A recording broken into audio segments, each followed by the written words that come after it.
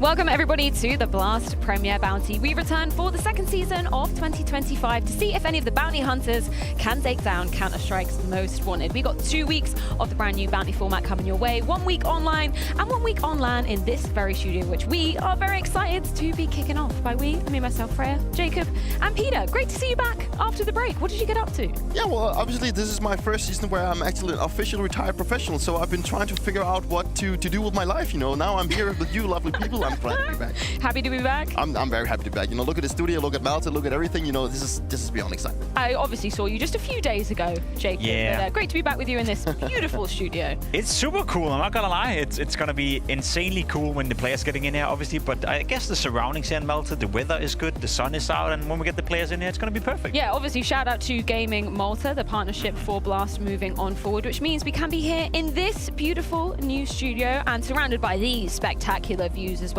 Sun outside, obviously we're all about the Counter-Strike inside. Peter, you've been here a couple of times before. Anything, any fun activities people can get up to in Malta? Yeah, obviously we've done pottery. I remember that we did pottery, and you know, getting esports players to do pottery. Yes, we did. We did go to play with clay. And doing pottery, I was actually told by the guy that had that shop that we went to that I actually had a talent to do pottery. So maybe that is where I'm actually going to go after this one. So obviously my journey as a player also on Malta has peaked by qualifying for the Rio Major, which is good. But other than that, you know, I feel like Malta has never really been my island. You know, I really conquered the island, so I've had some ups and downs, but mainly downs with this one. This so follow-up needs to be studied. It needs to be studied. Today's the day, Peter. This is where you're going to hit your peak. This is where I'm on the desk. But we do need to be diving into exactly what is the format for Blast Premier Bounty. Welcome to the Bounty, a new, bold Counter-Strike format where every round raises the stakes. Here's how it works. The prize pool isn't just split at the end, it's distributed as bounties. Each team starts with a bounty based on their seed. Lower seeds begin with 0, but can still strike it big by hunting bounties from higher ranked teams. Win a match and you secure 50% of your opponent's bounty as a guaranteed payout. The other 50%, it carries forward, growing the stakes for the next round. After each round, the lower seeded teams pick their opponents from the higher seeded pool. In week 2, the final 8 teams bring their bounties to the Blast Studio. It's a face-to-face showdown with new twists. Teams can challenge opponents by raising the stakes with their banked winnings. It's high risk, high reward. Here's how it works. Teams use their banked winnings to up the ante. For example, if Team A has $50,000 and Team B has $25,000, Team A can only challenge up to $25,000, the amount their opponent has banked. Both teams have to accept the challenge. This is Counter-Strike like never before. Are you ready to go bounty hunting? 32 teams, single elimination, and a hell of a lot of cash on the line. Jacob, should we dive into it and talk about how these 32 teams find themselves here on the online portion of this event? Because obviously if you lose, you're not going to be making it forward here. No, it's a very cut-through format. Obviously, we had to get the teams in there first and foremost. We used the VIS ranking for that. 1 to 28 were invited. In this case, actually, 1 to 32 were invited, as there is 4 wildcards potentially to be used by Blast. None of them were used this time around. So the top 32 teams, according to the VIS ranking, were invited into this tournament for week 1. Some teams said no, and that just means that 33, 34, 35 also got a chance to be part of this tournament. So as the viewer may have noticed, we have no Falcons here. I think 3D Max is not here. Legion. So a couple of the teams within top 32 declined, and that just means that some of the teams outside of 32 got a massive opportunity. Obviously, that is week 1 going to be going down here. Week 2, 8 teams will be joining us here in the studio. But to get there, it's pretty savage, Peter. Single elimination. Of course, it is best of 3s. What was it like as a player when you knew it was single elimination time? Did that add way more pressure? Online. Online as well, you know. I think obviously we talk pressure and we talk that the single elimination is a format that a lot of players has obviously played before, but it's not something that they're used to playing anymore, apart from when they get to playoffs in the big tournaments. But obviously it creates the pressure that you need to go out and get off to a good start. You need to perform from the get-go, and you don't really have this safety net where you can actually say that, okay, we actually had an off day today, where we have another match tomorrow. You don't really have that chance, so you got to go in and give it your all. And, you know, it can be difficult also going into the online factor, because it is also with a lot of teams coming from the tier 2 scene, coming into this tournament where they are familiar with playing online, they are familiar playing at home. That's where they feel comfortable. And then you have the big teams that has maybe maybe just recently played Cologne coming in, and now they had to sit down and play online. It's not like the same tension and everything. So I feel like it's something that can benefit the lesser good teams here, and it's going to be exciting to see how they're going to. Let's take a look at the most wanted teams. We've got 16 of them, as Jacob said. Some names absent from the mix there.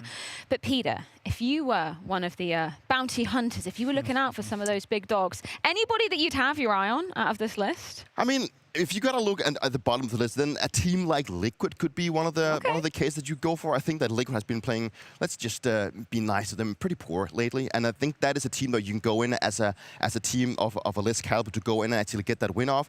If you look a little bit higher on the list, if I had to go for like a team that is more established, then I think a team like FaZe could be a potential competent to go in. I think that FaZe is still in a position where they maybe in the offseason didn't get the changes that they wanted. Maybe they couldn't afford it. Maybe we saw them get Brokey back. Is that actually going to be the solution for them?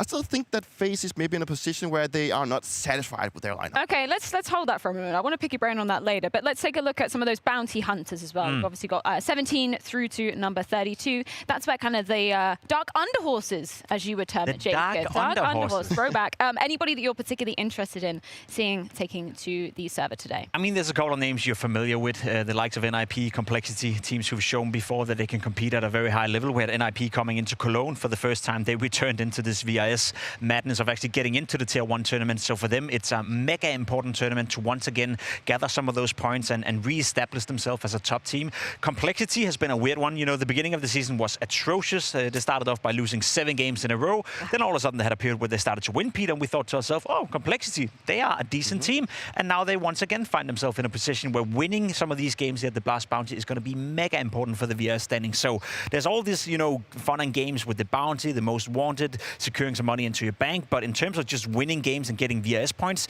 every single game here at this tournament fair has something at stake because they need those points in order to qualify for the major later on for the season. They've got something and then a little something else when we look at the cash distribution as well, right? Obviously, the bounties are assigned to those top 16 teams. If we're looking at 1 through 4, that's 60k, 5 through 8, 30k, 9 through 12 is 20, and then 13 to 16, that will be 15. And that's very important for the teams that are selecting then their opponents when you're looking at those bounty hunters, because not only have you got the opportunity to, you know, swing for some of the kings up there, you will be rewarded aptly if you take them down. That's the thing, right? All the prize money in this tournament comes from the bounties. So it's this tactical game, Peter, of, okay, you want to stay alive in the tournament for as long as possible. You want to get some VIS points by beating some of the opponents, and then you have to make the calculations.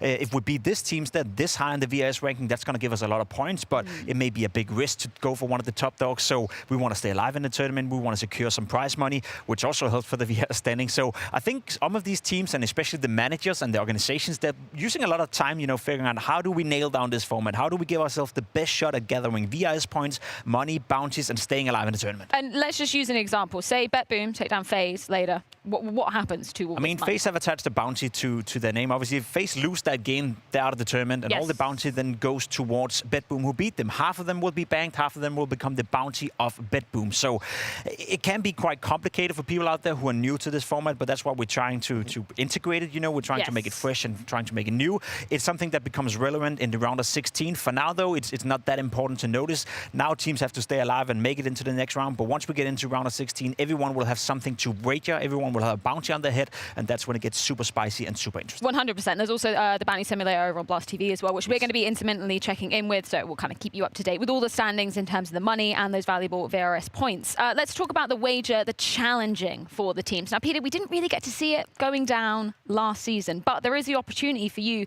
to be boosting some money, saying, hey, I think I can beat you, and I'm going to bet this much that it's going to happen, right? Yeah, but obviously it creates the narrative that you can bet more money on, saying that we're going to go up against an opponent that we feel we can beat. We're going to throw in some money into this game, whereas the less opponent can also feel like, okay, we don't have to match it this time around, but we can actually still throw money inside of it. And I think it will create a narrative where you can feel that some teams go in with more confidence into the matchup instead of actually feel like we have to go in. I think that also this format in general just creates a lot of good narratives in terms of that you get to pick it, something we don't get to see in a lot of tournaments, obviously, that you can actually pick your opponent, whether that be because we feel like we have a better map pool, we feel like we have a better team composition, we feel like the opponent is just worse than we are. So there's a lot of good narratives coming. And the format gods, they listened from last time because we didn't really get any of those wagers, any of those challenges, but there have been some changes in the rule set coming in. Number one, teams can now wager any amounts going forward, which is really fun. Yes, it's super, super fun. And they can also change the odds of the wager. Let's say that you are a massive favorite. Let's play with the idea that you have FaZe taking on BetBoom at some point in the tournament. FaZe, they have 50K to wager in total. BetBoom may only have 10K to wager. FaZe can go, we want to wager our 50K against your 10K, which makes the odds 5-1 in that essence. And then BetBoom may be inclined to say, yeah, we're willing to risk 10K in order to maybe win 50 in total. Whereas before you had to match it. So that's another incentive that Blast have made for this season 2 in order to make sure that we hopefully get to see more teams put their money where their mouth is. Because we kind of needed that last season. Teams also keep their seed moving forward as well. They also keep their seed. How does that change kind of the outlook of maybe what is going to go down? Well, massively, because last season we had BetBoom actually. I believe they beat Mouse and took over number 2 seed of the tournament, and that meant that every single round everyone would beat BetBoom. You know, it was a no-brainer. Everyone wanted to play BetBoom. So this time around, you keep your seed throughout the entire tournament, which then makes it a little bit more of an open field. So yeah, BetBoom may take down FaZe, again, to use that example. They don't take over the seed, but they then show the rest of the teams that, hey, they play good Counter-Strike, so do we dare to take BetBoom and play against them, or should we not? Whereas before, it was a no-brainer because they had seed 2, and you wanted to get that seed to have a better shot at making it into the playoff. Final rule change is that you bank 2.5K of your bounty if you win a matchup. So last season, it was obviously more difficult for the favorites to kind of get any momentum rolling, have any kind of money to be wagering in those matchups, but that changes this season too. That changes. Every time you win a game, you guarantee yourself 2.5K in the bank, which you can then wager later on if you want to. So there's been a lot of different incentives to make sure that teams have the opportunity now of wagering, playing around with it, changing the odds. And I guess, Peter, if you're a team now and you're not willing to wager, you'd be called out to be a little cat. Well, there is a case, but there's also some of the teams that go into the tournament. They just feel like they want to get some bucks. They want to get something in the bank. And they don't want to go and throw it out all the way. They just want to play it safe. But obviously, it is a case where you might get a little bit of a, what did you just say? Nothing. Oh, yeah, let's just skip on over that and take a look at your Blast TV fantasy team. For some reason, you volunteered as tribute to show the world exactly what they should be picking. I heard you. I saw you in the group chat last night saying, this is the winning formula. Why? I don't know why you're lying, but fair enough. You need Dunk first and foremost because he's just the best player in the world right now, playing at a high level. I think Frozen, slowly but surely, is getting started after the season as well. Always a safe pick. Torsi as my captain. He was in the third category right here, and I think Torsi's value for money had a horrible Austin. Free, actually. Yeah, I think so. Like but let's be honest. He had a horrible Austin. He played well in Cologne. That's my captain, Peter. Into the grand final, but we'll forget about that. Well, we'll forget about that. Bit, I think, in the 4th category as well. That's kind of crazy. That's kind of crazy. You get bid for that kind of money. Yeah, right. And then Hooksy is my dark horse. I think a lot of people didn't pick Hooksy, but you know, I'm Danish, and maybe Hooksy can do something. I would agree with like at least 3 out of 5 of those. That's pretty solid. Wow. I know. I'm kind of baffled you didn't get anyone for Vitality. Nah, they're washed. Really? Yeah. He's already calling So that the one year is defeat in over. Cologne has just completely blown it out of the way? Yeah, they're washed. Right. Okay, should we play a little game together, gentlemen? We've got a game of Nova Shots where essentially it's kind of like having a little portfolio, having stocks, but it's all about the teams competing here. So we've got 1,000 to be working with. Okay. As you can see, we've got a little chart telling us how much those stocks of particular teams have raised. Team Spirit, understandably, after winning Cologne. Vitality still up there, though. Of course, they should. Do you agree with that? Yeah. Should we do this democratically, or is somebody just going to steal the iPad and have their say? I'm looking at you, Jacob, because that seems like a Jacob. You're looking at me. Yep, that's something I would do. You say? I mean, I'm not sure. As I said, Vitality kind of washed. You know, I think there's other teams who are interesting. Mouse. Well, I'm a Mouse fan. You know, value for money, and I think when we speak of stocks, you know, you can always go for the BitDogs. You can buy your Tesla stocks or whatever. But I want value for my money. I think Furia is another one that's super interesting. I think they're playing good Counter-Strike. They should have beaten Mouse in the quarterfinal at IM Cologne. All right, but how much are you picking of Mouse? How much are you going to pick? Go on. We've got 1,000. No. We've got 1,000 to play. How much, Peter? Yo, you're just going straight in with all in Mouse. 1,000. See, okay, let's confirm this. I think we should confirm and then I'll tell you why you're stupid, Peter. Your transaction is in processing. You wanna diverse your portfolio, right? You wanna spread out your risk. You can't go all in on one stock. You can't go all in on one team. What happens if Mouse does like they did last time around and lose the first game, Peter? Then you're out of money. You know, I'm a Mouse believer, so they're not. Well, take it back. I'm glad that you're not taking care of my investment. I think you guys out there should do better, you know. Diverse a little bit, pick different teams, be smart about it, and don't do like this. Or listen to the 5-time major champion and just go all in one That's team. The best I think I know who I'm You don't need a brain to be good at Counter-Strike. Either way, it's free to play. You can head on over to novashots.io to get your hands on that. But we do have plenty of Counter-Strike on the cards today. 4 best of 3s to be exact. We're going to be rounding out the day FaZe versus BetBoom. Not before Nemiga take on G2. ECSTATIC versus Liquid as our second game of the day, but first, it's FUT versus Bait.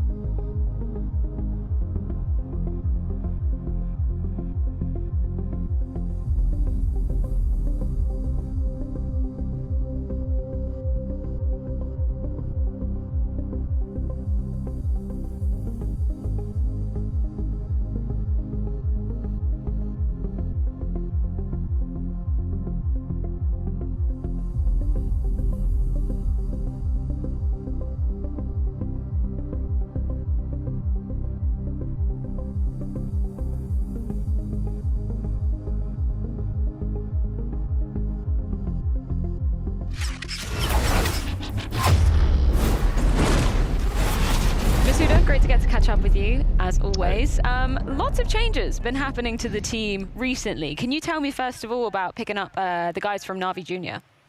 Well, it wasn't really expected, to be honest. It was kind of a last-minute thing, and they needed the last. So obviously, like, whoever is gonna take this opportunity will take it. So I just obviously said yes, and it's a big opportunity, to be honest.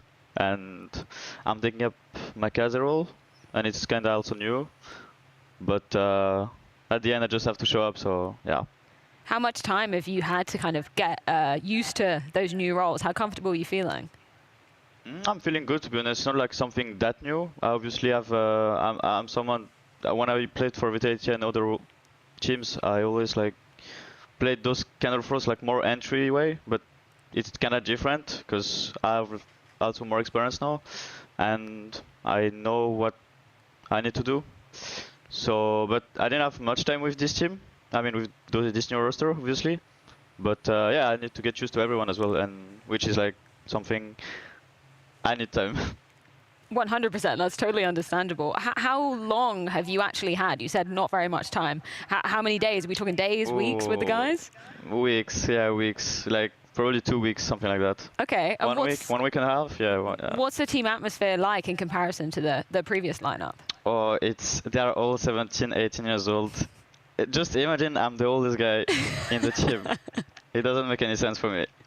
And people still think I'm 28 or something. So this is crazy.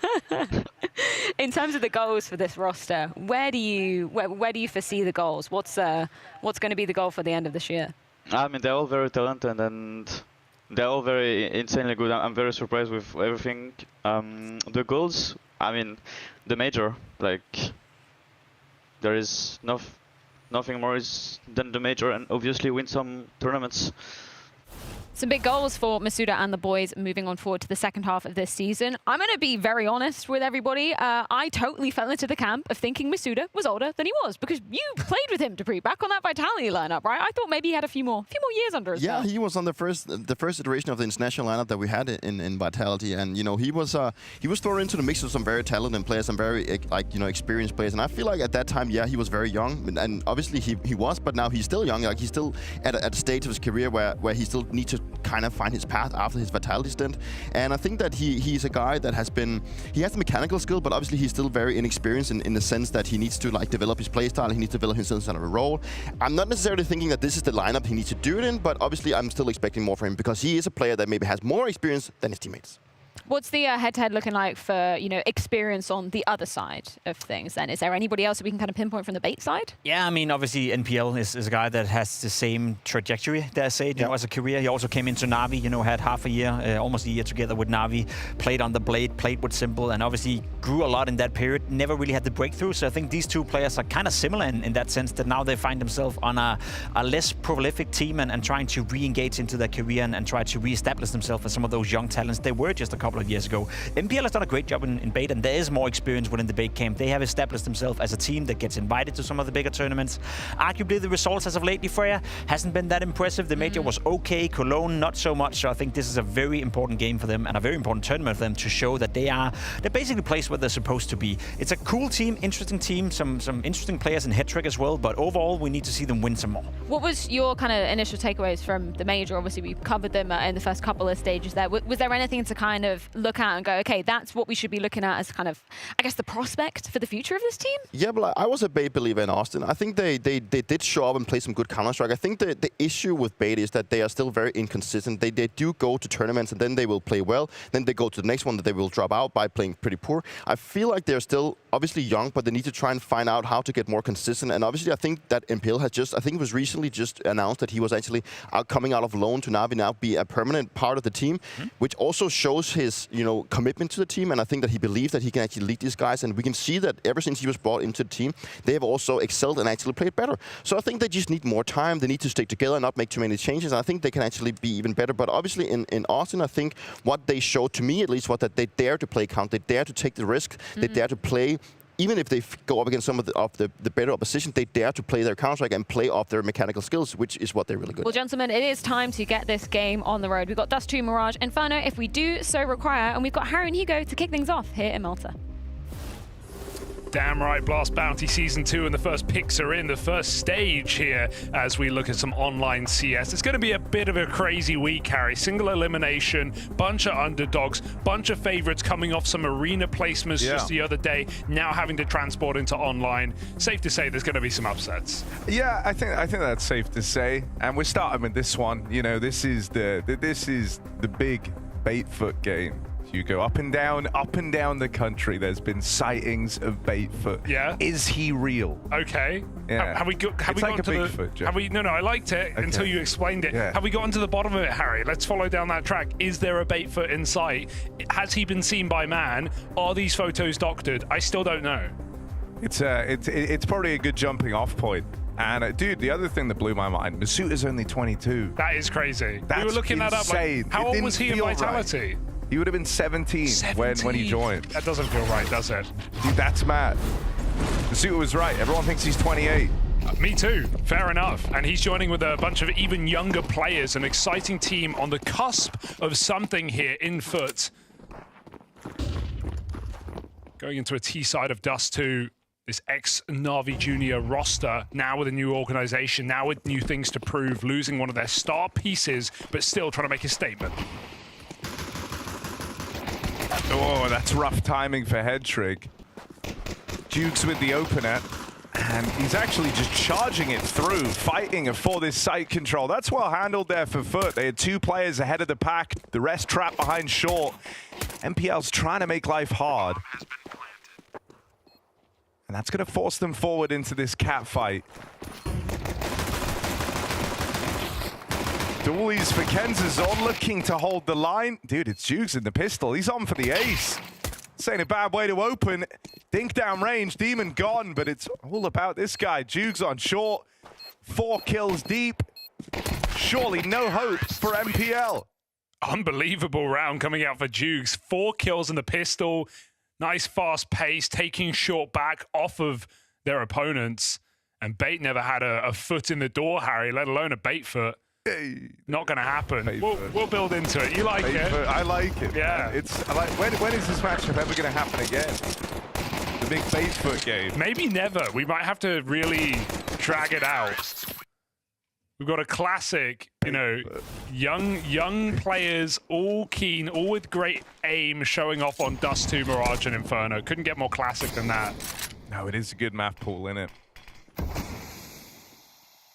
I don't even want to call it like even though it is the Pug map pool, I don't even want to call it the Pug map pool because, well, first, there's no Ancient, but secondly, you know, this FUT team is a serious team. Like, they've really been grinding the last 18 months, even more so as a roster, you know, getting a lot of online wins, getting a lot of cups.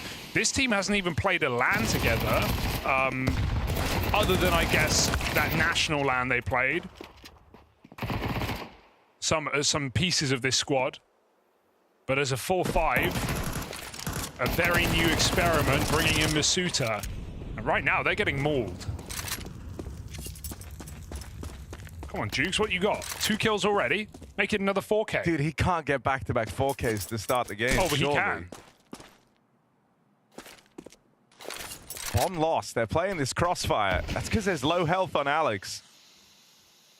And so Jukes is going to go looking for this 1v1 in the site.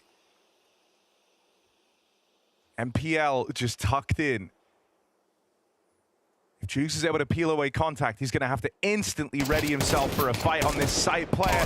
There they are taking the attention away, and that's a nice little 2v1 out of MPL and Alex. Yeah, very hard. That headshot into pit. You've basically got to one-tap him or you're not going to win the round. So coming out here and winning that force buy is Bait, immediately flipping the script because, you know, let's look at these two teams. You have FUT, you know, upcomers, ex-academy players, you know, now signing with another organization so they can play more events, not having that conflict of interest. But Bait are proven, man. Bait have been to LAN. Bait were at the major. They made a 3-0 run in that first stage, so this is also a team that's going to be very comfortable on and offline against any tier of opponent, having played some of the best in the world, so this is no easy win today for FUT, that's for sure. They picked Bait for a reason. They feel like they can have an edge. Let's see why. Clash down in lower. Demon keeps it even. There's MPL, and feels like in all of these rounds, MPL's been good just to kind of come in late, play the trades, flip it back in Bait's favor. Gonna leave it on Cemetery. Another one of these clutches that have to try and pull off. That's a 1v1 open over here towards B.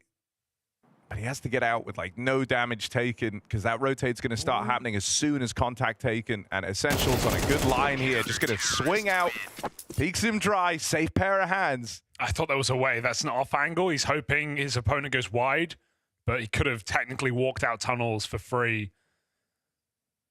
Nice shutdown here for Bait, controlling the game early now after a really clean pistol round for FUT. They gain nothing more.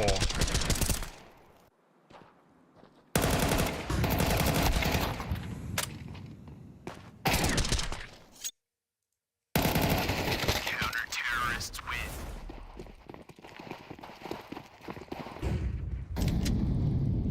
Little lower push, make that money. 2 for Kenzazor, and pistols come flooding out lower. No problem here for Bait to rid them of the round.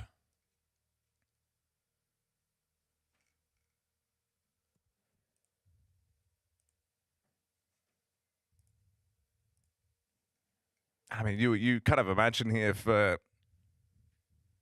MPL head trick and the way that they're kind of looking to play this very like confident two-man Counter-Strike off the top in some of these rounds. I think they have a bit of a point to prove in this match. Right? Like the different generations of those Na'Vi Junior projects matching up. You want to show that in the extra time you've had, experience is there. And so you kind of want to try dominate a little bit in this game. I feel like that's the mindset for MPL, who's been hyper involved off the rib. Yeah, that is the cool thing about this format. You always have a clear favorite, a clear underdog, right? Even though in some cases you could argue the favorites have waning form. We look to our next game, ECSTATIC Liquid, and we say, hey, Liquid, nothing's safe for the Liquid game. Yeah, there's nothing safe there for Liquid. We've already seen them lose to some Danes online just a couple of weeks ago, so nothing's impossible. At the same time, you have proven be unproven. Some of these squads on the lower end of the VRS invite system. And so a lot of teams trying to prove themselves, FUT being one of them, moving into this B bomb site here. That Lurk Smoke peered over by NPL. Will he be the shutdown again? Dodging flashes, his teammate just gets collapsed upon. NPL can do nothing about it. Masuta double entry, and that should be the round. Boom.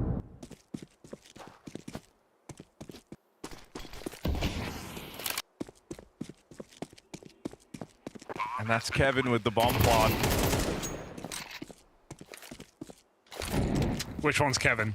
Suitor. Oh yeah, oh Kev. 28 years of age, if I recall. Young Kev, they call him. Oh, He looks great for his age. the youngest, oldest person you've ever He seen. looks 22 almost. What a throwback. Still so, yeah, it's really my... Dude, the FUT setups are clean though, like, that's a weird sentence, but I love the sandals. Socks and sandals. So they've got great lighting, some good quality cameras. You gotta have that online. MPL here to compete. He's got the we're back to like online CS, Harry. It's been so long. I remember back in the pandemic we would, we'd be rating room setups. Oh, we did have some good little moves. We had, who was it, Boomich in like the mental asylum? Yeah. Was it Boomich? I'm trying to It was one of the old Na'Vi players, I think. Like just in this like maybe Perfecto? Like, no, Electronic. I don't know, man. One of them had like the cleanest, whitest room. Yeah, clean's like a is it like overly sanitary? Yeah, sanitary. Sanitized. Yeah. Sanitized. Like, it's just full white. It wasn't nice. It was no character. Like, this is nice. I like the color scheme. Masuta's got a really homely home. He's got the, Dude, respect. You got a little fridge in the background and everything ready to just while you're gaming. That's how that works, yeah. Cravany's gone. Little tech pause. He'll be back. Where did Cravany go? Everybody's asking. Oh. You imagine they need him to play the game. That is a 5-on-5 kind of situation, so it's the bare minimum. Oh, there's a Rubik's Cube is done. Cube. It's done. Now, respect. I'm going to say this. When you buy them, they come done out of the box. So you're saying he's never used it? That is, or I'm just saying that's an option. There's two options. I'm not saying he can do 100% that's what's happened. He can do it, or he's never done it. Which one is it? But that's I own like 50 Rubik's Cubes. And they're all done. And they're all done. You've never muddled them up. I just keep them out the box, done. And then everyone comes in and goes, wow, you're a real Rubik's Cube aficionado. You've done hundreds of these. You're like, yeah, I have a system. No big deal. That never lets me down. Buy them new. I used to be able to do a Rubik's Cube. Nothing else does that. Like, puzzles don't come fully complete and then you like smash them up. It's just a bunch of That's a good pieces, point. You yeah. know? Maybe there's a market for that. People who don't want to spend the time on the puzzles. They just want to look like they've done them. They want their kitchen table to be unusable. It's good. I mean, you're basically just selling paintings like in a box at that point. But, destructible paintings. But it's good. It's good. Hey, Cravany's bag. That's good. Because as we've already established, they need this guy to play the game. Oh, and they pop a little tactical timeout as well. Chatting it over. With Coolio. It's also interesting, Harry. Who do you think well, you've looked now, but who do you think the substitute is for FUT? I mean, I did just Yeah, look. you looked. I Okay, you kind of gave it away. But I'm going to pretend I don't know. I don't know. Who could it be? Okay, think of a French-speaking player, a legend. Not necessarily French, but a legend. Okay. They talk about his one-taps. Oh, my God. No way. They got RPK? That's right. No, they got Scream. They got Scream. That's cool. That is sick. Like, I wish everyone the best, but if Cravity has to go again, he's got... Send in Scream. Send in Scream. All right, we're back in. Round number 6, FUT on the full buy. Time to put the pedal to the metal. They don't rhyme, although you'd convince me.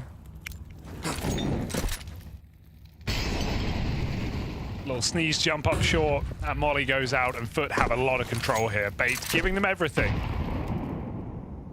Setting up with the AWP at long. 1-2 setup. Alex on the anti-flash. FUT looking like a slow A split here. There's path to the map control. They haven't had the fights they've been looking for yet, but they do get the real estate. It's over here at long, where they're going to have to brawl. Short came very, very easy, and so there's the flash out through the long doors. Oof. Demon, not a bad place to start. Oh. There's them FUT picks. 2 kills, make it a 3rd. And they're cooking now. It's good. It's really good. There's a litany of jokes available here. You never want to give FUT picks for free. That's what they say. That's true. What are they going to do with those? Don't think about it. 3rd round. Yep, yeah. It's good. It's great. And a nice competitive game from the get-go. It's what we wanted. The socks are off. Yeah. It's not a nail biter, it's a nail painter here for FUT, putting it on this T side. Everyone does their job. Coming out Cat and Bait get caught with their backs turned. Terrorists win.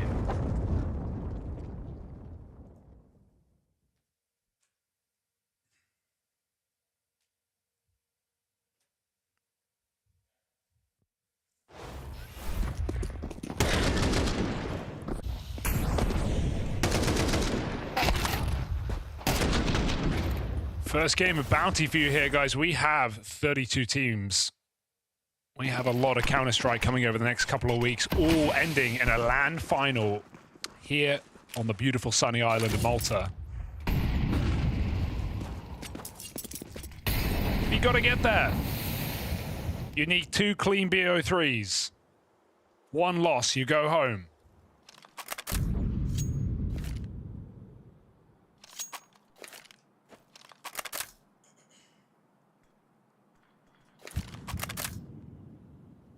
MPL setup on that boost. Double B. That rotate herd through middle. FUT do the same thing a bit slower. They're really trying to make it look like the exact same round, but this is going to be a B hit. Ooh, missed mid to B. Or is it? Demon entry. On long. B is still happening.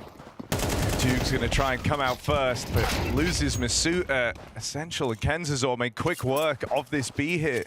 Bomb's waiting, but... This might kind of get drawn out now in the 3-on-3. You can see them going back and exploring this avenue over on Cat. That's Krabeni looking for the space.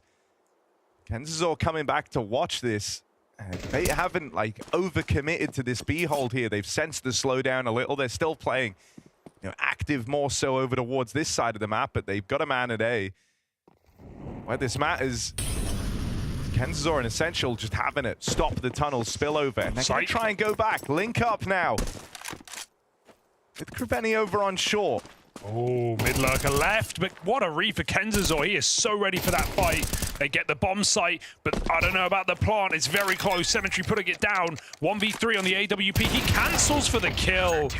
Oh, dear. I think he would have had it.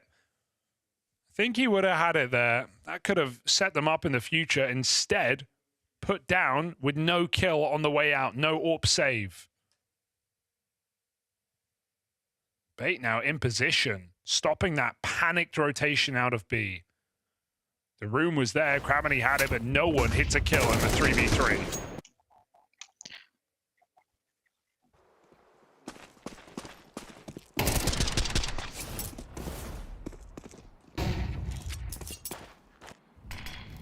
One final buy for FUT before things get difficult.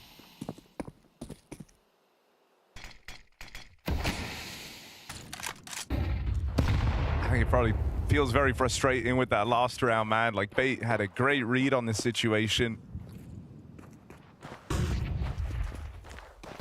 So if we're trying to get tricky with it when those entries don't go their way, doesn't pan out. Group up over on Cat. Symmetry in the feed first. He's opened up. Kenzazor on the receiving end of that AWP. That kill found over towards mid. And in a 5v4 like this, maybe you do just take the pace out of it again. You know, you found a mid player. I bet that's making B feel real tempting right now for FUT. They've been kind of shut out at this B bomb site, so do they want to risk it right now? Bait committing with their setup. MPL up close in the smoke as this exec comes in. They can walk out mid to B at the same time.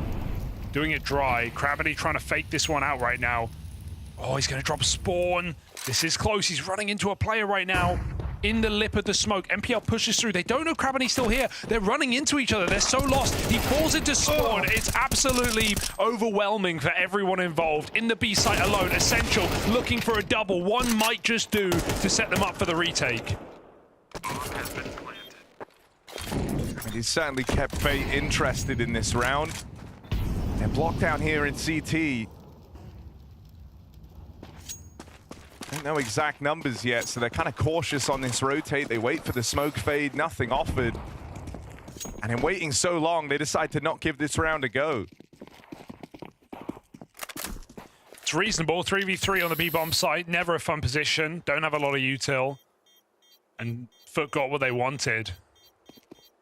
Cost them an arm and a leg.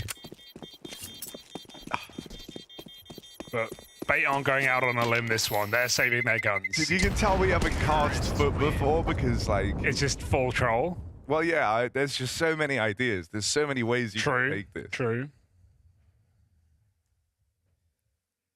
Got to make the most of it, Harry. This is single limb. If they lose here, there's going to be no more FUT fun after this. You're dead on.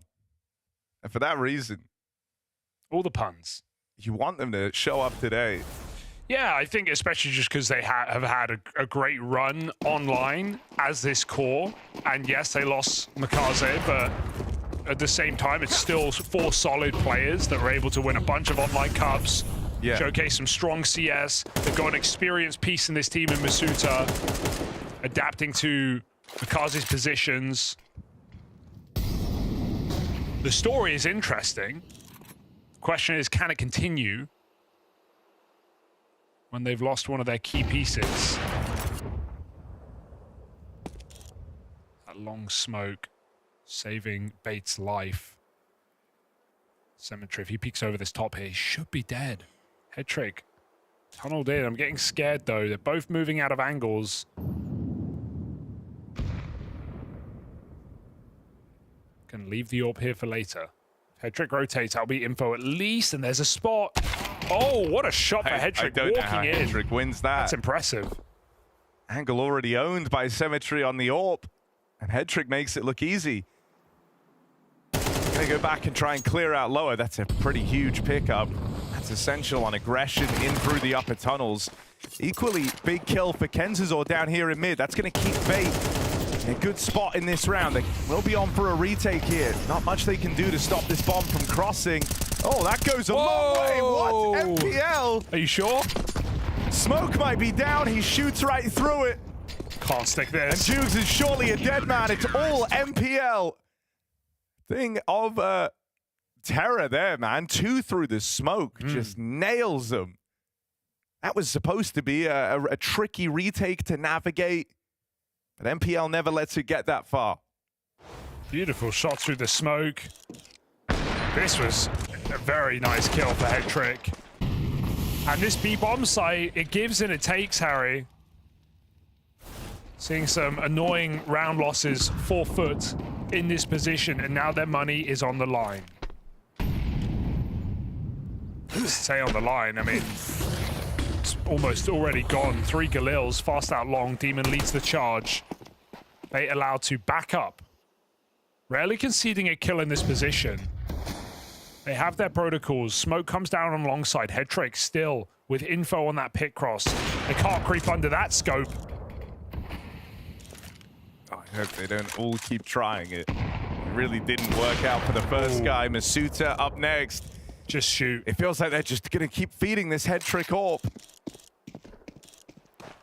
They decide against it, hide in the pit, but now they're kind of stuck and committed out here on long. MPL's got them boxed in on a top mid push as well. Oh dear. And so they're stuck. Their choice is just to battle forwards into this AWP that thus far has killed the entire team.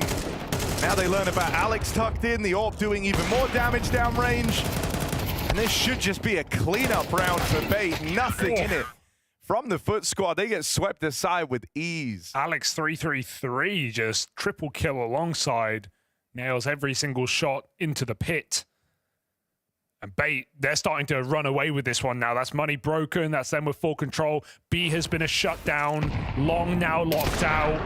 Because a lot of times FUT are getting this control on long, but if they don't have catwalk, we're not seeing them commit with the execute. They're getting strung out on the corner. Ooh la la. Хорош, Лёха, красава. Headtrick has got his webcam mic on, it seems. Someone let him know. It's pretty funny. Essential on this push into the tunnels. Will get overran, but he's got teammates here trying to swipe in through lower. Stick the landing versus this eco nice and cleanly. No worries here. And a runaway half quickly building for Bait. I just realized, I just saw the new reloads and animations are on this new patch. That's a lot of fun, Harry. That's true. That's very fun.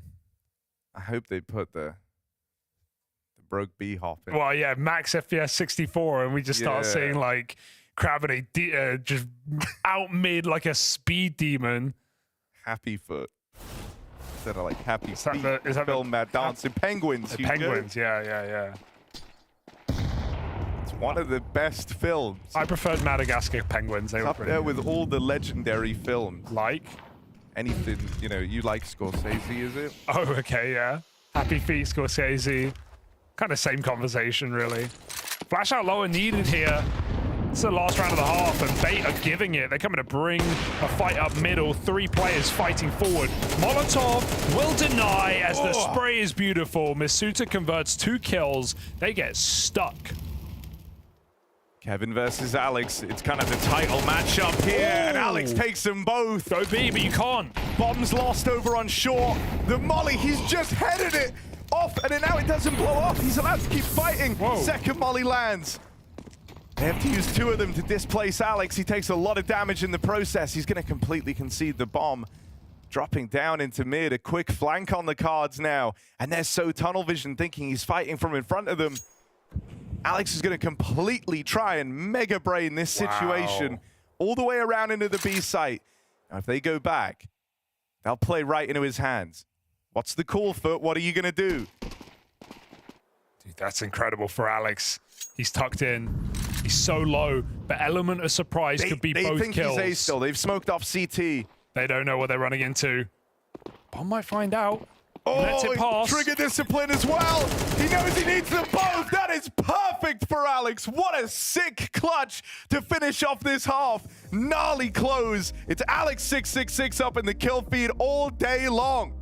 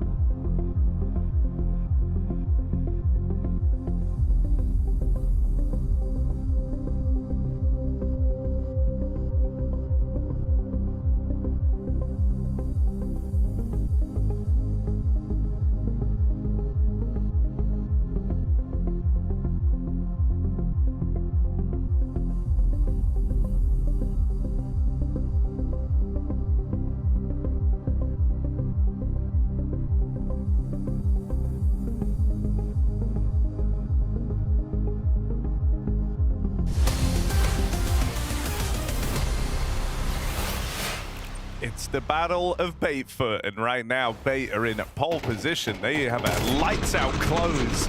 Brought to them by Alex. It's a startling little 1v4 where he completely outmaneuvers his opponents, gets in their head. This reposition into B, plays him like a book with the trigger discipline at the end. That is a beautiful round to watch. Just love everything about it from Alex. And yeah, the experience showing through right now for Bates. Great grenade out long. Look at that damage done. Can Masuta stop them from gaining space here? Doesn't look like it. With the smoke down, Bait looked to commit on this pistol. Oh, just one. Big Kev. Young Kev. Oh, okay. Got it. We all thought something happened, but it was actually Kribeni in the kill feed. NPL trying to stop the spillover. Alex can't do it. So Jukes and Symmetry do break through for FUT. All right, maybe we got a game on our hands. Pistol round collected, right? 8-4 scoreline, but you win the pistols, suddenly you're right back in the game. Oh, it's an even keel before you know it, Harry. And on this CT side, they just need to not lose to the Force again. They won first pistol. It was the Force, the MP9s clashing in middle that shut them down. And you know that Bait are going to buy in this position. They've got the money. They've got the momentum. They might even have some Galils. So don't get ahead of yourself here, FUT.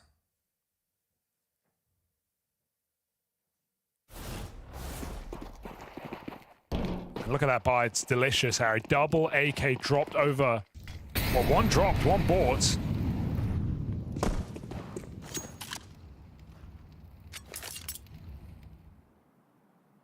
Very hearty buy here for the second round. But that's the new CT money. You know, CTs have 3 M4s and a FAMAS. They can actually compete. It's not like now the Ts are favored, like the previous patch. I do like this extra little bit of CT money bonus. Feels like it makes all the difference.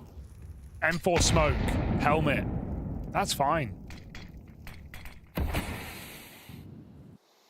Little detail that goes a long way in favor of FUT here to allow them to capitalize on this CT pistol.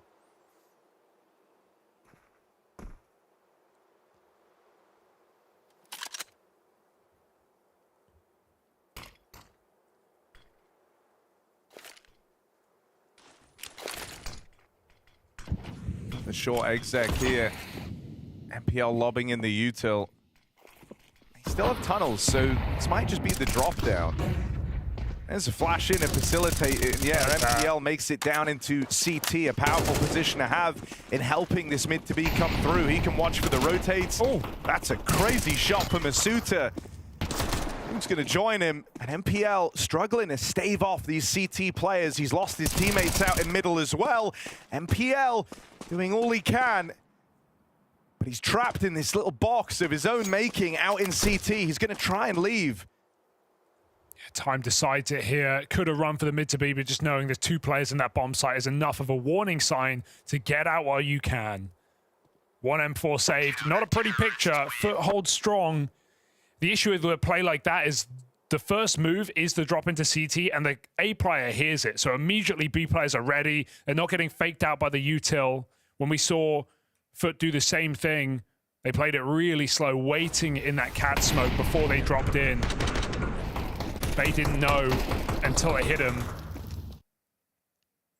So a bit of an early warning. They just have MPL and Essentials armor.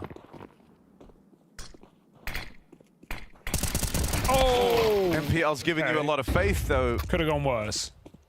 It's a big trade picked up over here on long.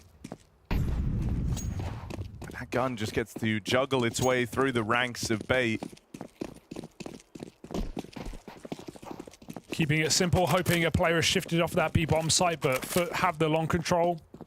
Molly behind the blue bin, so they know no one's out, and Bait reset fully into... It's a 4v2 either way. With a Molly or 2, that's all they've got to make this interesting.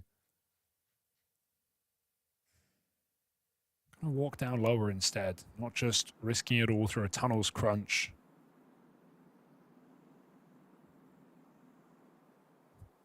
They're going to try and fight Kevin again.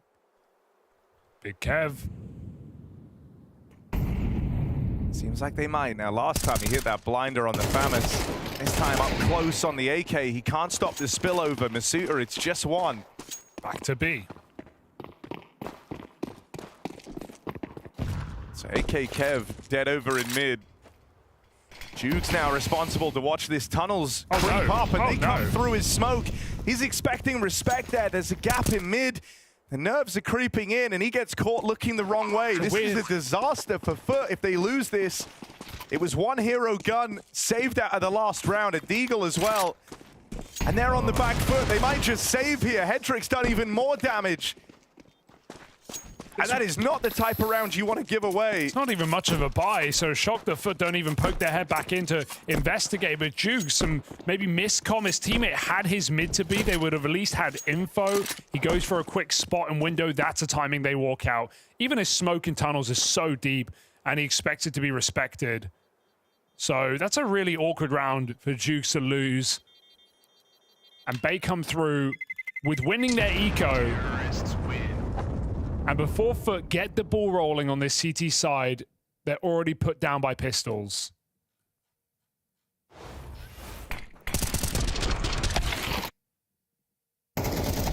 Disaster round to lose. Loving how quick Beta resetting in these rounds, you know, going long, coming out lower, getting a kill, back upper, into B, very decisive. And look at what it leaves FUT with. 4 rifles, pistol and demon. Explosion out long. Cooked.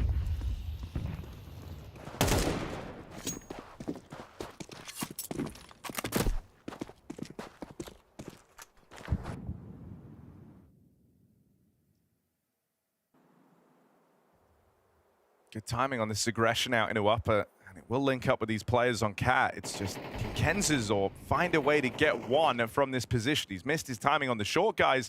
Going back now to watch upper.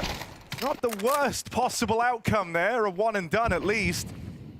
Demon with a key trade so that that aggression isn't in vain, and you can see the reaction here from Bait. They don't like that FUT have all this info. They're actually going to go back while they still have time to do so and try and re-clear these tunnels. Might even end at B.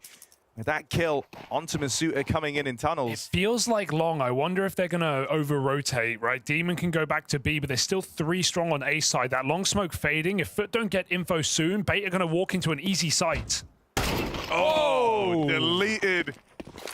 And that kill, it was essential. It's opened up the B play. It's the round. Now you can't go for this. FUT are locked out. Gonna have to see FUT start playing B a little bit more safe, a little bit heavier. Because they get all that info, they clear mid twice over. That leaves 2 options, and they guessed wrong.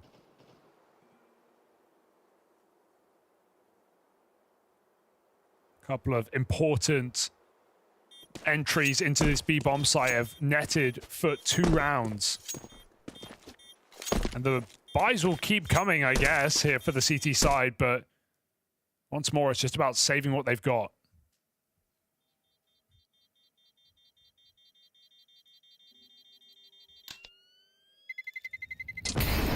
Oh my god, who mollies that? Insane Molotov. They won't peek it, but it's next level. That is mad. At least fight it. Like, they would have had him. If I'm Gravity, I'm kind of tilted. Even though I live, I'm like, that's just absurd. He's played enough online CS. He knows what it's like these days. Not here, though. Not at the bounty. We're safe. Final timeout. But burned through them early on. Yeah. Had to take one after the Gravity AFK round as well.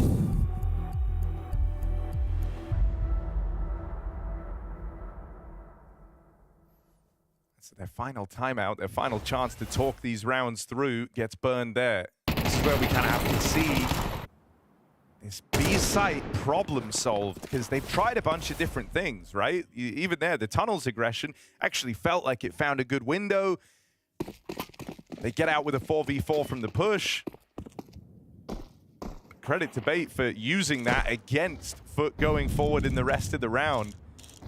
Once more, it's another heavy B lean, and FUT just seems so insistent that eventually, you know, the times will change. They don't want to get caught in the mind games that this constant exploitation of the B site might provide. In doing so, it was another solo start there for Masuta. I like the FUT still remaining active. They cleared long, now they're taking back Cat. They expect to hit Util on the long side if anyone's coming through, so they can give it leave it open for now. Good grenade down lower, still with a double B setup. And if that's not enough, what is? Double nade nets a kill. NPL never saw a player. It's a rough round to go. Here's that pressure on the B bomb side, but they're far from committed. Flash up catwalk, chasing Kentazor back. And FUT say we've had enough, thank you. 5 on 4. They sit back and relax.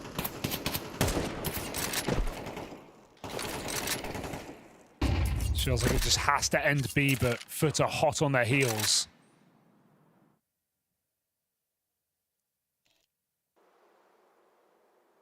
Bait gonna be quick on their feet. Looking for this kill out through mid. Headtrick scoped up. Ooh. Many falls right into his crosshair, but still good to get that one kill. However, the B picks come in the downtime. Symmetry's here alone. Just peels back off mid to take the tunnels fight, and then he's back at the window in time to stop the spillover. That's very well handled from Symmetry in a rough position, getting split on in the B site. You've seen those timings haunt them once already. Yeah. Well, he makes up for it there. Especially when that molly lands on him as well. He has nowhere to move behind that toolbox and is able to pick the tunnels player perfectly. Nice double kill coming out. Wins the round after you feel like a 3v5 is materializing for Bait. I mean, dude, that drop down from Trinity is wild. Like, the fact he even got out with one, but just the decision to do it, right? Like, kind of at every stage, it's an insane play. Getting a little bit lively here. Finally, Bait call a timeout. They haven't felt the pressure to do so yet. No, but that's a couple of... Oh, that is a crucial round to win. Their first CT gun round here.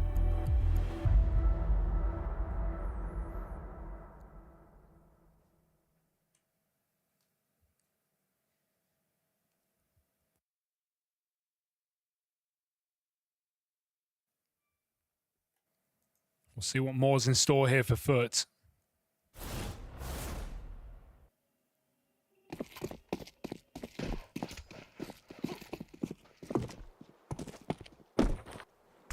Symmetry with the orb up short. Masuta lower, but he's got that cover. Oh, mistiming. Here's a cat play. Flash pushes him off. Masuta does hold strong. They're chasing down this orb, but there's two players in position. FUT having none of it. Send them to the FUT locker. 4 on 3 now. Masuta eventually found out, but his job done.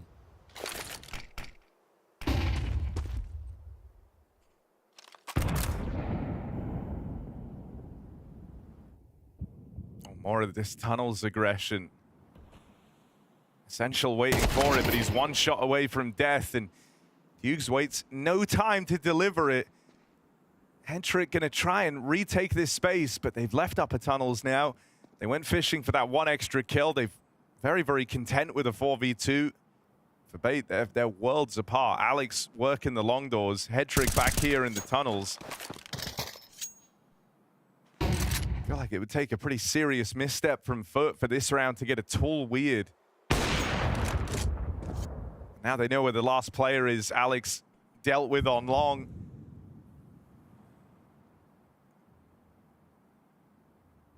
Headtrick's going to go looking for a way back in, but with only 30 seconds left here, I think he has just confined himself to the save.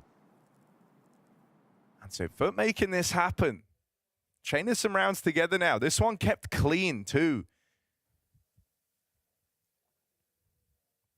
Yeah, seeing more aggression out of FUT, right? Active stance on CT side, taking long, giving it up, re-aggressing Cat, doing that lower AWP setup as well.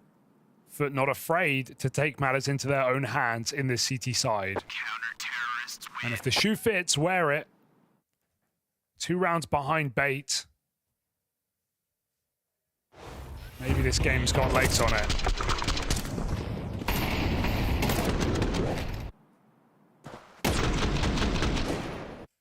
This is FUT's map pick in the series.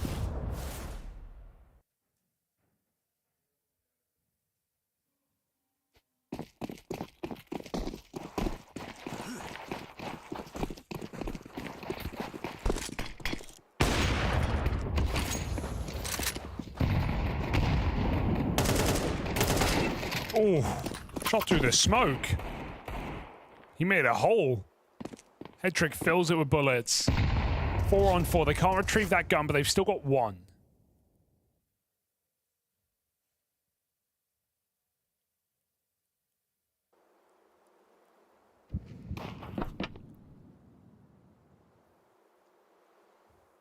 More re-aggression. It's just a line from any to farm over on short. Oh, that is brutal. They all line up. And it's a nice, easy spray down as he rounds the corner. That's a dream right there. That's how you want every one of those rounds to go. Sucks for the T's. They just can't get a shot because they don't want to kill their teammates. They might not even be able to see him on that line. Rifle not at rifle at the front, rifle first to die, rather. And disaster round to lose now as this game gets close. It gets hella close. Now it's Bates money being risked. And a bank built up for FUT.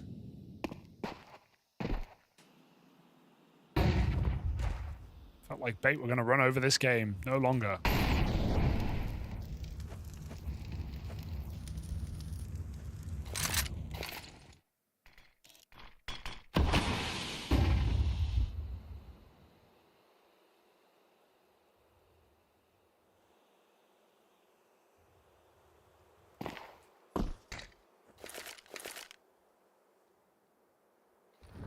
Yeah, aim at the sky and then jump throw.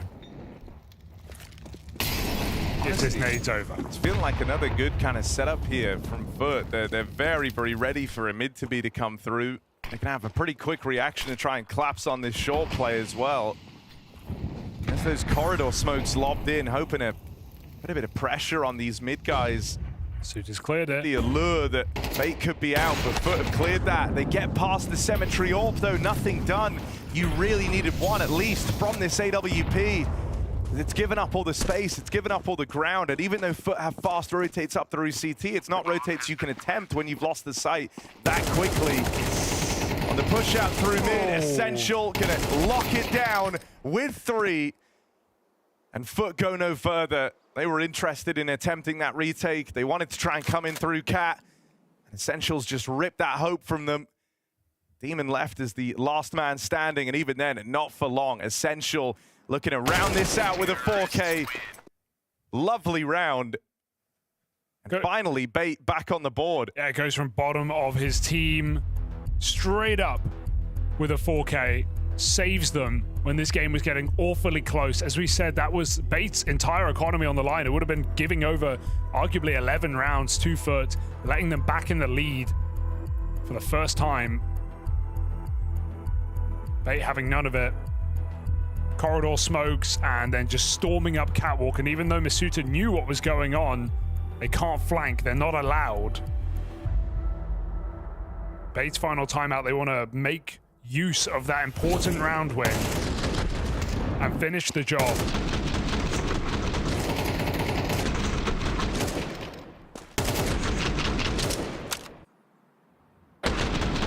Terrorists win.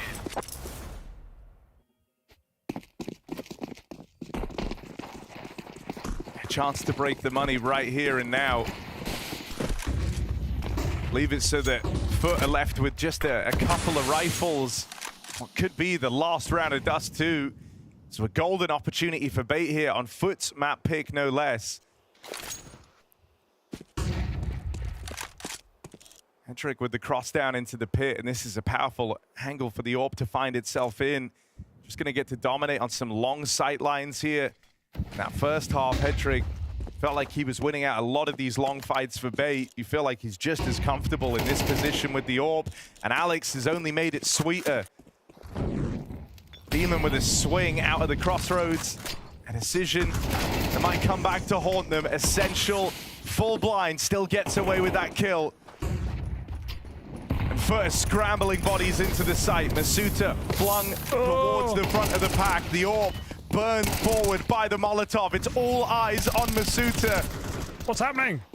I don't know. Masuta's trying to win the round on his own. Alex has traded places through this smoke, but Juke seems aware. Yeah. Is that it? Gonna pull back. He can go back up cat if he's decisive, but 18 and 8, Alex feeling it. Can he get the fights he's looking for? They swing him together, and that is the round win for FUT. Masuta, monster moment, puts on every single kill in a 2v4 and saves them from devastation. Ready to write that round off completely there for FUT. And Masuta makes magic happen. Don't know how he stops that. Yeah, that's a lifeline from the experience piece of this FUT squad. Masuta hits hard with a huge 4K. He's forced the last time out of the bait. Oof. They've burned like 3 in 6 rounds or something. They are struggling to close this one out. Don't even have the fortune of match point either to force overtime. Right when you feel like bait have done enough, perfect util. Burning out Cemetery, cleaning out that backside player. Masuta, different beast. It was just such like a sick, heroic play as well, right? He's lost his teammates in the site. He has to scale up from the jump up on a rotate. It's not like he was there from the get-go.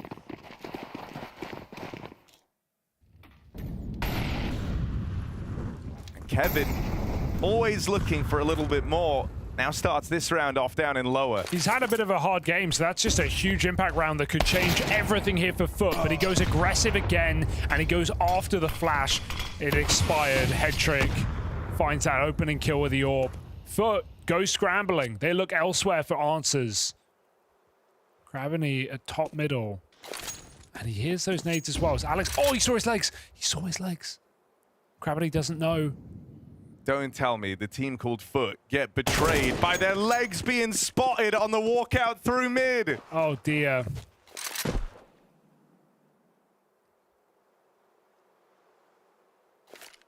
Bait, walk that walk. Back to the A site. We're going to have a B fake, it looks like. Leaving a couple of players in lower. Cemetery on short with the AWP. And okay, bait come out through middle. They are scared of the AWP, maybe thinking he's posted up on the long doors. Could this be an opportunity for Cemetery?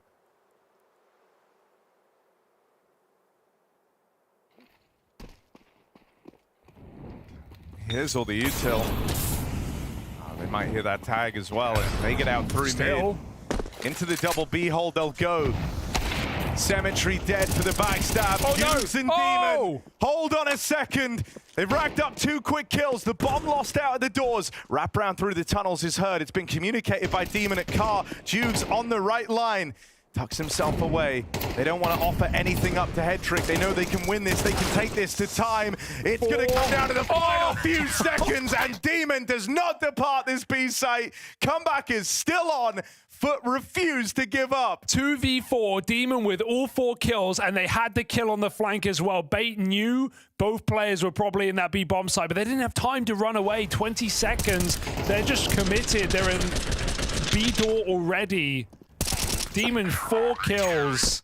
Wins that 1v1 on a point of health. They have absolutely no business to be in this game right now, Harry. FUT have won some incredible rounds down the stretch. They've broken Bait's money. They look for map point on their pick. How the hell have they won it? Dude, considering just rounds ago, they were the ones, you know, on the verge of economic collapse. They were about to lose everything. It was Bait powering up towards match point. You had that big 4K round from Masuta. Now you've had an equally huge one, if not even greater, out of Demon over towards that B site. The heroic plays are running deep for FUT, and finally they get to reap the reward. No money left for this Bait squad. In many ways, you've done the hard part.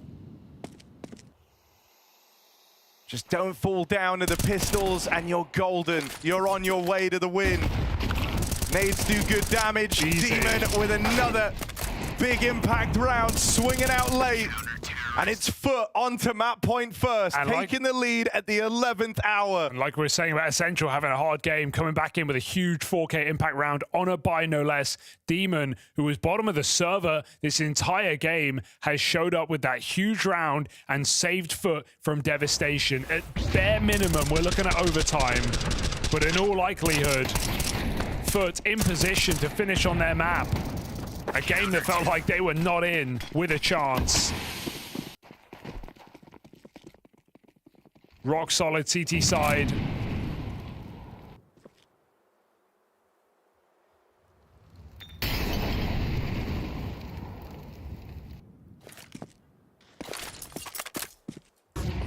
Orb posted on B.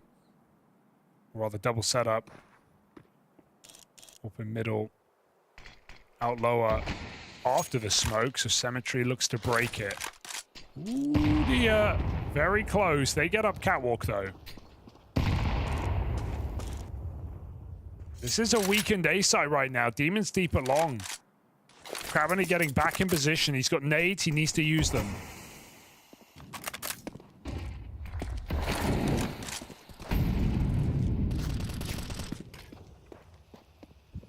Seen Cemetery feel uncomfortable in some of these A hits.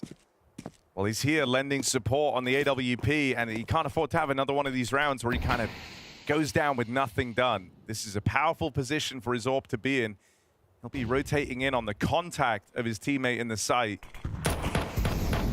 This site hit about to take shape. There's the util to tee it all up, and Beta coming. Cemetery on the move over. First shot misses, but Craveny will hold the line. Oh, no. He lands a tag, not quite the kill on MPL. And the one that gets away just might ruin this all for FUT. Not again. Demon, another multi-kill has been demanded. 2 kills, all he manages. Jugs down to the 1v1. It's low health on both players. One bullet shapes the outcome of this game. Jugs, that was his chance to hit it. Has the info. It's really thin margins as Alex battles back, and into overtime we go. Unbelievable. Unbelievable for Alex. Closing it out. Opportunity for Jugs, not enough. And this game is a roller coaster right now. He puts his head in his hands after he wins that 1v1, knowing he should have no business being in this game. What a heroic save for NPL. I mean, that just shows the impact of the Cemetery misses, doesn't it? Right? Like, he tags him on that run out. He would have saved his mate through the wall. And then MPL goes on a 3K from that point. Oh, it's the worst way to lose that. There's been some real nightmare rounds for both teams in this game.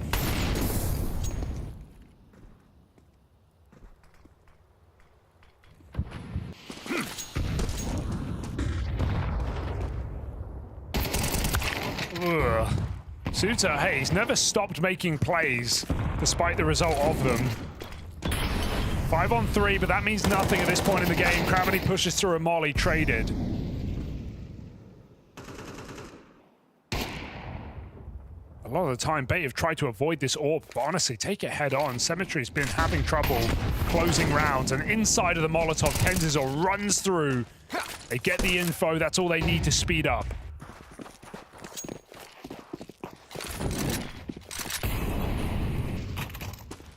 When you hit OT like this, you know, the challenge is going to grow again for FUT. Because I think for the longest time there, Bait maybe getting their heads a bit. They can feel like they're choking this game because, you know, they were choking this game. Yeah, there's absolutely no denying it. They lost a bunch of very winnable rounds on the run into overtime. They were the ones fielding the big lead. They had the chance to break FUT's money at the when they were sat on 11 rounds. You know, a number of kind of awkward 5v2s, 5v3s in there. Masuta 4v2, Demon 4v2. There's some real robberies on the CT side. And the worst part is, Bay can't even go, you know, oh, we win a couple of rounds on T side, we should be fine. They had a bad T side. That was a long time ago. FUT certainly warmed into this game now. Can bring a different pace into the half that let them down earlier. We just need Symmetry to hit one of these shots. Yeah, it would go a long way, wouldn't it? It's really just not been able to close a kill. And I mean, look at the map. It screams Bates round. Jukes is on his own. He could have closed the game already. Now he's asked to do everything in this B site. MPL's a beast, though. And you don't want to save. You really don't want to save, but it's not down to you. One AWP shot makes it so... And how about two What to about top it both off? of them? Hedrick and MPL, that's the two heavy hitters, the two big names, and this round entirely attributed to them. Say what you want, though. This has been a very fun game, and this is a great sign of what we're going to have this week, right? Some young, plucky underdogs, some unproven players trying to prove themselves from their bedrooms, playing online CS where it can get wacky, it can get wild, you can lose any round, you can win any round, and a lot of names we haven't seen taking on some top teams, some proven squads. So I think if there's one thing to take away from this first map of Bounty Season 2, it's that we're in for a wild ride. If I remember from the first bounty we didn't get a lot of success from the bounty hunters in those opening stages, right? Those were kind of the most one-sided games. And on top of that, you know, that was the very, very first event of the year, which started with Blast Bounty. Here, Cologne's already happened. You're also the other side of the player break. For teams like Bait, who maybe didn't get the... I say they didn't get the results they wanted at the major. They made it to the major. They had a 3-0 stage. They actually, I think the thing, it's probably a bit of a haunting memory in a way. If you remember, they were one game off of actually making it into stage 3. They end up choking 2-1, struggling in the BO3s. Spoke to this team in Cologne. It said there's something that they're very aware of, that they've been looking to improve their success in best of 3s. I mean, I still think that that's... pressure that comes with them, these kind of high pressure games. They've still made big improvements because this is a team that was sitting in RMRs for a couple of majors and just couldn't, and they choked a 2-0 for the Paris RMR in Copenhagen. They just couldn't get it over the line. They couldn't make it to a major. So already seeing improvement at the end of last season. They go to Cologne, yeah, nothing to talk about there. But still, trying to hit hard where it matters. That's what Symmetry is looking to do, but it's a leg again onto NPL. Last time it's not enough, this one looks the same. Benny with the creep up, makes it very, very deep. They get the spot on him. Dude, MPL, even while he's operating on these low health rounds, still getting a lot of mileage out of him, and they're looking at swing Jews together. It's a clean finish on that half out of Bait, who power up when we hit OT. Yeah, I don't know where that came from, right? They threw so many winnable rounds back in regulation. They had so many great positions, but a fire lit beneath them into overtime takes a flawless half on the T side. And yeah, the first half of regulation, when FUT were on T half, they struggled. They need to level up immediately and give us some more of the same.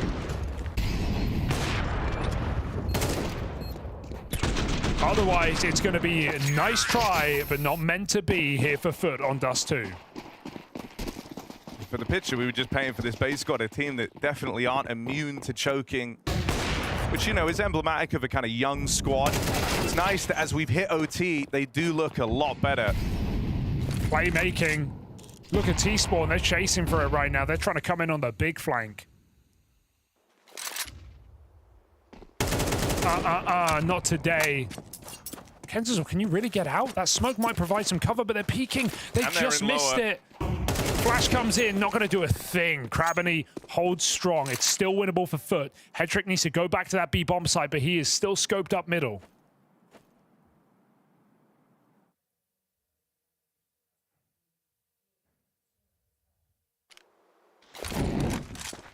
You don't have anywhere near the same kind of degree of worries. The Hedrick AWP as you have about Symmetry. I feel like Hedrick always good for something on this AWP. Oh, dude. Gonna own these sight lines into the tunnels. Tall task ahead of Demon, Krabini and Masuta.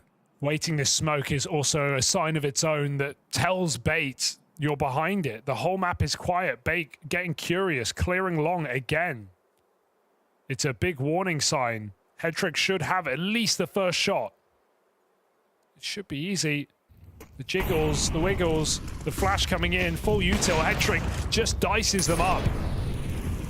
He's good at this, gonna try and retake these lines. Headtrick, perfect to close, and that is victory secured for Bait at the hands of their AWPer. A railgun to finish it off with a beautiful little three-piece. Bait lock in, FUT's pick of Dust 2. They're looking for a 2-0 now in this series. The Bounty Hunters almost taking down the most wanted, but close simply does not cut it. Impressive form from FUT to be pushing this to overtime, but this map kind of ended exactly how it started. Jacob, Bait with the lead, and when it goes to OT, they prevail. We got there in the end, you know, but I think there's quite the story in how we got there, how we got into overtime as well. I think it was a classic online Counter-Strike game with two teams who were willing to fight, two teams who were willing to buy into the fact that it is online Counter-Strike, so aggressive, you know. Some of them even seemed hungry for frags, Peter, at certain times, which went punished. So it was a competitive game in the sense that both teams were matching each other well, but the quality of the game could have been higher. I feel like Bait actually were the better team throughout the series, but they almost let it slip away. I feel like they were in control, and we saw how they have this very unique playset where they constantly want to go for fights. Even if it's the eco, they want to go hunt and they want to get that confidence going. And it was a clear picture seeing that Bait wanted to dictate the game, and they went in there and they got the rounds going. But whenever they got like the lead and they got the advantage in some of the rounds, it felt like sometimes they were trying to overthink a little bit, trying to make it a little bit too complicated instead of just playing the numbers. Yeah, it was a kind of a messy game, let's put it like that, but that allowed for a lot of crazy moments, which I do like sometimes. Let's dive into round number 12, because this was a pretty crazy 1v3 for Alex to be turning around. Yeah, a cool way to win a round and a great way to end the first half. Again, we see some trades going back and forth. Headtrick aggressive with the AWP. They actually get caught off guard right here, and you find yourself in a 4v2. You think, that's going to go the way of FUT. Again, trading here in Catwalk. It's a 1v2. They know where he is. The problem for FUT is the bomb is down Catwalk, and that allows for the re-rotation coming in right here.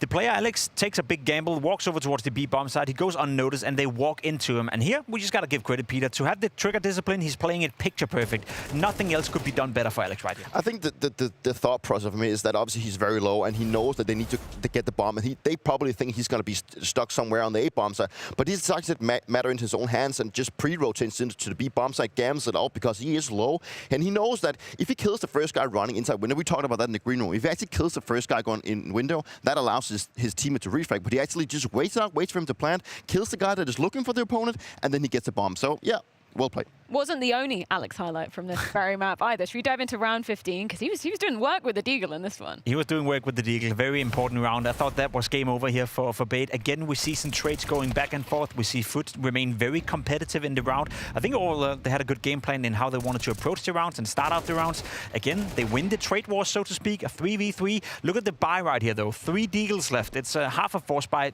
The player right here puts in a smoke in towards tunnel, and it sometimes happens, Peter, that you think once you put down a smoke, that's a wall. You can't go through the wall. Unfortunately, Alex doesn't respect it, walks in, gets the kill, and when you lose the B-bomb side, you lose the round. To me, that was game over. That's when Bait should have won the game. That's when they should have moved on. But as you said, Freya, and as we saw, there was much more Counter-Strike to this one. I think the most crucial thing about this round is not the fact that he obviously doesn't look for the smoke. Obviously, that is what cost him the round. But the thing is that he turns the attention back to looking at middle. But he has a player playing on A-ramp, looking at middle, watching Catwalk, and they have a guy that had pushed up mid. So the only thing he actually needs to watch is actually B-tunnels. That's the only thing he doesn't watch, and he gets shot in the back. What did we learn about Alex from this map? Anything kind of stood out to you about his play style, how he likes to approach things? I think we're always praising NPL and Headtrick, you know, that's the two stand-up performers. But I also just thinking back at the major, I think that Alex had some very good stand-up performance, and I think he's once again proving that he is that third fragger of the team that can be very reliant inside them. And I think that he had multiple cases today where he was playing great. We saw the one where he rotated preemptively into the B-bombs, getting a good clutch. But overall, he just went in for a lot of multi-kills. He was the best performer out of Bait. I think he's showcasing that he is also a guy to be looked out for on this Bait team. I agree. I think Alex has been doing great in Bait. I think he is a bit of the unsung hero as well. Aggressive rifling display sometimes gets a little bit ahead of himself. We saw that during Cologne, we saw it at the Major, but I think more often than not, he's the one playing well and the one creating the space for the players like NPL and for Hedrick, for that matter, to function. Okay, let's look at the other side of the coin, because we've been praising Bait, praising Alex mostly, rightfully so. It was some incredible moments from him. But then we kind of get deeper into that second half. Then FUT start putting some rounds on the board, and then what the hell happens in round 22? This was mental. Yeah, round 22 kind of wanted me to turn off the TV for a moment, to be completely honest. I think Bait, at this point, they should have won the game. As you said, FUT played well and they kept themselves alive. This round, you know, they go into the B split. It's a 5v2 at this point, and FUT has 2 players positioned on the B bomb side. It became a little bit too relentless, Peter. They don't realize that there's a danger. They knew 1 player was on the B bomb side. They don't trade him, and then they all get laser focused towards that 1 player, and they can't figure out to trade it at that point. I feel like there were a couple of rounds in this game where, as you said, whenever they had the advantage, whenever they're playing 5v2, 4v2, it felt like Bait, the players thought, oh, the round is over, the round is won. When you're playing on LAN, when you're playing at Cologne, when you're playing at the Major, every round is being taken 100% serious throughout the entirety of the round. You don't want to lose extra weapon, you don't want to take any risk, but online you have this false sense of confidence, and it bite them in the ass. They came very close losing this map, and losing this round was simply unacceptable. I think the case for this round is that it just goes too fast. You know, I think they get pressured off the clock. They know that they don't have time to rotate back once Hedrick gets that kill in the middle. They know that they are committed. At 25 seconds. I know, but still, the commitment is already. They have 2 guys that has pushed out the B ramp already. You have a guy coming from tunnels, and they have no time to rotate back. And I feel like you still have 25 seconds. That's plenty of time to just take your time, actually get the duels in your favor, and actually play it off. It feels like they were being a little bit pushed into playing it too fast, so the trades were just ineffective, and that just simply made them play the poor decisions. Well, either way, Bait do outlive this one, and their map pick lays in wait. It's going to be going down on Mirage after this break.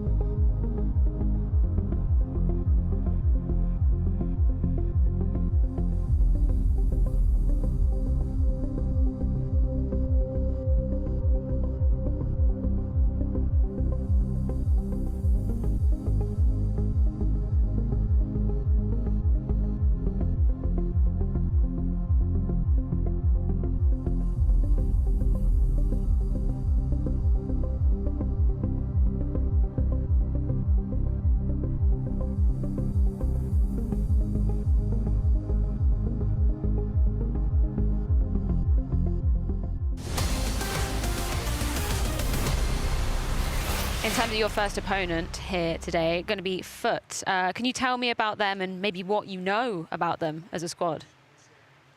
Only I know about them that's 2 of my friends playing there, and that's it. Have you had any chats with them before the game? Yeah, with Demon. Yeah? What were you talking about? We were talking about his statistic. The good statistics? Yeah, good statistic for him right now. Is they going to be good today, do you think? We'll see, we'll see. Usually when he play against me or teams where I play, he play bad. So we'll see now. How confident are you feeling for this game today? Pretty confident.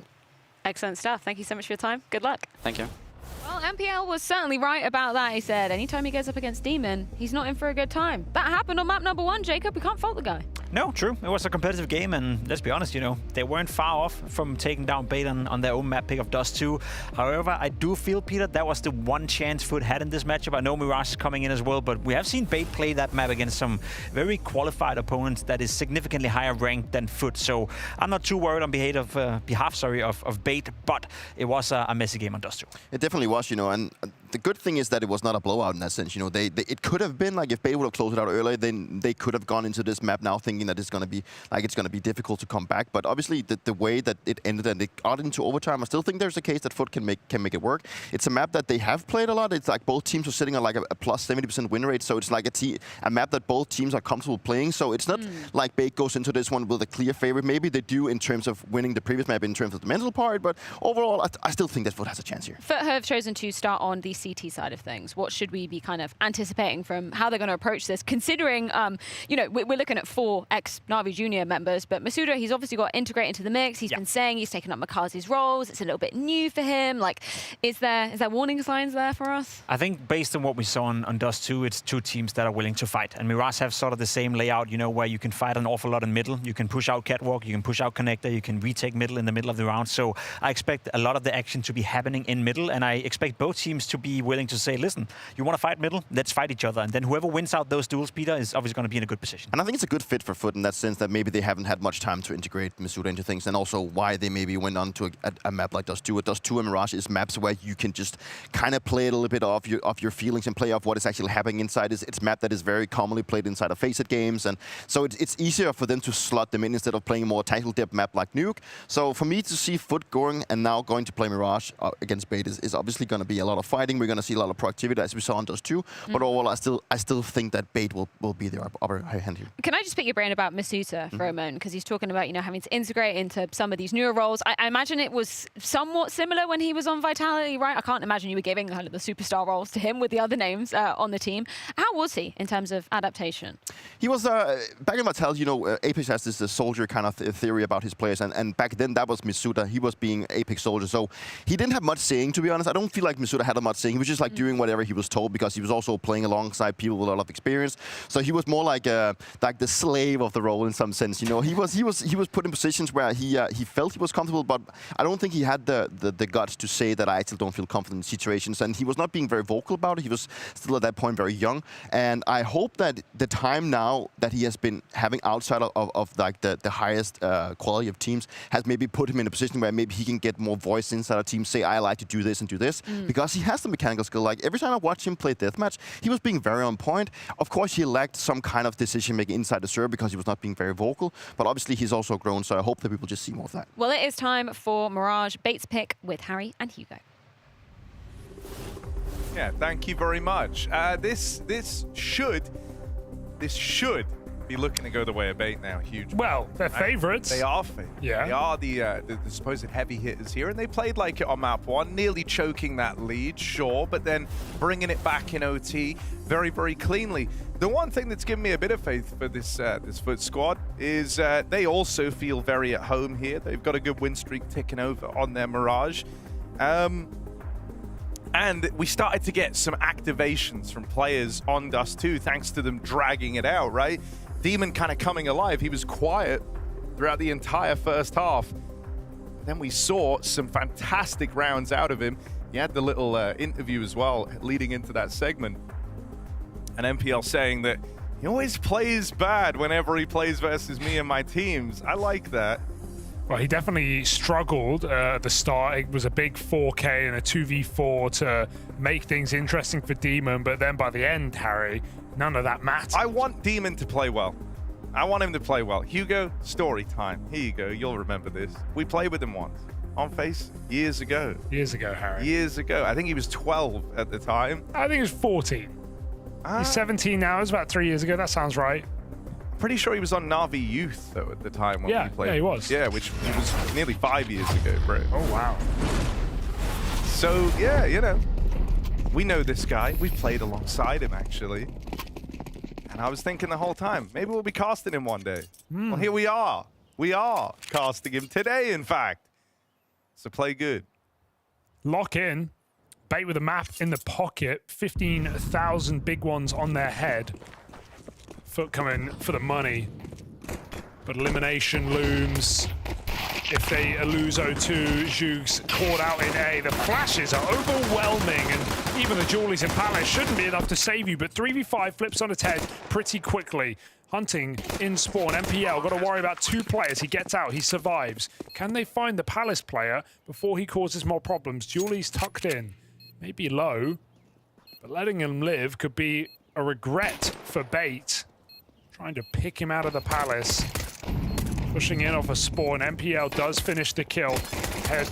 Oh, Masuta, 1 kill towards jungle. Can they get them off the bomb? The full stick is coming in. Demon, just 1 shot should be enough, but he's missed it. The reload coming out. The cover is there. Either way, that bomb plant position is horrible.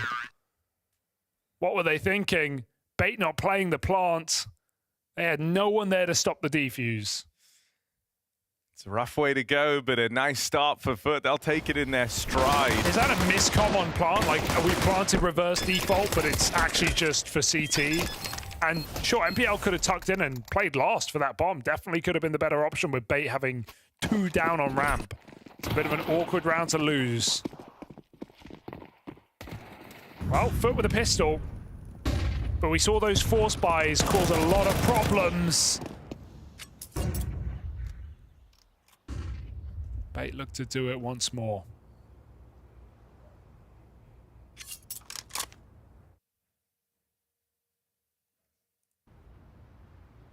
Dukes is coming with re-aggro down through ramp. Oh, but they are coming back. Curiosity gets the better of him, and on that peak, it's info at least for Dukes, and he doesn't get punished. Him going early and getting that info of all 4 players walking back through the spawn, I think actually might be the best possible outcome there.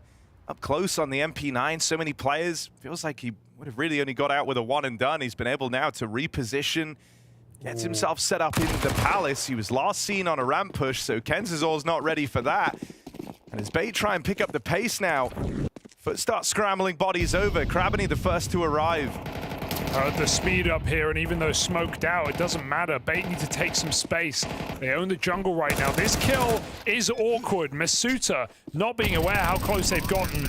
Bomb plant is in a good position this time, and he just comes swinging. MPL forces that fight into CT spawn. 2 on 3. FUT got to get a move on. They've still got a player trapped up in the Palace. Demon doesn't clear close, and MPL is just on one right now. 2 kills. Key trade, and no one forcing this fight. Jukes has to find them. Tucked in at Ninja, he's not going to be able to do it. Ah, it's a sad round to give up. That's 3 out of 3 pistols won by FUT. That's 3 out of 3 force buys won by Bait. They do more with less. Terrorists win.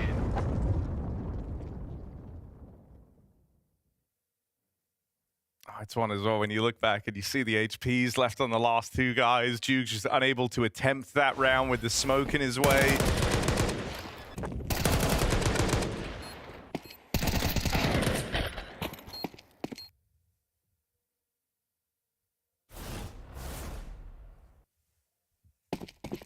MPL is certainly not disappointing in this series, though. No, he is a real difference maker for Bait. The experience piece, the vocal cooler, playing star positions, putting up star numbers. kind of the full book, Harry. Oh, the full book. I don't know. As opposed to only part of it. Yeah, you know, like the pamphlet or something. They left some pages empty.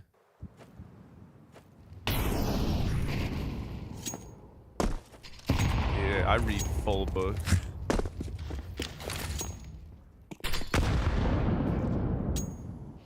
Keeping 3 here at B while his team still sit defaulting.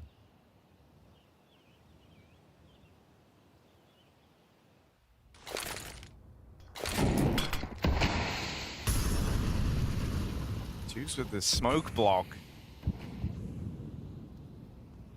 And it looks like it's landed if you're bait. Unfortunately, he's not going to try and play around that. That could have been a spot on these players moving up through cat.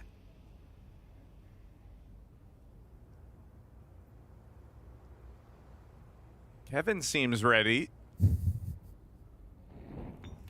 No. Oh, but they're ready for Kevin. Gravity dead in the apartments. Home alone. Only Demon tucked in at the bench. Gonna get spammed to death. MPL talked a big game about his head-to-head between him and his mate in the pre-match interview, and he's living up to it. It's another round where he gets the better of Demon.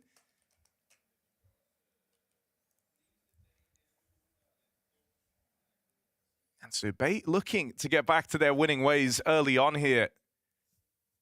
Success into the force and showing no signs of stopping. Yeah, NPL's kind of the Marv to Headtrick's Harry, you know. Yeah. They come for Kevin when he least expect it. The traps weren't set up, Harry. There was no glue on the stairs or whatever he did. It was more like a hot oil. Kevin kind of a sociopath in a way, you know, putting nails on stairs, Harry, thoughts? Oh, dude. Kind of messed up. No, it was mad. Like, when you watch that, think about Home Alone in a realistic setting.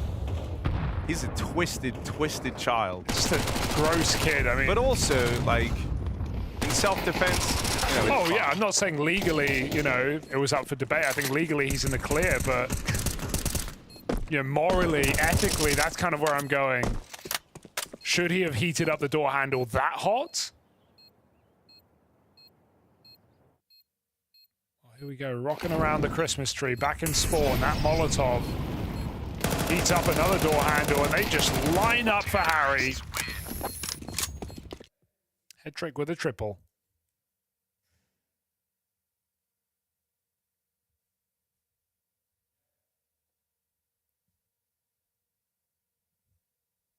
It was a good callback to your Home Alone reference. Yeah, there. he's actually not called Harry. No. Obviously. Daniel, of course, but hey, for the purpose of the joke, Hugo, it worked. 3-1, full buy. FUT need to start strong here, especially with how these pistols have been going in the series.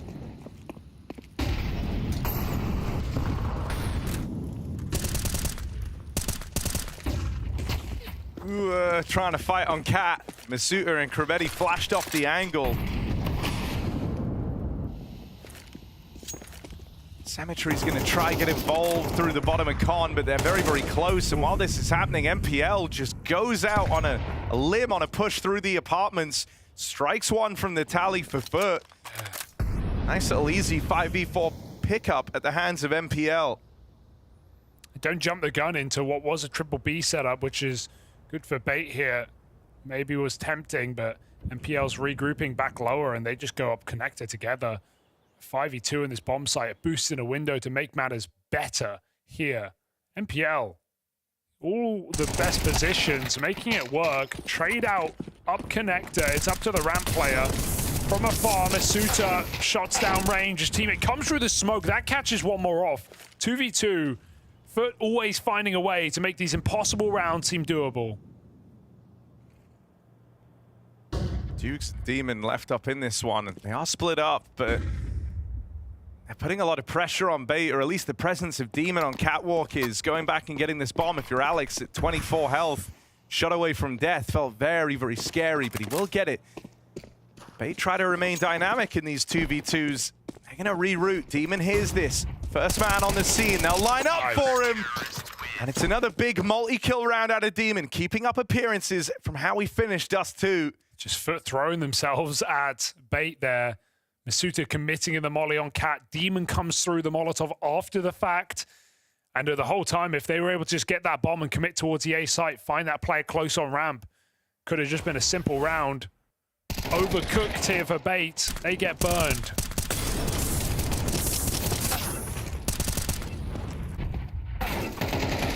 Counter-terrorist.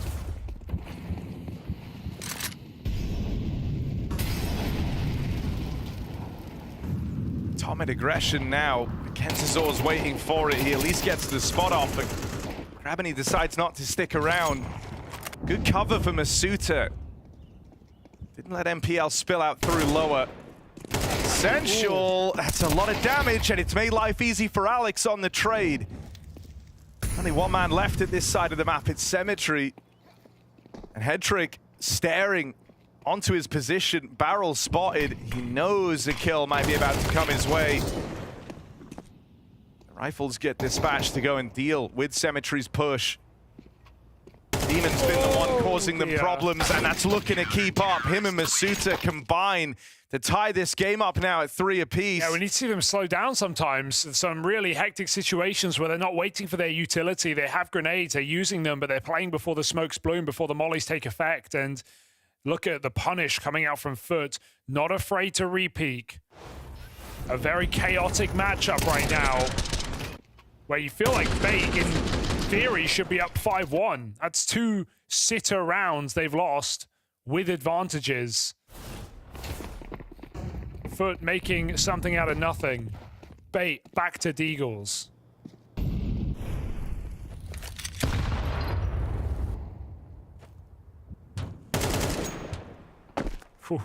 Wild. One more bullet would have done it. An absurd way to go for the opening pick on the spam.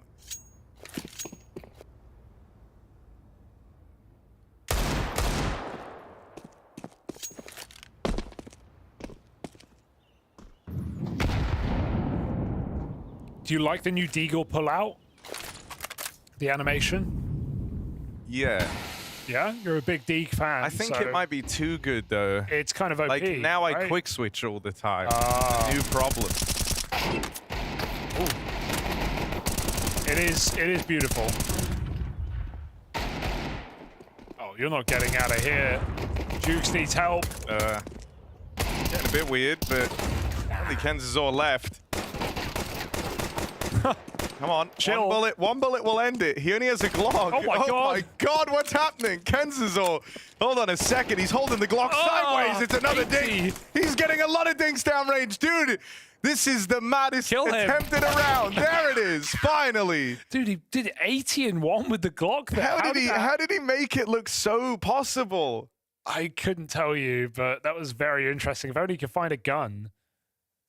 Nice try. Good eco. That's what bait will say. But we need them to hit hard on these gun rounds, Harry, because they've had 2 advantages falling on this T side. This would be a dominant game if they connected. Either of them.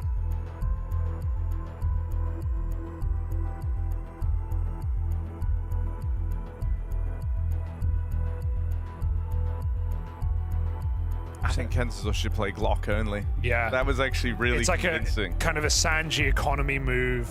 Sanji economy move. You know, he's read the school of thought from the Uzbek.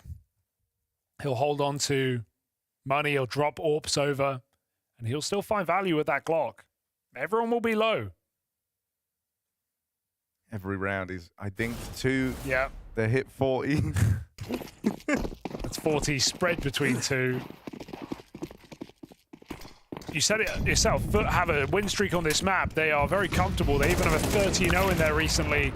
So catching them by surprise is going to be easier said than done. Oh, well, it's all good because you got 1. And Masuta on Cat cleans up another. Aggressive mid setup here for FUT. Ooh, MPL's really been trying to force these B kills. Demon, careful. Plays it safe. 8 and 3 on Demon. Far better start than that last map.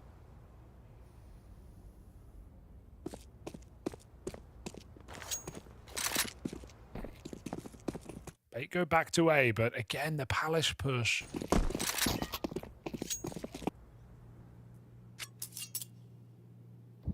Well, if Duke stays here, it will pay off. 1 minute on the clock as bait reset. He had a really strong position last time. I mean, they fell down to it last time, so you have to be diligent here. Oh. The two players tasked with getting past Dukes on his Palace push. Full getting nothing done, and Headtrick low on health. 35 seconds left. Might just be a drawn-out save here, but he's never going to feel comfortable. Knows that at any minute this push can be committed to, that he could just get shot in the back. Thankfully, FUT showing some mercy here and letting Headtrick limp out of danger. Oh, wait, no, the mercy's ended. Oh, make up your mind. 10 seconds. They want to kill him off. Running the risk of going down after time, yeah. Oh, he didn't get the spot. They're closing the distance. He's dead. He's so trapped. Headtrick, there's no way you make it through this. Masuta will find him, and that is a punishing hunt out of FUT. That's really cool. You don't see teams do that anymore these days, right? They just want to win the round. They want the guarantee. They don't want to risk it. They don't want to risk not being able to get the kill at all. But that's a great position where they know where he is. They have him boxed in, and they slowly sneak in before running him down at the final hour. No money for Headtrick. And for Europa, that's a nightmare. Yeah.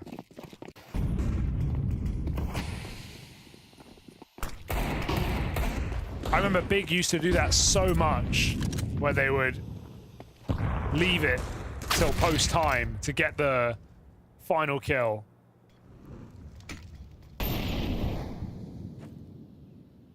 Big also in this event. We'll be seeing them play Furia in the opening round. Do you want to talk about some of the interesting picks, Harry? Some of the matchups we have coming up? Because I think NRG's pick is quite funny. Going for the Vitality choice. Yeah. Exotic Online, you know, he's back out of retirement. He went to LAN. He finally showed his face. And he played pretty well. And they go for picking Vitality, which is crazy, considering single elim. Passion UA going for the Spirit choice as well. I thought that was interesting. We saw an old Passion take down Spirit in the Shanghai Major, if you remember that Anubis game. And I actually think this new Passion on paper is really, really strong. Got Waro, got Kavem out of contract jail. Anything flying off the page to you here? OG Mao's kind of cool. Nemiga.CEST, of course. Kill record in Austin. One of the players of all time. Nemiga.CEST, very skilled. Like, you know, everyone glosses over that. We were also focused on Vitality. That you didn't think about Nemiga.CEST writing his name into the history books forever. He had an incredible game. Okay, I think what they are doing, kind of just playing default until this time, and if they know we are heavy somewhere, the lurkers are aggressive. So if we leave A and we are not holding ramp perhaps, don't be surprised if they go out. Same on B, because they have lurkers on the sides and they are trying to take the positions when they understand we are fighting somewhere. Oh, I wonder if that's Coolio, the coach of FUT, coming through. A lot of info on some of these slower rounds with how Bait are playing, but right now it's a bit more explosive. Full execute out of spawn in this crucial gun round. Rushing into A, getting that plant down just about. The spam comes in, the retake's on. Keen shot landed for Alex. Tries to take it one step further, but the pressure comes in. It's another round where Masuta and Demon are trying to do the heavy lifting. Headtrick is the one they've got to get past. Late play through the smokes. Has to stop this defuse and just shy. Masuta with the stick. Those shots don't connect, and that round is stolen before Headtrick's very eyes. That hurts. That really hurts for Headtrick. Just a few centimeters off the spray. Masuta sticking wide. And that's a great game out of Masuta right now, building 13 kills and 5 deaths on this CT side. So a little bit slower to get going on Dust 2, but doing it dirty here on Mirage. Wins out that round. Inside of the smoke. Bait getting frustrated now, just started to pick up pace, getting into a lot of winnable positions. Masuta denies a double in middle. And still we're on, 3-on-5. Entry comes in. Oh, he missed that. Oh my God, close. Smooth jump up, but it should be Bait finally breaking through. That bomb is coming in late. For now, Dukes has a 1v1 at B. Maybe even a chance to stop it crossing. He gets the spot just a second too late. And moving into a site that's already been taken. Nearly the lineup essential with a very important trade. There's the breakthrough round for this Bait squad. It takes them a while. They stop this streak that FUT have been on. 6 in a row.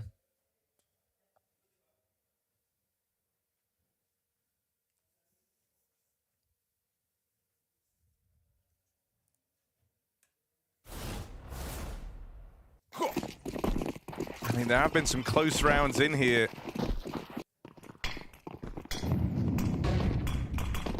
Stopping FUT's Imperial March has been a game of inches. Mita, never heard of her. Hughes, top mid push denied. And there are the kills for Bait. 5-on-3. And mid stolen away from FUT as they try to go through with that push. Masuta's been a monster over here in mid, so getting past him is no small feat. You're on fire. That one was accidental. It snuck up on me. Light on their toes here. Bait. Oh, a spot comes in. Cemetery hits his shot. That's important. Don't count FUT out. They're winning these rounds all game long, but they come through the Molotov. That is denied this time. They learn from their mistakes. Crabany on the big flank. 1v4. And with everything quiet, they should be aware of close A. So get a safe plant in this time. It will come through. Plant that let them down in the pistol is perfect for this round. With players in middle. And so closing this half with 5 should be Bait. Could have gone a lot worse. Crabany gone now, and Bait find 5. It definitely is not the half they're hoping for, but it opens up the chance for the 2-0 as they try to shoo off the bounty hunters. Image remains posted now, no support. And with the deep information, if they don't disrespect this, or if they come forward, well, it's actually come to the point now where his smoke can take over. He doesn't have to put himself in jeopardy. They're running through this. Oh my God, they're actually going to come, yeah. Oh, no way! Double no-scope collapse. For Na'Vi, I mean, they laugh in the face of this attack. 5th player in's the only one that gets a kill. He'll double down m0NESY, but he's already down to a quarter HP. But old habits die hard, it looks like. That's 3. Man. But he only has 3 health left. That should be the end of him. There's only 2 guys. Yeah. He's going to use the smoke grenade to cut off Alexi. Could they mess this up? 25 seconds, and m0NESY is seeing red. He wants to make it happen. Oh my God. Oh, no, wait, dude. This is a 1 versus 5 straight up, and he has time to get bomb. He should have this red with another smoke. Oh, my m0NESY. 1 fake. The nade doesn't come through. Now, he's got enough space to commit to this. m0NESY, a pure 1v5. And as Emat tries to get out through that smoke, m0NESY's just dodging all these bullets. He's terrified. Ema's looking behind him for a push through. Time's ticking away. I mean, how could you not be horrified? m0NESY, the prodigy, has pieced together 4 frags in this 1v5 ace clutch. And Ema, his head is on a silver platter. A miracle from the magnificent m0NESY. Flames and Dexter. Getting this bomb down is scary. Flames is taking real estate, but ends up getting punished. Liquid hold, and they win these fights. Just Dexter left to get past, but he's an iron wall at the back of the site. Moving around, kill number 3. Oh! Dexter! Make some noise for him, that is incredible! And you've got JL and Wonderful. It's this fight, JL and Wonderful, or in Fame, excuse me. Very key. Fame slips up, getting ever closer. JL thinking about going to help as Wonderful puts that op over to the corner. That could come back to haunt him. Tough spot to get the multi-frag. but the CT's sitting and waiting for a little longer. Molotov goes to cave. If FaZe waits this long, this might come back to bite him. He's got the kit, and that kit could be so key. You gotta go, VP. He needs to move. Bombs, oh, beyond! Oh, welcome to Wonderland! They lock down that post plant like it's nothing!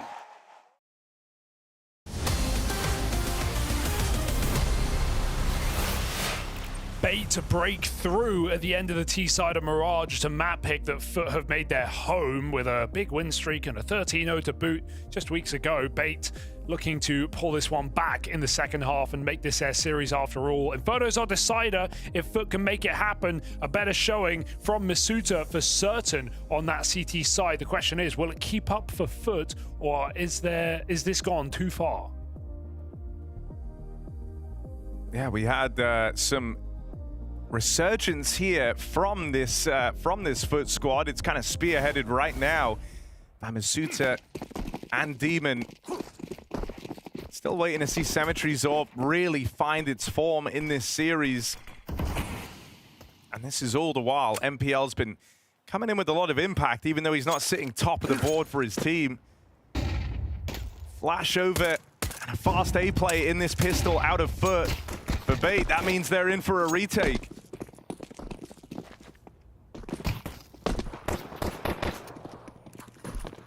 Bomb planted, so much space here, and MPL gets flushed out from A to connector. Bait gonna have to do this with their top player down. 4v5 kit is available if they can get it on the smoke on the bomb. Maybe there's some hope here. Rattling off shots through spawn. FUT just come gunning for the round, and they'll take it in their stride. Easily done in that post plant. Lovely pistol out of FUT.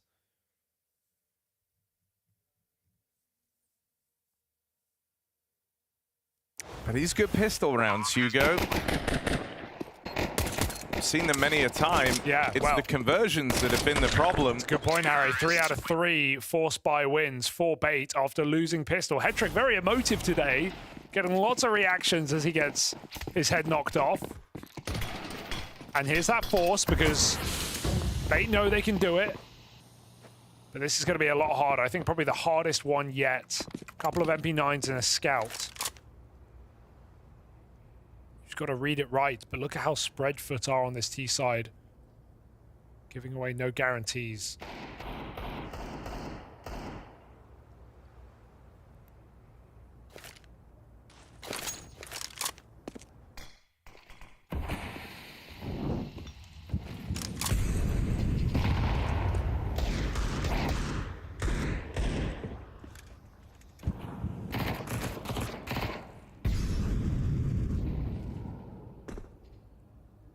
They do follow through on this A split. They will have found the gap. It's only Alex in the site and MPL floating around close by.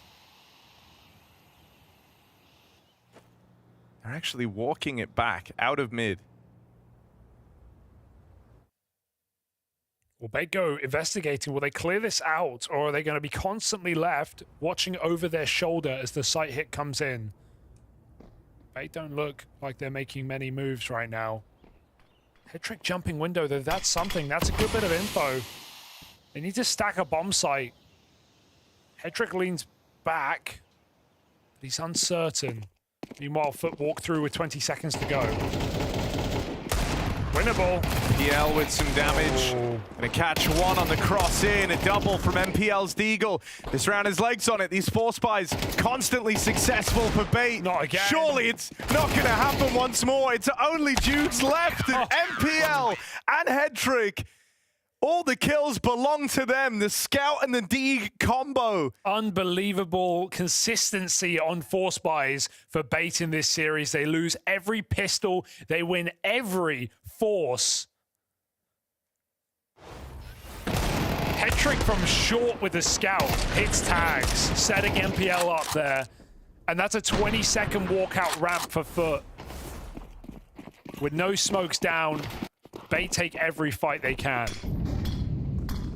Well, at least there are clear improvements needed for FUT. At least there's one clear takeaway. I mean, especially when you think about how these matches have gone now, right? If they do end up falling here, it's another close game, one where if they did convert, on these pistol rounds, same as Dust 2, which ends in OT, and they were the team in the lead, right? Oh, wow. That's a lovely transfer. But yeah, I think you're dead on. It's a clear thing that would have to get better for this FUT squad. They've had chances to win this series kind of twice over now on the back of their pistols. I think what's hard is on Dust 2, they got kind of flooded by the MP9s, and so maybe they were really scared of that happening again, and it's in their head to a degree. They play the rounds super slowly, super meticulous, and then they don't leave themselves enough time to actually run an A execute or even have the util to do it. And so kind of string themselves out there. Now just Glocks on B.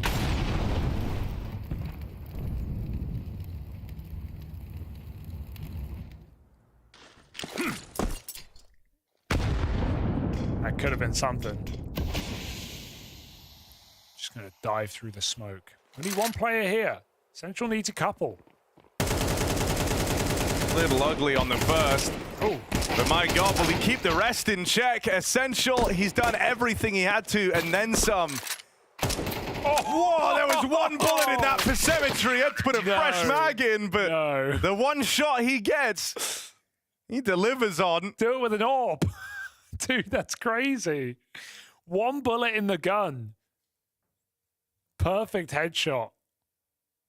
But still, decent anti-eco with Essential finding 4 kills. It's not the end of the world. As Bates look to come back into this game late in the day. They've leveled it out at 8-8.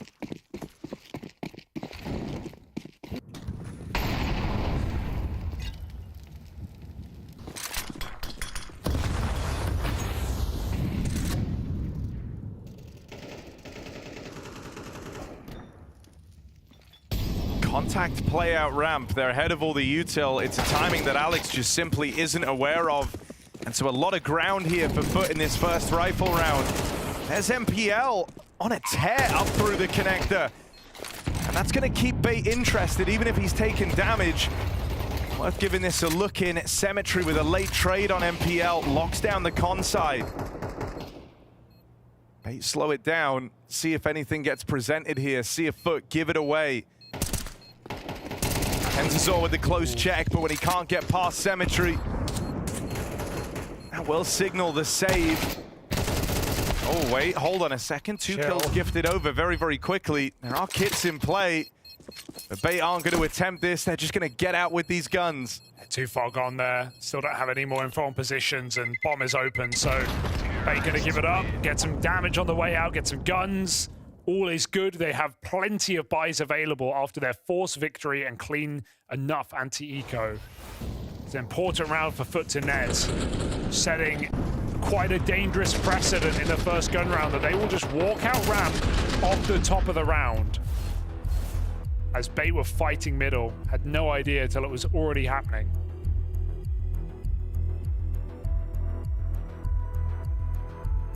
Timeout's not as often this game, but coming through for FUT. Looking to make the most of this chance to take us to a third map of Inferno.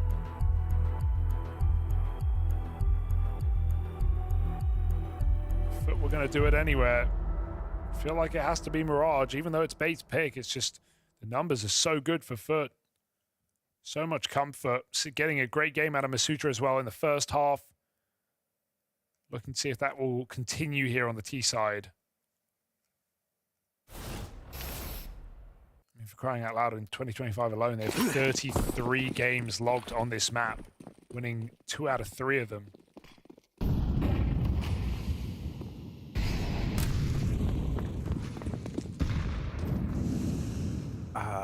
MPL ran this. He wasn't quiet, but no one heard it. He's going to catch Cemetery lining up util.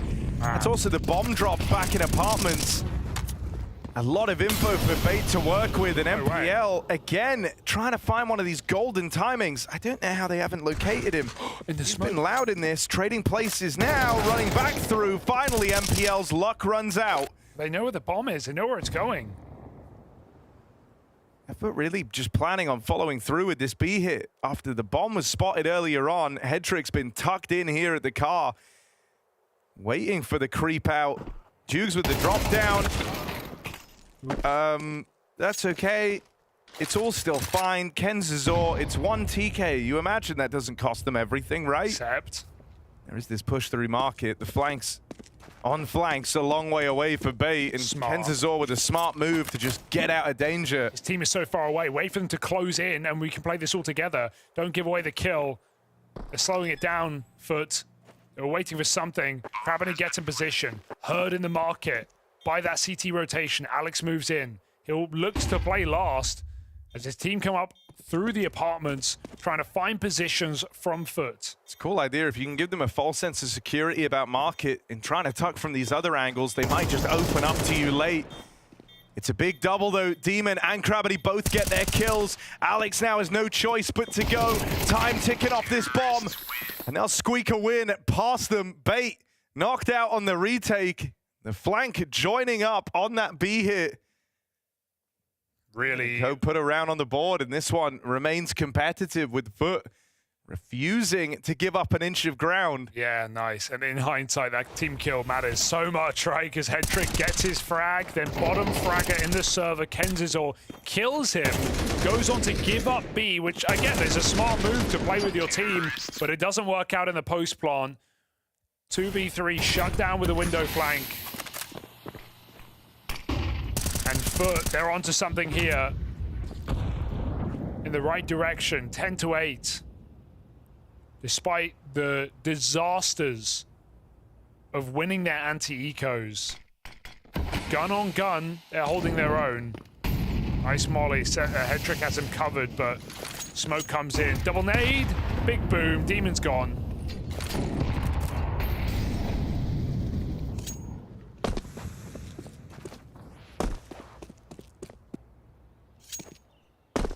Two booms from the Baitco guys.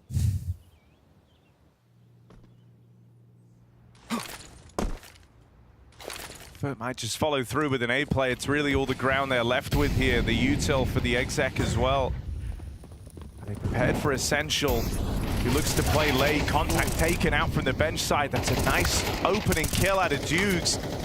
MPL still here to offer up resistance, and FUT start to lose any initiative they had here. Only Dukes left, and MPL does not give him the room nor the respect to get that bomb planted. Dude, MPL's just such a monster, man. Another top performing game out of this in-game leader. Recently signed full-time to Bait. Did not want to trifle with Na'Vi. Yeah, that's off the, quite the loan. Ended up here for a while, and Na'Vi eventually decide to free the MPL. Let him loose in this Bait team full time. He's loving it. Him and Hedrick, 2 prospects, 18 kills each. Just charge. Oh, God. Team kill with the Glock. Nightmare mode. This shouldn't be getting out of hand here for FUT. 10-10. Bait respond efficiently. Anyone's game deep into Mirage. Will FUT let it slip through their fingers, maybe even through their toes?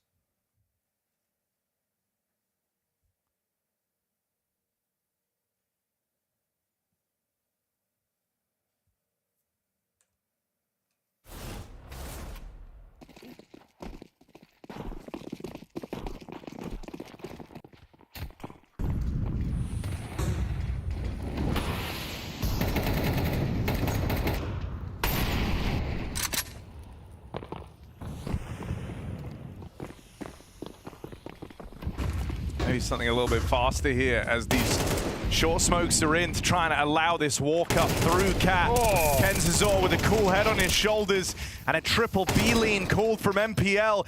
Cemetery goes into this stack. A 1v1 in front of him for this site control, but Rotate's starting to arrive.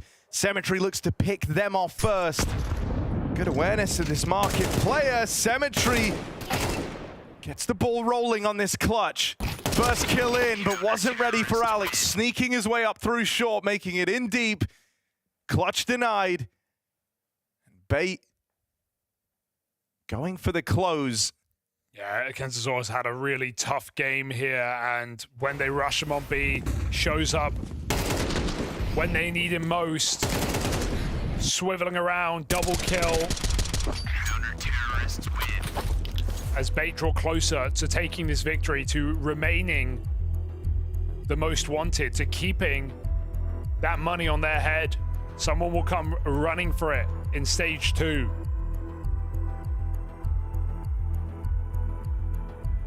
Bait not going down without a fight. You know, we said it kind of coming into the second half. I think the thing that's really going to hurt for FUT is just how winnable both of these games were. The fact that they've won all of these pistol rounds and not been able to convert on a single one of them. You know, these were 2 very competitive maps. OT in map 1, a grind back into it by Bait after they choked their lead. Going on to close it flawlessly in OT.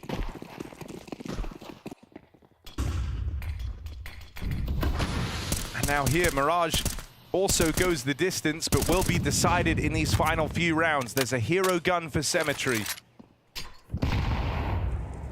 This is exciting for Bait. If they win this, they're a low seed team. They get one of the first picks in that second stage. They get to choose their opponent. Second lowest seed in that second stage. Unless things heat up and we have a bunch of upsets, we'll have to see how this week goes out.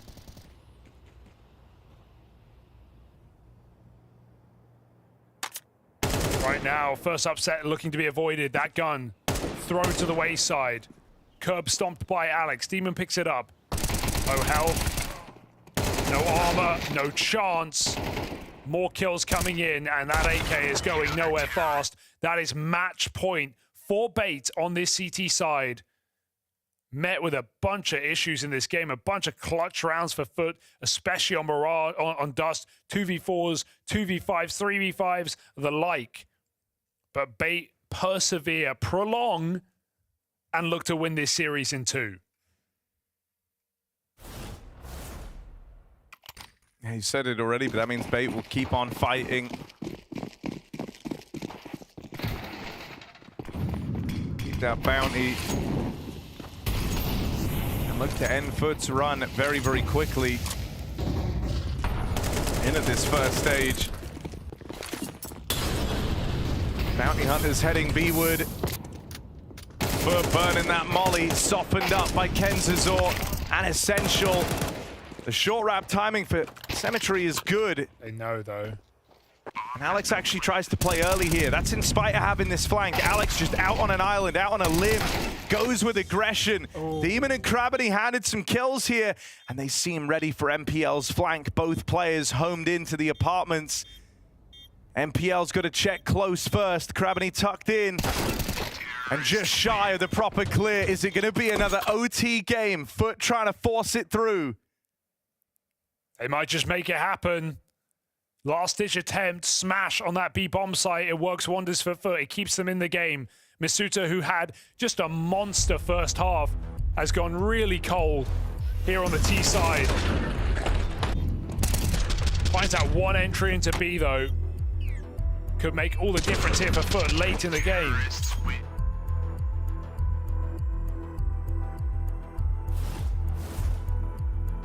I would have loved just some time from his team gifted over on that apartments flank. Would have called that very early. Jump at the opportunity to end this game, and now it takes every round of regulation.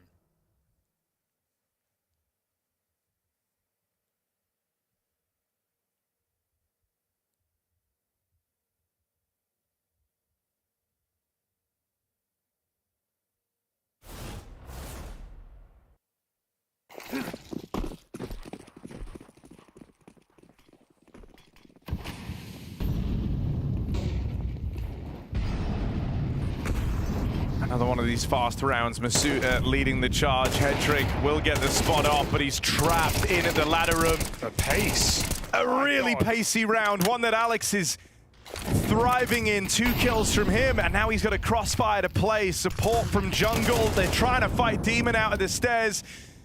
Kenzazor brushed aside. That was the help that Alex needed. Essential's now trying to take up this same position.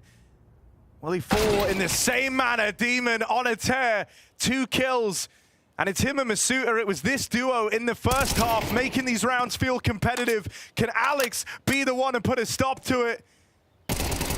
Oh, it's a lot of damage. One shot ends this and just robbed away. Overtime denied. Alex looking them dead in the face, square in the eyes, as Bait bounced back and denied FUT in the opening round of Bounty. Oh, Bait laugh him out of the server. Great game out of MPL. Clutch to close for Alex. Head trick, AWPing, definitely winning that head-to-head. Bait survived the fight. They do it in 2, Harry, and they go on to survive another round here at the Bounty.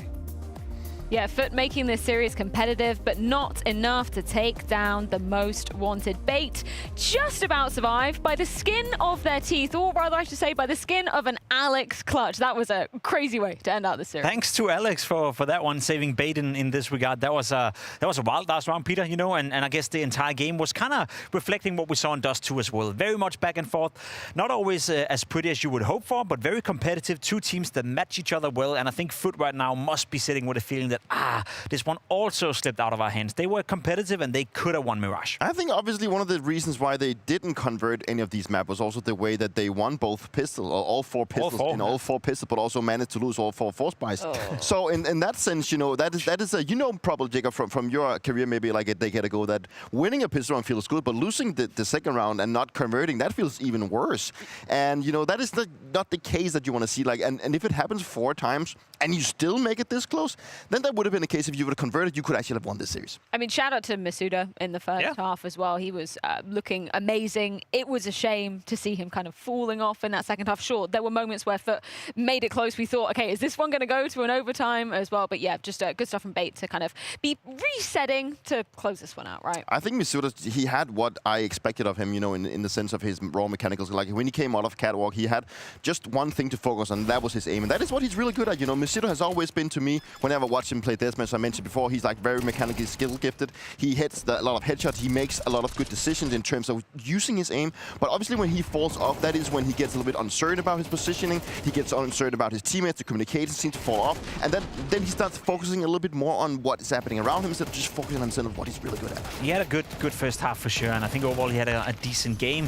I think we got to see a lot from FUT, you know, an interesting project with Masuta now coming in. Makasi obviously a big personality to lose and a big capacity to lose, but overall, you know, they were able to test Bait, and as you said, Peter, had they won just one of those second buy rounds, you know, on any of the 2 maps, there's a great likelihood that we would be going to a 3rd map right now. So as much as it sucked for them to lose right now, I think they showed enough that we can claim that was a positive outlook and something to look out for in the future. Either way, because single elimination, it is brutal. We can check in with the standings and see exactly how that lays for our first team here. Unfortunately, FUT, they are eliminated. For Bait, though, moving forward, how do you feel about their chances, considering it did come down to some heroic plays to seal it against a team that we thought, okay, they clearly have an upper hand against, no? I'll be brutally honest. I think Bait were the weakest out of all the teams on your left side. They are the weakest out of the most wanted, so to speak, and I think they were the first pick for a reason right here as well. They have to play significantly better, Peter, in the next round, regardless of who their opposition is, if they want to make it here. Obviously, like today was, I wouldn't say it was an off day. They still played good in some situations, but I still think they, as I mentioned before coming into the game, that they need to be more consistent in decision-making whenever it gets close, and they also need to maybe not lose some of these advantageous situations that they put themselves in all the time. So there's a lot of things that they need to work on, but obviously they're still a young team. They still need stuff to work out, but obviously I'm in a position where I still think Bait can actually take another series. Well, the first of our bounty hunters sadly eliminated from the Blast Bounty 2025, but time to see if ECSTATIC can do something different. They're going to be taking on Liquid after this short break. I just wanted to start off by asking a little bit about your kind of career and your stint on Malta NXT, because we saw IM Cologne, I think it was 30% of all players had actually come from an academy team at some point. So can you tell me a little bit how that stint in the academy system kind of helped you as a player? Yeah, I think my stint in Malta NXT helped me a lot of like developing my style of play and also being more mature as a human. And I think there was some great staff that took care of us and helped us pushing in the right direction. And then, yeah, I think our collaboration with the main team also helped a lot. That we got a little bit of insight into how the tier 1 was working. So yeah, it was maturing me a lot. How has that style kind of developed? How would you describe your play style currently on ECSTATIC? I think my play style is like trying to take space and trying to create openings and create space for the team, yeah, but also being more disciplined and play the clutches and situation correctly as much as possible. Now, Liquid, your opponent here at Blast Bounty, how confident are you feeling, considering they don't look like the Liquid of old, right? There's clearly some struggles that they've been having in the team. Yeah, I think we are pretty confident. Like we know we are a good team, but they can also play great, even though they haven't showed it for some time now. But yeah, I think we respect them, but we also know that if we play our game, we are gonna beat them. So yeah, it's just about playing with confidence and go out and show it. And finally, I've got to ask, because obviously I'm joined by 2 Danes on the desk as well. It's been a long time since we've seen a Danish team kind of hit, the top level of Counter-Strike. Do you feel like that could be something ECSTATIC and this roster could achieve? Yeah, I think we are on the right path. I think we have still lots to work on, but I think that's a good thing considering where we are at, and we still have to improve. So I know we can reach high levels, but we also have to maintain our work ethic, and then we will see. But I think we have what it takes.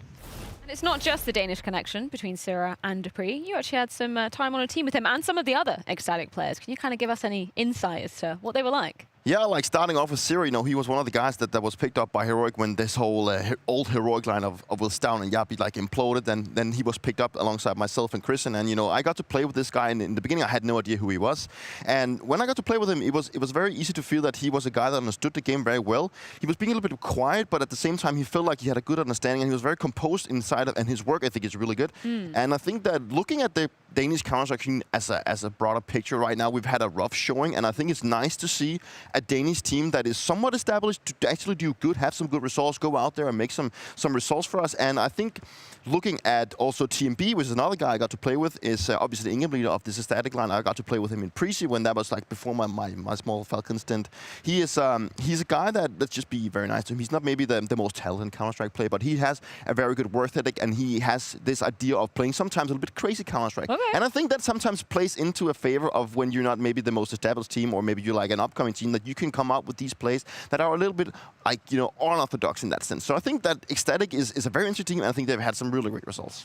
Can you contextualize those great results just for a moment? Because I was kind of questioning you. What have ECSTATIC actually achieved since we last saw them? And it's been some decent showing. I'll tell you what, in the last 24 games they played, they won 20 of those games, most of them in best of 3 occasions. And then you asked a good question, but against who? But they've beaten ENCE a couple of times, they've beaten BetBoom a couple of times, they've taken down NIP, they've taken down Fnatic. They've actually taken down teams at the same level as whoever they're playing right now, which sounds ridiculous to say, but let's be honest, Liquid are not looking great at the moment. No, they're not. Were there any takeaways that you had from Cologne coming off of that event? Yeah, a little bit split, because I actually feel like in the play-in stage they did a decent job. They won a couple of games and obviously got to the second stage of Cologne, and that in itself was a step in the right direction. But then the way they lose and go out of the main portion of Cologne, doing nothing, and Neff having the worst game of his career, being in the position he's in where he was questioned maybe to be kicked or not. It's hard to figure out where Liquid is at right now. It's a team in a crisis for sure, but how big is the crisis? That's what I can't figure out. And there's obviously a lot of confidence issues within the team. Like, one thing is on the individual side, but also maybe how the team is being led. And, they've just gotten flash out of Navi. Now a new coach coming in to try and dictate the game. I feel for him. And yeah, but he has a lot of tasks in front of him. But he's also going to try and dictate the game. And is it an issue because of how Shui is leading the team? Is it the way that the players are playing alongside each other? Like, there's like a huge puzzle that Liquid right now is trying to solve. And obviously they've hit somewhat of rock bottom.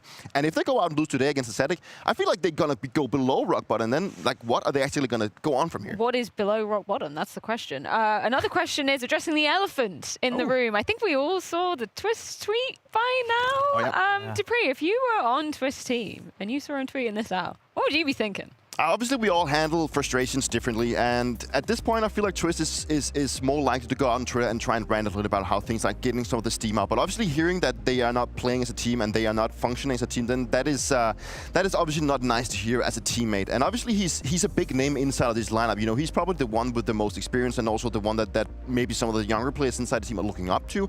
And to have a guy with that much character go out and say that kind of thing, that is at a point where you feel like, where are we actually going to go on from here? Like, what are we actually going to do at this point? Because right now, I feel like he has lost hope in the lineup. He has lost hope in maybe the individuals, but he's just not saying it outright. And just to contextualize it, right, it was Twist who decided to leave FaZe in a period where they were winning everything, by the way. It was Twist deciding to go back to Team Liquid. He thought that he was going to join a team led by Cadian, you know, which was going to be the next big thing, you know, a nice project. And I feel for Twist in the sense that what he thought he joined back then, what he thought he chose above FaZe back then is not what he got. So I can understand why he's frustrated. On the other hand, as you're saying, you cannot be the most experienced player. You cannot be your franchise player on the team and then go out publicly saying we're not a team at the moment. You got to take that internally. So I feel for Twist, but I also do feel that he needs to step up to that responsibility. And I can understand why that's tough for him right now, but he needs to be the one leading the charge. I don't want to open a can of worms, but I just want to contextualize the Twist decision, because it wasn't necessarily his decision, right? You know how FaZe are kind of, I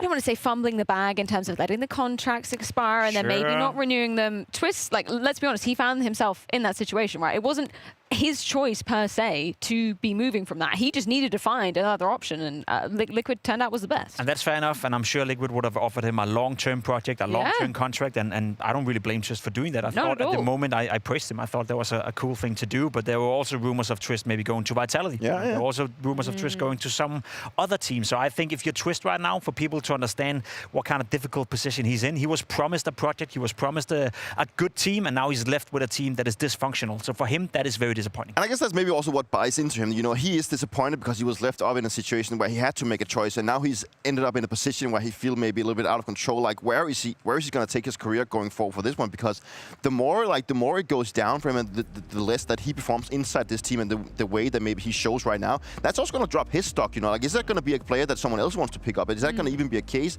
or is Liquid actually going to go back to the drawing board, look at the roster, say, is this the guy that we want to build around, or where do we want to take our path? Just pointing to the man on the right-hand side of the screen there, Naf, because there was obviously the rumors circulating with their disastrous exit from the major. Okay, this is probably Naf's last foray in the Liquid jersey, and then he obviously continues over the summer break, and then there's an interview with him saying, I think they should have got rid of me. I think somebody else deserves my spot. Like, I think that kind of epitomizes the mental situation for Liquid right now. Nobody's feeling any stability in that team. Yeah, and I really respect Naf for saying that, because most players wouldn't be open and honest about that, and I think he's right. I honestly do think he should have been replaced.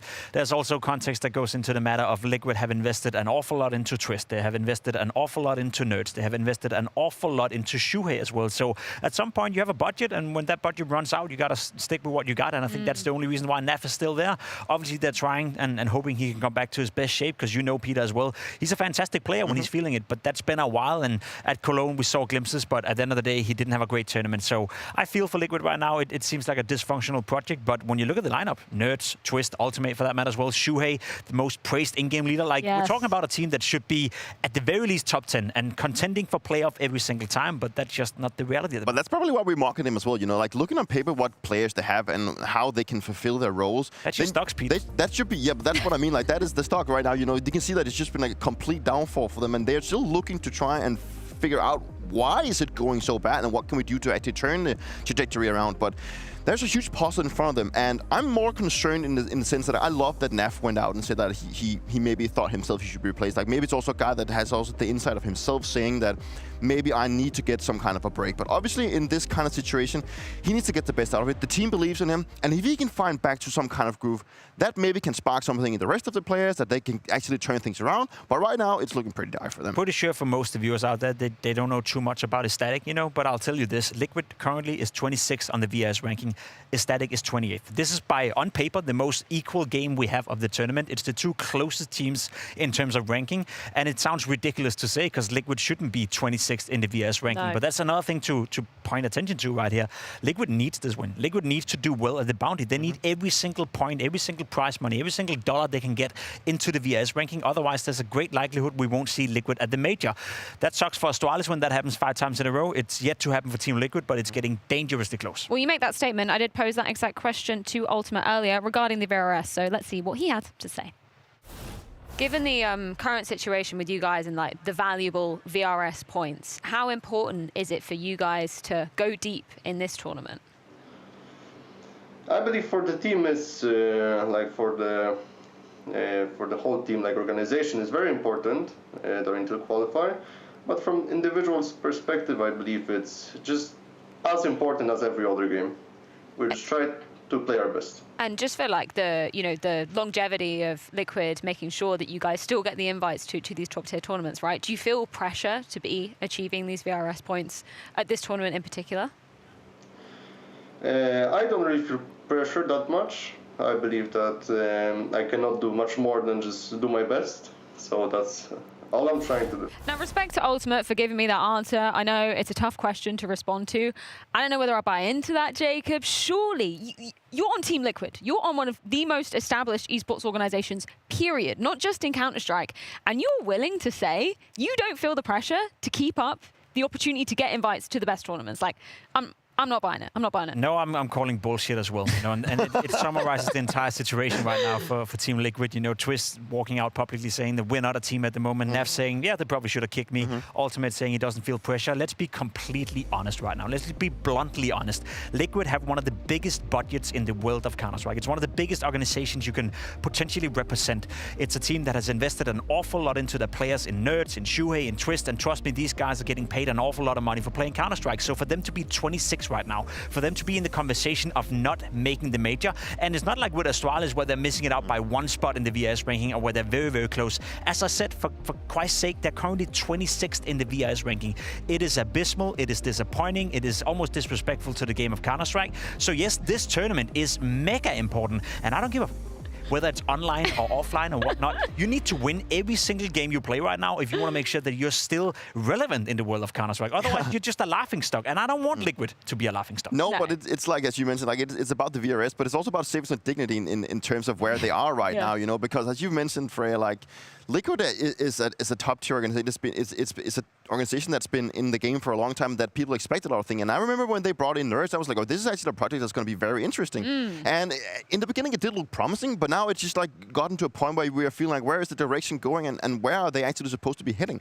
And I'm just concerned that they don't know themselves. And with all the things that we hear, one thing is from Twist and from Ultimate saying that we're not feeling the pressure. Like, it feels like it's a team that is so dysfunctional that the only option that is right now, if we don't get a good result here, is to actually try and go and make some changes. But that's the thing. I feel like every time they've made a change, I've been teased, right? Yes. Even with Ultimate joining, he had like, was it Katowice or Cologne? I can't remember. His debut tournament, he looked great.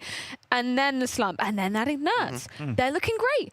And then the slump. And then adding Shuhei, thinking this is what it needs. You know, we need Twist to go back to his star roles, take off the shackles of being an in-game leader, get rid of that pressure, and still nothing. Like, I don't really understand where they are right now. You can't fault Liquid for not trying. You know, JKS was in there as well. I reckon JKS would have been a great replacement for Nef right now. Maybe that was the wrong decision to not stick with JKS and keep Nef if both parties wanted that. I don't know. Liquid are trying. They're making a lot of roster moves, but at some point, I think the responsibility comes down to the players, because that's where I'm at right now. You know, the management, I think every time we saw some of those roster changes, it makes sense on paper. You know, getting Shuhei makes sense on paper. Getting Nerds, that was a massive signing, a great signing. So I think a lot of the signings, a lot of the moves they've done, it makes sense on paper. At some point, it comes down to the players to deliver as well. You're getting paid an awful lot of money. You're being brought into a team with a lot of pressure, sure, but you were able and should be able to withstand that pressure. So I don't like to do this, Peter, because often I think it's a holistic, you know, thing where you have to look at it all from 360 perspective. Right now, I feel it's on the players to actually deliver. Not deliver to a point where they become a top 5 team or top 8 team, which they were supposed to, but at the very least deliver to a point where you qualify for the goddamn major. And this is where it gets so complex, because I've been in situations before with teams where we've had issues inside the team, whether that being from player to player or as a team, in terms of our dynamic play style, where we are constantly trying to figure out why are we playing bad all of a sudden? And it's like, sometimes it can be so complex to try and figure out what is actually the issue, because you start figuring out, okay, we need to do this approach, then that doesn't work. Then you check another approach, that doesn't work. You just constantly change your direction in your play style and the way you approach the game, that you will never get that kind of fundamentals going that you want to be able to play, and you play good. And that is sometimes the case that sometimes you just need to accept that you are in a slump. You are in a position where this is not working right now, but we just need to grind it out. We need to do just everyone play on the same kind of page and just try and grind it out, because if you keep changing your direction, you will never get that fundamentals going. Is there a way to like quantify that aspect though? Because I think that's something that maybe we can be a little bit guilty of just purely as viewers of Counter-Strike, is going, okay, you've made this decision, I'm going to give you, just as a bystander, 2 months, 3 months, and then if it doesn't work in my objective position, you should make a change. Like, what is it like when you're in a team and you're actually trying to work through these things, trying to grind it out? Is it good to put those kind of time limits on, or like how do you work through that? I think both yes and no, because obviously when you're in a team, you're fighting constantly for your own position inside the team. Like it's a competitive environment that you know that if I'm not performing, then someone else is going to get brought into the team and he's going to take your spot. So of course, if you get like a time limit saying that, okay, you have not been performing for the last 2-3 months, maybe you will get given another 2 months to actually start performing. If you don't do so, we will start looking in other directions. You know, that puts pressure on the player, but if the player is able to, you know, use that in a sense of actually stepping up his game, putting in more hours, figuring out why things are going wrong, if you actually can narrow down to being that one individual that actually causes the issue, then of course it can work, but it can also just have the opposite effect, that the guy loses even more confidence. And I've been in the positions before where I was told, well, specifically going back to the Falcons time, that, yeah, we're going to bring in Nico. And then it was me and Matt, we were sitting thinking, all right, so he's going to come in like 6 months, he's going to take one of our spots. And then it starts becoming like an internal competition of saying, okay, I need to be looking better on the scoreboard than this guy, you know. And I don't know if that's the case with Liquid right now, that they're in like internal battle, that I'm fighting for survival, I'm playing a little bit on my own, I start thinking about my own individual level instead of thinking on the broader aspect that I need to do this for my teammate. And sometimes in terms of team Counter-Strike, if one guy changes one thing, that makes your teammate change another thing, and then all of a sudden when you look at a couple of weeks later, then everyone has changed something up, and then they're thinking, why are you doing that? Well, that was because you did this, this, and this. Let's just be bluntly honest as well, you know, and you know that, Peter, as well. You said it yourself, everyone has to come to the same page, everyone has to buy into the project, and the second you feel one of your teammates is not buying into the project, which you experienced with Falcons, obviously, with Nico coming in, that's your coach, that's your organization saying, we're not buying into this 5-man roster, we're bringing in another guy, it changes the dynamic within the team. When Neff comes out and he says, I don't think I should be on the team, well, that is already one guy not buying into it. When Twist comes out saying, we are not a team, that's another guy who's clearly not bought into it. You bring in Flashy, then a guy who's been assistant coach on the Blade, who's trying to come in with a new system, who's probably super motivated to get his first chance of doing so. Well, how is he supposed to buy into the system when the first thing he's meeting is 2 players not doing that exact thing? So it is extremely difficult. Easy to point out the problem, very, very troublesome to fix. Well, either way, the pressure's certainly on for Team Liquid. Time to see if they can withstand it versus ECSTATIC. That's right. It's a very close matchup, this one. A real coin toss game. It's the super hot Liquid Nut head-to-head, Hugo. We're ready to head into this. There's a lot of pressure, a lot of eyeball. I know, I can't believe they put us on this game. I can't. I'm going, there's too many fun angles to take it. But yes, I am ecstatic for this Liquid match, Hugo. Of course you are, Harry. And now, listen to this. Okay. You remember that game that Liquid lost that really they shouldn't have, and everyone went, ugh. Which one? The really big, really recent one. Yeah, the Sashi one. No, I'm talking about the L to VP Prodigy. Oh, there was another one. Yeah, well, this I was early. You were early. On the Sashi one. This was the Blast Rising, the chance to go to London, and they lose to VP Prodigy there in the opening round, so they don't get the chance to go to Blast London. But then, Hugo. Who did? Do you know who won that? No, I'm going to say no. You know who ECSTATIC beat in the final? VP Prodigy. What does that mean? That means ECSTATIC are going to beat Liquid today. And Liquid got to lock in for an online game. And Lelele with the double entry down into the Pop Dog, into the depths of this A site. Liquid lose 3 players, and ECSTATIC don't jump the gun. They've got Bomb waiting outside B for a reaction. Liquid have to sit in it. 2v4. Straight out into B. And no one here to greet them or to stop them. Chewy will try some missed shots. That bomb's already going down. Bomb has been planted.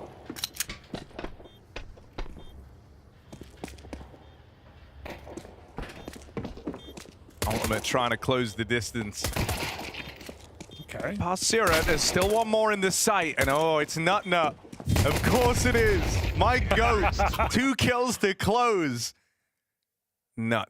Nothing Liquid can do about that. Nut. What a good name. Yeah. Let's all just kind of soak that in for a second. Yeah. Really horrible phrasing there to describe just enjoying Soak your nuts. I like it. I like the name. What about repetition as well? Yeah. Which is uncommon. Well, if you like repetition, what do you think about Anlelele? Anlelele, pretty good name. I'm going to go with Anle this game. Not like an official complaint. I think it's a bit of a mouthful. What about Anlele? Okay, we can go with the double lay. You know, some say some say the double lay is the way to go.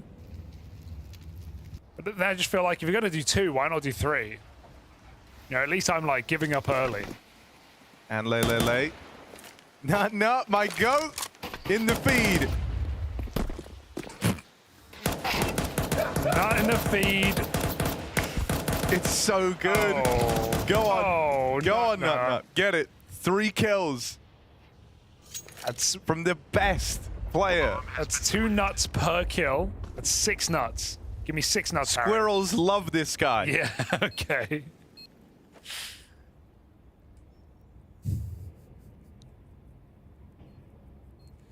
We're all scared for Liquid, aren't we? We're all kind of doomer watching Liquid today, thinking, could they really lose this? No, I don't. Because you actually already know. We know they can. We know they can. It's well within their wheelhouse, in fact. Well documented, Liquid losing to big underdogs, even Danes as well. It's not just that VP Prodigy game. I think that Pro League qualifying game against Sashi as well was also not a good sign coming into the season. They opted to skip Fisher to go to Cologne. That was not a good outing. There's not been a lot to love for Liquid as of late. And like you said, ECSTATIC already qualifying to Blast London. Well, they have more to show this season.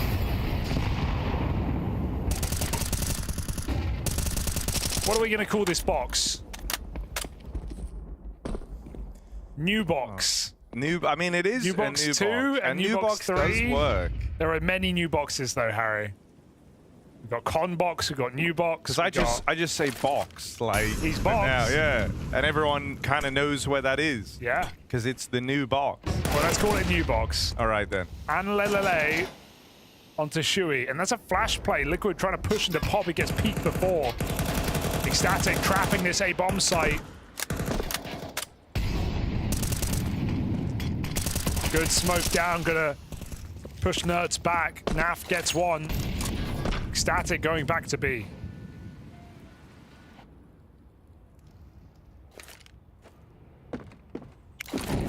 And that lost to join them. So the rest of the gang try and get down ramp. They're going to go into ultimate. Oh, yeah, nearly a bad timing. Ends up a great timing for ultimate. Perfectly played. And that 3P should seal. Well, there is still the GOAT in play, actually. Nut, 1v4. His spray looks really good, though. Okay, yeah. Yeah? Not even... Yeah, does it? Yeah, Hugo? yeah. Okay, yeah, I'm inclined to agree with you. Yeah. The nut spray, something to... Have it on your pancakes. Oh, dear. This is going to be a hard game, I can already tell. It is, and Liquid is starting to realize that now too, but here we go. They're on the board early at least. Well, Nut has 6 kills. Your GOAT prediction looking good right now.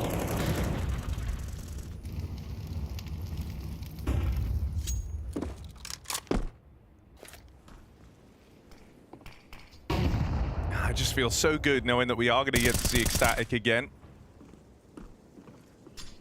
We're barely through this game. Or do you mean in the second round of Bounty? With them making it to Blast London. I know. I see this team getting the reps in. I'm joshing.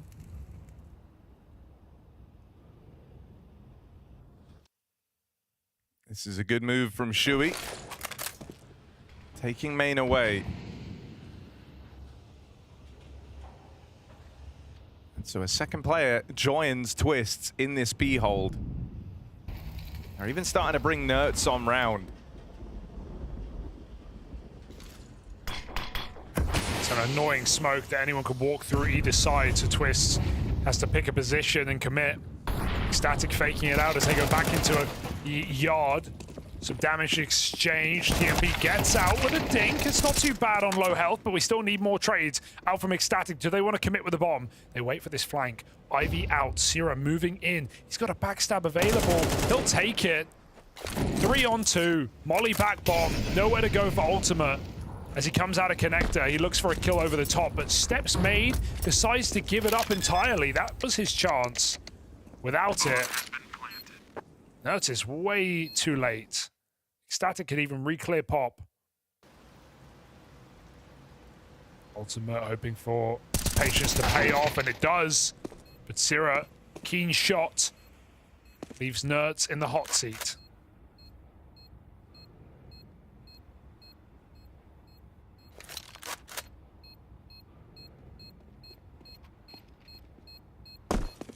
That's just left to save. This round ripped away. And never at any point did Liquid really feel like they knew where that was ending up till it was already too late. They'd started to shuffle the A defense away. When they saw, Sierra's first contact out through Ivy, that also doesn't tell you a hell of a lot. It's a pretty common lurk position in those B splits. And so they do a good job of obscuring their intentions in this round.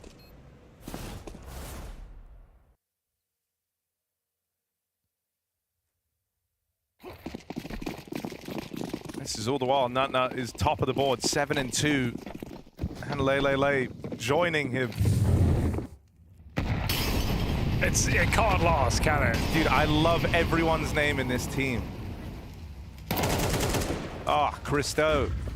There's a name you haven't had to say for a while. True, he's back. Might remember him from the North days.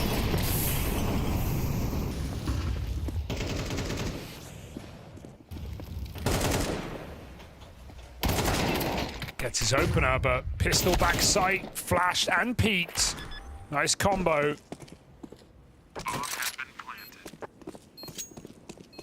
They're going to fall back and get out with their guns. Twist looks for the AK. Where's it gone? In the trash. Takes it out. 2 guns to save, or attempt to save. It's Liquid. Look, let's not sound alarms just yet. Yes, it's 4-1 down. Right.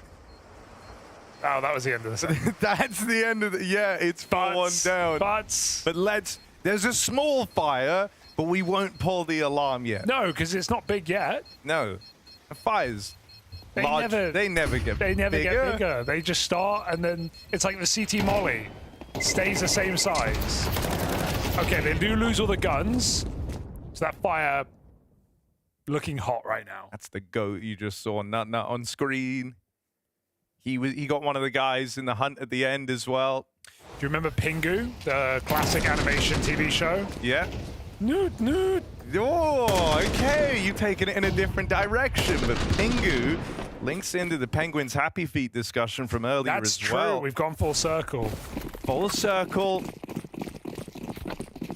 Liquid need to square up to this unstoppable T side. 4-1.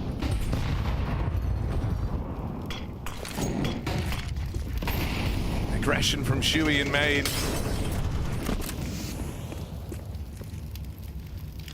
They get sent out by double mollies. That's going to force them to try and explore somewhere else, even though they knock the AWP off the line. And Lele is there to shut down that push, and with a bit of help from Christo. It's 5 lays. 4 on 3.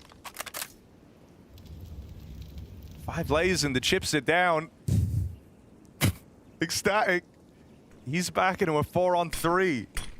I like the reset. They want to regroup. Yeah, this is nice. The smoke timing's a bit awkward, but it's not really the end of the world. There's still so much time on the clock. Christo waits with the AWP for more information gathering. And they regroup Ivy, Harry. 3 walking Ivy for ECSTATIC. This is a ratty call after all being heard up a bit earlier. Ultimate's position now being wasted. Christo looks to initiate. which is a dangerous move. But if he finds Naf here and sees Twist, that's incredible info. He's going to have a go. This shot, not the end of the world. They come out Ivy now. Easy to forget about a man like Keith. But there he is with an important double kill. That's huge for Nafly. Twists remains concealed for the time being. Only choosing to hit the go button now. Bomb planted in space. Try to be taken here. Nut.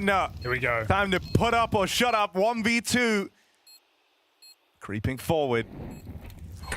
Nut. Under the scope. Under the crosshairs. He's hidden in this smoke. Here's the backstab. Get the EpiPen ready. They might be allergic to nuts. It's even more. Nut just shut down. Ultimate performs the Heimlich. Liquid saved as they stop him shy of that 1v2. Oh, I loved everything about that for Nut. Continuing the spray, hoping for a repeat, but Ultimate's going up and over the top.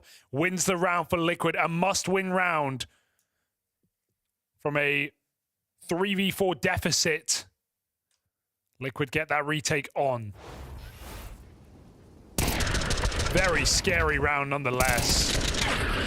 And I'm already liking what we're seeing out of these T sides for ECSTATIC. Not jumping with their entries. Not running Liquid down. Trying to play calculated.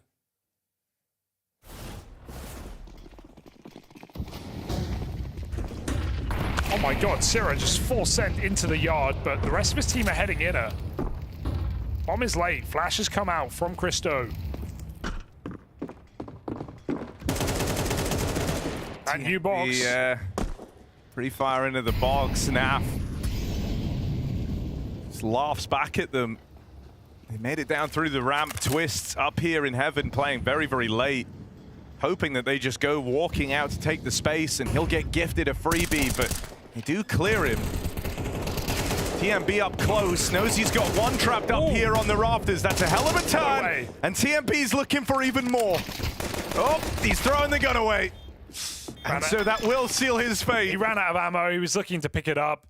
If he could finish a kill on oil, maybe there's something, but no gun to grab, no round to win. Liquid starting to build into the game. Good sign for Liquid, at least. Jokes aside, this would be a kind of a devastating loss to Liquid added to that growing list. A severe lack of results on this new Liquid lineup with time. And it's yet to get better. So with the bounty on Liquid's head, they have to hold strong.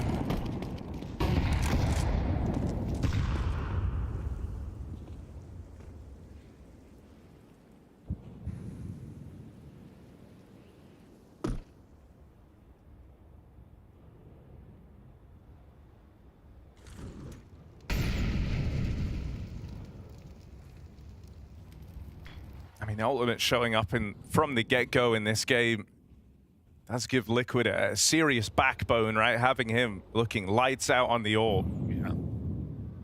Winning that clutch, finding some opening shots.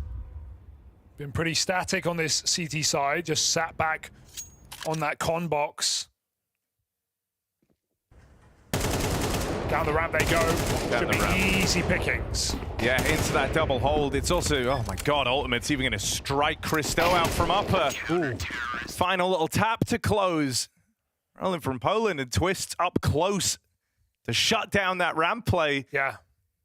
To my knowledge, Liquid are, or they were boot camping post-Cologne in their office in the Netherlands.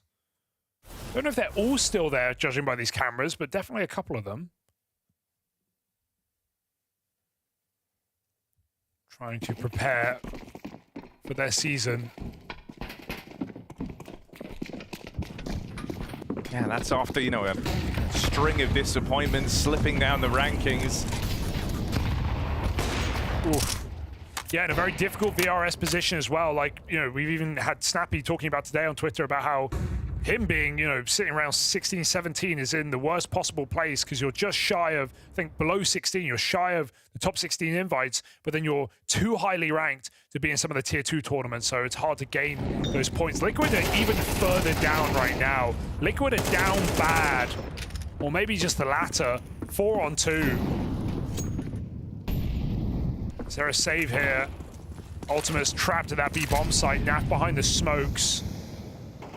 ECSTATIC in that yard.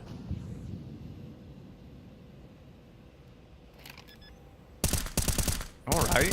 That's a crazy catch from Naf. This is around where Liquid might have been saving. Keith has just pulled them back into it. 2 through the smoke. Ultimate up next. And it's the 2 top performers for Liquid looking to turn around that they had no business winning into gold for Liquid. Only TMB remains. He's low on health. Awkward position to find himself in up here on top of the trains. He crept up here quietly and sneaking down. Feels like he has to make noise. Almost the killing blow. He did nearly kill himself. That would have been one way to go. Ultimate Naf 2v4, 2 per player.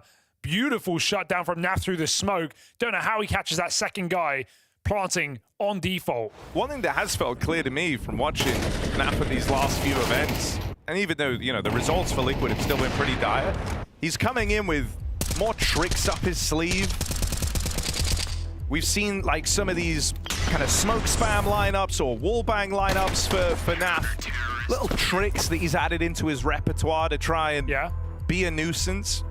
It's clear to me he's been on the grind since their season ended so badly. Yeah, and looking at the scoreboards of like the VP game, like he was not the problem. Obviously, just off of numbers alone, like some of these stars disappearing here. Naf is like your backbone player. When he does go missing, you really feel it. Your sides get weaker, your CT sides fall off. But I think alongside Naf last season, I don't think Nerds has really hit in this team yet. It hasn't worked. He's not had anywhere near the amount of impact he has on those T sides, looking back to Heroic, the way he would take over a game, the multi-kill rounds. I just don't really see that for Nerds. That's kind of the quality he was supposed to bring, right, as well. Firepower. Because you're dead on back in that Heroic squad. Some games would feel like it was just Nerds finding all the impact, all the space, kind of a one-man army. And so when Liquid got him, you're like, damn, all right. You know, this is a guy who's been used to having to perform and be the win condition for his team. But it is so Liquid picking up a player at a good time, and we look at them and we go, hey, that's a solid pickup, and then they just perform really badly. Like, look at the Cadian move to this team. Like, at the time, felt like a record-breaking move, or like a world-beating move. Kindar joined and went into like one of his worst slumps ever that he's only just gotten out of Infuria. Ultimate and twists. Quick work of this B-site play again. It's feeling very, very promising that every single time ECSTATIC have looked to swarm into this B-site on pistols, those two have held the line convincingly. Yeah, winning those anti-egos is still necessary, and at the point the Liquid are at, getting out of those rounds cleanly is a reassuring sign on this CT side. Building back into the game, Harry. We got swept up with the Nut story, but right now it's Liquid who are building on this CT side, 6-4. Let's see, Nut is still topping the charts. Martin Holm, Vestergaard. Probably butchered it. That's Nut in all his glory. TMB, now going to pressure him here. Crazy play. It's a good trade at least, but they do sacrifice. And Lele, now it's found.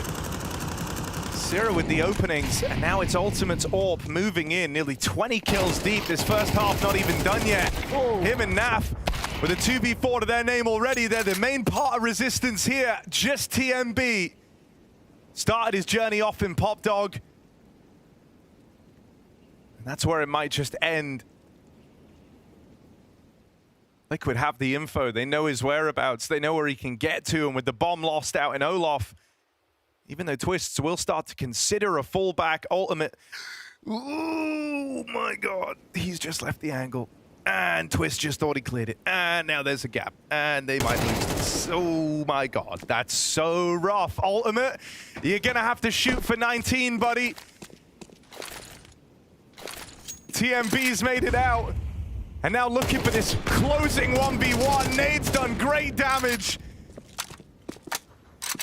TMB just dancing around, remaining elusive. This AWP can't get a bearing. What the hell is going on? Finally, Ultimate comes through. Roland is stable in the clutch. Oh my goodness, what a nail-biting round. Not reassuring, but a round nonetheless for Liquid. And they're building, Harry. That's 6 straight on this CT side. After a terrifying beginning, a 4-1 lead where ECSTATIC were hitting some nice regroups, finding super clean rounds, forcing saves. Liquid have saved themselves. Ultimate is having a hell of a game on this CT side. Naf has found multiple multi-kills, and Twist has been stellar in defense of the B-bomb site. Is there more in store here for ECSTATIC at the end of the half? Can they squeeze out one final round on their T side? And Lele moving fast. Nerds on the new box spams out Syrah. Shui's on the edge of this E-box smoke. Almost lets him down, but Anlele walks in. 5v3, Twists, at least one. He gets it. Bomb dropped. This round falls apart. They've left Nut to plant. Oh, no they haven't. It's coming for the glory. They both play forward, and eventually one of them realizes we probably should get this thing down. That's given a bit more time to Naf on this flank. Same can be said for Nerds, who's linking up with him. And now you have this 2-man split in through the backlines, 2 grouping at CT.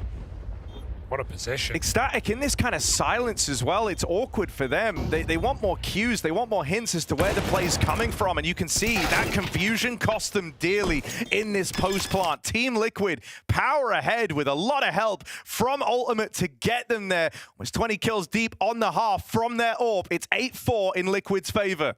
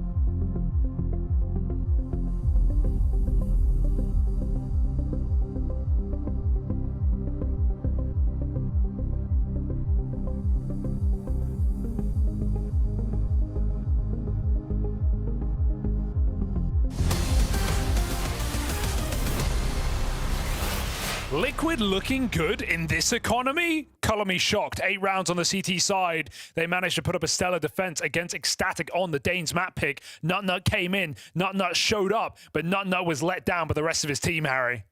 Yeah, it's, you know, it's kind of a weird half to quantify. ECSTATIC, they got off to a good start. They were in some winnable positions.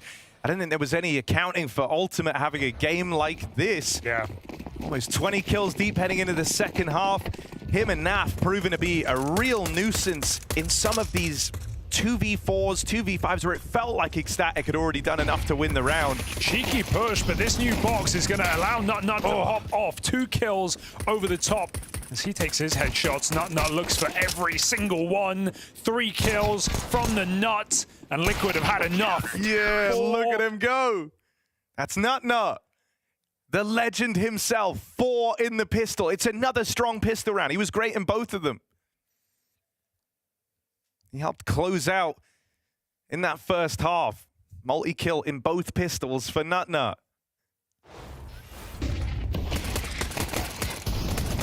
Yeah, interesting pistol strat to go through the sandwich smoke, which I would love if not for that new box. It just provides even more cover, even more positions. He's able to go over. That feels like a weird call for Liquid. And now they've got to take the full eco. No plant, no chance. Static try to build economy.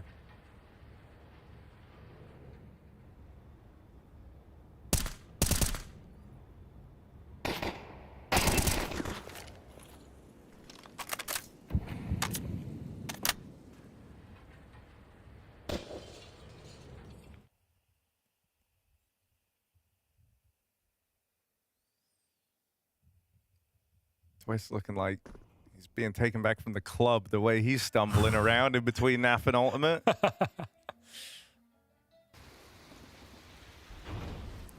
Rough night for Russell Van Dolken. And it might get worse. Nope, it's not going to get that much worse. Well, it did for him, actually. Yeah. Dead now, of course. Rifles clean up. And lays them all to rest, and we have a full buy coming out from Liquid. Gotta hit hard, or this game is closing up quicker than you'd like. Nerds looking nice and stressed.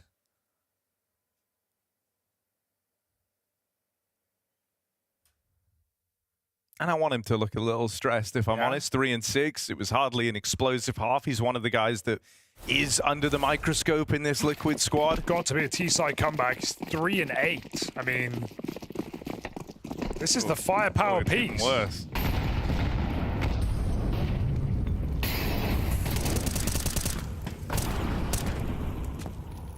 He's already been pushed away from main. There was a double peek here, right off the top of the round.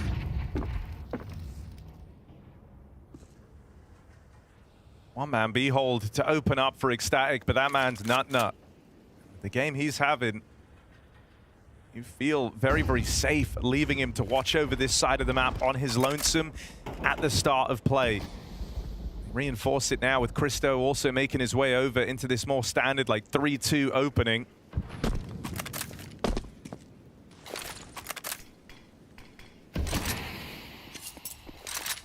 Blocked at the minimark, allows that rotate to come through. Oh, he's spamming pop, the Zywoo wallbang. Yeah, but he also has another smoke, so he can re-block this. That's a big problem for Team Liquid. There's still actually a lot of block util in play for this ECSTATIC squad. Oof. You don't have a nade to break this either, so you kind of have to play through Liquid. High flash. Here's the push. Got to go swinging. Shui just runs out. They're not even looking. There was no flash. It was just smokes out for Liquid. Shui finds a double entry.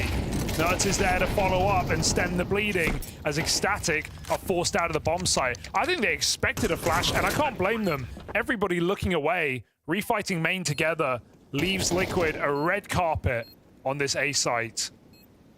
And so that first gun round, we said it was a necessity. Liquid do as they should.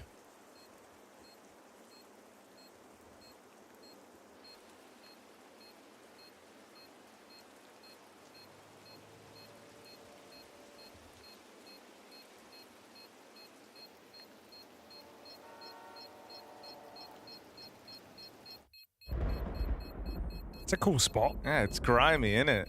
Hiding in the trees. A little gilly. Yeah. Terrorists win. Gilly is in ghillie suit, not like ghillie weed, which I think is maybe Harry from Potter. Harry Potter. It's Yeah. Harry Potter. That's what allows you to breathe underwater, I think. Trying to get me some of that ghillie weed. Smoking that ghillie pack. With the long bottom.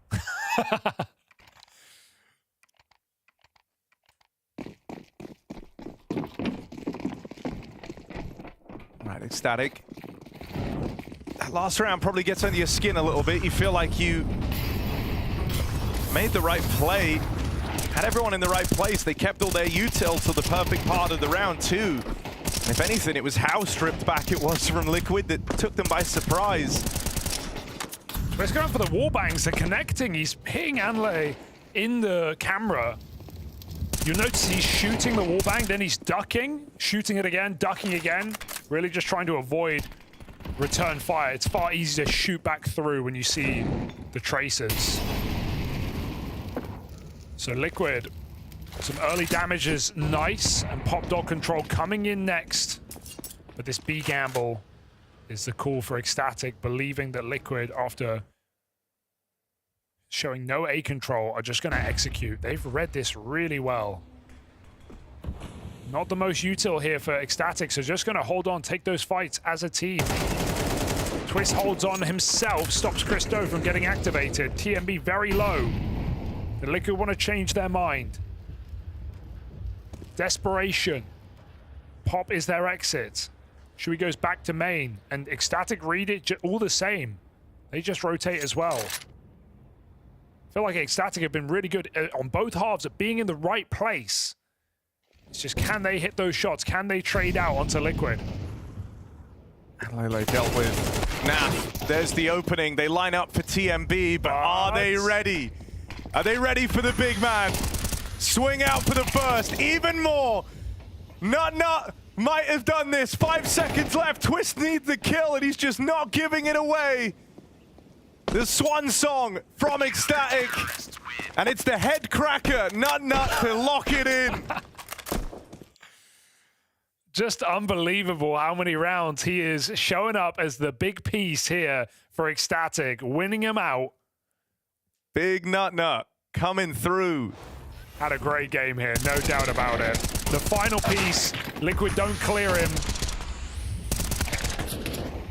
The reads, the gambles, they come up trump for ECSTATIC. And like, you know, that was a decision he made a long time ago. He was the third piece over towards that B site when Liquid were going to hit it.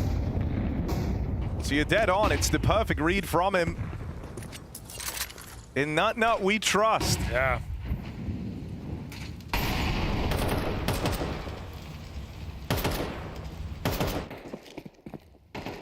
ECSTATIC may have found that holy trail mix. Ahead of the smoke. Shui's just, he says, Nerds, I'm just going to do it. I'm going to find those entries. Comes up again with the opening kill. Ultimate Core scrambling for guns, and Syrah puts 2 down.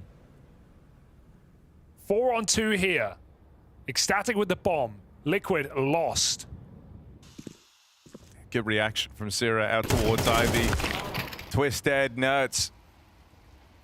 4 and 9 on the board. Bottom of the charts.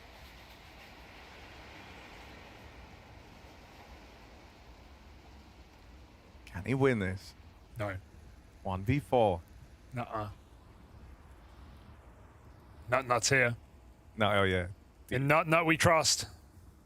You ain't beating Nut. Okay, he's on. Round's live. It's on. Nerds with the first. You've been waiting all game long for this guy to accomplish anything. Anything. Molly himself. Mollied himself. He's going to have to tick in that to get the bomb. That's fine. It's a temporary slowdown. Nerds. One more around the corner. They're ready to double swing him. Ooh. Hell of a pickup, but he should be dead to Olaf walking out in a no man's land. TMB awaits with bated breath, and patience proves to be the killer. So clutch denied, no heroics from Nerds. And the gap continues to close.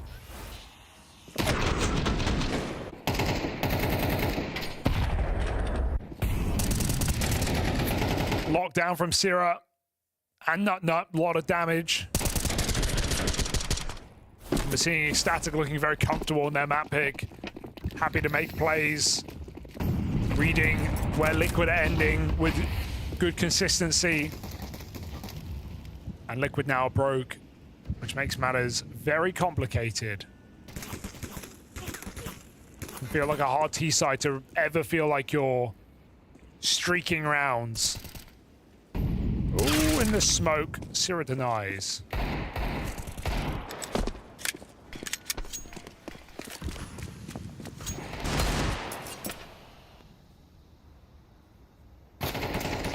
Oh, there's that wall bang coming in again. It's very potent. ECSTATIC, gamble, but should be fine. Sira gets early warning sign. Anlay in the open, getting a little bit claustrophobic, but he's got teammates coming in, and they will finish the job. So here we go. Even game, Liquid on a full buy, and one that has to hit, or this one will slip through their fingers.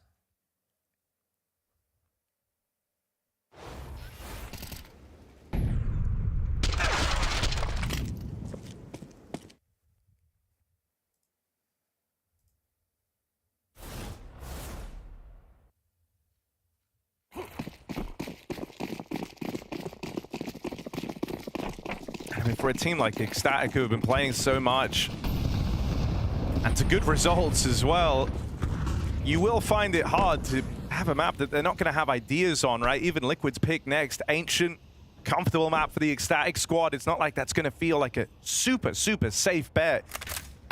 So Liquid want to try and do more with this lead they once held.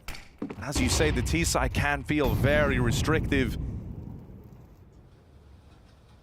Ultimate slowed down since getting into this second half. Yeah, hasn't got to wield that AWP either. Dude, 22-9 and your 9-9 score, like, what more can he do, right?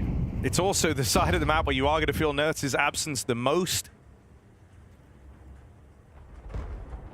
And it's not like he's playing active on lurks. He's not finding gaps. He's not working at Ivy. Like, Naf's holding it from T-Spawn right now. Liquid are very cautious.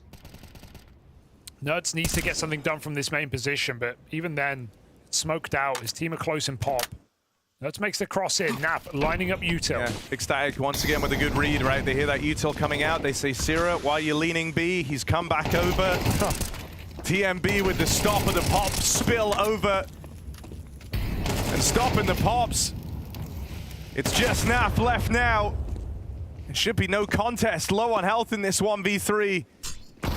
Secures the cross out, but they pieced it together. Nafly doing all he can, just isn't in the position to win this. ECSTATIC move into the lead. Just sick double from TMB, getting out close E-box. Liquid have to again swing through the pop smoke. This time, it doesn't work out.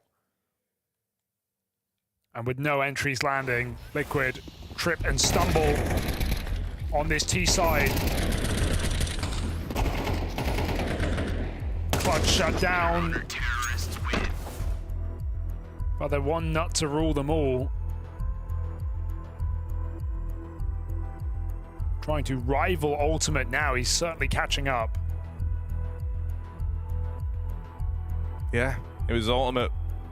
Switched online first, but now you've got Nut, and he's pissed at you, pistachio. I'm trying, I'm trying to go for the link in there. It nearly works.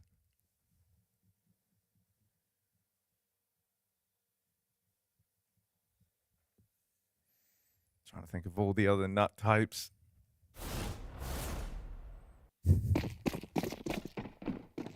Well, they don't grow on trees.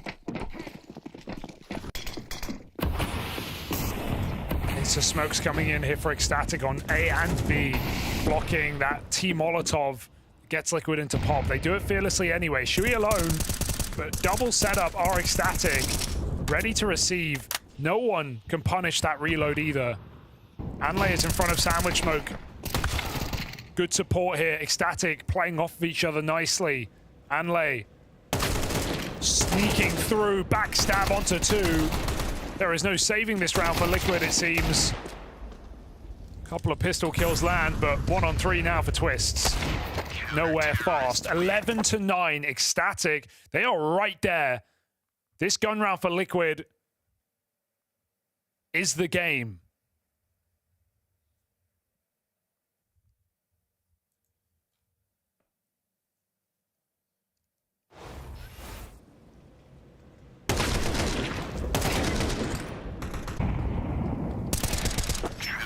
Up until now, like, Anlele has been one of the only folks that Liquid have really been able to get past. Well, now he's starting to outmaneuver them too. Not giving extra util for B solo. And we have a more aggressive call, one that does get punished. Cross into pop, denied by double nades. They take main instead. No, that Molly's going to tick, and he's caught repositioning. Still squeezes a shot out. Better than it could have been. Anle over the smoke, sees Liquid try and capitalize on this A site. He takes one more. He knows Ultimate's here, but not looking ready to stop him. TMB, double kill. 2v2 now.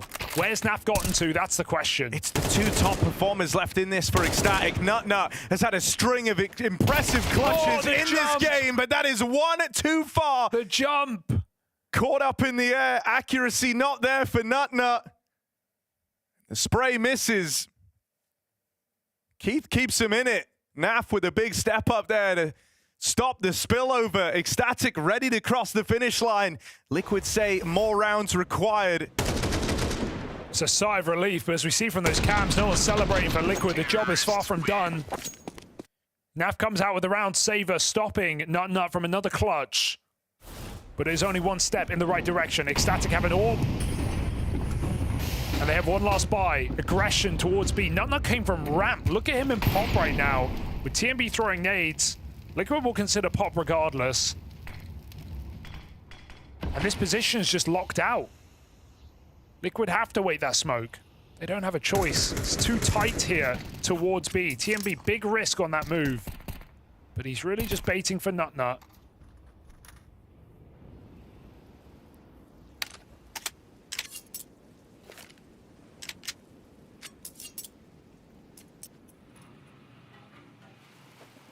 Liquid full reset, looking for an out to execute. Most rounds we've seen ECSTATIC play close positions, E-box red. Trading peaks. Sira's holding his smoke to try and block Liquid, but they kind of have to come through it. If they're doing an execute here, they might have a choice. There's that smoke. Liquid have an HE. Is that going to be their way in? There it is to blow the smoke open. That's meant to start this push. That's worst case scenario. Trapped in main. They try to commit to this. And Lele up close. UMP rallying shots back through. And Liquid are clutching at straws here, hoping to connect something blind. Naf will provide it. No. AWP on the line. Not today. And they don't get out. This main smoke keeps them constricted, keeps them restricted. It's one more attempt into the crossfire at TMB and Christo. 12 is right there for the taking, but Twist will not let them have it. Liquid tie us back up. It's Russell Van Dolken in the clutch to deliver. A couple of stunning clutches coming through for Liquid at the tail end of the game. The worst case scenario for ECSTATIC. They get their money broken at 11 apiece. Nut clutch denied. The orb shut down as well. Twist and Naf have made this happen. And ECSTATIC are graft to make this game happen. And they have nothing to show in round 23. Disaster. Pause is absolutely the right call. They had everything going for them. Those close main SMGs finding more value than you'd expect.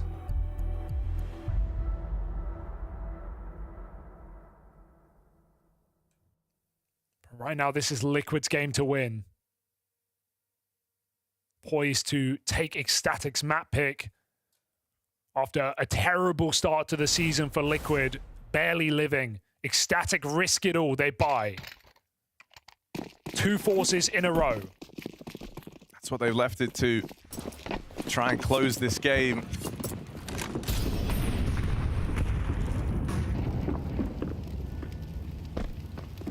This is their prettier force buy of the two.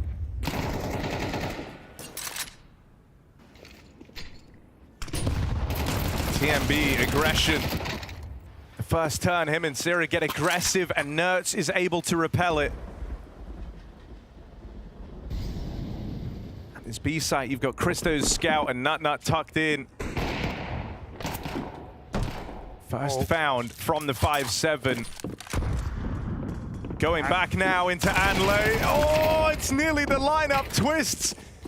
Gets around him, deals with the pop flank, and now it's just Nut left standing. You're always interested when it's Nut left alive in these clutches. He's had some fantastic rounds in this game so far, but smoked off in Z. Having to go real slow in this 1-on-3. And he won't be able to have a sequence here. There's only one kill available when he rounds this corner. That's ultimate up close. Very low health on the AWP, sure. But Nut isn't going to go any further. He's vacating the round. He's throwing in the towel. It's Team Liquid onto map point. Yeah, they cracked the nut. That late rotate opened up by Nerds. Had a really hard game. Finds 3 kills in this crucial map point round. And opens the door back up for Liquid into that A site. Avoiding the stack, avoiding the pistol on close corner. Liquid survive the night. They force a guarantee of overtime. But with the money the way it is, this is Liquid's game to close here and now. 13-11. That is the goal. Nut one gun save.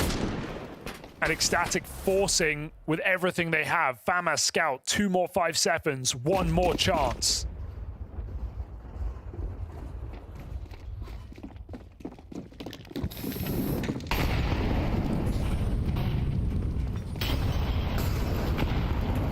Good util to stop the early aggression. Liquid caught signs of that in the last round there. Now there's another force going to pull up here. That's a bit of an awkward fight for Nerds to give away. It's scary. Gun retrieved on TMB. Naf trapped in the corner back at main. He might just be dead here. They're trying to help him. There's smokes in.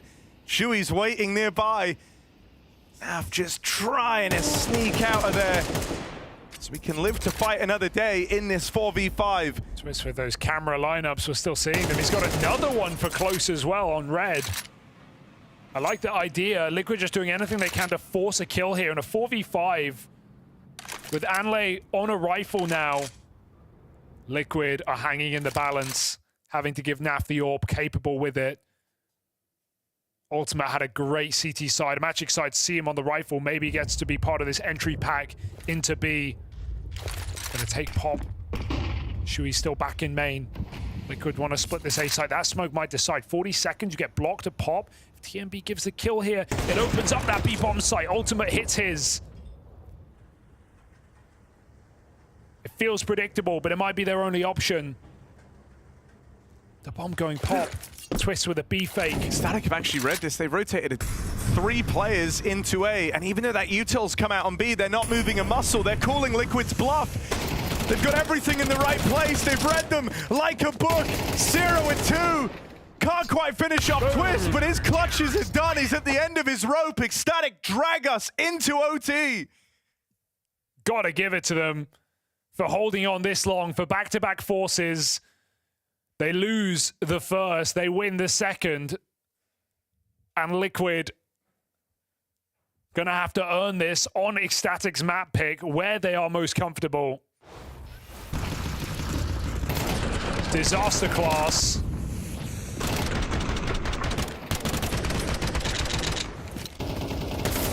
ECSTATIC playing up to the task. Frustrating rounds here for Liquid. If they just committed with that util, it was empty. ECSTATIC have just had read after read on this CT side. They've known when to bite the bullet and when to ignore the sign from Liquid.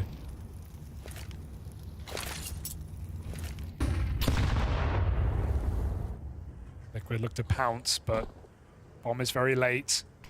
2 players in this inside site. That's quite an unorthodox AWP angle. Crystal will not remain. Nav still kicking up dust in main. You don't expect a full B execute right now. Will Liquid catch them by surprise?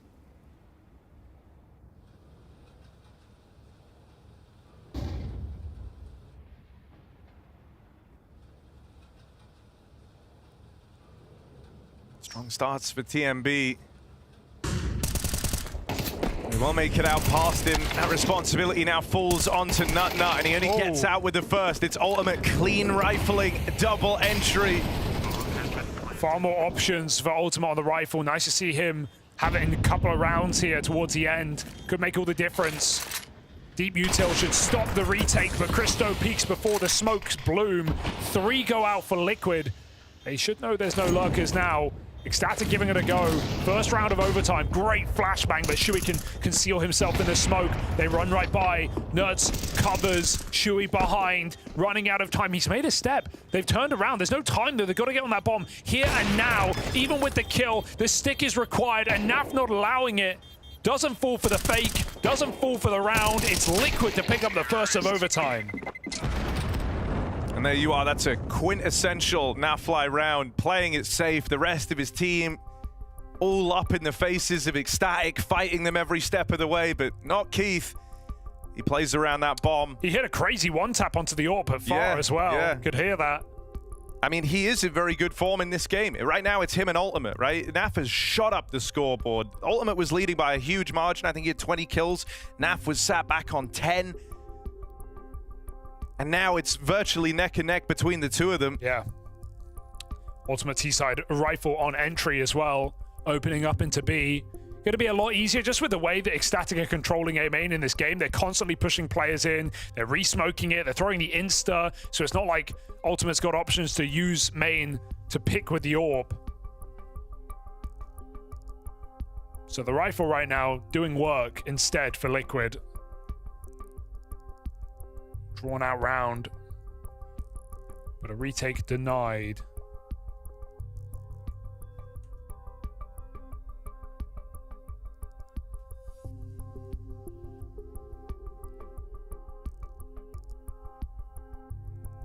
And yeah, you know, we are seeing Ultimate donning the rifle a lot more in these T-halves. It's feeling like a bit of a requirement too, right? Like, still haven't had much of a recovery from Nerds yet. Twist's looking better. He had that really sick clutch as well to actually make this comeback happen.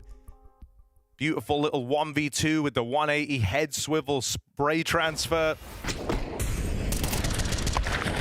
For the bulk of this game, it is Naf and Ultimate. It's nice to see that Roland can lay the AWP to one side and still hit just as hard with the rifle. Christo's having trouble though. His AWP could be the difference maker late in the game, as Ultimate was on that CT side. They're trying to set him up again, close main, taking it with the AWP once more. But Liquid have been methodical in this position, using util every time, and well, that's their demise. Naf getting caught out by the main peak with an AWP. What an audacious play. Syrah stops 2 towards Pop, and Liquid are just throwing themselves into this yard. It is going nowhere fast. 1v3 for Ultimate, if anyone could. Let's see where the upper limit lays. Oh, well, dead immediately. And I meant lies. It's a quick shutdown from Nut. He's gone. Ultimate will not win a 1v3. Not yet. Not yet. That was desperate from Liquid. I think they just speed up because they've seen the AWP up close. They chase it down. They're already ready in Pop. They were going for an A execute. And knowing ECSTATIC are moving back on their position, knowing they're close, Liquid just have to chase those kills. And ECSTATIC hold very strong. So a completely different round to the previous. That one's over in seconds. Yeah. Liquid probably calling to slow it down.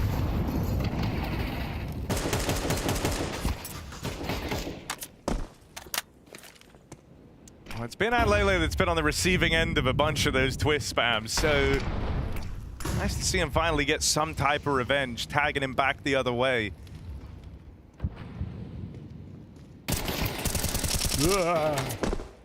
Oh.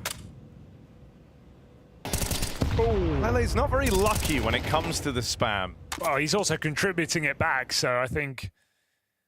Oh, wait. Re-peek? They were caught by this before. This angle from Twist, very potent. Still not walking in. Tunnel visioned on this angle. Naf late in main. Will he try and make any sort of fake towards a position that ECSTATIC have had round after round? This one's no exception. We're stepping, easy shot for Christo, but he walks into the orb. Down the ramp they go, not 1-for-1. Liquid are happy with what they've got. FNAF even on a lurk, stopping Syrah. And so Liquid poised to win out this half, but not yet. It's going to feel frustrating for FNAF. He's probably wondering, why is TMB even there? Now allowed to reposition.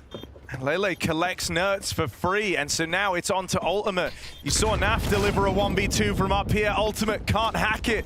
It's TMB. Hot on the heels of a rotate there. Dealing with 2 players on the extremities. Great stuff for TMB, and ECSTATIC moving into the lead.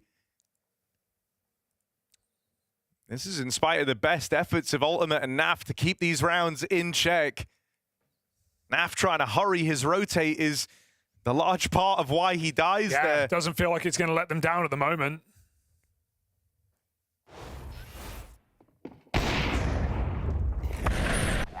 It's awkward re-pull on the molly. But ECSTATIC winning the half.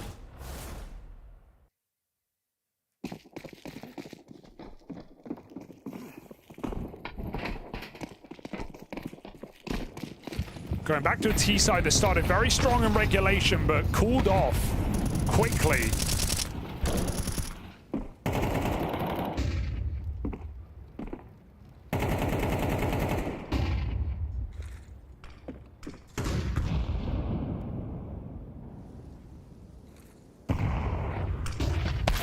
Oh, every time that's been punished.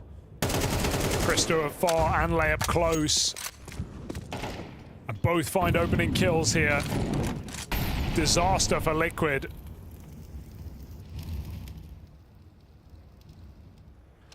Right now, if you're ECSTATIC, you feel like you have so much freedom in a 5-on-3. You know that Liquid are under a lot of stress to make the right decision. There's going to be a lot of gaps in this defense. So ECSTATIC don't jump the gun in this spot.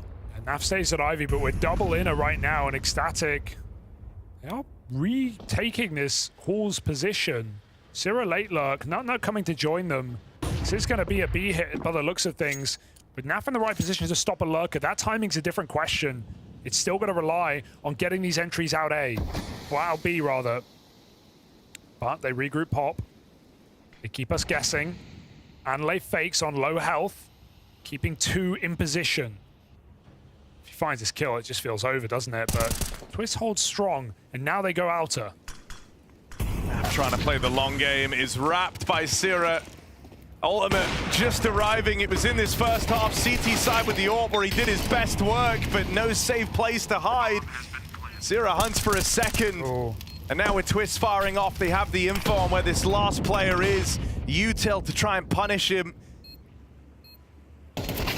No harm in giving it a go, but Twist dinked at his first chance, and there's Christo to finish. Oh, Christo's had a couple. Last few rounds on the AWP have looked really good from him, right?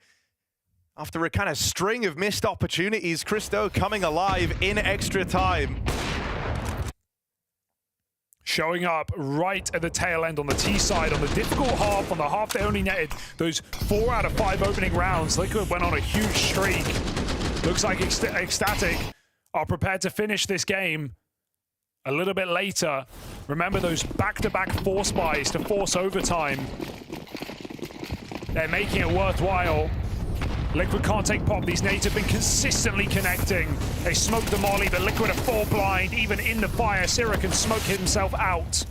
5v4, Liquid forcing their own demise. It's a good break, but Nutnut jumps out. They can't flush Syrah with the smoke at his feet. Shui needs to force this kill. And if he dies, 5v3 feels like all ECSTATIC need to walk over this map. Their pick against Liquid in this single elimination format. These online games for Liquid, testing them as much as LAN. Coming in, heavy favorites. Liquid push back. Ultimate knows he has to be a difference maker. He's under no disillusion. about his role to play. Bomb's going back. Instant rotate, but this has been heard, and you're dead on. That bomb is starting to leave. And Lele just trying to sell them on a lie while Sira takes space. If you remember, it was his backstab in the last round that really did Liquid in. Sira goes hunting, tries to pressure Shui back in con, and they lose the lurks on both sides of the map. Christo, 1v4. Could just get caught crossing. Ultimate Orb back in Z. All these angles occupied by Team Liquid. There's nowhere safe for Christo to end up. And as soon as this bomb is tapped, the gap starts to close in. Team Liquid go looking for double overtime. Oh, that looked right there at her. Sira heard the rotate of both players out of the pop dog, calls the bomb back, Anle commits, but it's Shui who stays in connector, doesn't need 4 strong on B, keeps the info, stops Sira's roll, and he needed to live to let ECSTATIC plant that bomb. They can't. We go to the final round of this overtime to decide it. Liquid hunting for more.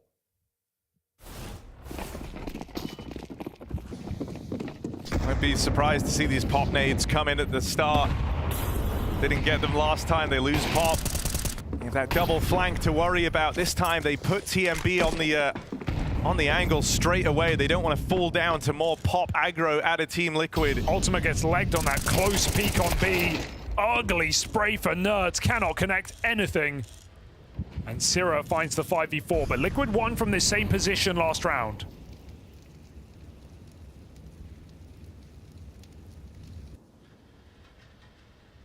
And an interesting note this time for ECSTATIC, it feels like they just want to play numbers, right? They got a bit strung out last time, trying to outmaneuver Team Liquid. They don't leave Sira on the flank. Instead, they bring everyone over to B. And that was them trying to go. Double molly in at the ramp, denies that push. Twist continues to hold this sight line and won't let them in for free. They finally overwhelm him, but there's so much more still to do here for ECSTATIC, and they just don't have the numbers. Christo, the last man standing. And this one might require a bit more time. Team Liquid not going to go down quietly here. And Christo certainly might, dropping in. Bomb away from him. Feels like it's only a matter of time. And there's the shot. Ultimate from the rafters drags Liquid through to one more OT. God, kicking and screaming every step of the game, every single round. Liquid just hanging on by a thread, but they're still here. The longer it goes, you'd like to think they have more to show, more experience, higher peaks, everything. But ECSTATIC putting them to the test. Some clutch rounds, some really nice late rotations, great CT stacks. Liquid just have those stronger shooters right now. And that's, you know, kind of what this is boiling down to at a point. It's like Naf and Ultimate are doing everything to keep Liquid alive in this game. And they are hitting very, very hard. In terms of individual output, not entirely matched. But as a team, as a 5-man unit, ECSTATIC have felt better, felt safer. They're going to have to figure out how to come together on this one and overpower this army of 2 in Team Liquid. Stress getting to everyone right now, but another chance to redeem yourself for all 10 players in the server here as we enter double overtime. Only map 1 of this series, but it is do or it is die here in the Bounty. It's been nice to see Twists finding his form as well. Yeah, his CT holds on B site have been very, very strong from regulation onwards. Ultimate 32 and 18. Nerds holds. The dawn of a new overtime gives you the freedom to make cheeky plays like that. Sira coming through the main smoke, shut down. And laying another try.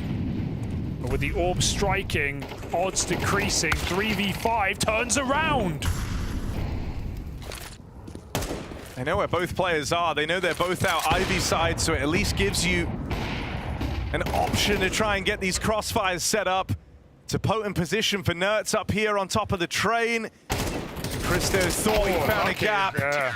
There's the reaction. That's what it enabled. Having that little security blanket, just knowing that there's so few options available for them to fast swarm you out through Ivy, thanks to Nerds up on top of the train. Shui never overextending and offering up a kill. That's far cleaner for Liquid. A round that could have got wild. They lose the two Canadians in seconds apart from one another. Liquid keeps their head screwed on. Back to the drawing board here, ECSTATIC. What's it going to be?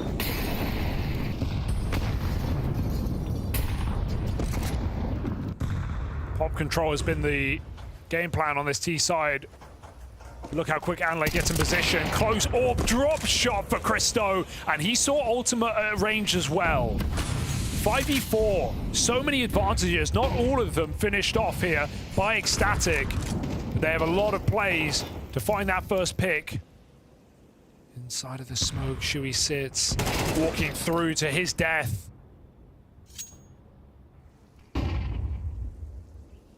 Oh, yeah. It's bad. I don't know if you want to go in there.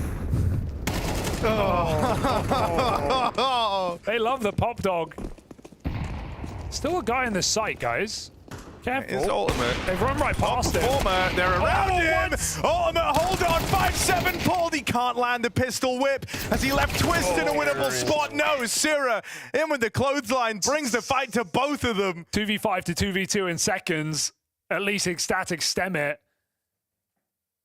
Cauterize the wound. Stop the flow of Liquid. And keep this one going even. No favorite, no clear victor, no guarantees this deep in the game.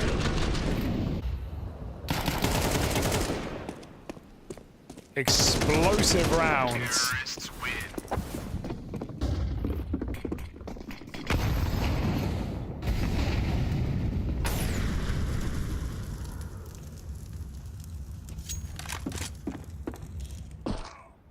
Oh, that was a real good try, and he really wants to force this. I don't imagine you're expecting that move. Got out. Ultimate with the pop aggro. This was Liquid's way in. This double pop push, something that ECSTATIC have been putting a lot of attention on trying to stop. Crisp. Shui's not going down for free, even though there's this util coming out. He's laid out a blanket of his own. And with Naf denying a main crunch, now Nertz, okay, let's just stop him, Pop, for now. Shui discovered, and Nertz has learned his lesson from the round prior. He doesn't try and go back in. Yeah, they take a lot of space elsewhere. Liquid realize we don't need this position. Naf's pushed Ivy. They've got T-Spawn, they've got Nertz in main. As long as Twist can hold on B for one, it sets up a retake, and if it's A, we have two flanks. Naf is starting to activate now. Timing looks good. He's just missed that one. He's getting closer and closer to winning this round. All the way around the world. Will Naf go stairs? He will. Oh, he's missed it again. Twist, both kills on the B site. And so none of this matters. Liquid win out a half of overtime. And about damn time, if Liquid are asking, they pull up here 2 for 1. Go over to the side they've struggled on most, these T-halves. Still a chance for plenty more twists and turns in this one. Oh, I'm sure. Especially moving to a T side. It's been anything but reliable for these teams. Ultimate 35 kills.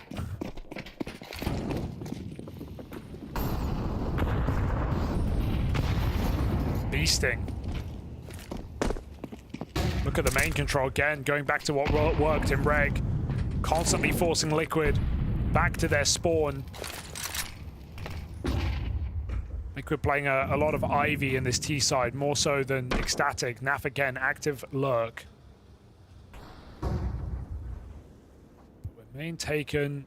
B is enforced with 2 CTs.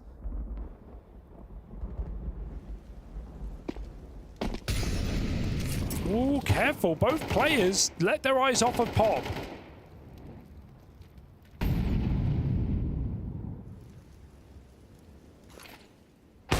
Oh, wow. Gross. That is a crazy, crazy line for Ultimate to take. He makes it work. Zero. What's going on? So blind. But as long as he weren't shooting, Liquid weren't buying it. Manages to get away with one extra kill in a position he said it should have been cooked in. And now we see if the Canadian duo can do it for Team Liquid. Naf on a swing, baits the shot from the Christo AWP. Lives to tell the tale, bomb picked up, and Naf double dips. Gets the spot off on Nut back in connector. It's Anlele back at the site as Twist's ready for this. Looking the wrong way right now, but clearing angles as he does so.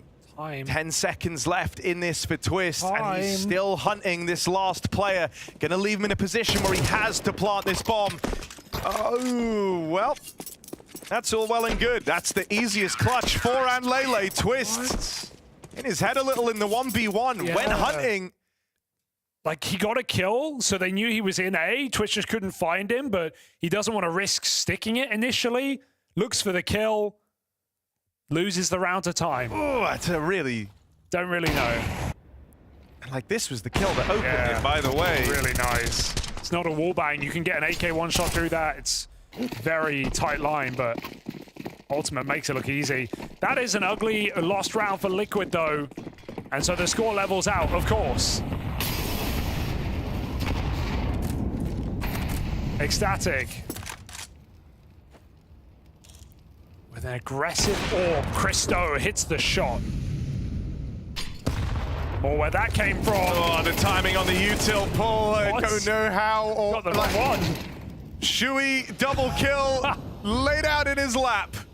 You'll take it, finding Ultimate. Honestly, yeah, like dealing with Ultimate there is a huge blow to Team Liquid. You pick the highest value target in that head-to-head.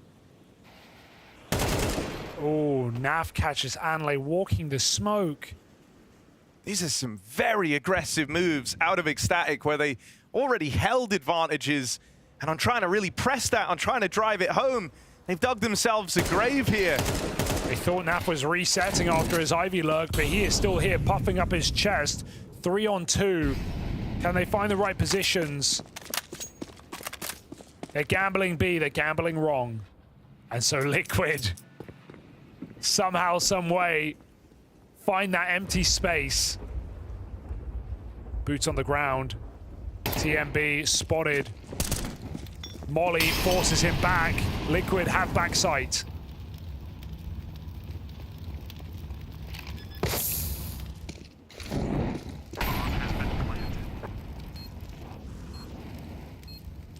Pick shouldn't be given to them here either. They're going to have to try and earn it. There's a hell of a crossfire to deal with between Nerds and Nafly. They can just trade contact here on this first push out through the connector. And so you're going to be really hard-pressed to get more than this one and done on that first round of the corner. Christo ready for the crossfire. But now 2 players to find. No one swinging. They'll count down and peek them together. Shui rounds it out with a hat trick. Okay. Liquid have another chance to close. They let Shui live. They live to regret it. That peek up pop from Ciro where he finds Ultimate somehow shockingly. Shui goes on to multi-kill for the round win. I've got to say, the one thing that's been good from Liquid is how many rounds they've won from disadvantage. That's a 3v5. They've had loads of picks have ECSTATIC at the start of T and CD side. Loads of untraded 5v4s, and Liquid are still winning these rounds out. That's something. Another mad point here for Liquid. Another chance to close on ECSTATIC's pick.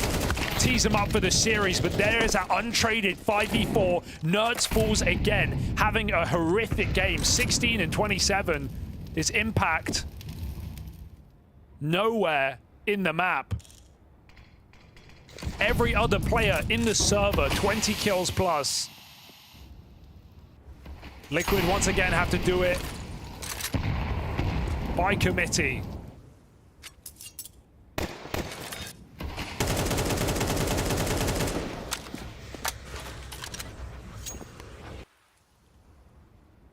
These online games getting crazy.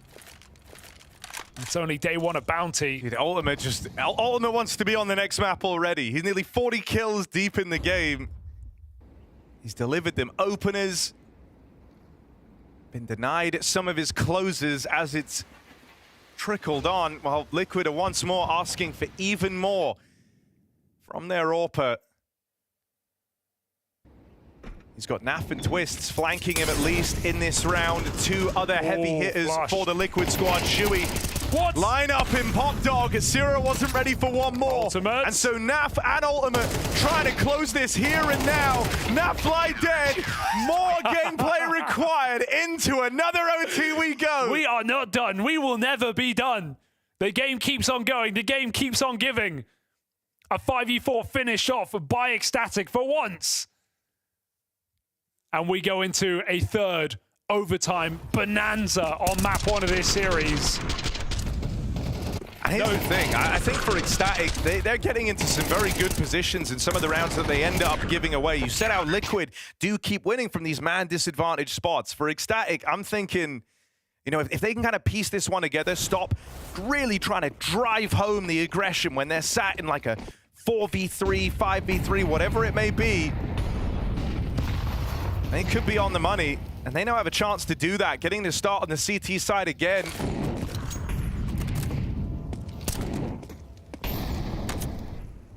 It's all ifs, buts, and maybes right now. Here's that first round where teams often play pretty loose. Great flashbang. Liquid storm this bomb site. Orb shot missed, but Christo follows up. And even though the entry comes in, Liquid sit a man down. They've got to take something back. Space will be the answer. Not clearing behind the smoke, and Lele holds on. 2-on-4 for Twists and Naf again. Nafly trying to knock one out of the retake early. It's a big pickup, and as they look for the trade, Twist provides cover. Nearly the lineup for Nafly. Zero with a TK, and Twist stopped short of the 1v1. Asira, a huge 4-kill round. Only 3 on opponents, but all of them count. Team kill doesn't matter if you win the round. First for ECSTATIC on this CT side. I like the call for Liquid, right? We've definitely, at the start of every overtime, we've seen a round like that for both teams where they do just pop and they try and play pace. They try and catch their opponent off guard. A reset where you're free to make more risks happen. And a 2v4 that almost comes through for the Canadians, but Denmark stays sovereign and finds their first of this OT.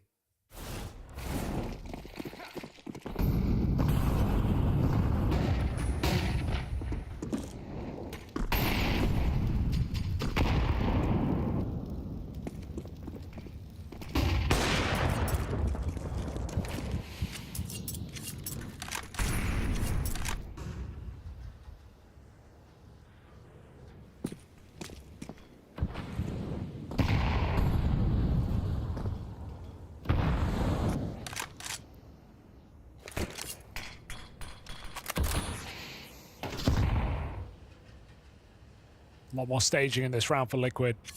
It looks like a B end. I mean, at least because Liquid have shown a variety of paces, you've burnt through most of the ECSTATIC util by taking this long. Just flashes. That means you need multiple kills on the defense of your site. Yeah, you got no chance to block, no way to take the pace out of this when Liquid get going, other than with the guns. TMB and Nut make a convincing case for the first 2. Nut continues to be a nuisance. I don't know about this. Ultimate's crept out upper, but Nut on a strong line to stop this bomb retrieval. It's just giving away nothing here. Zero also looking on, out towards the heavens, can get the spot eventually. Flash for Ultimate to try and bring Nafly in. Oh dear. He gets his 1, but will that be enough? No. Ultimate is a dead man, and ECSTATIC chained together 2. Deep into the overtimes, it's 2 in a row. If they can go flawless on this CT side, that might be enough. And that's the chance they now have. Sira has stepped up massively. He has gone above and beyond as we've hit overtimes. Lurking on the T side. Always hanging around, always in the back line. And the late rotate to put 2 more kills down the line against Team Liquid. Another Academy prospect rearing their head when it matters. Looking for that flawless half, Harry. Liquid again, Foxhalls slow and steady. No lurkers this time, they want everyone together. No, it's a little later. Will this just be a full BXEG? Sight that's let them down back-to-back rounds. Liquid still want more. Popdog not even taking that flash to fake. That should just send you rotating. Look at the moves. Sira's on his way. Sira and Nutnut, two top performers here in the right site. They hear all the util. Sira takes first contact, but is dead straight away. There's the lineup. A huge hulking pair. It's Nutnut with the mow down at ramp, and that is a flawless half out of ECSTATIC. Dude, the balls on this guy are out of control. He's always up close and personal in that B bomb site, getting stuck in. Sweaty execute, denied for Liquid. 3 rounds on that B bomb site, nothing to show for it. That's 3 map points for ECSTATIC.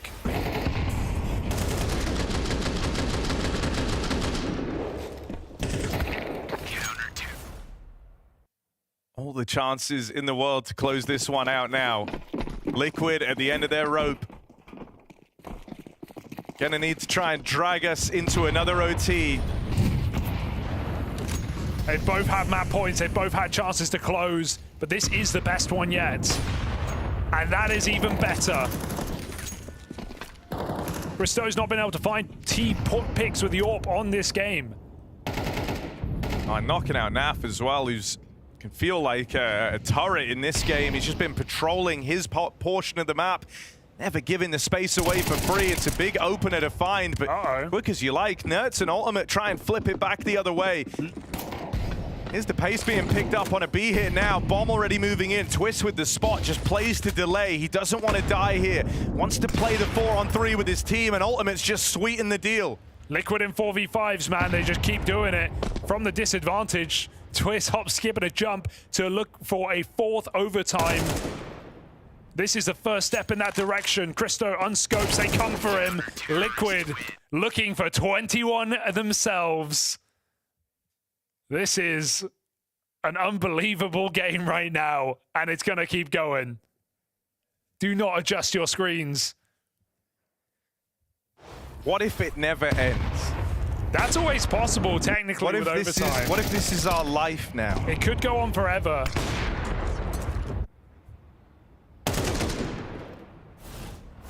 There is no reason it needs to stop.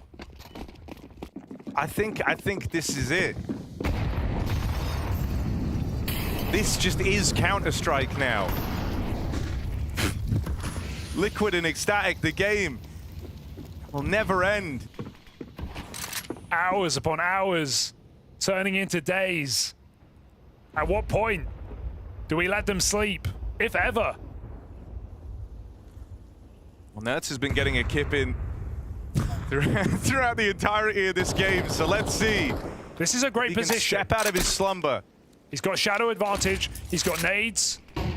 He's got an AK up close, but he departs position. Gonna go looking for Pop.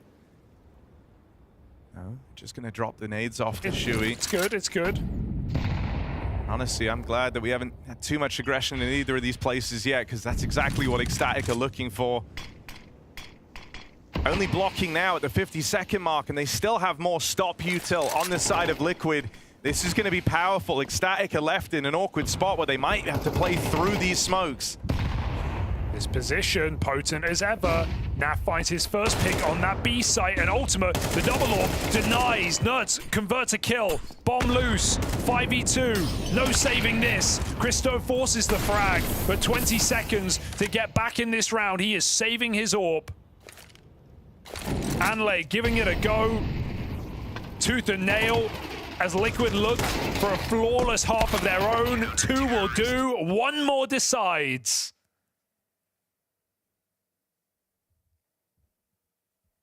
Game on. Will it really be back-to-back flawless defensive halves to force a 4th overtime?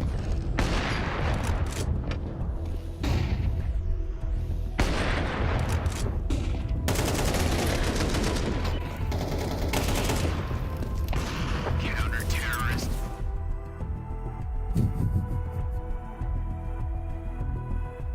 What if this is it? forever. This is Counter-Strike now, as we are on the dawn of one more OT. At a certain point, would we have to just say, like, okay, guys, let's just play the other 2 maps. Let's just call this one off. I don't think you can do that, Hugo.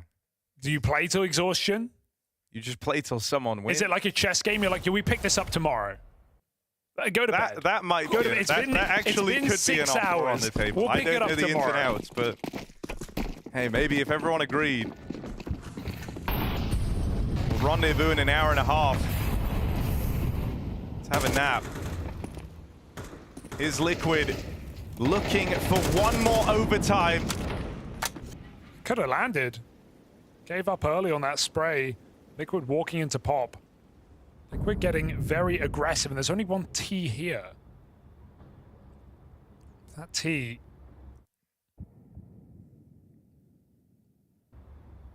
Patiently waiting. Eyes in the right place.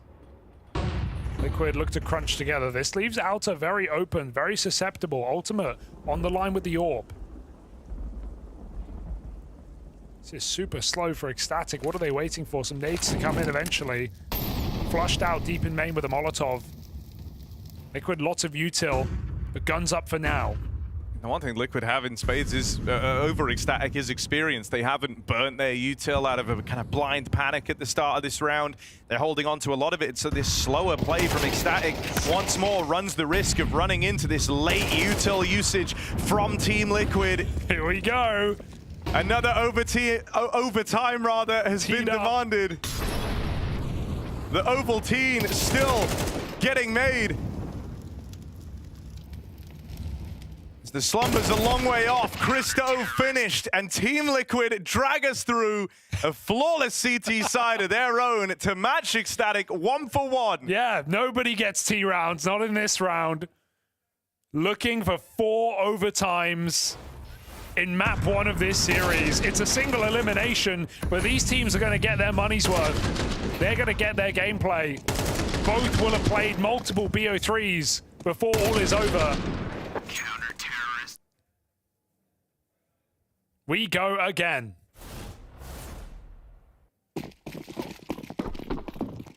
Some of this Liquid squad has felt like a purgatory for star players.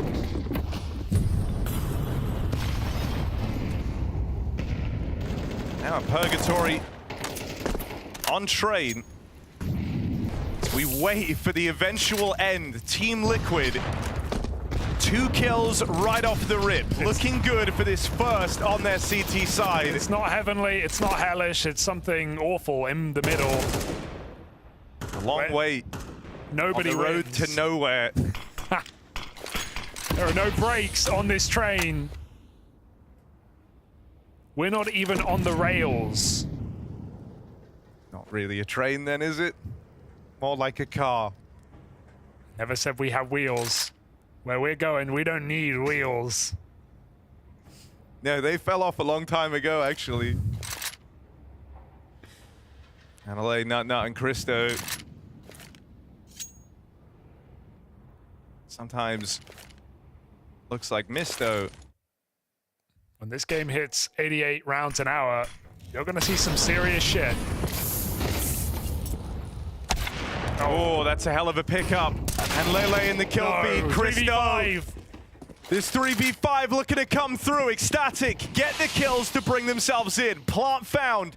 And a chance to get comfortable. What are you going to do, Liquid? They've lost 2 heavy hitters. Ultimate. 42 kills deep. Dead in this round. The rotates are super slow. Blocked by this smoke. Liquid are going to go really, really late on this. Creeping in, Christo, even 1 kill to thin the herd would slow everything down, would stop it in its tracks. Orp on upper, taking the peak. Naf gets delivered a kill, and suddenly we're on a 1v2. Nut, trying to get them off the bomb. Naf doesn't cover, just about squeezes the shot, and Liquid get that defuse with seconds to spare. No room for error, no error made. The first rounds of many more.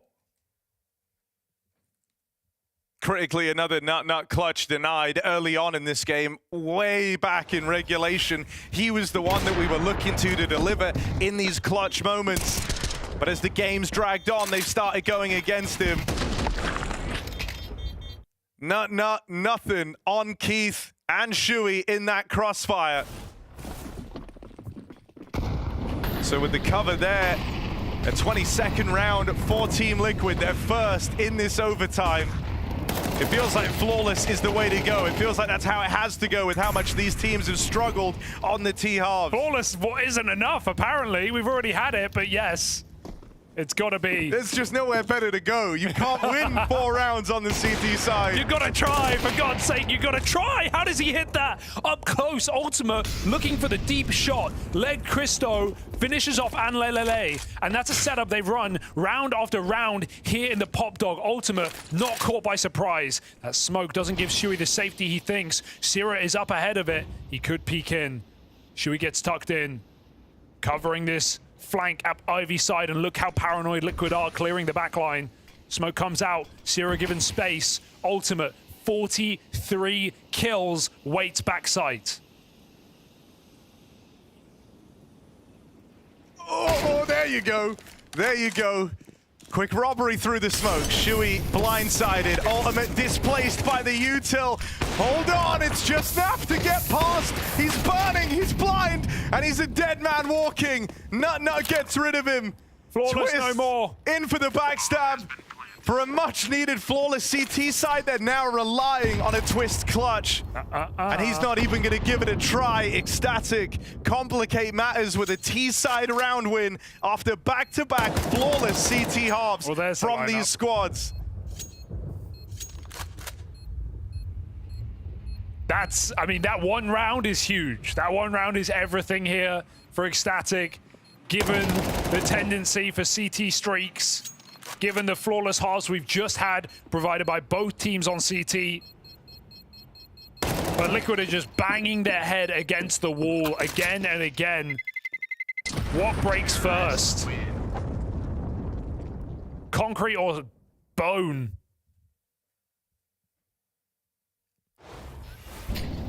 The nut that refuses to crack here. Oh, dude, he's not even ready. He's not ready.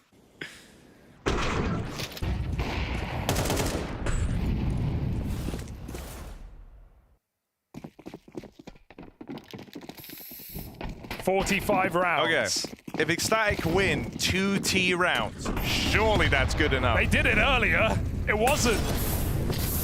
Surely it's good enough. Nerds, a rough peek to try and open this up. And he gets fed to Sierra.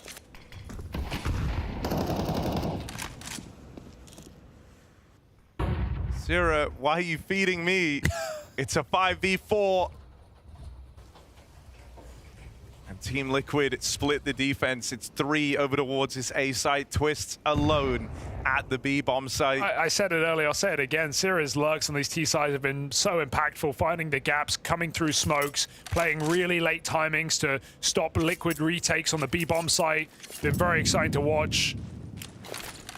Ultimate just cleared Ivy. Liquid do this a lot where they clear Ivy and they just give it up entirely late in the round. It's a risk-reward play. Right now, it looks like a risk that won't pay off. Ultimate, over 40 kills, is going to get shot in the back of the head unless he turns soon.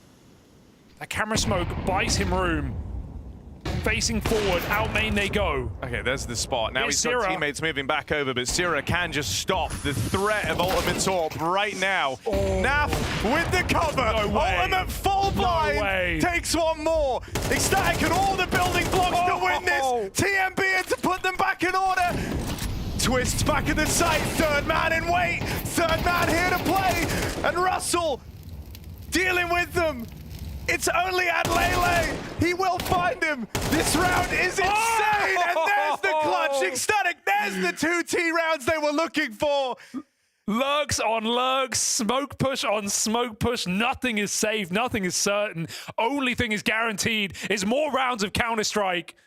ECSTATIC find 2 on the T side after 2 flawless CT halves. You'd like to think that that's enough. You really would like to think that. And it's just how chaotic, how wild these rounds are. A game for the ages. You couldn't know who was going to win this. And Lele and the rest of ECSTATIC celebrate hard after securing that much-needed T-side leverage. Oh, yeah. What does it mean? I couldn't tell you. Nade stack. Expecting a fast round. Liquid not going to risk it. The slower, more methodical T-side rounds were their way in. They come back to Ivy again. Naf behind the Molotov. Blocked, but is that going to stop Liquid charging through? Naf dead first. There's more where that came from. Shuey in the smoke. Been the entry piece for this team. In Nertz's absence, Liquid need a hero. Will it be their captain wrapping round the back? To think in 40+ rounds, we've not seen a flank through CT spawn. No, that's true. That's wild to think about. Christo might not have seen this one, but he's still ready for it. First time you've had someone attempt it, and Shuey on the receiving end of that AWP. The rest of Liquid going to try and repeat his path. That shot is mad! Christo could have had them both. Instead, Nut takes up this position. Twists and Nerds looking for the route back into this round, 2-on-3. Sira's got it. And this reposition, Sira, you've credited his flanks all game long. He's out-positioned Liquid once again. Surely they fall on this cross back. Twist is trying to clear it for him. I wonder, did they see something? Like, because otherwise, why is Twist doing this? Nerds hit in the corner straight away. They're going to go searching. Sira, I think he's been figured out. Wow. They've dealt with him. That's going to open up the path for a bomb plant here. Molly and Pop Dog TMB swings through it. There's no cover. 15 seconds, Twist. You got to be real fast, real quick. TMB, dig down range, but it's Russell Van Dalken with the round. They can't win it. They can't win that round. What is happening in this game? He whiffs his shot. They line up for him. You don't need to rotate through the con. They give him exactly what he wants. And Liquid, a T-side round, that's something. What is actually happening? Nothing good. Counter-Strike forever, forever. It's again and again. It's not even, it's not even like a car crash. It's like a 15-car pileup, and there's still more cars coming. No one's slowing down. This is wild. Nuts. Okay, dead first, but Liquid are used to that. They're not as used to that. Shuey followed up onto fast play out through Ivy, because at this point, why not go quickly? They're going to take the pace out of it now. I think we all need that. Bit of a breather here. As Liquid play their hand. And Lele gifted one at TMB up next. And looking to be a flawless round unless you get another Twist clutch. But surely 1v5 is asking too much. And here's the wrap. They're playing with confidence. They're going to isolate him. And there it is. Sira through the back lines. And this is it. This is surely it. ECSTATIC have a chance to close. Map point on CT side, 4 overtimes deep. This is another, I'm not even going to say your best opportunity. They've had better, but this is an opportunity. Can they secure it? That is the question. ECSTATIC. Okay. Come on, ECSTATIC. You played a great game. One more overtime, I think. One more overtime. Great game. Give us one more. Bring it home. Just a single overtime. You've got clearance. You're descending. Everything. The landing gear's out. Bring it home. Bring it home, ECSTATIC. Zero with the first. Nert's dead again to open up this round for Team Liquid. They're going B, but think about those B holds in regulation. Not only were they stacked every single time, but they were rock solid from Nut. They were undeniable. Sira with a block. Careful. Caught on a jiggle. Smoke just had to be thrown on the fly. They run out Pop Dog. Liquid find the entry. Looking the wrong way. Doesn't matter. Shuey still turns in time. 3v3. One man Low health in the sight. Gun. We're looking for 5 overtimes. Shuey wants to play more train. Dead at the hands of the Christo Orb. Naf and Ultimate, though, at 85 kills for crying out loud between the two of them. Can they close? It's feeling like it. More overtimes are destined in this series that never stops. It's all Counter-Strike all the time. Christo, low health for Naf. Stick it. Moves in, pistol pulled, looking for them, but nothing will open a Christo. Nothing comes for free. No. Time's running low. Time is running very, very low for Christo. And surely not a hope in hell. He catches Naf out in no man's land. Why are you saying what? Saving. Why are you? It's the last round. It's the last. It's the last. You go. You could just go. You could just try. You could try. You could try, maybe. You care about KD after 5 goddamn overtimes? You care about KD? I've got tears in my eyes. Try. We go again!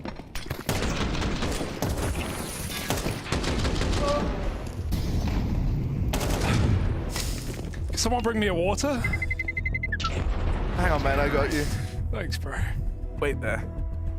There you go. No, you've drunk half of that. I don't want No, I haven't. It's half drunk. I use this to wash my hands. Oh, okay. Okay, so again, lock in! Another one. It's another OT. Go again. This is Counter-Strike now.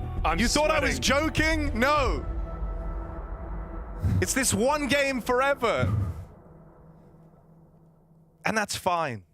That's okay. Oh, could you think of a better game to have forever and ever? It's only Team Liquid versus a team barely in the top 30. Oh, wait, sorry, they're both there. Yeah, I was going to... Actually, it's perfectly even. 24 apiece. I couldn't tell you how many rounds you need. 28? Sounds right. Yeah, first to 28. That's what we're looking for. All right. 27 it is. Woo! Shui's activating. Hell of a shot from Shui. Oh, and Twists is also looking to make a name for himself. Heard of this guy. Not this game. Oh, they smoked themselves off. That's fine. Is it? In a weird way, it's probably okay. Oh,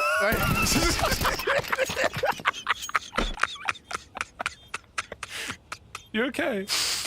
No. Oh, this game is really upsetting me, but like in a good way. Like I'm crying, but I think it's good crying, like from laughter. Oh.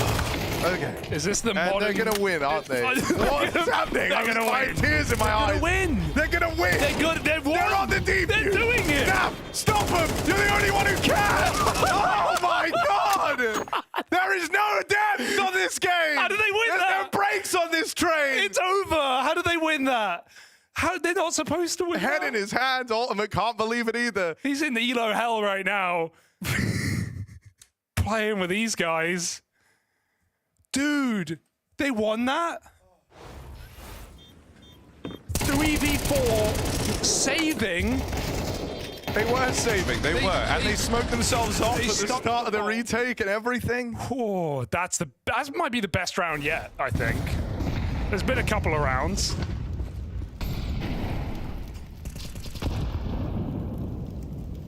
Okay. Here we are, another round. Chance for the hot start from Christo. Oh, but Sierra. That's a gnarly little two-piece. Not one he was ever supposed to get. Nerds and Nafly in a 2v3. But the bomb lost down at B ramp. Yeah, you ain't picking that up.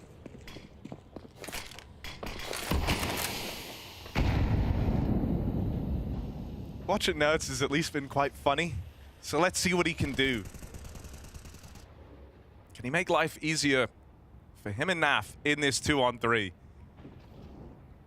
Naf just took a lot of damage on Spam, trying to get that bomb back, but a huge pickup from Nerds now gives them the safety blanket to go and get it. Him out on upper, he's going to try and play forward down into the oil train. ECSTATIC have been forced off the line where they can watch this bomb. Liquid are cooking. There's the cross that Nerds can't quite stop. Will catch it. And then 2-on-3, landing stuck. Nerds from bottom of the board with an important multi-kill. Is Nerds double kill on round 50 his best round of the series? It actually could be, disgracefully. But they'll take it. Liquid They bought just enough time for Nerds to warm in. If they can just make every game last 50, 60 rounds till the Nerds multi-kill comes online, they can do this. And just wow, it's bold, it's beautiful, it's striking, and it's working for Liquid. A T-side round. And Syrah just doesn't stop. These main pushes, eternal. Nerds needs another 50. Will someone bail him out? Entry kill for ECSTATIC, but again, Liquid have won so many 4v5s. I have lost count.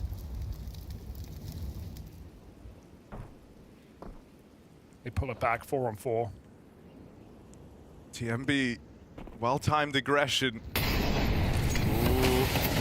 Has to extinguish. Naf now knows. Naf knows. Keith knowing is a terrifying thing. And Lele can't withstand it. 2 on the T side from Team Liquid. Allegedly, that's kind of what they wanted. But with how this game's gone, there's no rhyme or reason. Liquid. And so all I can say to you is there is still more rounds to be played. Keep watching. ECSTATIC gonna have to swap things over to the T half.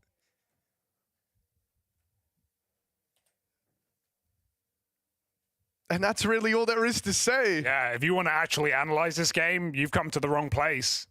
If you want to break down round by round, we don't have time for I'm having a round by round breakdown, actually. You're not alone.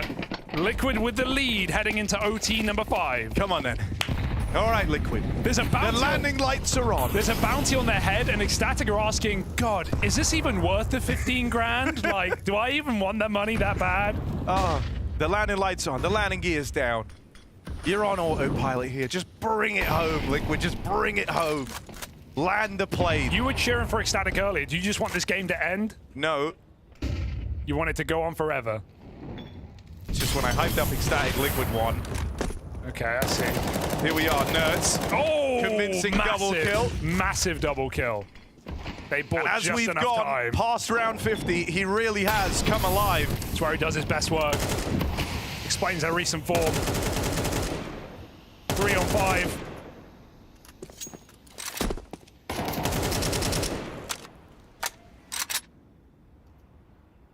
Ancient's gonna suck off. I can just tell. Ancient's gonna be the worst goddamn game of the week. They're gonna have nothing left. 3-on-5, bro. They're gonna win the 3-on-5. No, they've never won a 3-on-5. Come on. Liquid are thinking, how can we make this more interesting still? Oh, Nerds, header that's crazy. on the smoke. Yeah, it leaves Sandwich open. It still blocks Hell, but that allows Shui to fight. Almost allows him to die to the AWP. It's back sight. They don't have a molly for this position. Shui in a great spot to get some value. They storm in, twist through the smoke instead. The AWP is topped out at Olaf. Uncrouched, doesn't matter. They just come hunting. Nerds 3 kills. And Liquid map point. Okay, map point. 2 opportunities to take it over the line as well. It's all the makings for a Liquid win. That feels pretty good. I think they've got it. This is the one. 5 overtimes. Oh, but you gotta say, yeah, 1 more overtime just to really make sure we're settling the score. Yeah, I think we might need to replay this game just to be sure. Just to make sure it's not a fluke. It could be a fluke. Can we make sure Liquid didn't fluke their win at Blast Bounty? Can we replay the game? Christo. Pick up from 12-12. Says what win at Blast Bounty? Oh The game's not done God. Yet. Aggression. 5v4. Syrah cancelled out on Liquid. This is the best start they've had for their map point round. Where were you when Liquid closed? You'll never forget the day. 5v4. Easiest round of Ultimate your getting life. aggressive. This is good. 45 kills on Ultimate, 46 on Nafly. That combines for 91 kills between the 2 of them. They're approaching the big hundo. Oh, one more overtime then? Yeah, I know, right? It would be cool, but... This is it. Unwinnable They're for going into a ECSTATIC. stack. They're going into a stack that Ultimate has enabled with this push. And you go all this way, over 50 rounds deep in this game, and it might still fall the Liquid unless Anlele can keep doing stuff like this. Oh, and apparently he can. Run away, Ultimate. Just go next round, bro. He's dead to the AWP. Never mind. There's still more in the pipeline, Hugo. This is the Gentleman's Nip Amcal. This is the designer brand, and it's going to give us at least one more. Hang on a second. Maybe it's not over. Shui. They're dumping nades. Very blind, out of time. Ecstatic, take us all the way.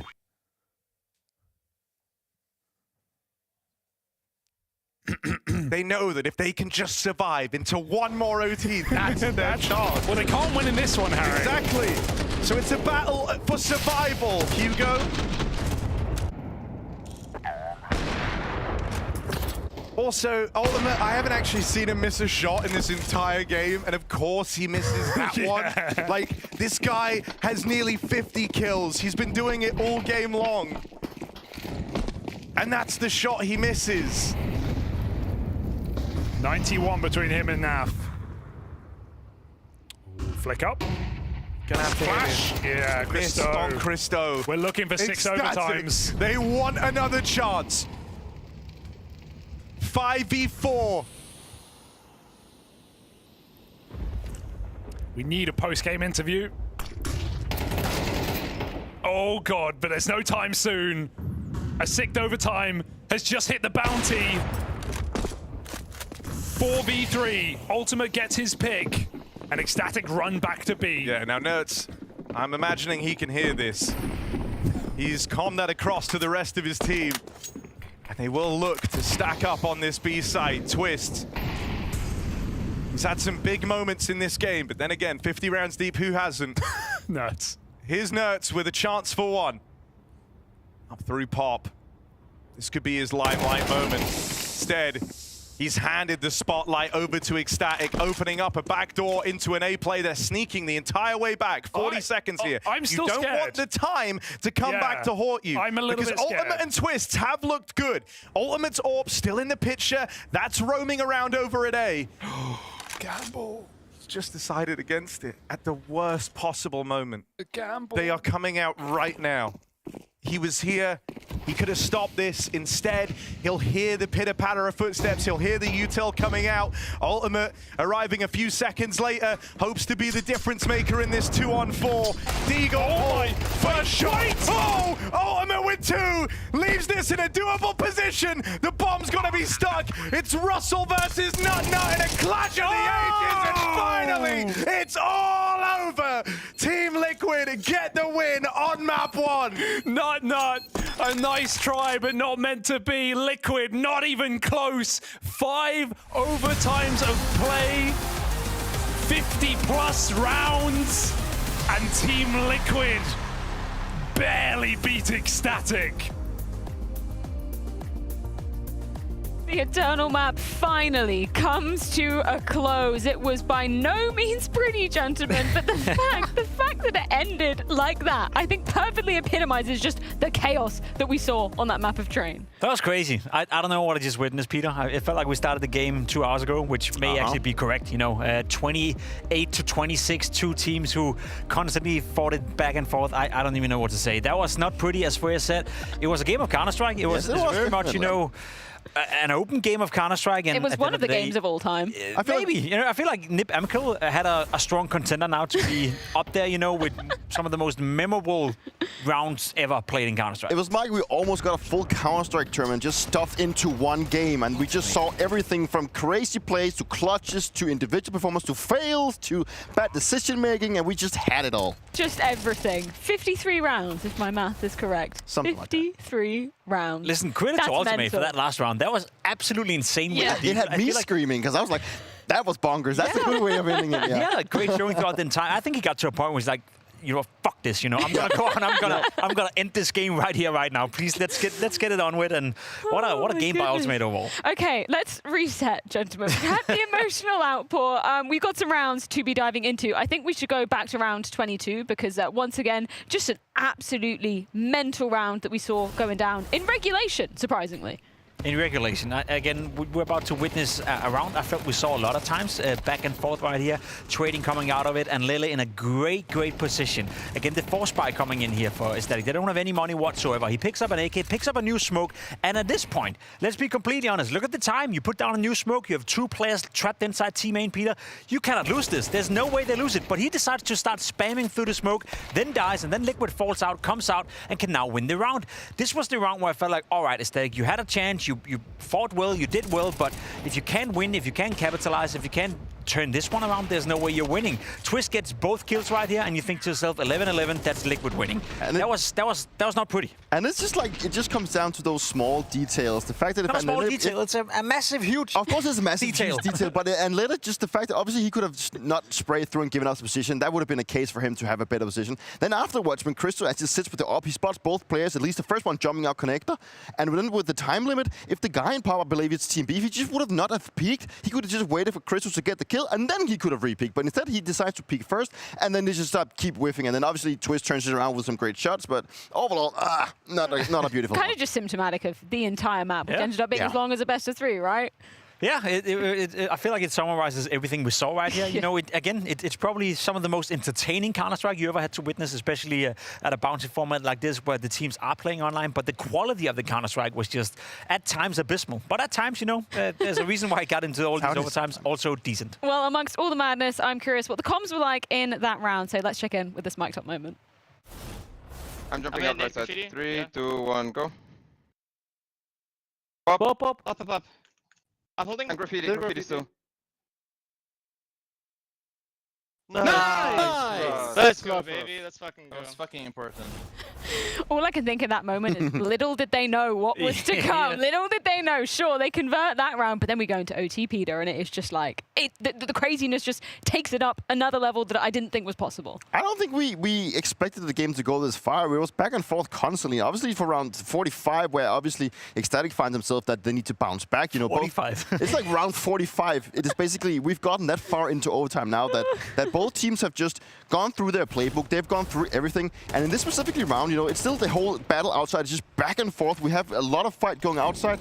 And eventually, as we can see, the fights constantly go back and forth. I keep saying back and forth because that's what is going to happen out here. It's true. And obviously now, Lele finds himself in a position where he needs to clutch this one out, gets the first one, jumps on top, and gets the second one as well. In a position where he should probably not have gotten that one. And I thought, Jacob, that's it. That's where ECSTATIC close out the game. But you were wrong again. But I was wrong again. Guess how Twist answers back in the subsequent round. We got round 46 because it was exactly as you were saying, Dupree. Okay, stratbook just out the window. Playbook just out the window. Now it's all about the individuals coming up to bat. And some of those individuals, they did shine, you know. They did play good Counter-Strike. Twist, as you said, he had a massive round right here. Again, it's a 2v3. ECSTATIC in a great position. Not a lot of time left. Twist finds the first kill. He then starts to make a move. Nerds, who had a very troublesome game as well, not really in there. Look at this, right? TMB gets that kill, and then he stays alive. Twist even fails the first kill. Time is running down, bomb is down, and then for some reason, Not, who up until this point actually played a really good game of Counter-Strike. I want to give credit to him. I think he held up to his own, made very few mistakes, had great output. For some reason, he peeks out of teammate. He could have just waited for Twist to plant the bomb, and then he would have had played the game. Either Twist is planting, and I go for him while he's planting, or I bang on him not planting, and then you win the round. The only thing he shouldn't do was peek out and give Twist an opportunity. And it was just like, it was more like a stress factor. I feel like the game has just gone into oblivion at this point that he just feels like, okay, I'm just going to play off my full instinct, just running out, trying to get that fight done, instead of actually maybe just taking a step back, looking at the clock, realizing the situation is what am I supposed to do? And he just decides to do the wrong thing. And Twist, obviously, once again, just shows that he has a great aim. But that's far from the worst round. There's more. Should we get into the worst round TM of that entire map? We got round 49. This was, I don't even know. I don't even know what was going on here. But this Liquid deserved to lose. The bomb is down at this point. Look at the bomb timer has already run down. And somehow, some way, a 4v3, they decide to go for a retake with almost no time left on the bomb. Two players get caught off guard, and they have a smoke for the bomb. You know, well played to ECSTATIC. I like how they try to seize the opportunity, seize the moment, and they actually succeed with it. The guy is defusing the bomb. He goes down, but just before that, he actually gets the round win. I don't know, Peter. When I saw this happen, I was like, okay, at this point, Liquid, I don't really care. You deserve to lose. It was a very horrible situation. Obviously, I'm more about the way that they open up the round. They get the kill kill on the Crystal. He's trying to get a peek from heaven, and he gets killed, and they just instantly swarm down, gets another trade frag, and had the entire bomb site for, I don't know God how long before, and they even smoked themselves, I think it's like Team B, he smokes himself off inside of the CT connector, buying them even more time. But for some reason, Liquid doesn't want to get more space. They just decide to have only one guy playing up close. Man, we have nerds coming out of Team N trying to make a lurk in a 3v5 situation that doesn't really make much sense, and then they just end up losing a very late retake. And yeah, I mean, ECSTATIC, they played with what they had, but they gave it a shot and it paid off. This is where I'm kind of heartbroken for ECSTATIC, because at so many points they deserve to win it. Sure, at so many points they also deserve to lose it, but credit where credit's due for Ultimate, man. Like, obviously, without that final round, we'd be in another overtime, maybe even a subsequent one on top of that. But for him, it was just showing consistency throughout that map. And okay, he might have been the only one on the side of Liquid, but credit where credit is due for him. I think Ultimate was the sole reason why Liquid won Train, in my opinion. I think we had some good rounds from Nav as well, but Ultimate was ultimately the guy that actually seemed to be on point. He kept himself very mobile. He got a lot of multi-frags, and he even turned rounds around where he actually maybe didn't find himself in the best position. As I gave in the last round, where he had a deal, comes out of the CT connect, just pops off, and he just had a lot of crucial rounds. He was very instrumental to Liquid, and he has been that for a long time, in my opinion. He has been sometimes criticized, maybe not hitting all of his shots, maybe being a little bit too stellar, and not maybe developing more from where he comes from. But I still think that he showed today that he's a very important piece for Liquid to have some success. Played with a purpose, you know. Felt like the only player who actually wanted to win, the only player that tried to change the tide of the game. I know Neff had a decent showing as well, but as you can see in this highlight package, by the way, the longest ever highlight package by a single player throughout a game. Credit to Lispy out there. He played, you know, in a way that won him clutches, that won him rounds. It was with the rifle, it was with the pistol in the very last round, it was with the AWP, of course, as well. He played like he actually cared, and for that, I think he deserves a lot of respect, because the rest of the team didn't seem to care up until the, I don't know, 5th or 4th overtime. Where does that leave ECSTATIC for you? Obviously, this is only map 1 of the series, if you can so believe that. In terms of them showing resilience, tenacity, fortitude, all the superlatives going towards them, just not enough to close out their map pick. I can't blame them for that, because they are the lesser experienced team, but I just don't know where that leaves them in terms of mental going into your opponent's map pick. Obviously, it's rough to lose a game like this. You'd know that. I know that. Everyone who's ever played Counter-Strike knows that, but I think ECSTATIC are better suited for that. You know, as you said, the expectations here is that Liquid were supposed to win quite easily. So for them to push it into 5 or 6 overtimes, or should have been 6 overtimes, that's a result in itself, dare I say it. I think had Liquid lost in this fashion, had it been ECSTATIC winning the first map, we could talk about alarm bells ringing, we could talk about a team that is crumbling mentally as well. I think ECSTATIC are still somewhat, not satisfied, but they're somewhat, you know, happy still, and they're going to come into Engine now with everything to play for. Yeah, I'm totally buying into that one. If Liquid would have lost, it would have looked a lot worse for them, and I think that ECSTATIC is still at a point where they played okay. I wouldn't say they came up with like a game plan that was like completely off the books and did something crazy, but they still had some good fundamentals here and there. I'm still worried the fact that Liquid is just still playing quite poor, and I still think that ECSTATIC has what it takes to bring it back to a third map, so I'm not going to count out ECSTATIC because I'm not impressed with what I'm seeing from Liquid. Dupree, can I just pick your brain? Maybe I'm putting you under the spotlight too much, but can you remember how many like overtime games you've played? Like, have you been in one which has gone to like 6, 7, 8? I've probably done that. I mean, if there's one that stands out, now I gotta pick my brain and see if I can really find something. I don't think there's like a specific one. There's probably someone out there can probably find. That's what happens, right? Because you lose your brain. I lose my brain. I even forgot that I won an event in Malta when we got it. So like, something. Maybe I'm just getting old. Maybe. But that's it's what I was going to ask, right? It's like when you're in that kind of, you know, you're going to multiple overtimes. Nothing seems to be working. It seems to be just reliant upon individual skill to kind of get any round over the line. Like, how does that leave you in a mental state when you know you've potentially got to play 2 more maps after that? Obviously, it's just a full grind, and if you're the winning side of a very long OG game, then you're very happy. But if you're on the losing side, then you're like, oh, we should have. You start thinking back, we should have done this different. And this round, if I just would have killed that guy, that would have been a lot better. You know, there's a lot of things going through their mind on that one. But obviously, it's one game at a time, and that's what you got to focus on. That's the only thing you can change. But overtime games can be very stressful. That definitely. I don't know about you guys, but I think we need a break, as do Liquid and ECSTATIC. But it's not going to be a long one, as Ancient is awaiting on the horizons.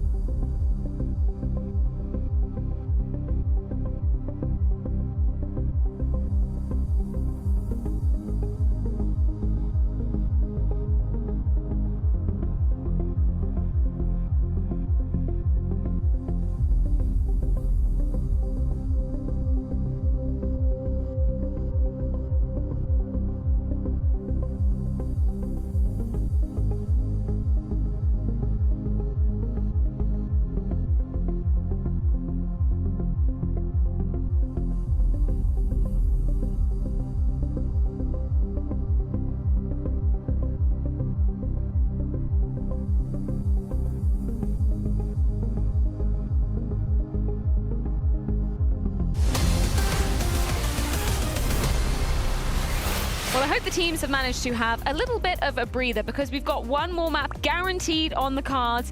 And if Ecstatic win this, we've got another 2. That is Ancient, the pick of Liquid coming into things. First of all, why do you feel like Liquid went with this pick of Ancient? Because I'm looking at some of their win rates and they're not great, let's be honest. No, I think that's a comfort pick for Team Liquid. I think that's maybe where they've had the most success in practice, you know, or where they feel the most comfortable. Because you're right.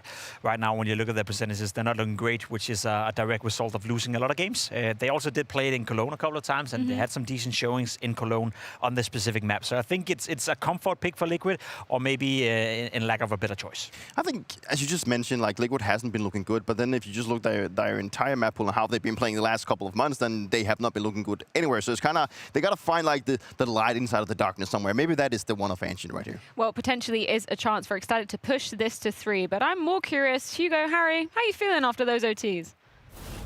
Oh, we're feeling great. And I love that, like, Pimp and Dupree had to stand there and try and, you know, work something out in terms of what to talk about from that last game. Yeah. I also like it. They went over the numbers for this next one. Hugo, how do the numbers make you feel?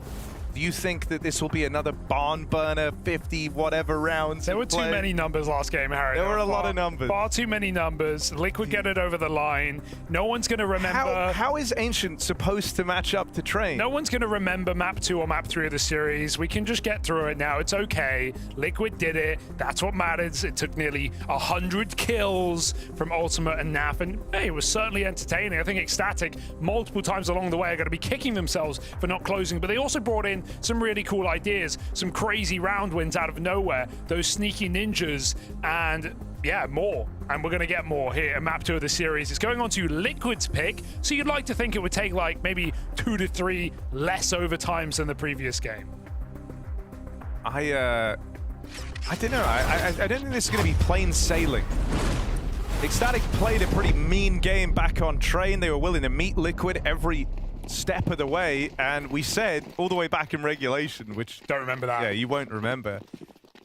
We were saying, you know, Ecstatic play a hell of a lot of Counter-Strike, and they've been winning a hell of a lot too. Ancient, not out of their wheelhouse. They will have ideas on this map, and it's one that's not been super kind to Liquid, even if it is their comfort pick. Been locked out of this cave control they went looking for. Zero on a swing out from the heavens. It's just Nerds.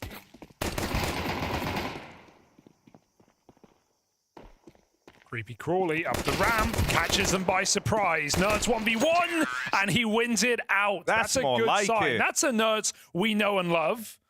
Coming in strong to round 1 of Ancient after a struggle on Train. Ecstatic are breaking your. I need, you've run out of. You and Lele just a regular word. Yeah, true. The LE is struggle Lele. My favorite ice cream?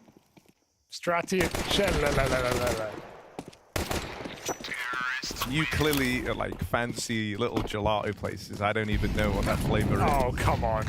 If you said like mint choc chipper I would have got it. That works. There you go. What flavor was it? Beef stromboli or something? Stromboli, Lily. Nerds. They're either side of the red room. That's like the Nerds counter setup. You know he's going to be in red a lot on this T side. AK picked up, they see that, they want nothing to do with it. Liquid would rather win the round.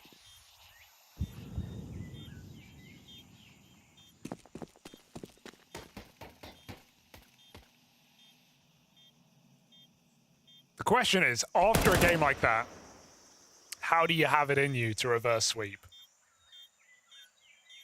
How do you not, bro? I'd be so fired up after that last game. No, I just mean physically, like... You know, you look at it and you go multiple times over, we could have won. Let's really get activated on map 2. Okay.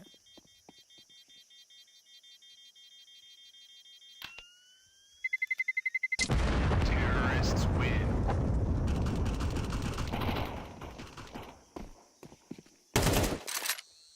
AK save is lovely into that first buy. I like Keith's camera angle. They're all kind of doing the same, apart from Roland and Twists.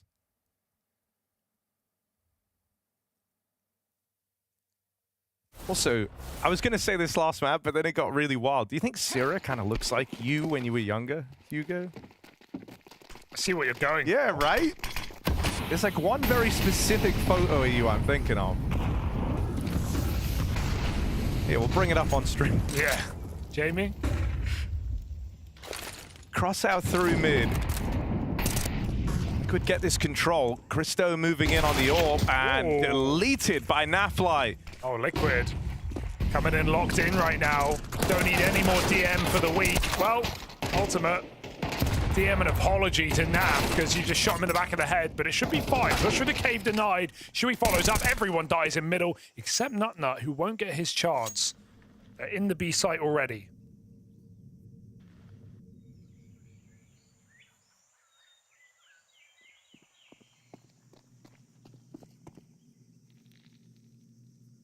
Oh, Shadow. Did he see it? He looks like he saw it. No, with the clear. Oh, had a chance. Some shaky hands after that last game, Harry. What's so mad to me is this series started just on like a funny note already with just the joy of casting Nut. Yeah. And now it's spiraled so far past that, you know? We know what this series can be. Unfortunately, they rarely live up.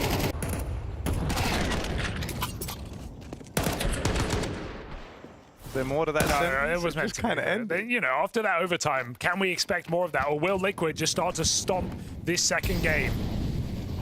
This is where they should, like, all jokes aside, this is where Liquid should show the difference between them and an unproven ECSTATIC at, I won't say this level, because what is this level, but at the top level.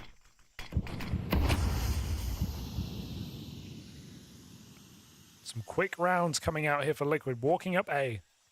Nerds clearing the red room. Gets his. Hangs out. Feel like that's the round.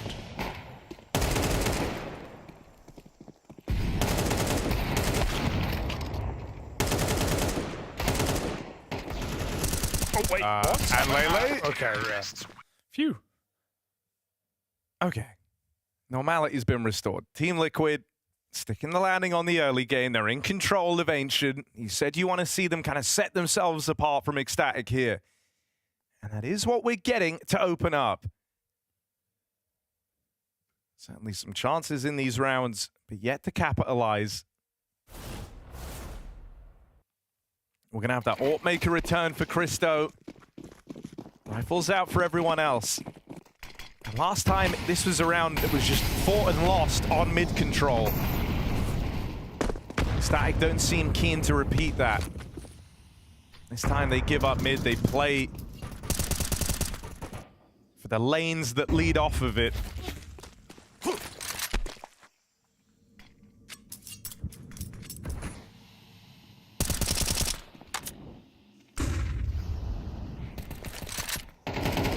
Ooh. Okay, just keep shooting. Shui finds TMB in cave. That opens a door to this B bomb site. Nerds into red, gets past the AWP. Repeat by Christo is big. It opens up that rotate that they will need in this B site. Up through ramp, Sierra on a swing. Ooh, that looked really good from Twist, and he lands to follow up. Christo's walking into the danger zone as well, now getting hounded down by Twists after that double. Oh, he got out. Shot. And with Nut still in the picture, you're never really willing to write these rounds off. Got to get past Nafly and Shui. And Naf on that swing deletes Nut from his crosshair. Save, I think. Christo trying to close the gap, but it's a lost round. It's already too far gone. Liquid keep it flawless. Big round for Twist as well. We're seeing retake setups, but Liquid know the counter. Reflashing that to get him a third kill before he gets out. Looking good on this B-bomb site. First time out for ECSTATIC, getting on it early so they don't just get rolled over, which can't blame them. They at least started way stronger back on train, were 4-1 up, ended 8-4 at the half. From then on, you know what happened.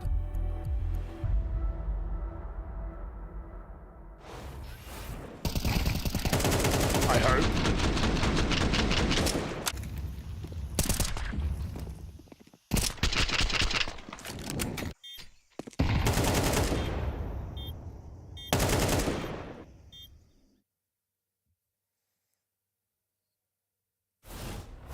Liquid's experience showing through, 5-0. Trying to keep the bounty on their head.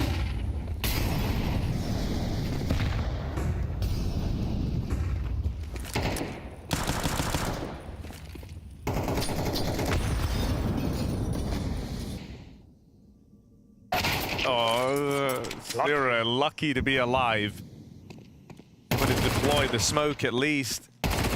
And Lele up in the red room, making this MP9 really work. Re-aggression, punished by Shui. It's something I feel like you actually see ECSTATIC do a lot. They try to really commit to causing chaos, right? Like that 2 kills come through from red. It's a low econ round anyway, so feeling a little freed up by that. But that was also something you saw happen on train, where they would get these advantages. It just never felt like enough. They always wanted to press for more.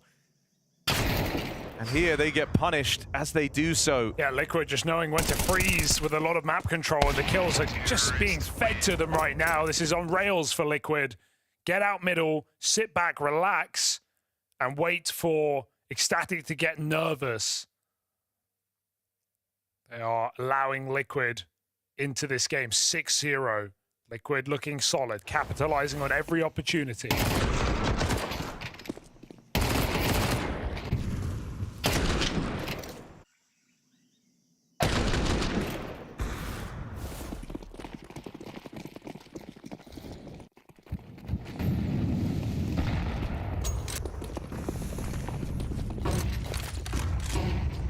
Ultimate had the best spawn. He took a rifle for this. It's twists on the AWP.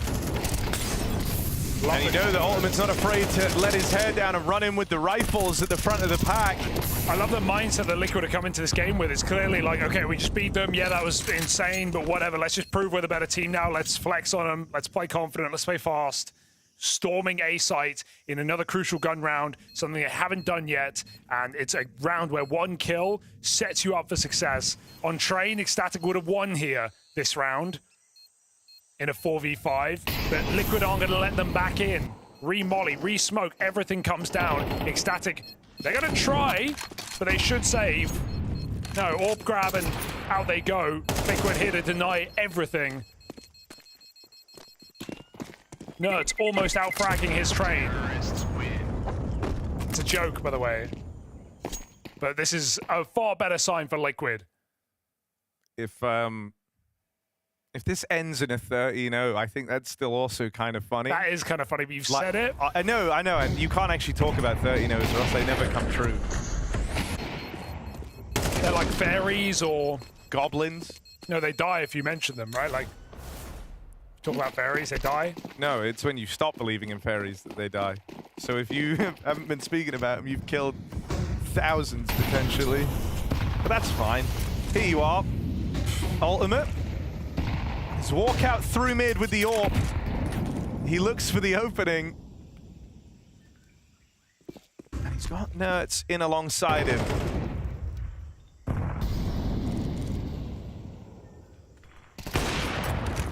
There's the AWP to open. Nut tries to take up position in Donut. Oh, there's the bomb. Careful, Nav. Might have to go through A main. They haven't cleared it, so they'll come back to try and fight with him. Christo making this interesting. That molly is a problem, but Twist provides the cover. Have they read the kill feed? That's not the guy. The guy is still here. Christo is the guy. 2 kills. Bomb nabbed. Chase being given. Angle held by Shui, and Nerds has taken space away, looking at a surge from his starter. It's very Liquid, is not washed. Christo reclaiming 1. as he looks to embark on the clutch attempt. 1v2. It's been a flawless game thus far from Team Liquid. Christo bring ECSTATIC back onto the board. No, Twists domes him as he rounds the corner. Wow. And Liquid are sprinting towards a clean series win. Series being the wrong word there, but maybe a map here. Look, a victory is a victory. Also, the very Liquid bit I actually thought was like strong. That was good, That's a right? fire line, yeah, bro. bro. Yeah. Because, you know, how often do you talk about fairies ever? Yeah, and you've kind of... You never. You actually owned up to that. You No, I've let them die. Because you thought you were protecting them. Yeah, I guess I've got to shout I do believe in them over and over.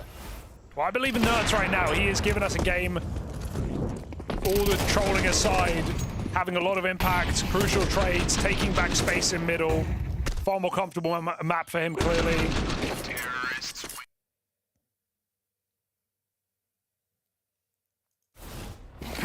And so Liquid, where does the limit lie on this T side?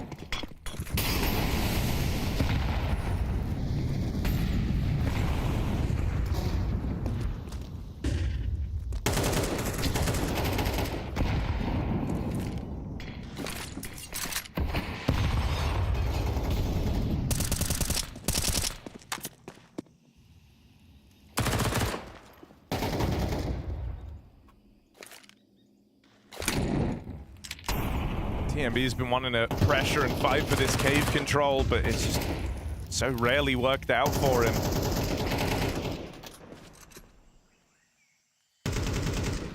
Wherever Liquid have wanted, they've had.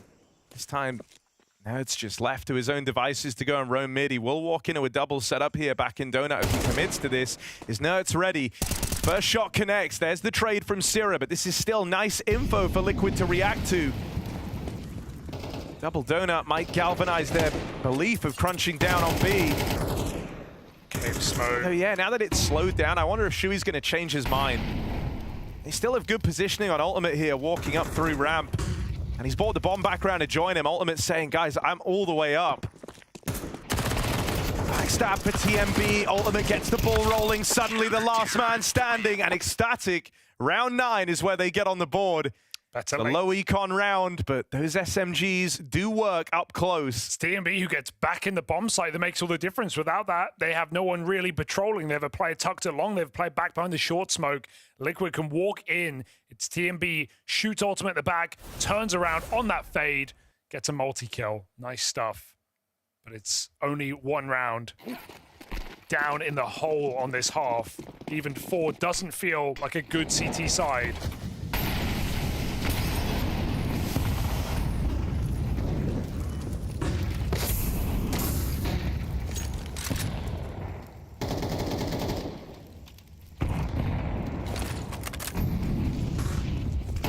Syrah with the swing. He's got support the whole way. Christo and him just own middle. Third player even makes his way over now. They line up for Nerds. Hold on a second. They know they've got Syrah trapped. An important reaction there to flush Twists out of heaven. Makes it harder for Nerds to hang around for this third kill in mid. He really wants it though. Tunnel vision. Oh, Nerds! Nice. Hold on a second. Where was this back on train? He's on for the ace. Doesn't even hang around for it. They've got Anlele trapped and out of the round. Low on health. 2 shots from Shui seal the deal. And Team Liquid are swift to get their revenge. Nerds fully in the limelight here on map 2 after having a bit of a stinker to open up the series. Making up for that previous game, absolutely, by just coming through and storming the board on this T side. We always said this was a Nerds map. Train definitely not. And the impact is unstoppable on this T side, constantly finding entries out middle. Evolved so much earlier in these rounds, and just clearly far more comfortable here as Liquid break ECSTATIC after their first on this CT side. Triple mid, anything to stop Nerds' roll. He won't come running out. Orb for Yorp, and it lands for Christo. 5v3. ECSTATIC looking for something at the end of this half. Good time to reset out of middle. and reinforce the bomb sites. That's when Nerds plays mid. How long will this gap remain open? That smoke should make someone look towards it, but Nerds has still walked all the way out.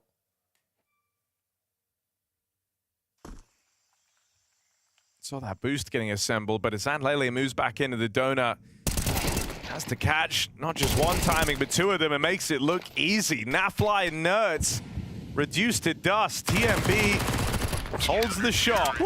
And it's a good thing he did. Sira there to help him. Got bailed out. ECSTATIC finding something as we get down the end of this half.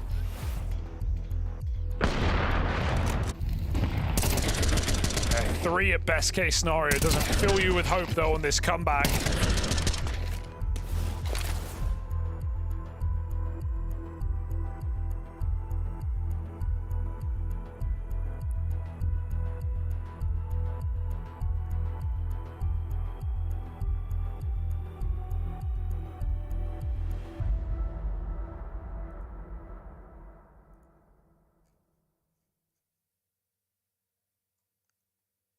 Inferno are decided. That's where things could actually get tricky for Liquid.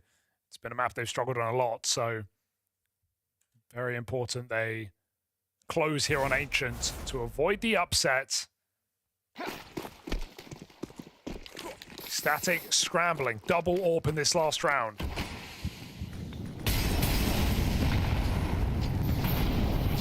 I think it's a bit of a shame. I feel like you haven't seen some of these individuals get truly switched on till very late in the game here. These last few rounds, and Lele, Sira, Christo, all giving us a bit more of what we're used to. But just arriving very late in the day, losing TMB early to open up this round is bad to worse for ECSTATIC.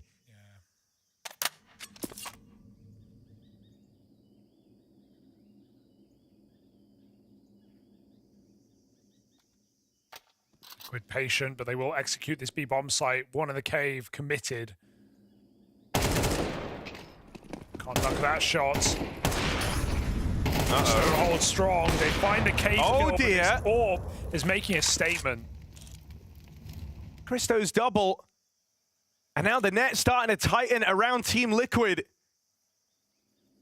Heaven taken, third player rotated CT for Nerds and Shui, playing this patient game where they're hoping that curiosity gets the better of ECSTATIC. Won't work. They know where they are, and that's because they have them trapped. Sira on the scale up from Heaven has confirmed as much.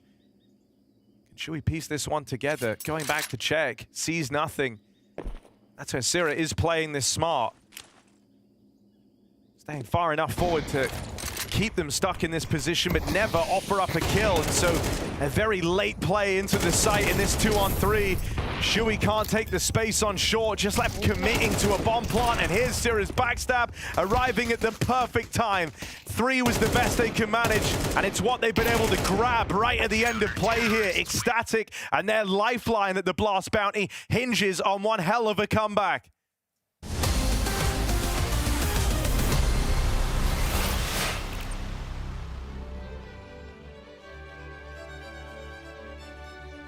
Hello and welcome to the Culture Clubhouse. We like to discuss the cultural implications of Counter-Strike plays. It's 2018. Cloud9 had to grind all the way from the first stage and stage 2 to get into the playoffs.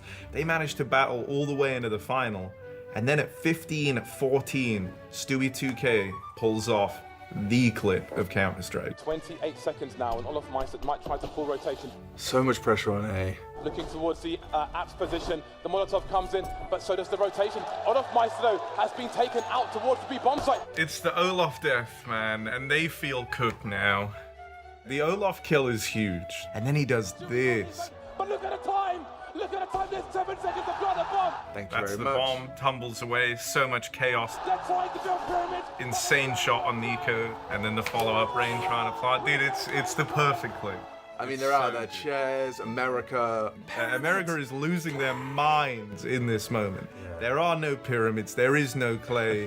Stewie just won them the round to lock in overtime. And from this, springboard NA to its first major win. If FaZe managed to reset mentally, would we remember Stewie's play? Probably not in the same way. Probably not in the same way, but that's where the cultural impact comes from. When you look at the names on that FaZe squad, this was also like the beginning of the downfall of that FaZe squad with Carrigan at the helm, the big split between him and Nico. So much stuff like echoed from this one play. That's like what it meant to FaZe and how crushing it was to them. He does seem to have cultural riz. Dare I even say he mogged them? I don't quite know that one. Perhaps he did. Okay. Perhaps he did. And I appreciate, you know, it's always important to kind of establish the vernacular of the youth so as one can continue to relay the culture. That is the most insane way to win a major. And so there it is, the tale of Stewie 2K in Boston. A pretty good time. And that's why we give it a 9 out of 10 on the culture scale and a 6 out of 10 on the individual brilliance.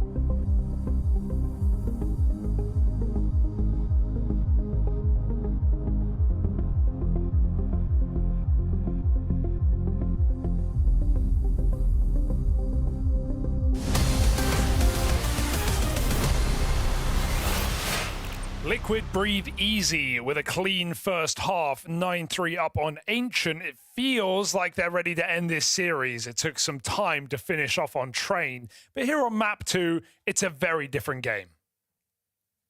Yeah, you know, the activation of this guy on your screen, Nerds, is not flowing under the radar. It's given Team Liquid a hell of a lot to go off of, and that's inspired ECSTATIC having some pieces in place to try and nullify his impact in that game. There were a number of these like double red setups, double donut setups to try and slow the roll of Nerds. With him looking good and everyone else keeping up appearances from that opening map, finally Liquid have their full 5 hitting in form. It feels like it's made a world of difference here. That first half was not close.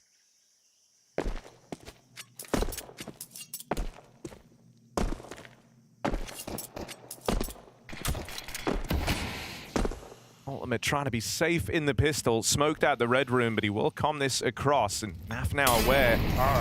Ollied out into the open. Stuck fighting in the fire. Naf gets out with 1. Can Nerd stop the spillover?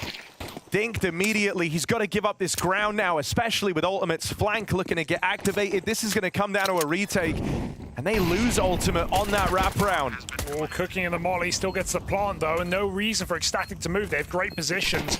Twist does pick one out of nowhere. Double kills, and nade forces him wide, and they've got to start to play this bomb. Tap comes in. There's no kit to stick. They need the kills, and they need them quick. Christo pushed back in the donut.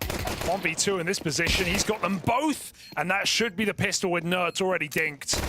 Finished off. ECSTATIC find their 4th. The road to recovery has opened up.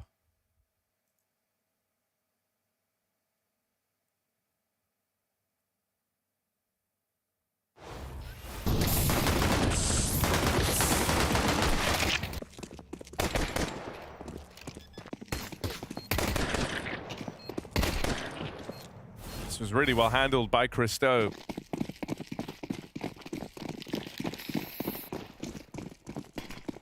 And he's kept ECSTATIC hope of a 3rd map alive with that pistol round win.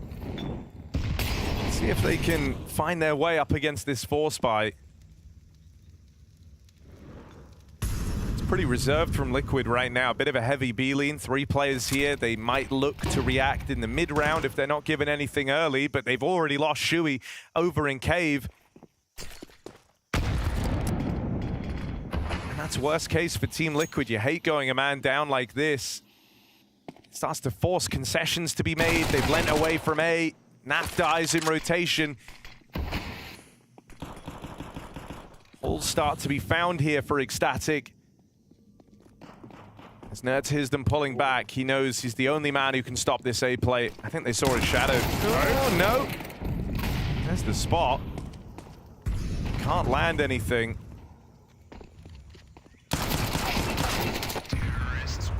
All right, maybe we've got something here in this T side for ECSTATIC. Late to the party, but arriving nonetheless. With a pistol, they get rid of the force.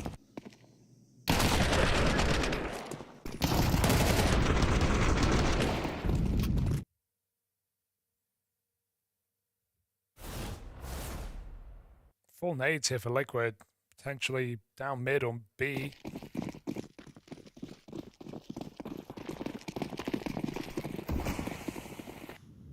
Out they go. No one home. In fact, that 1 HE from Syrah sets him up very well. Good follow-up from Heaven. And clean house for TMB. 4 alive, 3 in a row.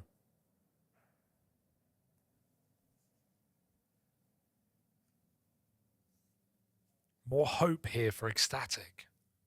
Can they hold on? I mean, look, you can't doubt the resilience when a game drags on that long to open. I really doubt they've given up. Especially as this scoreline now starts closing in. Just 3 rounds between them. And if you can beat them in this first rifle, it's essentially a tie game.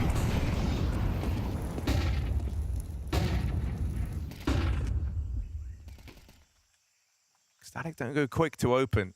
They're slow about this mid control, but they do get it. And that means they're not running into any early util from Liquid either.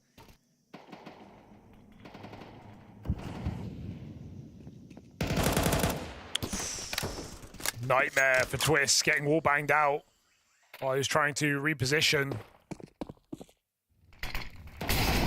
Oh, double wall bang.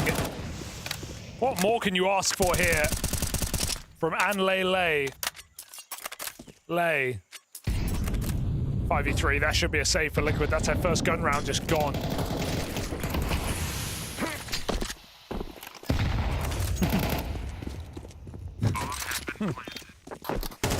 It's such an absurd way to win the round. Just double spam.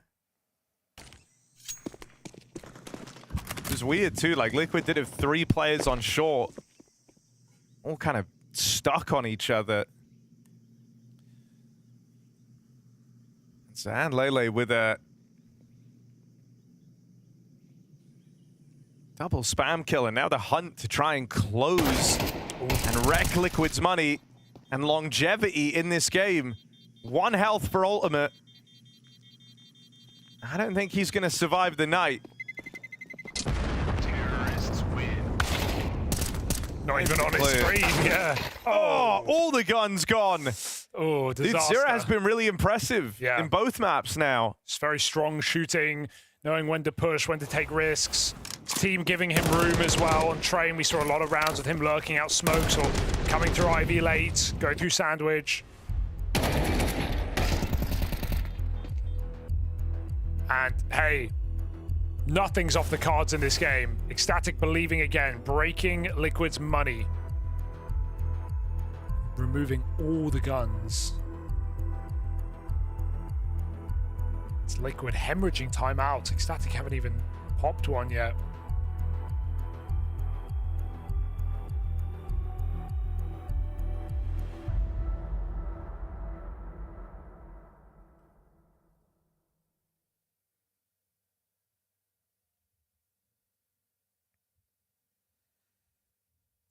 How many OTs? I don't think any.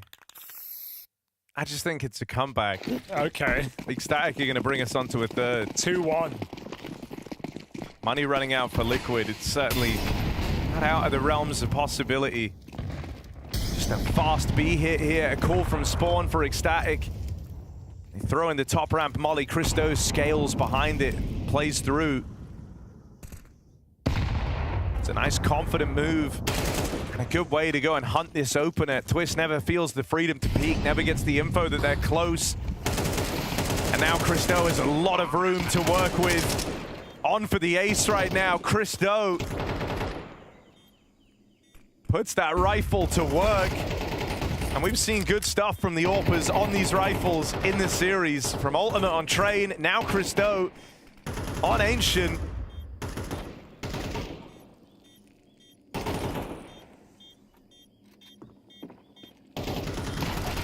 And these are clean rounds. That's the craziest part about it on this comeback from ECSTATIC. 9-3 down. Hunting everyone. Keeping many up. Building economy on the T side.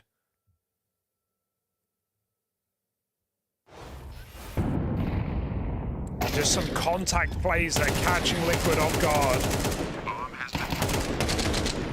Ultimate's ult needs to come through, and it needs to hit hard here in this gun round.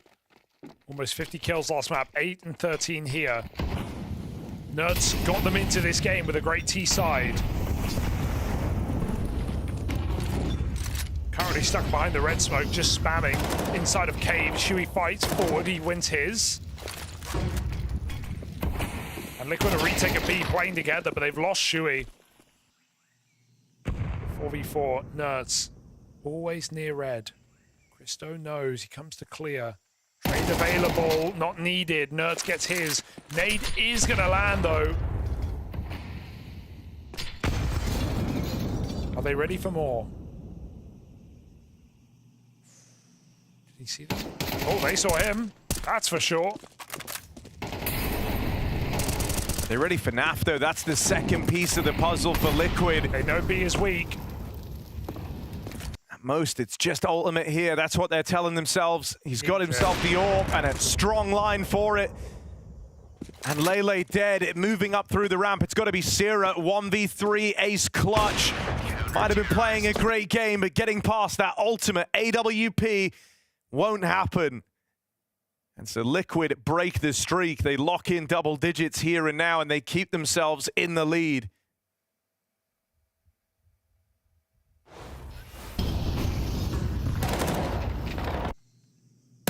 First round on CT side. Almost worrying, but maybe it's a start of Liquid locking in. Ultimate orb, reliable as ever. Hitting where it has to.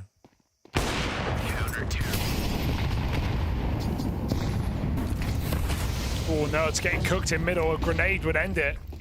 Syrah's tucked in. They have no idea. They have no idea. Makes it out behind the box. Syrah follows up too. Incredible game out of Syrah right now. 20 and 11. Just rolling back the years. 4 on 2.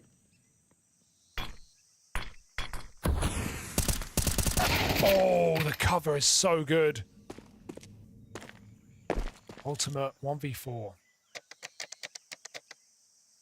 Saving on B. That's if that's allowed. And it doesn't look like it is.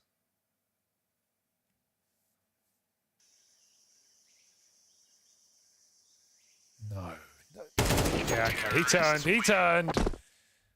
But he wanted it. He wanted the knife. One round game again. Inferno Decider. Dude, with how like one-sided this map was feeling at the rip, you were not expecting this at all, but ECSTATIC, you just can't count them out on these comebacks. This was a 9-round T-side from Liquid. ECSTATIC only finding anything in the final 4 rounds of play. They managed to get out with 3 of them. Gap and Nerds locking it down. Very important double up here in mid. As Liquid throw the hammer down and fight for this mid control heavy. They're staying here as well, finally starting to peel back. Ultimate just info on A. Nothing more. ECSTATIC going once again into middle. Naf's found his second. And Lele won't hunt that down. Christo up the ramp with the orb. A grenade could be well placed onto Nerds, but doesn't know his whereabouts. And this is a nice off angle for Twists. Hard to clear. Coming up ramp. The wallbang finishes Shui. Oh, he almost checked it. He hits a flick instead, and Nerds is on 7 points of health. He drops the orb. Huge pickup for Nerds. His teammates are nowhere nearby. If he dies there, it's a 2v2. The whole round's open. Instead, he's looking to close it single-handedly at 7 points of health. Nerds Wipes the sweat off his brow. Props for Nerds. Yeah, props for him, though, because he had a really bad last map. Felt like just a little uptick from him could have ended that game way earlier. But in this game, he has been the carry. He's been the hero. He showed up on the T side to win him round after round, entry after entry. And here he's won them a couple of crucial CT rounds down the stretch to get up to 11. Liquid within sight of the 2-0 now. Now they can consider it.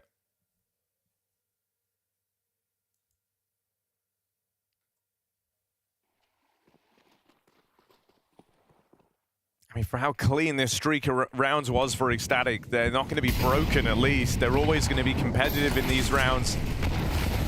And so even as Liquid trade them back and forth, you're never fully removing the pressure. They go back to this mid control. It works so well for them in the last round. They want to repeat it again. Just a full B execute, it looks like.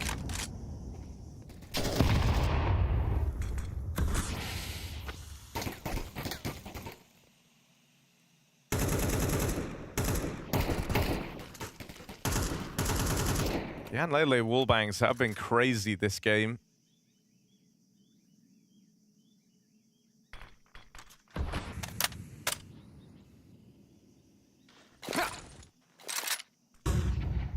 So I'm always nervous with ECSTATIC having control over this position at lane. There's Zanlele attempting the spam again. Can't say I blame him. TMB picked by AWP though. Double setup, no getting past that.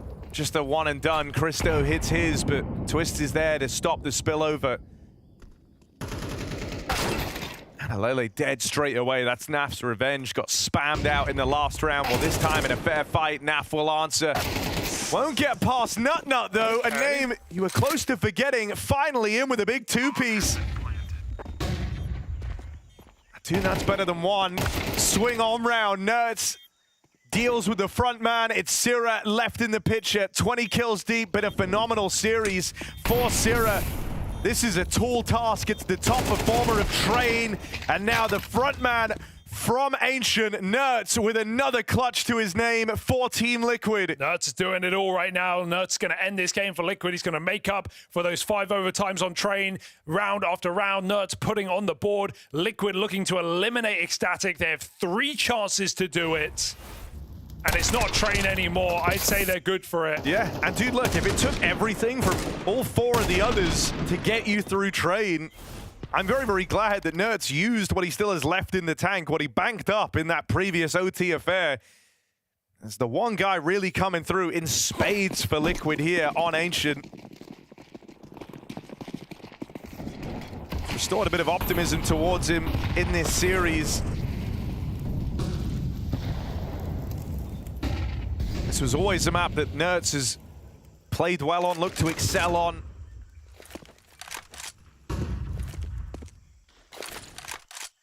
Thinking back to some of the plays he would do even in the heroic jersey here out through mid.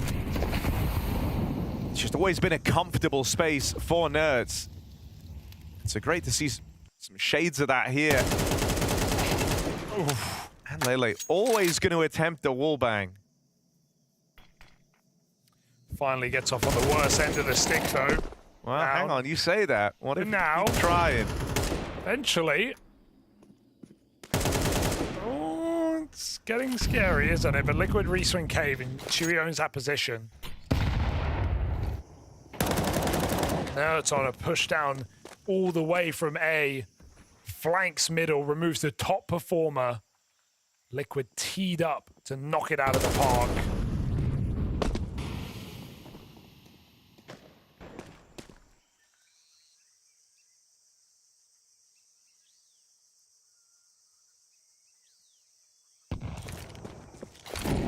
Ultimate, they don't bait the shot out of him. That orb still roaring to go. Christo opening through the red room, and they have blindsided Ultimate. However, Liquid arriving on this rotate will do well to clean it up, and they course correct this series. For ECSTATIC, the journey ends. They'll have to be content with playing one of the most thrilling games of Train we've seen in a while. That long OT affair versus Liquid. But their time at Blast Bounty is done.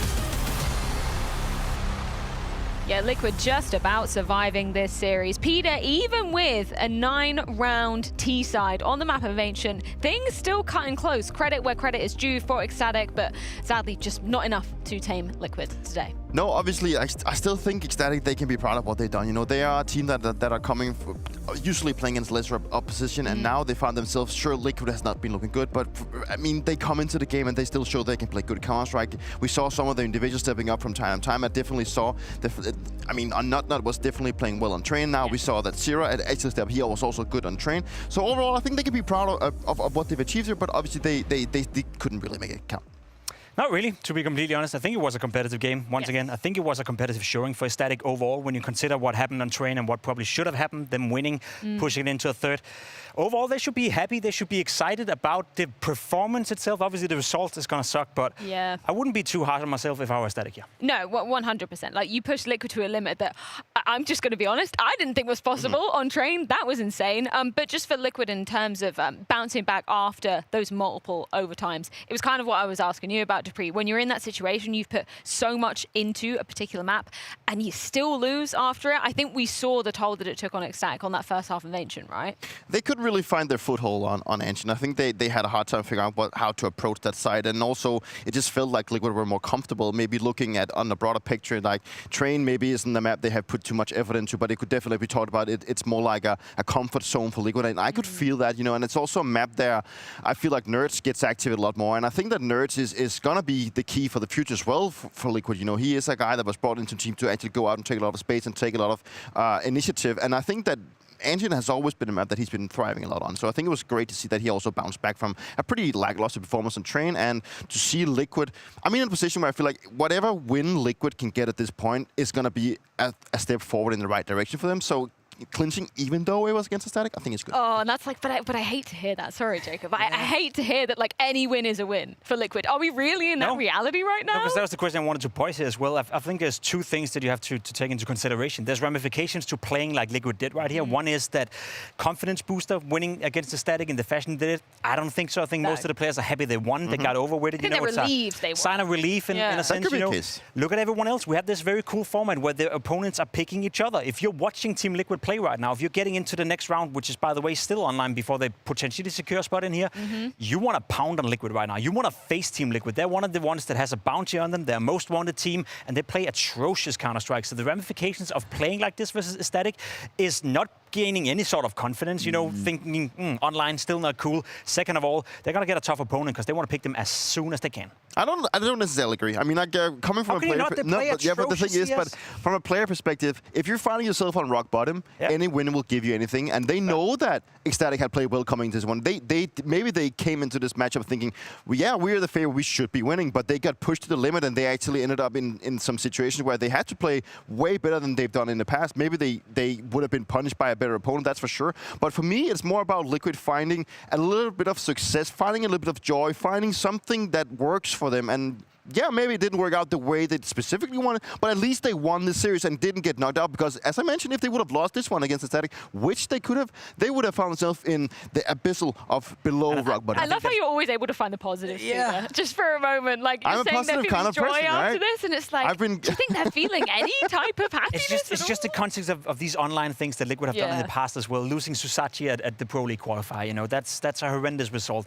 Losing to VP Academy just a couple of days ago. So I agree with you. It is a small W for Team Liquid because they did. It's a very small one. I agree. If the bar was set down here, you know, then Liquid just surpassed it a little bit. And is that good enough for a team like Team Liquid? Not at all. It's a win, yes, but the next game they play at this tournament, which is still going to be online, that's going to be very, very determining in whether or not they make it in here, whether or not they're going to make the major, or whether or not we have to discredit and be like, Liquid, right now, you're not relevant. Yeah, no, it's a tricky situation for Liquid to be finding themselves in, but we find ourselves in a situation where we do have 2 more games coming your way. We're going to bid you farewell and leave you in the capable hands of Darth, Vu, and Maui, as we do have G2 versus Nemiga as our next matchup of the day here at the Blast Premier Bounty. My name is Jacob Winnecke, and today I'll walk you through a little bit of a map analysis on Nuke. It's between Spirit and Eternal Fire, and what I want to showcase for you guys today is how you condition your opponents to feel uncomfortable and maybe deny them information in order to cause rotations and then losing your rounds. Now we have Spirit on the T side and we have Eternal Fire on the CT side, and I want to set the scene from the get-go. Donk over here towards Yard is being applied to, I guess, pressurize a little bit. According with Donk right here, there's also two smokes being put down. One here and one here, which is going to deny the vision for the player up here in CT spawn, so he no longer knows whether or not anyone can cross down towards secret. So with those two smokes, you're conditioning the opponent and forcing them to make a calculated guess whether or not someone is going down secret, which is why they have placed a player down towards secret already here, so the CT defense have now been spread thin from the get-go. Now what's going to happen now is that Spirit is going to stay inside the lobby, and what they're hoping for is some sort of reaction for Eternal Fire. However, they're playing very defensively. As you can see the way it's set up right now as well, you have a player very defensively out here, you have a player down towards secret who's super defensive, you have two players inside who at this point haven't made a move or haven't pushed or haven't done anything, and you have a player boosted on ramp as well in a very isolated position where he cannot rotate away. When you're in this position right here, you're fighting till you're dying. Now what's going to happen is that we have three Spirit players moving towards ramp right here later in the round, and they're going to go out towards ramp and applying their pressure. Now before they do that, they have players out here in Donk, who's now rotated from Yard back towards lobby, in towards center with this boy. They're going to throw Molotovs towards inner. I believe they're Molotoving behind the second vent. They're Molotoving somewhere on this side as well. And they're also going to throw a smoke towards gate. Now what that does is that they're trying to sell the idea that they're going inside. Meanwhile, three players from Spirit are moving in towards ramp, and they're actually going out ramp right here. Now Jota, who's in the boosted position, he's getting a double kill, which in itself is very well handled by him and not according to plan by Team Spirit. But what happens subsequently as well is that they are reading this fake. So the Eternal Fire players have no information whether or not Spirit are faking inside and already are in secret. They may think that, okay, they're going to go three guys towards ramp. They already have two guys secret, so they're going to do a lower crunch, which means that these two players in Matcha and Wycadia, they feel the pressure to do something. They feel the pressure to get some sort of information. And while these three players are fighting on ramp, you have both Wycadia and Major, and they're pushing in towards hot, they're pushing in towards door, where these two players are waiting for them. So even though they're losing the trade towards ramp, even though Jota is getting a multi-kill and essentially potentially winning the round for Eternal Fire, because Wycadia and Major feels pressured to do the push because they have no information towards secret, these two players are able to punish that, which means the one surviving player from ramp can then rotate back, and you have Spirit going inside and essentially winning the round. So at this point, this would not have happened had they not conditioned Eternal Fire from the beginning of the round. So even though nothing is transpiring for 50, 60 seconds, every single smoke, every single Molotov, every single point of pressure is conditioning your opponent to make a decision later on in the round, which you can take advantage of, which is exactly what Spirit did here.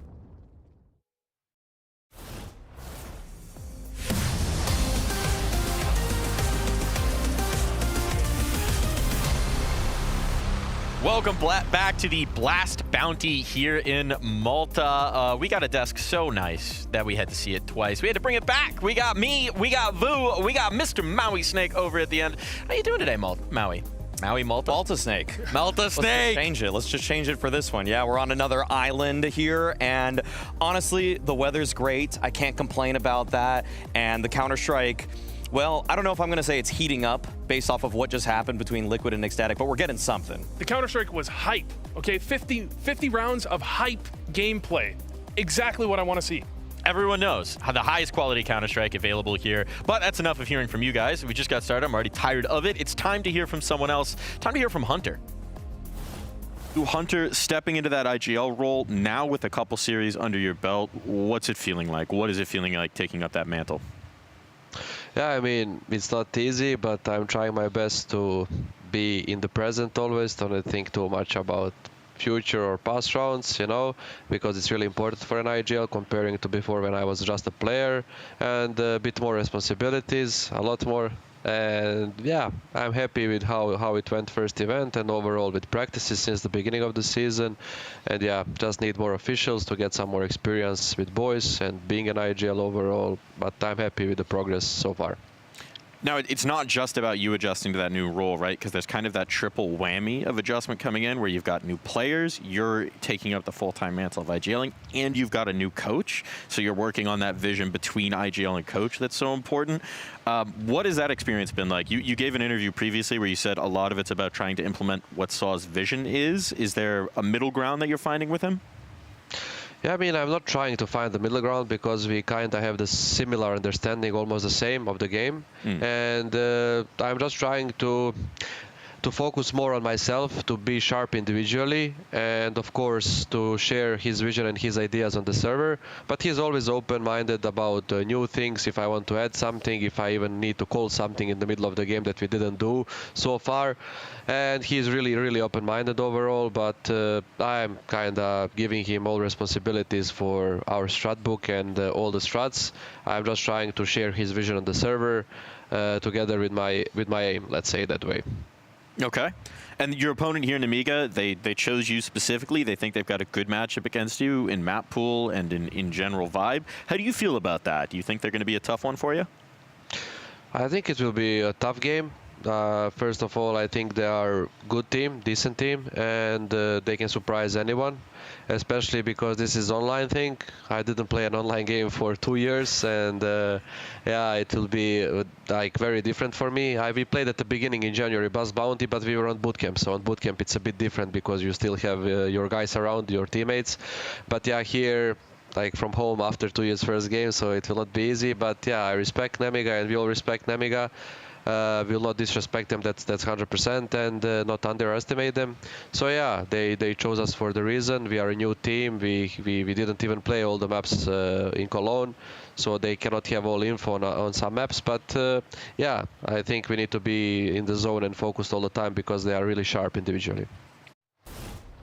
I realize the joke about being tired of your voices makes me sound a little egotistical when then it immediately cuts to my voice. What do we think about what Hunter was saying there, right? New team, a lot of adjustments coming through. What do we think? I think I'm pretty impressed with what Hunter's done so far. I mean, he's picking up the IGL mantle, and as we mentioned, changing players, changing coach. It's a lot of things moving at the same time. He struggled a bit coming into CS2, but in the previous event, I mean, he did a really solid job calling. He's done a great job of maintaining his level while calling, which is the most important part, really. And I can't complain too much about Hunter so far. Can you complain about Hunter? I saw a couple calls at Cologne that I wasn't a fan of. I mean, sometimes they just sat in B tunnels and then tried to hit the bomb site. The snack special? Yeah, they pretty much they actually were reusing some of the snacks playbook, which was a bit concerning for me. But I saw and Sun Pius joining this roster. I think this is a massive upgrade for G2. I really feel like, well, first of all, you solved the op problem because you didn't know who your opper was going to be as Hades was playing as a stand-in. But Saw was the biggest upgrade for me of any roster move this offseason. I thought that Kyosuke is kind of, yes, he's a superstar in the making, but with roles changing, you obviously have to, there's a little bit of give for a team like Falcons. But for Saw, this is just such a massive upgrade. He has been on top tier rosters consistently with Heroic, making 2 different cores, major playoff contenders, making that ENCE roster #2 in the world. I feel like he is now going to take the reins of G2 and lead them into the promised land for the next 2, 3, 4 years, however long his contract is. I'm hyped about it. You can just say you hate Poland, Maui. I don't hate Poland. I do not hate Poland. Do not put that in my mouth. All right, well, let's see if there's another team that you like, because we've got Nemiga over on the other side. They impressed a lot over at the Major, right? Turned a lot of heads, maybe caused a lot of upsets, a lot of upset teams on the other side as well. What do we make of Nemiga here? I mean, impressed so much that they got their best player stolen, arguably. I mean, and then they have to replace him with Sawalio, who's, I think, done fairly well recently. I think he's a reasonable trade, but they still did lose one of their, you know, stalwart, their main players that they were putting a lot of effort into. Zwei was definitely a Kickstarter in a lot of rounds for Nemiga and Lear, just the way that he was able to take space, especially on the T side. Now, Sawalio, tasked with many of those burdens in a lot of these rounds that they're playing, I don't think he's quite as sharp of an individual. However, something that really popped off to me, or really just jumped out off the page, was that Man, like, Sawalio is a weirdly good clutcher in the first 14 or so maps that he's played for Nemiga. So I want to see in the late round if he's able to actually have some of that impact against a team like G2. And I don't think he's necessarily set up to be in the late round that often, but when he gets there, he does. He makes a lot of great decisions. He's been there. He knows what he's doing. Doesn't make a ton of mistakes. The funny thing when we talk about like the pressure of being a new addition is oftentimes it's about whose role you're filling, whose shoes you're filling. And before last week, you wouldn't have said that Zwei was this crazy presence. But then he won this little tournament, lifted a trophy in this place called Cologne, and suddenly it's like, pressure's on, buddy! I'm not sold actually of what he did at Cologne. I feel like you could put a lot of different players there. I actually think, okay, here, for Spirit's sake, I think that if Magix was still there, very likely they still win that tournament because Donk just ascended to a completely different level there where it was unplayable for Maus and many of the teams that Spirit went through. So Zwei, I think he's got more to show as he did on Nemiga. I might say I'm on the same page as you with Zwei, but there was a couple small things like he plays A on Mirage instead of B, so you swap Chopper over. I think teams had a bit of struggle dealing with that, but I think you're completely right. Zwei wasn't as good as people imagine him to be, and I think it's definitely possible Sawalio could fill those shoes really effectively. Well, it's time to focus on this matchup specifically. We've set the stage with our two teams. Now it's time to find out about the maps. Let's roll the veto. Anything we should expect here? Well, both of these teams like to ban out Nuke, and I think that's why Nemiga went for this pick in the bounty because they probably are just going to float that as G2 go with their own perma. And I want to see what Nemiga decide to ban. I think it'll be Inferno, but we'll see if there's any surprises. Yeah, I mean, Inferno is what they banned against Paravision, but they could go a couple of different routes, and they also know Train isn't necessarily a map G2's comfortable on, but where does it go? Okay, well, Nemiga didn't float Nuke like I thought they would. When you're the underdog, I don't see why you don't do that. And then G2 get to ban Overpass, which Nico and Hunter have both been very vocal about that they never really like playing that map. Yeah, the pick of G2 makes so much sense for the reason of the Nuke ban, the uncomfortability on Train potentially, Overpass being a potential pick. So avoiding that is kind of suspect a little bit to me, but I guess maybe they just see something in the other maps. They see something in Mirage, see something in Ancient that we're not noticing. I'm curious about where you guys are sitting because for me, when I looked at the list of matchups, this feels like one where it's a little tough to cut the advantage, right? You've got a lot of changes for G2. You have the one change for Nemiga, but Nemiga was a team that caused a lot of problems in Austin. What do we think? Is this a lopsided affair? Do we have an underdog here?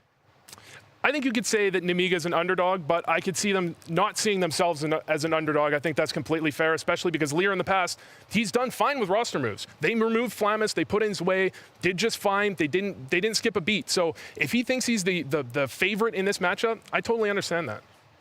Well, we do have a little bit of an interview here from Lear to actually hear about what he's thinking ahead of this match. Start of the season, new player in. You've got a few series under your belt with Sawalio. How's that been? How has he been? Oh, that was good. Unfortunately, we didn't qualify for ESL Pro League, but we are still confident. We have good structure, and we don't lose anything with a new player because he's such a good player, and we are ready for a new season. You talked about that a lot before, about the structure being the priority over any one individual, but surely there's some differences in how you want to play Sawalio versus Zwei. What has that adjustment been like just to make him more comfortable or to maybe highlight what he's good at?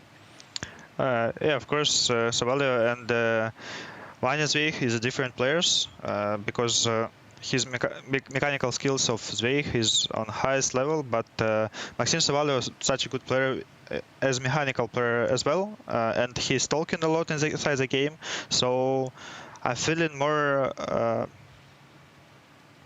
comfortable inside the game because I can focus on myself sometimes, but sometimes much than that was before. So we have our structure, and we're gonna continue to play like we played before because we need player who's gonna shoot to other players, and Maxim Sawalio is good in this.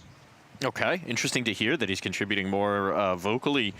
Curious about the experience, right? Obviously, you know, Zwei moving on to another team and then immediately lifting a trophy like Cologne, that's got to be a weird emotional moment for you. What is that experience like of watching a teammate lift that kind of trophy?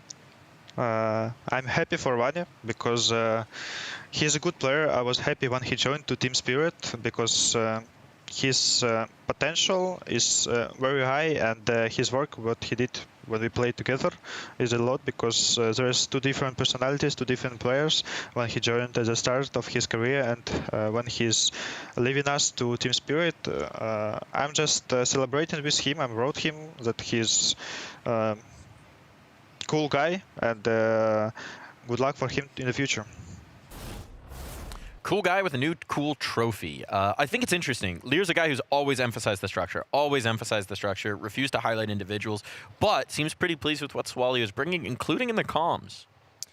I mean, I would expect someone like Swalio to have pretty decent comms when you go through ESCA Advanced completely undefeated. You go through the entire playoffs and drop a single map. So he understands how to be consistent. Like, that wasn't just 5 puggers on Ruby just kind of running through everyone necessarily. Like, you got to find 16-0 in a regular season of Advanced, you got to know what you're doing. Yeah, and that's EU Advanced, not NA Advanced. Exactly. Just to be clear. But Same yeah, level of competition, right? When you look at Swalio, you like to see the communication, because that's something you often see players struggle with. When they join a new team, they jump up a bit in level, they struggle to assert themselves and still be the same player, and they can get kind of lost. So it's nice to see him being talked about in that way, where he's still maintaining himself. He's still asserting himself on the map. He's still able to make plays and do his thing, and he's not just kind of becoming a background presence. Okay. Now it's time to throw to 2 beautiful gentlemen whose bounties I always want to be hunting. It's Scrawny and Launders. Take it away, boys. You're making me nervous, Mike. Settle down over there. Yes, thank you, gentlemen, for your expertise. Let's get into this one. Match number 3 of day 1 of Bounty. Mo, our summer vacation has come to a close. Let's get back to Counter-Strike, shall we? Yeah, we should. I really want to know what we're going to get out of G2 this season. I think for a minute I was thinking, why do we care about them? You know, if they're not going to make a competitive roster post Monacy, post Nico, and they have made one. And they have shown some recent results. And I think just poaching the coach presence of Saw is just a next level of confidence that you can have in the future of the lineup now. So I'm back on board with seeing what they can do. And I think he's a great place to start. It's the best coach that they've had in a long time. So at this point, with Nemiga, obviously, we're talking about a team that was exciting because of their run last at the major, both because of Zwei, but also because of Lear. Yes. Lear was so much fun. Talking trash. I think he's probably not going to be able to express himself the same way online. I feel like it's sort of like, you know, Nafany online versus on LAN. Really came to life on LAN. Lear, obviously, it was the first time really seeing him in that environment, but hopefully he can do something similar, because I think it helped out Nemiga a ton. It sucks for them, you know, to lose their best player to Spirit, and even though he wasn't that great at Cologne individually, he was very good at the major, and 100%. That's why he got his spot. Yeah, a driving force back in Austin to get Nemiga to the stage of which they did. You know, a heartbreaking, I think, defeat in the final stage that they where they got cut down, and now a rebuilding phase with Lear. But I like the professionalism Lear also brings. He's a bit of a duality to him, right? Talking smack in the server, but a good interview. He speaks of his troops and his system and his roster in high regards. And a game versus G2 while G2 are still trying to figure all this out. It's a great opportunity for them. We go back to Cologne. We had 8 maps played for this G2 roster. Our first outing with Sunpius on the team. I just want to highlight it because to me, it's not going to happen 2 events back to back. But the most difficult onboarding process that G2 have seemingly had to face with this team was a 0.66 rating at the event on T sides for Sunpius. Over 8 maps, that's the average. That's a scary stat line, and it's not one that I expect to come out twice. So will this G2 with a better version of Sunpius here today, as per my expectations, be too much for Nemiga to handle? I think, yes. G2 start this event well. In my heart, maybe my eyes. They start this event well. It's 0-0. It's not a bad start. So let's get it on. Hunter out from Donut. Fast pop out with utility. Good drive-by from Risky Bob. The dual Berettas out of Malbs. Not going to find what he's want. And he was the highest performing player at Cologne for G2. So for him to hit the ground empty-handed here, there goes the good start.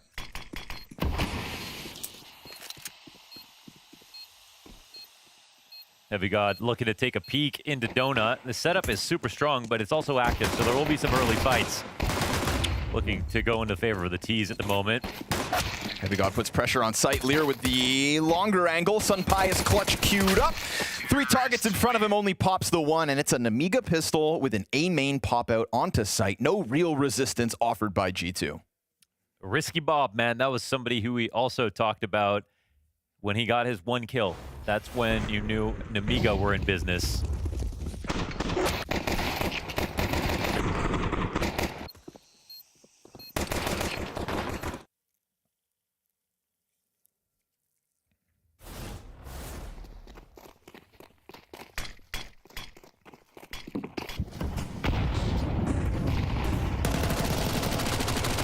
Jump to the donut with the flashes high, and Malbs comes back into action. First to be cut down, 5-7 success here for Sunpius. A lot of bodies for G2. Out middle, here's the recovery from Sawalio. Has to be concerned about flank. Luckily for them, bomb down towards B main was never a part of all of that problem. They get it chopped down to the 2v2, but that's G2 signing up for some fisticuffs in mid. This Swalio is just looking like a villain right now on that mini-map. The head tilted down a bit. He's got shadows on his profile picture. He might have just saved this round. If Xanter can come up with a plant. They smoked themselves out of pushing anywhere, so this does buy the CTs to get into position for a retake. So many grenades. It's still not the optimal time to try this, especially with how good the guns are, but how could you not give it an attempt? Right. G2 I think G2 are half thinking about, you know, not walking into it, but surely with the smoke, they're going to dive it. Would have loved to have a kit somewhere in the mix of all of this, but maybe grenades will be what carves this path up from ramp. They have 1 more smoke as well, right? Frag grenade though out of Sawalio. That 7 HP for Hunter. That's his just... Oh, never mind. Nades go both directions. Heavy God lands it. Frag still picked up here by Xanter. 10-second defuse needed. Exposes the diffuser. Ooh. And as you'd expect, it all goes down. Nades go both ways, but it is indeed Nemiga to convert this at a cost. Shout out to Xanter, man. He actually played that so well, and if it wasn't for a slight cover on short side with the smoke getting blown open at the same time, surely he gets traded. So scary moment here, and I think they were probably caught off guard by just how much utility G2 had left, especially having only 2 players alive that late into a round. But the job was finished. Nemiga convert. Look at the price tag, though. You come into this one, double Galil, Mac 10, barely any, almost as much utility now at the start of the round as what G2 were retaking with at the end of the last. And check out the G2 setup, right? This is Hunter, of course, in-game leader now for the camp. Putting 4 players inside this B site with upgraded guns. Those deadly 5.7s in hand. G2 dumped the utility, barring the smoke grenades, so we'll still see how much this clock gets burned down from a minute 15 now. Double molly into cave. 1 smoke immediate, still 1 for Malbs, so sure, it gets expended as a response to the fire, not to burn down the time. Still hanging on to another one, though, and still hanging on to B. Bombs come back to elbow. I don't know if they've scared themselves out of taking the site, but A was the right place to go. Xanter slips into the doors. They're waiting for a reaction. G2 haven't given it to them. Jumping around on site. Still smoke for ramp, smoke for inside cave. This comes 40 down to seconds. Xanter, I think, leading on the entry. Oh, and they've got to jump through his smoke to make it happen. That smoke will fizzle out still with time, but if there's no pressure on cave, then that's when the cave smoke's going to come down on the front of ramp, and then they are truly running through blind. Yes, exactly. So they pop it open, try to get through, and now it's going to be a bit of a gamble. G2 trying to sign up for this, looking to hold them back, but the guns prevail. Ooh, it was everything they needed in the right position. The utility put down to a T, and they brute forced their way through with 4 alive, making up for all of that lost cost in the 1 round prior. Another good couple of kills out of Sawalio, just showing off his mechanical ability. That is not a position of power to run through a smoke in that spot. And I think from the perspective of preparation, that's a great sign for G2. They knew exactly what style of round was going to be brought, that Nemiga were going to try to work the map, but it sort of felt like Saw knew where the fake would come in, where they would actually end up committing to. And you don't have the good guns behind those smokes, so Nemiga still trusted that they could get it together with better aim, and they were right. Sunpius up in red room with Malbs down in front of him. Again, it is this early Nemiga swing out from elbow. Layered defense, though, with front donut being held solo out of Malbs. He had the support of the second A defender, didn't need it. Other side of the map, though, Nemiga find the answer, and they've got eyes on sight. What they don't have is the bomb. It sits in the depths of spawn. And so, unfortunately, the round should fizzle out against them. Somebody's going to have to go grab it. Heavy God picks him up. Senpai is on the board with the op, and there's G2's first. They've had close ones, but this one follows through. Yeah, that's nasty from Malbs. He looked mean with that FAMAS out of Donut, and when we watch back the highlight, of course, there's not much more to say than efficiency right here with this magazine. Beautiful work here with the FAMAS. Oh. Yeah, that third kill's 5 bullets out of the FAMAS when he only had 6 to work with.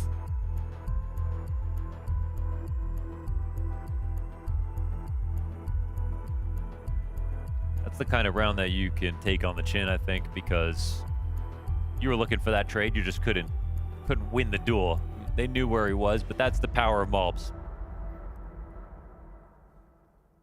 And that's a fight you're going to be signing up for all map long if you continue to try to swing out the start of the rounds in mid. That was a Malbs with no support, despite having Sunpius in Red Room, who had to fall back with the pressure. And that second A player who didn't even see anybody. All Malbs, all round long. We see the economic effects of round 2. G2 with those 5-7s whittled down the early money. So it's Deagles in hand here for Nemiga. Xanter and Sawalio limited. AK in the front of it with Lear. Khan's got one as well. Oh, Matisse makes a mistake. Really uncomfortable. He's got a player behind it. Heavy God tries to burn his smoke. Hunter's going to pick up a 2K. That was an aggressive A main push. Now, bombs dropped over with those bodies, but he didn't see it. They had it tucked into the corner. That's a silver lining here for Nemiga to work with, but still, a deep A main peek and you lose 2 players, no answer. How to even do that? Like, look how split up that attack was. That's real beautiful. Now, the guns could be protected. I don't know what they're... There's one AK. Maybe that was the only one. Some more pressure coming out. 2 spotted at B. It's tempting to think, well, maybe we should just try the A site.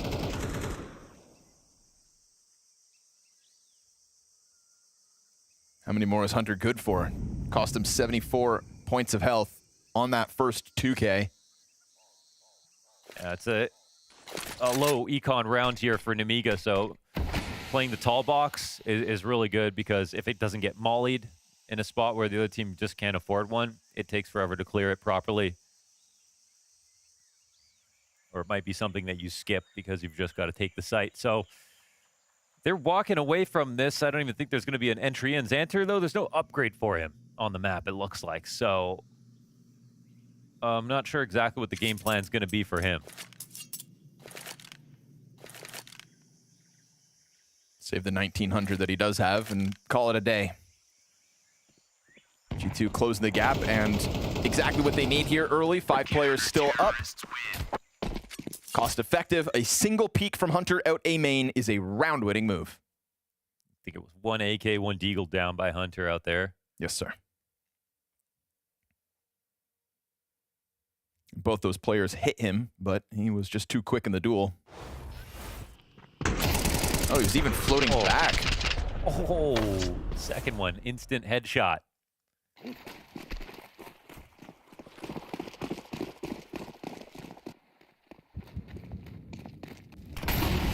So still limited, but bolstered with the save of the last round. Let's see if these AKs can get to work. They split them up at the start of the round.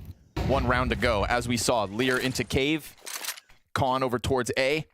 This time, those rifles side by side at the front of ramp. 1 player decides to fall back. We get pressure. Again, Mattis tries to take a look at it. Hunter is from the other side of the map, suddenly playing this B site. And in doing so, whittles down another missed Molotov out of G2. No big deal. They still Not made like they're following out. So uncomfortable. They still have told them and showed them they know where they are. Swalio trying to just long arm this AK, but it is so far from the smoke. There is no chance he picks that up.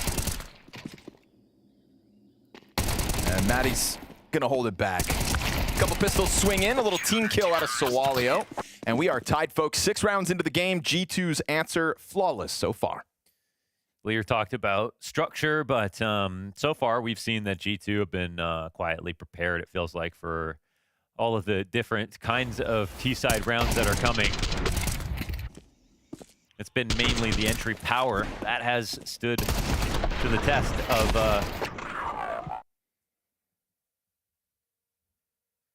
of these sort of like good defensive positions that G2 are finding themselves in.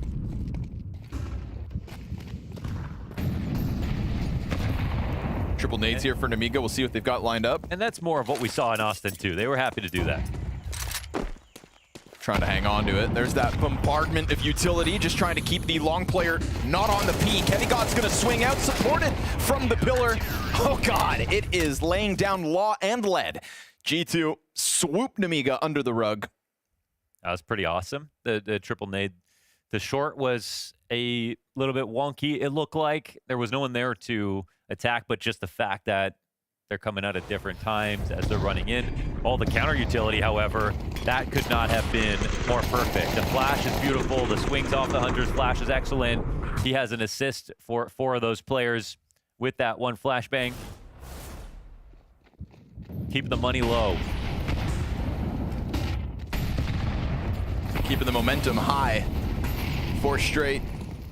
Yeah, it's some more great utility already. I mean, and again, this is what happens if you don't go for the elbow fight.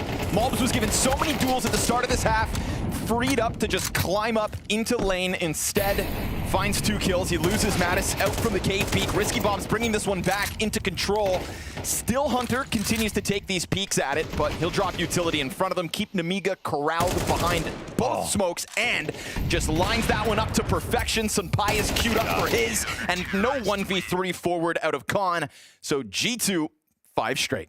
Nemiga had to be more willing to work. This is a moment where they get kind of monkey-brained, right? They're outside of B. You know what I mean? I know what you mean, yeah. It's like, okay, let's use a golf example. Okay, you learn 1,000 things, and you set up to the golf shot, and all of a sudden you just do what you know is natural. Here, they just start taking the duels outside of B because, well, they just don't want to go back and work the map. It feels like the round's already over. From our perspective, you know, it's short of is, but if they're going to beat G2, they've got to be willing to go that extra distance, do everything meticulously, and believe they have a chance.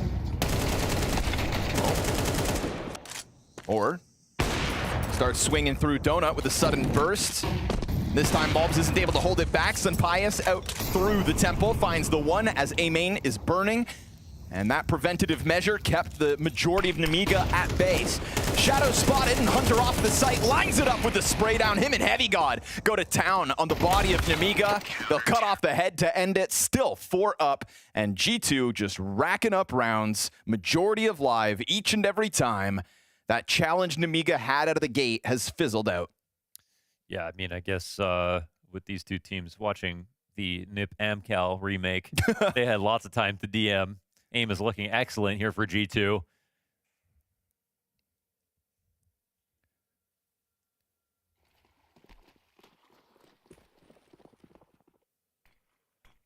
Gave Malbs a couple rounds with no action, and then the last just goes swinging for him. This time the nades find Sunpius. Just trying to drop down off the ledge. 50 damage from the frags, not bad at all. But Mattis gonna take a look down ramp.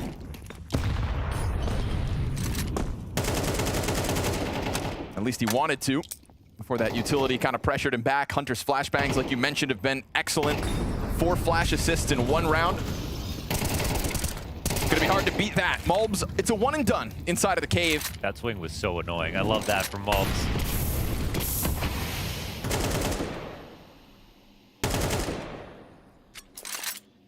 And do end up with mid control, but they had to leak down off a boost. Bomb still outside of the B site. Better can't forget it.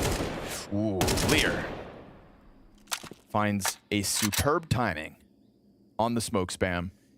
So here's a great chance now for Nemiga. It feels like they've lost control of a lot of these mid-round situations, but now they're up, and it's actually G2. But what Nemiga do in this spot is they always wait for a reaction. The last time we saw this, G2 did not give them what they were looking for, and then they ended up running into the more stacked site again. We're looking to see if that happens again. 35 seconds. Just go get the bomb now, though. Yeah, I was going to say, still no bomb possession because nobody's taking ramp from Khan. He'll go pick it up. Heavy God waiting for the cave presence. Given the first tool. Supported by Hunter. Unable to hold it all back, though. Risky Bob doubles down. We got a Sunpius clutch on 47 health and a late rotate. Still in CT spawn. Cut off by smoke. Nemiga take their sweet time with this one, but they will at the very least put it down. Have G2 earned enough? I'm looking at $15,000 in the bank here for Hunter. Yeah. Let Sunpius work. Take an attempt. I mean, he can play it slow if he doesn't want to hand over an op, if that's a consideration, but smoke cave is big. Absolutely stick around. Yeah, he has one. He's not thinking about it just yet. If he doesn't see anybody. Smoke the cave or smoke the bomb? What's the call? He's going to go for the bomb, tap it once, try to get the reaction. Here it is. They both come out. And he shoots in between the two. Risky Bob sends it flying forward. Multi-kill round. 3 frags to his name. It takes him a while, but there's an answer back from Nemiga after 6 straight from G2. And it's fortunate timing here for Lear. Obviously, if you're Mattis, you just say, all right, well, that happens sometimes. But even still, I think what we saw again was 2 players over here on B. Nemiga coming back to fight B. G2 in the mid to late round situations, they just know what Nemiga are going to do next, and that definitely is another round they could have lost. They'll swing for it once more. Lear locked into the box. Spotted by Malbs, though. No HEs here for Malbs, no Mollies either. Molotov comes back at him, so both players burning, sign up for the fight. The support's just closer to Lear than it is Malbs, though. Sunpius still disengaged from it, smoked off out of Red Room. So Malbs had no help. Lear had plenty. And it's going to force G2 to continue this activity, looking for the ramp play. Yeah, this can be a spot where you put pressure for like 40 seconds because you have a nice place to wait. If they come cave, you can push down. If not, you just chill. You're still holding the site. So sometimes the push doesn't happen for a long time, but they release the pressure. Oh, and Heavy God gets the kill. That's going to free up Mattis to look back towards mid if he needs to. Sawalio's getting burned out. Great headshot from the Galil, and a second spray down is huge. It still comes at a cost. It's incredible because they didn't even have to fight him. There's an A-walk happening at 50 seconds. CTs won't know about this. Lear's going to get deep into the site, but look how disjointed he is from that bomb carrier. No one's going to get cut off. Let's see if Mattis rotates around Sunpius to get to the A site, or if Nemiga overthink this. Please, don't let Nemiga overthink this. Lear's not watching for the close peek, and he doesn't react to the scope in fast enough. enough. Someone has gone through A. This might have been a huge mistake. Sunpius, he's going to get to the angle. No smoke to cover this. Bomb is down on the corner. Sunpius challenging through, hits the shot. Sunpius, though, also dropped by 88 points of health on that play. And he didn't prevent the bomb from going down entirely. Risky hits it. Oh, but he doesn't get the chance to gun down Mattis. Instead, it is G2 with another. Lear going deep through Donut, almost catching Sunpius off, but he had the presence of main to clear it himself, and the Opper picks up the slack from the A site. It's really funny because he knows he can get through the molly, get a shot, but it had to be a leg shot. Round's just not over. To be honest, rotation back around through Temple was a little scary. It did create 2 one-on-ones. But we're seeing some moments here from Swalio where they're looking pretty inspired. He's not getting nervous. He's hitting very hard to hit shots. He's had some good entries as well. It's not the most impressive scoreline, but it's a good start.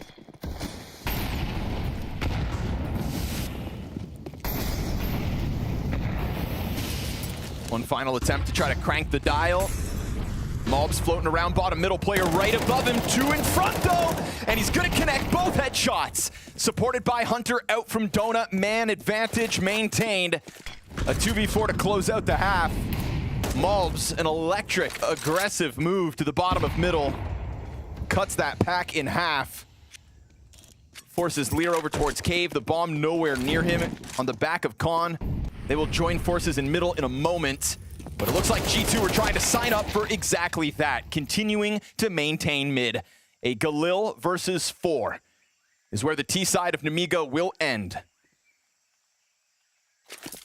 A rocky start for G2, letting Nemiga get those 3 rounds in a row, almost stopping it in the second round of play with the 5-7 force buy, but then being adamant about turning this one around. They put that hot start on ice and end the half with an extra round.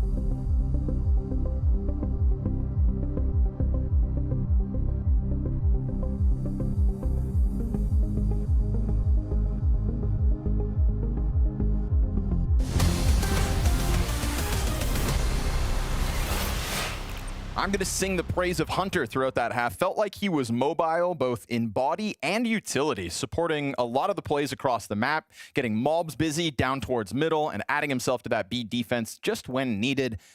The support that is keeping this G2 name relevant, Launders, as they take themselves forward to the 8-4 half. Yeah, I mean, I feel like we'd be on the same page about this, but I've got absolutely zero concerns about Hunter going IGL.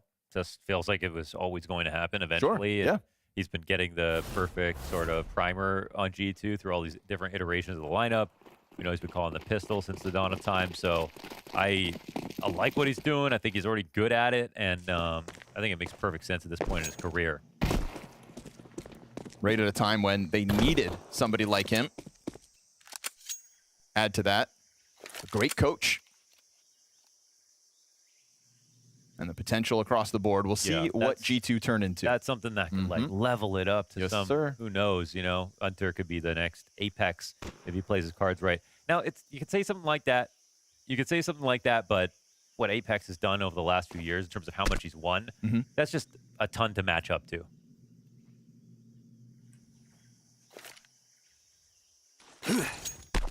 So exec into A, smoke over the top. Couple flashbangs here for Sunpius as well if they want to try to take Xanter's vision out. Utility lands in front of him, kind of denies him his angle, but he will one-tap mobs out of existence. Clean first shot from Xanter. Risky Bob's going to collect one as well. And so we're going 3v5 post-plant here for G2. Can they pull it out of the hat? Deep peek into Temple says otherwise. Risky Bob with a second and a third. And with it, it's a Heavy God Donut 1v5. Too far gone, Mohan? For Heavy God, the Heavy Gowd, come on. Is about to swing into a close Xanter. Diffuser being covered by smoke, and Risky Bob's quad hits the scoreboard. Risky quad, baby. I love that. Got the opener on the pistol when we kick this game off, and now he continues on with his reign of terror. Risky Bob opening up a chance in the second half for Nemiga. Wow, that was such a clean shot at a Xanter. I think we'll see, you know, winning the pistols only means so much, especially when it looked like G2, if you divide the game up into early, mid, and late round, we're better in 2/3 of every round. You know, whether or not they ended up converting each time is a different story, but they look just a lot stronger than Nemiga at the moment. So we'll see if CT side looks different. This is going to be a very threatening attack. Swalio's got his work cut out for him. Some support here in Donut. But Risky Bob's only got an HE for himself. They're kind of like loosely worried about A, it feels like. Even those two players here.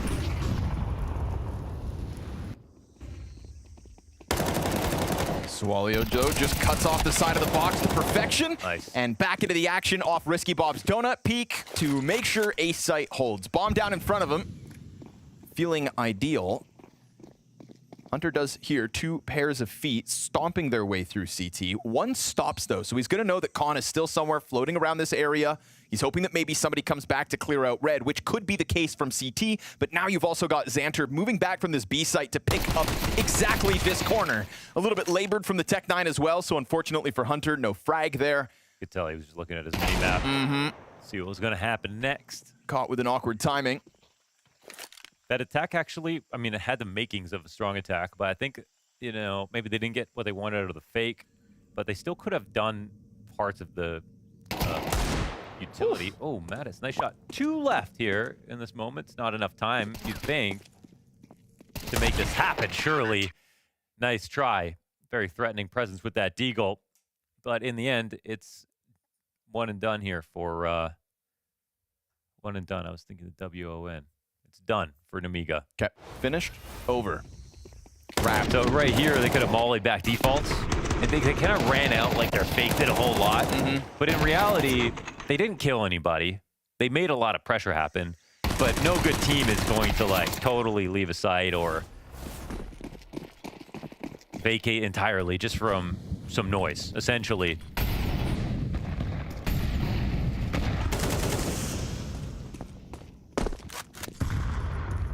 Jump spot from Xanter. He knows the bodies are coming. Oh, blind. You can take away his vision. He'll still take away your head. and he's not done after the first. He can hear the rotation coming over. He wanted to go clear that deeper angle. Mattis and Heavy God will get a couple more frags between them, but the health is so incredibly low for what is left of G2. It's an easy cleanup out of Lear. Wow. No bomb planted, a 1v2 to close it. Those health bars low by the time he arrived, just enough to get the job done. It's a scary round. This is one where, okay, now you do have Hunter calling, but if Mobs is a spawn like that, you know, you're going to use him sometimes as Weapon X in a moment. He's got the AK, comes in, he gets this kill blind. That might look lucky, but it's Mobs. He actually is really, really comfortable at hitting shots like that. The clear is perfect. And it does open up a situation where they could easily win the round. But not enough luck goes in their favor. Nemiga closed the gap to 1 round. Okay. All right, hard-headed, huh? Just gonna try to slam their way through this ramp again. Xanter's got the double off the ump. All right. And with Khan on the deep angle, a missed shot's gonna reopen the door, but that door gets closed by Xanter, finding himself holding back lane. It's still deep positioning for Heavy God, but surrounded, no bomb possession, and that little bit of hesitation that he has to take to silently work through sight is what opens this flank back up. We're going to get Lear attacking from ramp eventually, and if he moves soon enough, you'll just find that bomb still on the ground. A peek into what is 3 players behind that box. Heavy God shaves one off, goes for the jiggle, and Khan's not going to miss that opportunity after having missed the shot towards ramp. So shut down after, again, a hard-headed looking G2 tried to just slam that site. I feel like economically speaking, it's a weird risk to take. They just lost 3 players, I think, to this UMP. Yes. One on the rotation as well. It looks real sloppy here as they try to push in. There's just not enough even nades behind their rushes at the moment, so obviously you can get 2 kills and win. You can get 2 kills, run through smoke, get 2 kills, get them caught off guard and win. Or you could just have the CTs defend with 1 good counter flash, CT in a strong position, no one playing aggressively, and sort of embarrass you, honestly. I think G2, that one looked risky because it was, even though it's just 1 round. It's 1 round where they put a lot of money into it. The round before, it's 1 AK.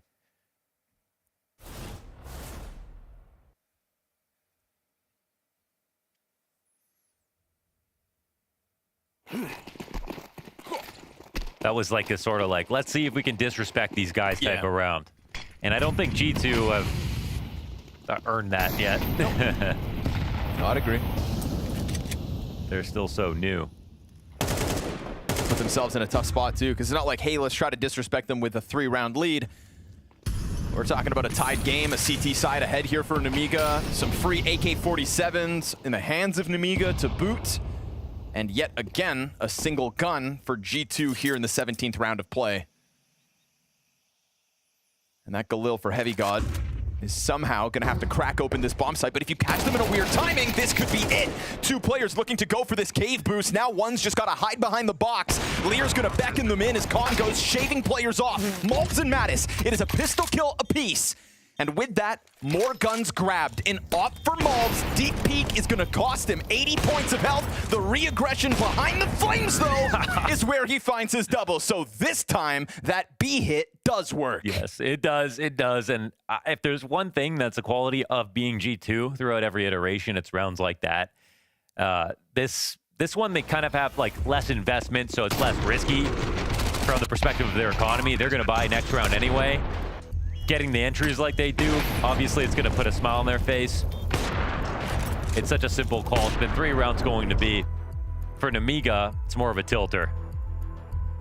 The fact somebody was holding that top ramp until you decided you wanted that box boost, opened the door perfectly for a MAC-10 to get to the pillar, has that much better cover. And I think the real tragedy of this one as well is that CT incendiary in front of Mobs lets him peek that twice. Yeah. It felt like rounds over already, but it's true.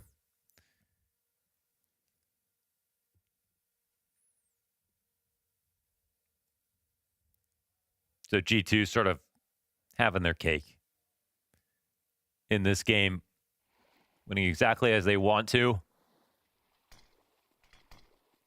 Draining the accounts here in Nemiga. Ooh, that's not pretty. But At the very least, they've still held on to the mid-control. Thing is, it queues up this A attack from G2. If Hunter senses this and they just decide to pull the trigger, I mean, you've got no utility in front of you so far for G2 to be worried about. Feels like G2 were hoping there wasn't going to be a full search here on DP and mid, so this is a really great call from Nemiga, but they haven't rotated yet. Maybe a little too slow to the draw still. Sawalio, we'll see if he can stop anything. He fires off because of the flashbang, gives his position over to Malbs, who won't waste a moment with this one. Frag grenade into the corner could do damage, but it actually goes a little too far. Risky Bob still sitting in the cubby. Mattis now freed up from holding middle, tries to get seconds in this round, and there's that CT from behind the block. Risky Bob, shadow in front of him, MP9 headshot, swaps over to the AK. We go 2v2 with that bomb down, and his next fight lined up. His teammate inbound, not needed. Risky Bob's got a triple on this one. A Sun Pius 1v2 clutch. With that one-round advantage, those utilities trickle out. The flash bangs the trigger. The damn near collateral with the Tech-9 finish off. A cherry on top there for Sun Pius. The 1v2 set up because what happened? Risky Bob came through. Those kills inside a donut. It felt like another situation G2 have under wraps, and there's some great counterplay. What's weird about this round is the fact that Nemiga actually come in kind of broke, but they go for a full B control, full mid control, and funnily enough, that's a great way to close the distance with the smaller guns that they have. So it was a good idea. They even got the info on the A attack, but they didn't have anyone in position to actually stop it. And now G2 have earned this one, just trying to pile drive their way through the B defense. Risky Bob, always good for a multi-frag, it feels. But unfortunately, so pinned into that corner. No support with Xanter on the other half of the map.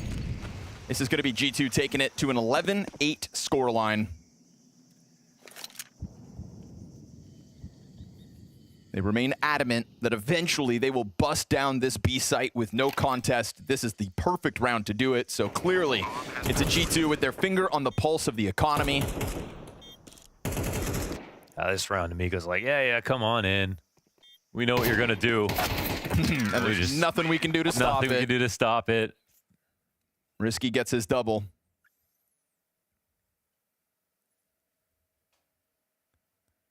I will be a bit worried for G2 if they, if the makeup of an entire T half is anything but mid control. But as long as they're winning, of course, they can always have the last laugh.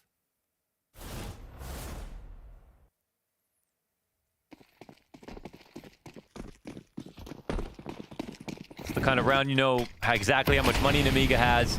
You can do a feel-out round. You can try to make it expensive, win or lose. You know you're in the power position, and the CTs have to try something different. They'll get to boxes in middle. Perfect. Hunter hears this whole thing, though.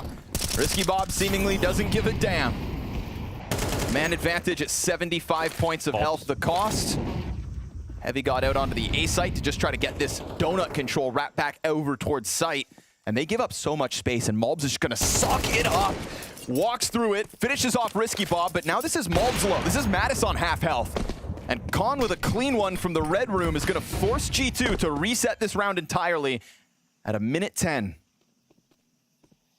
Mattis still floating around lane, so not a total reset. They at least have this control, knowing nobody's pushed off site. But it is still majority of what's left of Nemiga where it should be here on B.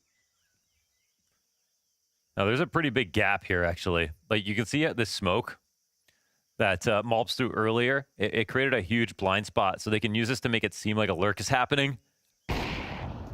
Only one spotted. Good cover. Slides into the cover. Ooh, Heavy God gets the headshot. Peak was a little awkward. And then Khan's able to get his line from Cave.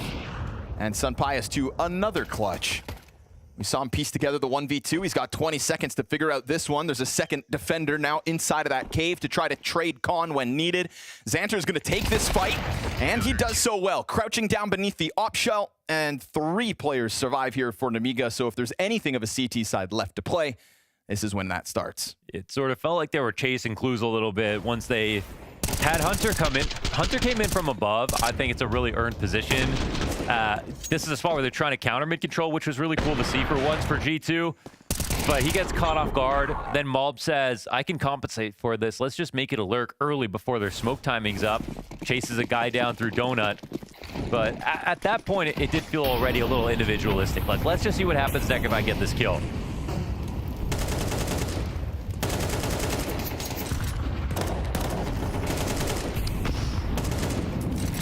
Jesus, bloodbath of utility down out middle.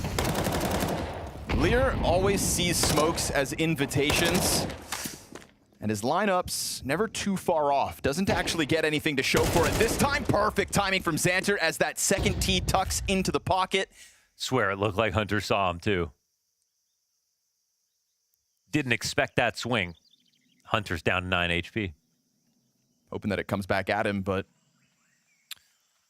Yeah, full mid's a new position here for the T side. And now the question is how do the CTs want to react to this? They've kind of calcified really far back spots. This puts a lot of pressure on Xanter, whether they realize it or not. Because if Lear's this far back, it's going to take him a long time to rotate in. He has to clear out mid slowly, then get over to B. Forget about the A site players coming to help Xanter. It's going to be him versus everybody for a while. There's not even a main push coming in, so G2 have the right read. It's another round where maybe Nemiga are just a little too slow. They went to the sort of like the final option a little too early. They're going to the really passive perimeter holding position, which would be nice if there was a lurk coming in. But how's Xanter going to stop this, man? Chucks the frag grenade down ramp, barring a triple kill spray down, which for a second, but only gets the front runner. Utility to follow suit. Lear on the fast rotations, already been smoked off. His lineup, though, again, he finds it just through the edge. Just enough time to try to plant, but it's fire on their feet. It gets some bias off. There's no time here for G2 to win. But if Khan goes down in that final second, does he jump back over smoke? Then it would have been G2's 12th. I can't. I'm surprised that he got off the bomb, especially with no time to put the bomb down again. You have somebody watching you. Oh, did he get mollied off there was first? an incendiary that landed. I didn't see how far it spread. I don't know what his health was, but that's what made him uncomfortable. That's what gave him the jitters. That makes perfect sense then. That they could run in through the smoke as that molly was up.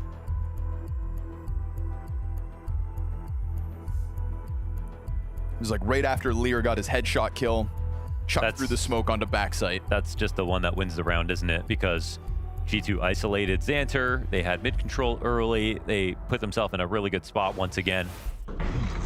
One kill back through the smoke, though. That's what makes a difference.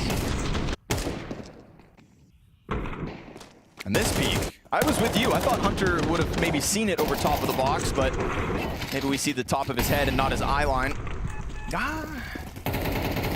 No, he just kind of got off it. Yeah, he had a teammate watching for him, too.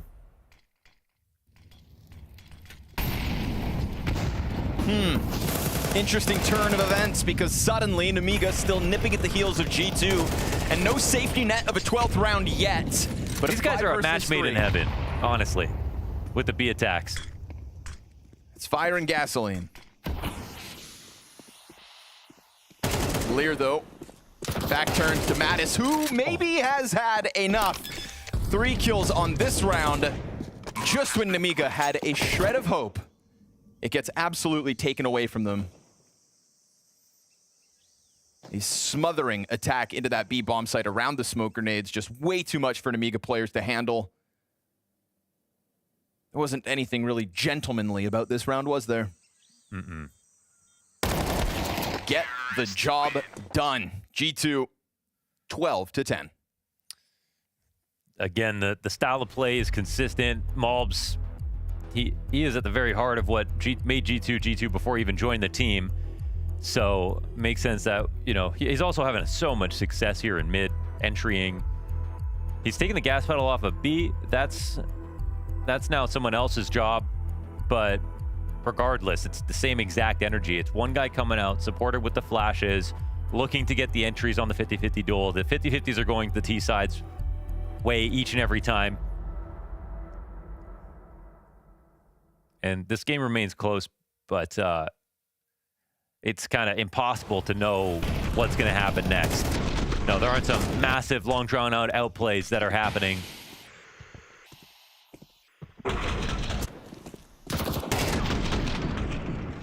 Lear was really banking on nobody just walking through that smoke with disrespect, but Mattis felt an opening, seized the moment with both hands, and are we smashing B one more time, gentlemen?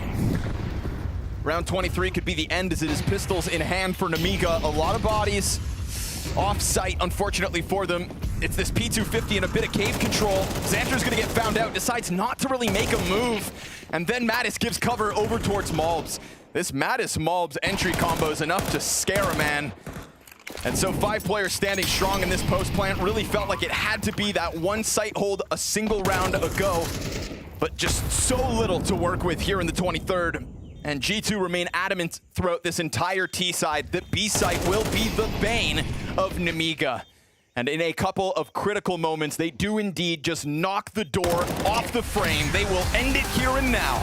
A G2 13-10 map of Ancients and an opening win over Nemiga that started this strong. That pistol in full conversion had us believing for only a moment, but the G2 rebound real quick.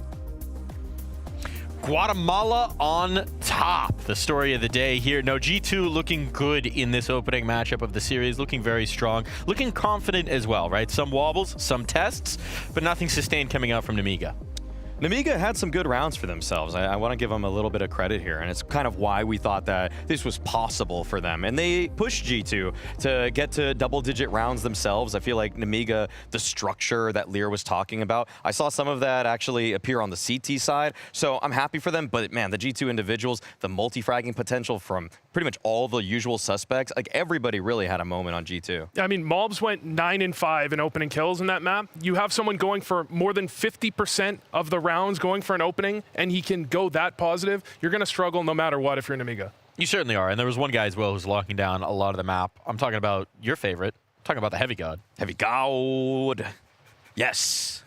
We love him here. I mean, I honestly think that anything more to say about him? I think this guy's the top 5 anchor in the world for sure. I mean, he is such a massive difference maker. On CT side, he is unbelievable. He's always good for 1. I'm almost just scratching my head. Is it going to be 2? You know, that's what I think when I watch this guy play. He's so sharp when it comes to just the way that he takes the duels, sometimes barely fighting off of the bomb sites. And I feel like he is just the full package when it comes to a defensive effort. Like, how can you even really do better than he does in some of his positions when you're trying to lock a spot down? Top 5, maybe top 3. I mean, Heavy God, my only criticism of Heavy God wasn't hot enough for you, Vu? When he first joined G2 was he wasn't perfectly consistent. He did a lot of things well. He wasn't perfectly consistent. Recently, he's found the consistency. He does all the things right. He does the little things right.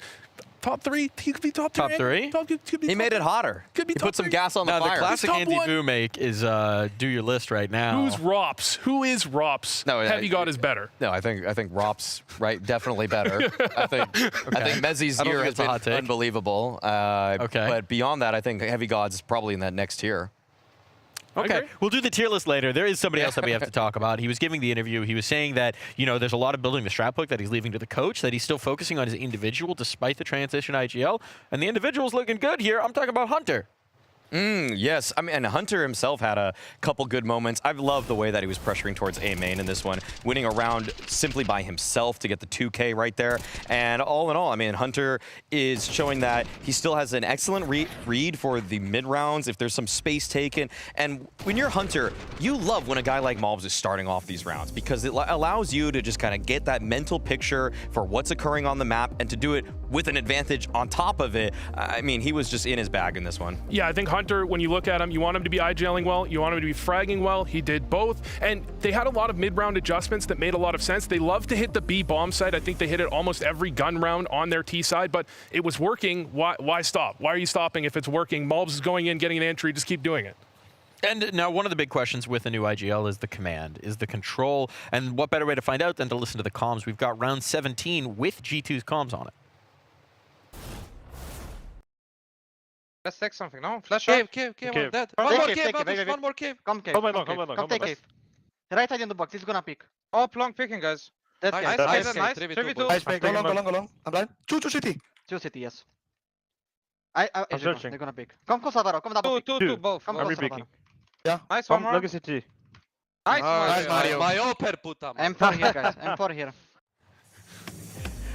The vibes, impeccable. The smiles, charming. The chuckles, cacophonous. That was a nice audio clip. I mean, I love that as soon as you get on a team with any player of a foreign language, you instantly learn the swear words in their language. Like, I can't say what Hunter just said, Actually, I can. He just said puta, which is just, you know, it's not a good. What does it mean, Maui? No, let's not What get does it mean, Maui? get into it. But I love that that's the first thing people pick up every single time they're on an international team. All the swear words.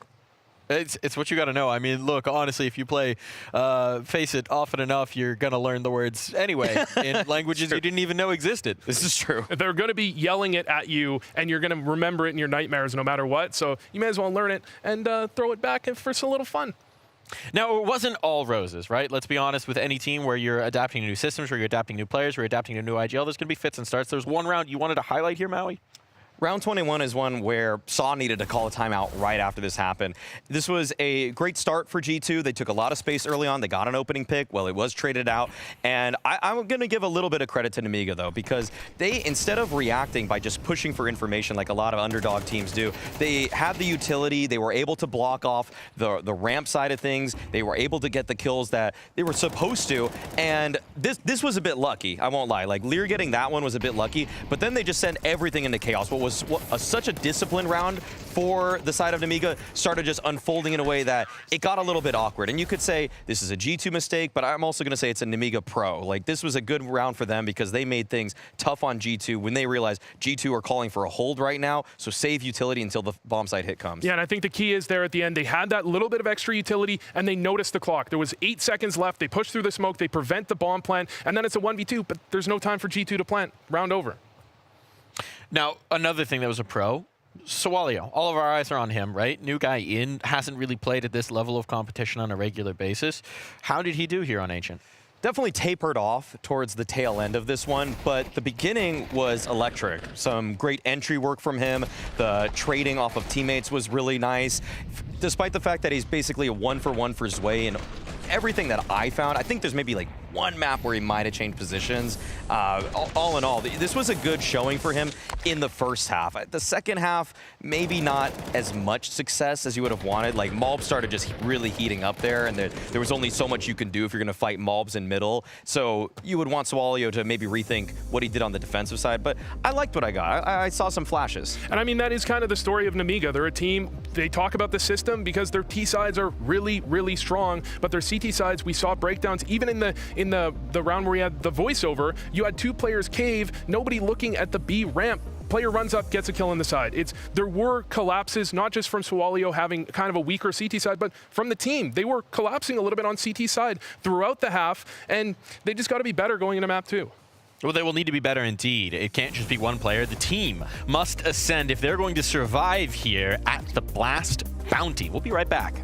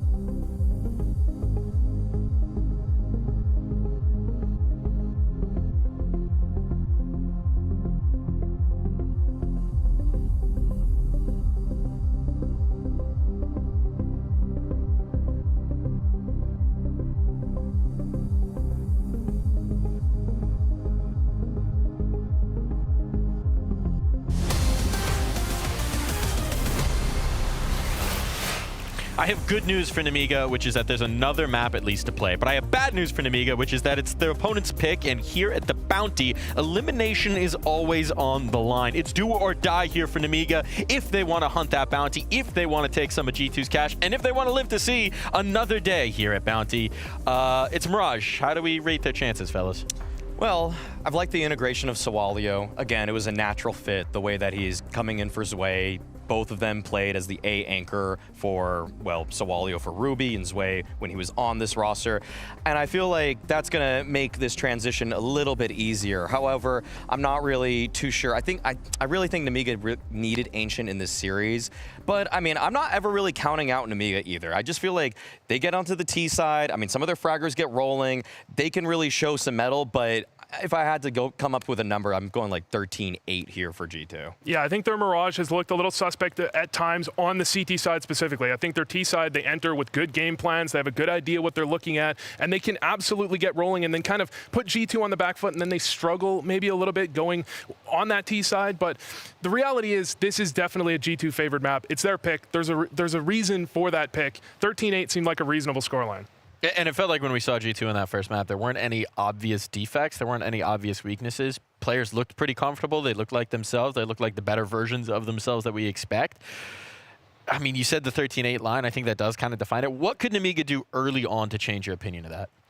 I think they need a strong T side. That's just the reality of the situation. They need to dominate on the T side, get onto the CT side, win the first gun round, put G2 in an uncomfortable scenario where Hunter does have to make an adjustment. He doesn't have this Ancient game where he can just go B round after round after round. It keeps working. He has to rethink what he's doing. If he has to rethink it, then you're questioning how good of an IGL are you, and you'll find the answer. Yeah, I mean, did Nemiga pick T side? I don't know if I didn't actually catch that one, but if they did, I almost feel like that would be the way, you know. But I feel like so few teams actually decide to actually bite the bullet and say, yeah, we're just better on the generally weaker side. Well, we'll have to find out when we're in the server, because I don't actually have the answer to that either. But there is always the possibility they make things uncomfortable. I think your point's a good one, right? Anyone who's adjusting into that IGL, no, they're starting CT. The voice in my head has confirmed. Oh, okay. So, Vu, your point is trash. Get out of here. Okay. No, but I think your point's true. Anytime you have a change in the calling, anytime you have someone new taking up that mantle, yes, Hunter's done a lot of IGLing effectively, but it's different when you're the guy where the buck stops, and when plan A doesn't work, then you got to go into your bag. You got to go to plan B and C, and that's where things can get complicated. I think the thing you can always say about second IGLs, you always think you can primary call, because you always make a call when you have this great idea. Guys, we got this play. Why don't we make this all the time?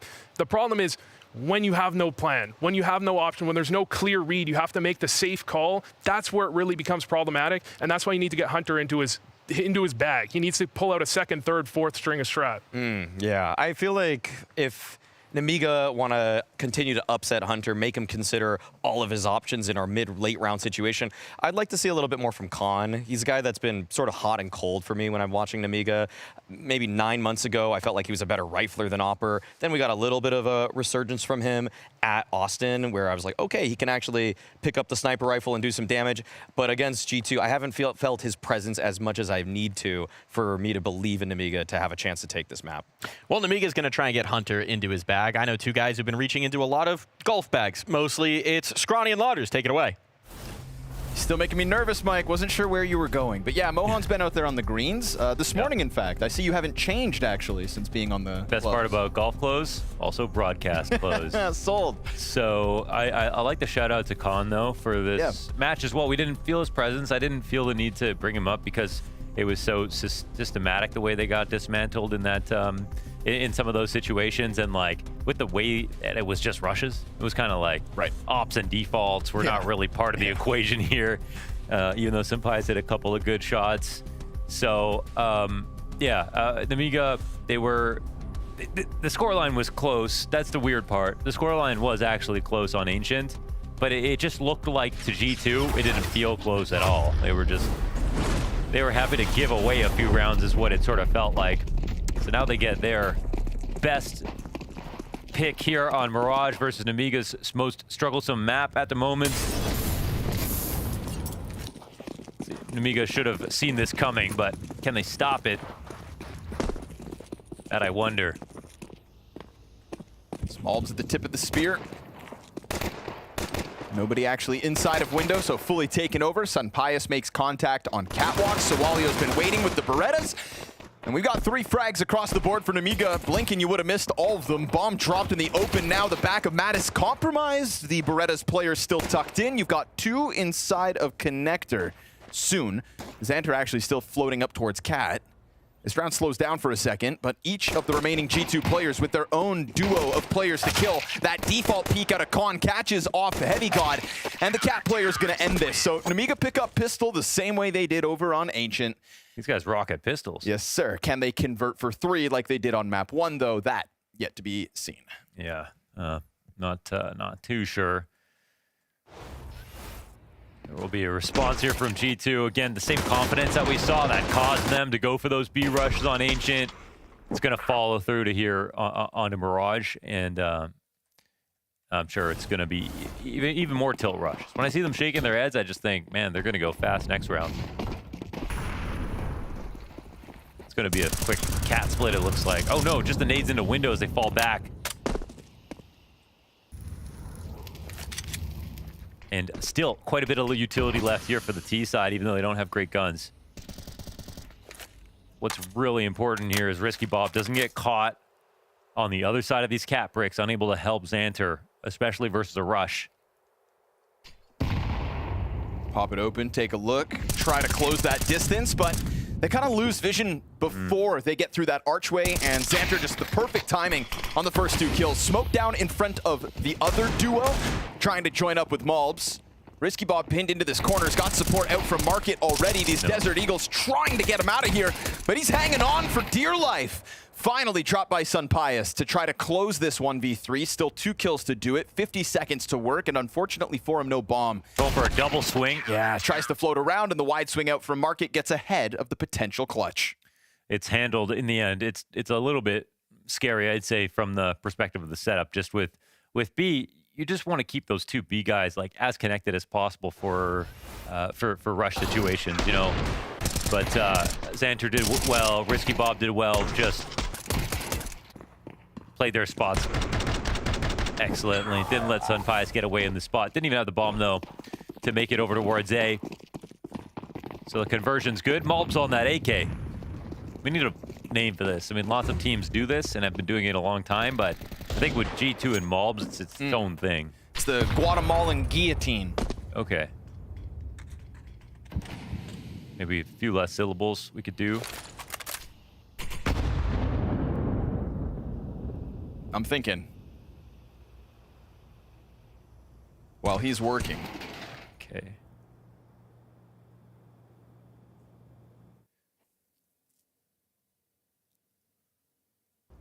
What about Marvelous? I don't get it. Yeah, it made sense in my head. Ooh. Well, that's not so marvelous. Dead through a wall. Mattis gets the upgrade. Can't really take it elsewhere. He decides to walk it back through the apartments. He'll go. Sunpius scooping up bomb. Thought maybe bomb was going to double back towards ramp, but it opts to come towards middle. Mattis takes the long road back around. That rifle finds itself in mid once again, but this time with only 30 seconds left to work. So do you even take the chance? They're going to try to gun this one up connector into the potential A split. You got that Desert Eagle in Heavy God's hands over towards ramp. He just wants to find contact, something to shoot at, some information for the rifler even. Timing there gives info to the defense. Lear slides out from jungle, a victim of the rifle, but they forgot about Swalio. Time. And as he hangs on to Sandwich, Risky Bob comes to help out. It is all time to perfection for Nemiga, and G2 unable to crack the code of that A-site defense. Awesome hold there, denied any plant from coming down. And yeah, they really bled that cock dry. You know, one thing we do see when there is like one gun or two, you know, a half buy-in with low grenades or something like that, that's it. Sometimes G2 get a little tunnel visioned. They get like, they have the blinders on. They're like sending one guy out and they're like, let him work. I don't want it to feel like anyone else is calling on the team except for Hunter. And they on the desk, I think Vu brought up a point about how secondary callers always think they can be primaries. Yes, yep. It's good to get that extra bit of impact, but yeah, you need to be a full-time caller. Well, full-time frag attempt. Swalio just thrust into the action. Dead early. Line of defense now is just a stair setup. Madison Hunter gonna make quick work of all of that. And despite the damage damn near across the entirety of G2, it is 0 frags, regardless of how hard they tried for them. They just didn't win a duel. And because people were blind, I mean, Xanter doesn't know about these HP bars right now. That one nade could take out 4 guys if it landed on the right spot.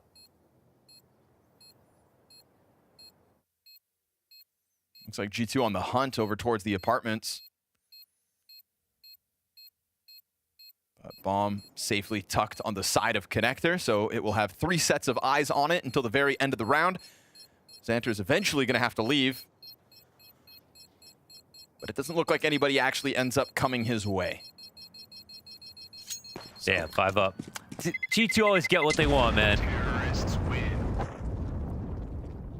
They do have that like spirit ends as well now with Saw, where it's like, oh, it didn't work, do it again, but faster.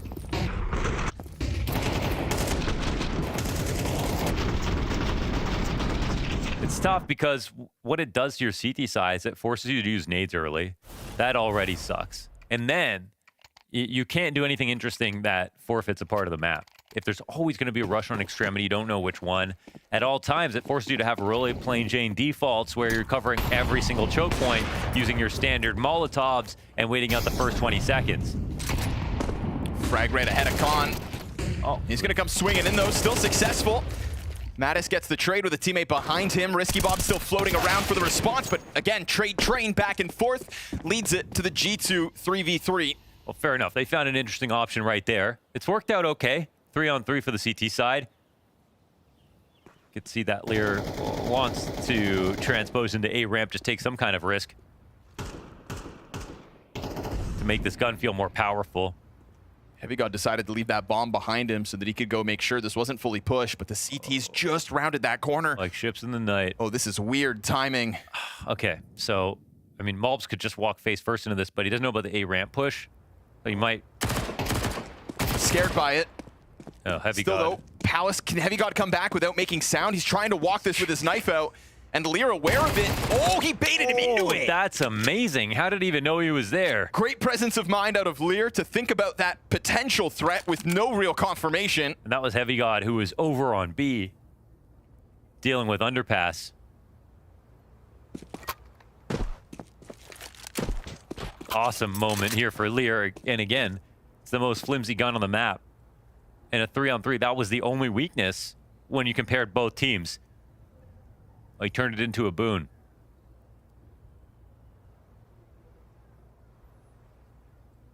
So Pius better make sure that he doesn't go down after the clock expires, because Lear's coming to look at this. Oh, what a round. Very clean closeout for Lear. Op will not be retrieved, despite the scramble here for Nemiga to try to find it. And so that 1-round answer out of G2 quickly put on ice.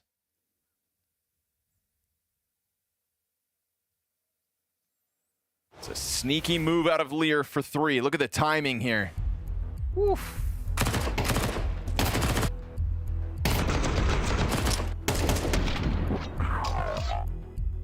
I mean, the bait's just perfection, because at no point on the way back does he walk. Right. Until he finally stops and comes back slowly and full commits to trying to draw that out. He doesn't half-ass it and assume the peak will come in early. He really tries to sell it to Heavy God. Heavy God buys in.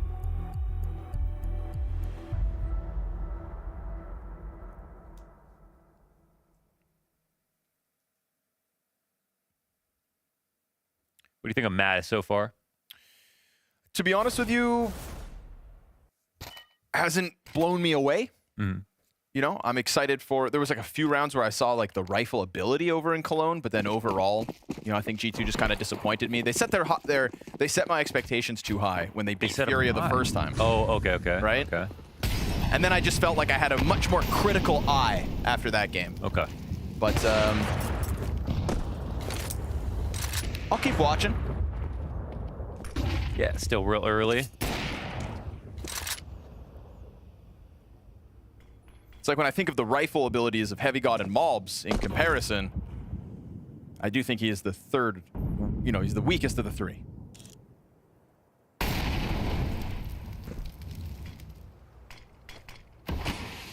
But it's hard to shine when you've got Malbs and Heavy God by your side. And honestly, there's a couple of Sunpius rifle highlights out there as well. Yeah, okay, true.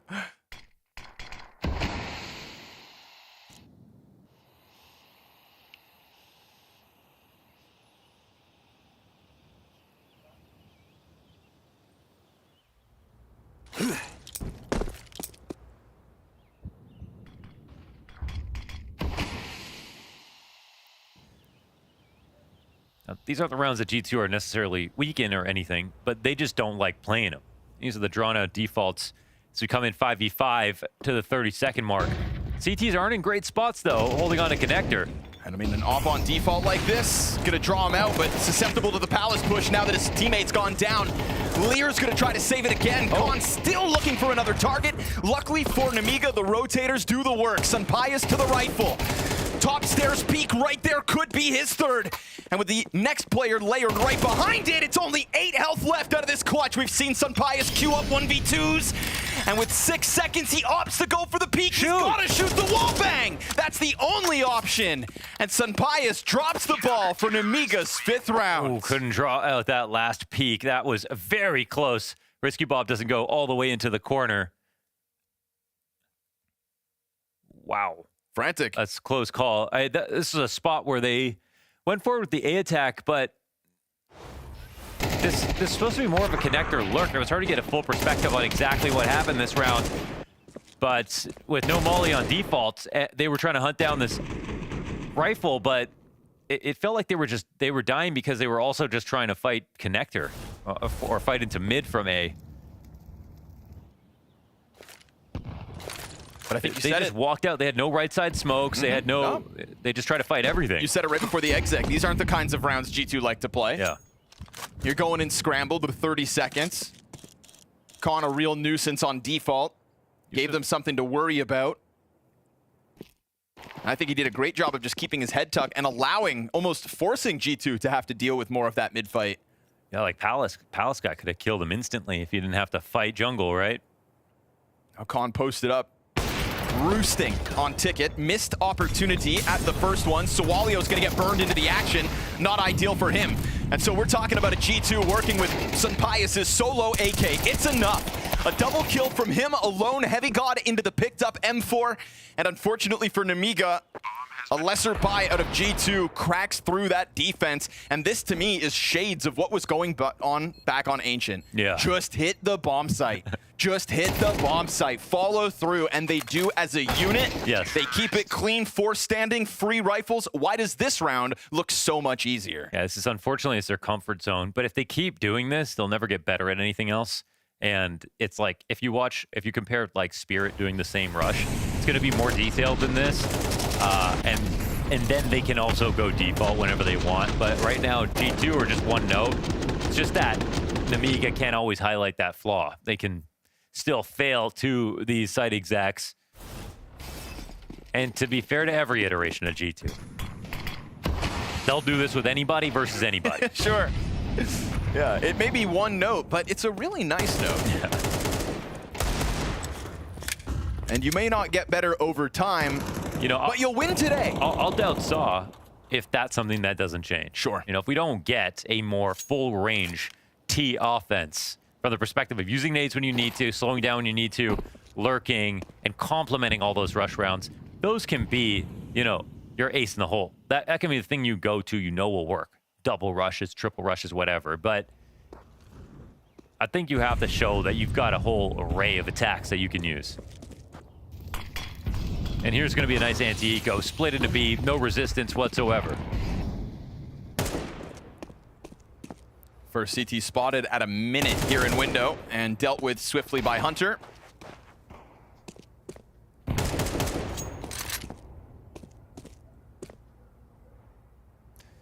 It's not going for that plant.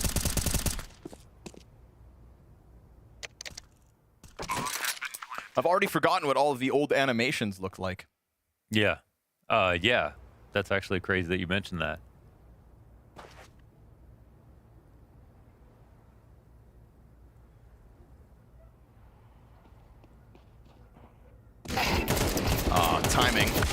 kind to Hunter. Teammate, though, supposed to pick up all the slack. Lear gets away with it. See what gets saved. Unfortunately, not going to be able to grab rifles by the looks of it. There's a potential kill still queued up here from Apartments.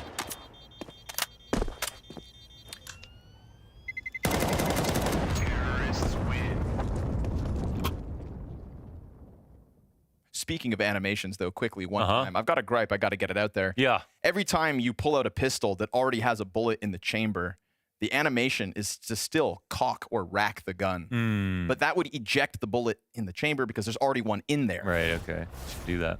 So. Let's keep having guys, fun. keep energy from Ancient and bombs and space taking as well on this side. It was good. Who was singing? I don't know, but it's all about the fun. Maybe Sun Pius. Maybe. Maybe. Speaking of fun, we got a Zeus on the field. That's always fun.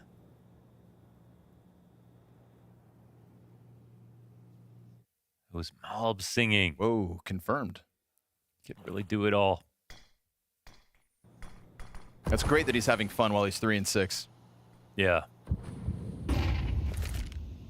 Low key, very important.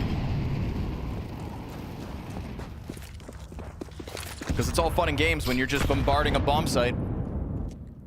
Slamming your way through the defense. Who unfortunately, yet again, highlighted by the Zeus, don't have much to work with. Excellent flash. With the free go at B, it looks like if they want to take it there, but the bomb's not in position actually to go just yet. But with the time left on the clock, yeah, it is actually time to pick a site. This isn't a fully loaded defense or anything. Nothing but a technicality here in round 9. So G2, 4th round win secured. 4-5 the score. Nemiga's 3-0 lead fizzled out early back on map 1 of this series. Their 5-1 lead now also in shambles. And they don't have a boot camp situation or a semi-boot camp situation, right? No, they're all at home. All at home. Did you see the Mao's hamper Yeah, situation? I'm pretty excited to see what's going on there. Absolutely. Making the best of an online environment. Yeah. I know League of Legends has done that in the past where they have like a team playing in an arena while they're playing remote games. But you just have a cheering stadium totally biased Well, to your actually, favor. all League of Legends games are online. Okay, yeah, fair.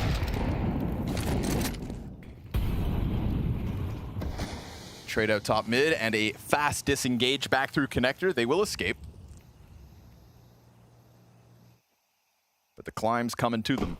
Or is it? Just hang out. Just making a ruckus and now looking to leave? I mean, you've given Risky all the information he needs. He had to call someone over to check on the lurk, though, just to make sure. They're peeling back out of this without setting up their next move. Oh, it's actually a B-lane. Okay, that's fair enough. Malbs will turn into a lurker in this spot. He can protect off of Cat. It's just that Heavy God's a little slow with the bomb.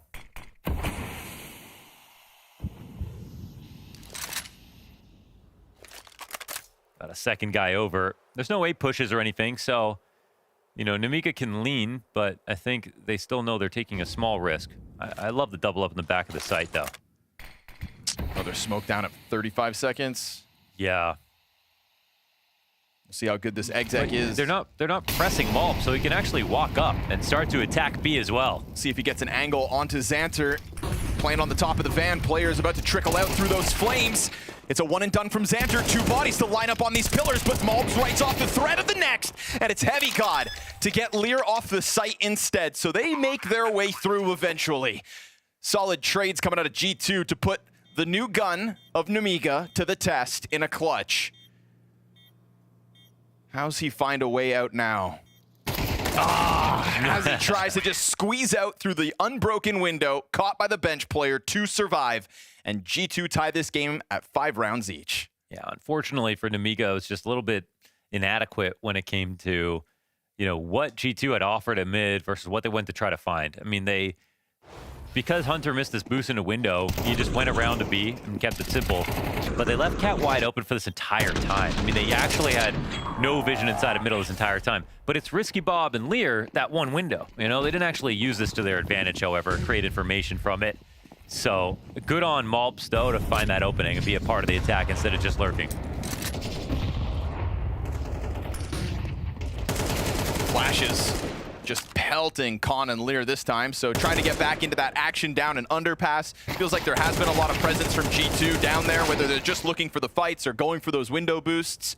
Ultimately, they're going to sense the opening to the B sites, and they'll take it. Swalio thought he could grab a gun, but held on to by Sunpius. G2 establish a lead, at least for a moment here on this T side.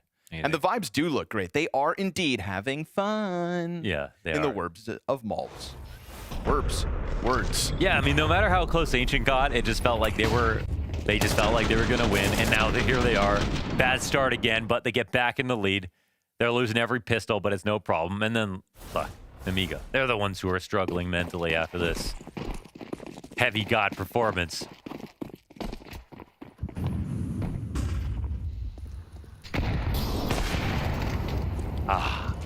And we were reminded of the difference here with Con, you know, not really taking over, not getting many op highlights, if any. This game.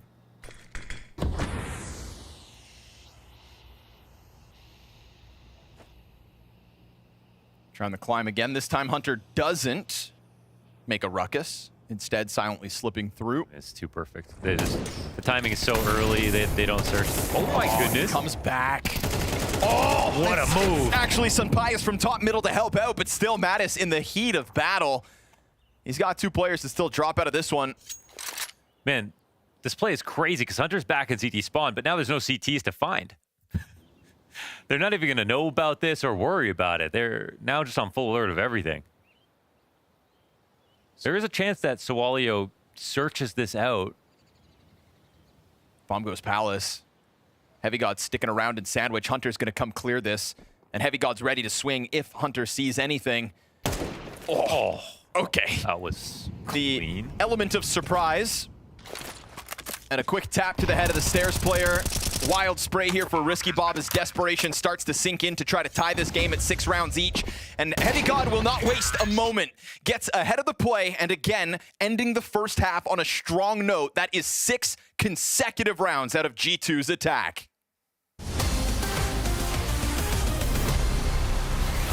17 seconds left, so this is going to be just an all-out stomp to the bomb side. No slowing it down. They just have to rush him in, get the kill instantly, get the bomb planted. Frozen is dropped, and that's the bomb on the ground. Oh my God! It's Brolin with an insane transfer. He keeps it going. It's a quad kill. He saved his team.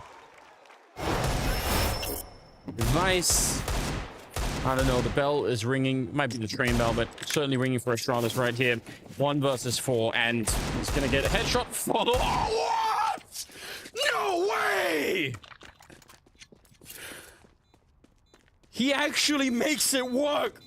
That has to be just pure out, just divine intervention.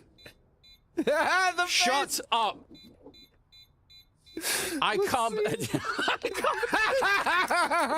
I've never seen anything like that ever before.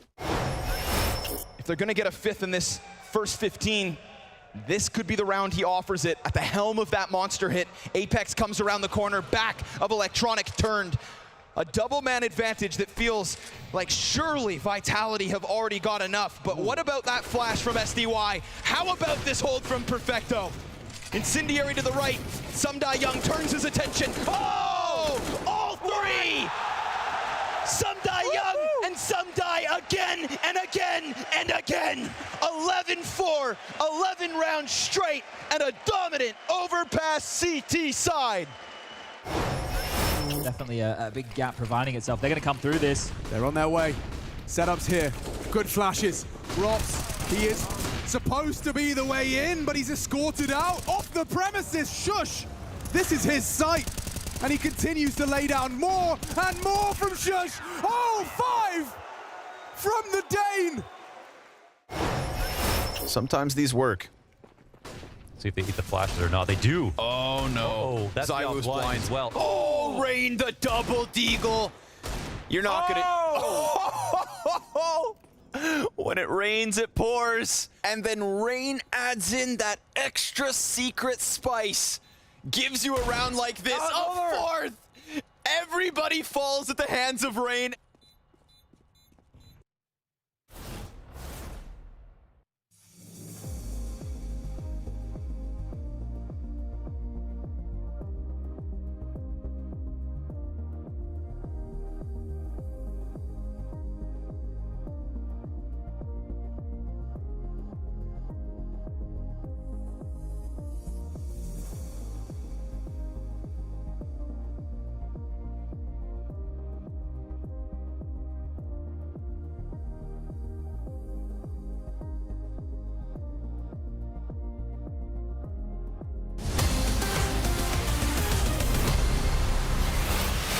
It may not be complex, but it is indeed clean. G2 sticking to their guns, just truck along and end up this half in the lead again with a nice consecutive streak to finish off a T-side mode. They broke down that defense, they hit it pretty damn hard, and they made sure that Nemiga continued to struggle despite winning the pistols and converting and starting each half strong.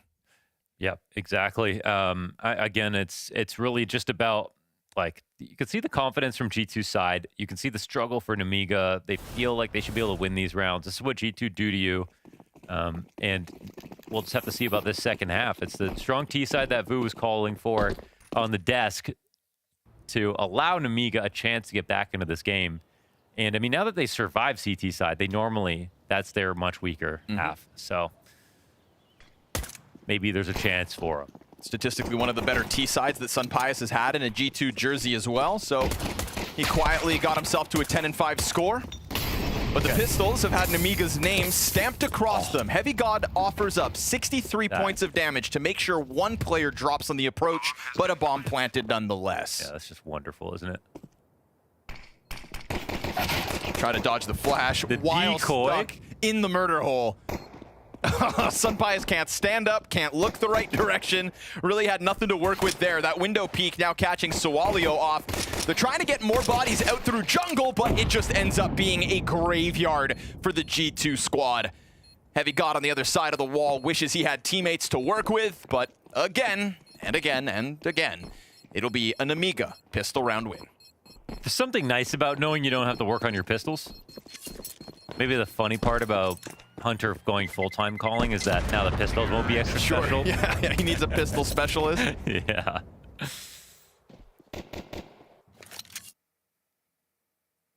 That's one thing where you're not concerned about a team if they change a color just for pistol rounds. Like,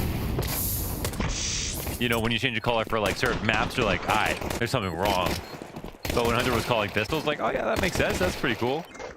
And they were also great. Yes, yeah, I love the Hunter lore, that just this pistol round specialist.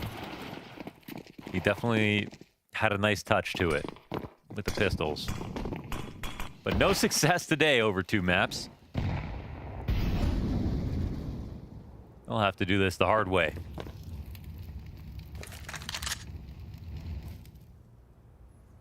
While the smoke is still up, they can float around this middle setup. 3 players with one eyes down here on Risky Bob.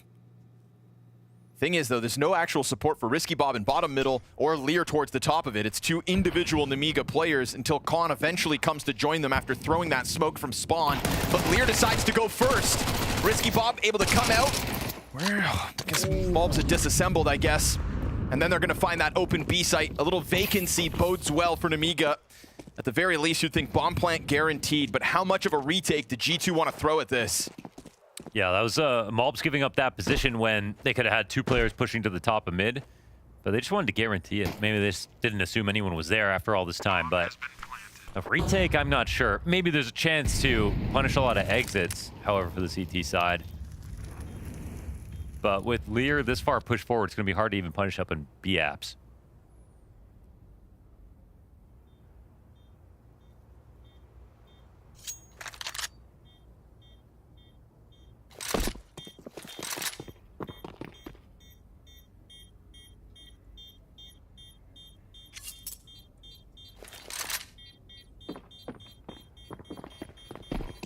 I mean, they're losing halves, but it's not like they're getting ecoed every single time after their pistols either. Yep. Converting well enough. And Heavy God wants to hang on to that MP9. So 4 survivors for the side of G2. Same for Nemiga. 7 rounds each. Still anybody's game. If this T-side can really get Hunter kind of scratching his head as the desk kind of called for, make him get to that second, third line of strats, make this man think. And maybe, just maybe, there's a way to crack open G2's game. Is Heavy God in a closet? Maybe. There's like a... Heavy God in a closet. That's the Austin reference. Yeah. I think Khan has a giant Heineken on his table as well. Is that performance enhancing? Perhaps.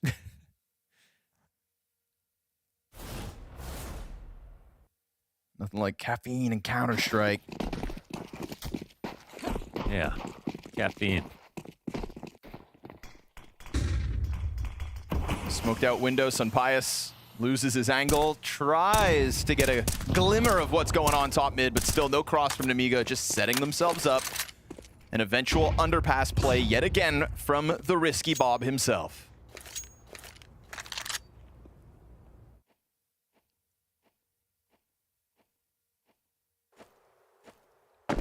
Please enjoy the sounds of Counter-Strike ASMR.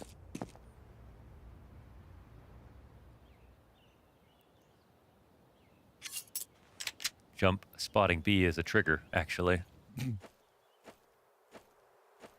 Nothing ever happens over here. Utility fed to Xanter on the perch of the A execute. Heavy God is burnt to a crisp. Yep, again, but still standing. He's been offering up that damage. He likes to be inside the flames, adds that little bit of pressure. Galil down beneath Palace. They've lost the M4 that G2 had to work with. Heavy God's dead. Galil pops out while on fire. Maltz gets a double. Hunter from Ticket unable to get his. And so Nemiga follow through with that execute. Despite 3 sets of feet on the defense in position, slowly but surely they churn their way through. And we're now staring a Nemiga lead in the face, folks. 8-7. And a T-side that is showing strength early on. 5-7 to the back of the player on site, though. Quick little turnaround as the Palace player can't finish it off himself. Khan's going to get his 7th frag of the map. I like that we watched that from Malp's perspective because he was the only one in control there on CT. Even the smoke that he threw to A ramp, he was so in tune with how much time he had to get a good one in. And that smoke was just like so uncomfortable, it looked like at first. However, Heavy God was low from the jump after standing in that molly for a while, and they don't have the best guns and all the rotations in here to help him. But from Malp's perspective, one other player with a good rifle or someone playing sandwich, for example, and that round could have been turned on its head.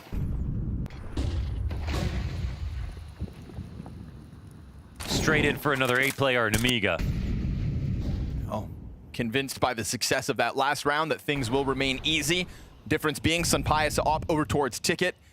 We'll see if Heavy God gets burned for 80 health again. Mob's eyes towards mid at the moment. Interrupted flashbang thrown towards ramp. Oh, he loses vision still.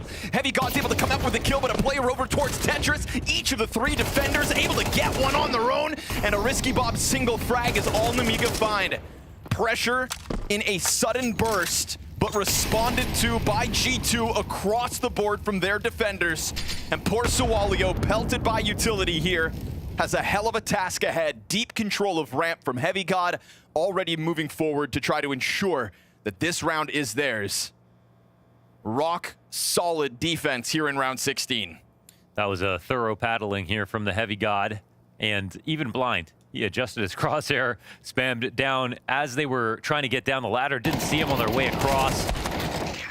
And, you know, we can say what we want about G2 and how repetitive sometimes they can be on their T-sides, but they don't really get shut down like that. So, full credit here. And I think this goes back to the conversation on the desk. Here's a prime example of what will work for G2. And they do it in response to a back-to-back A execute out of Nemiga. A execute that worked versus one rifle, but clearly didn't work versus full guns. So can you shake G2 off of what is clearly this bit of a comfort zone? Does Nemiga have that depth? I don't know if they've ever tried. They play so much like G2. They did it Austin. They are here. I think that makes sense for them. And I guess it's sort of like it's a mirror matchup you're unable to win. So I guess that's really frustrating because they're like, no, we do that to everybody else. You can't do that same thing better than us. Because then what are we, right? You're just a poor man's G2. Yeah, you don't want to be a poor man's even G2. Even the shape of the logos. Yeah, true. You know what I'm saying? They're both diamondy. Huh. Neat.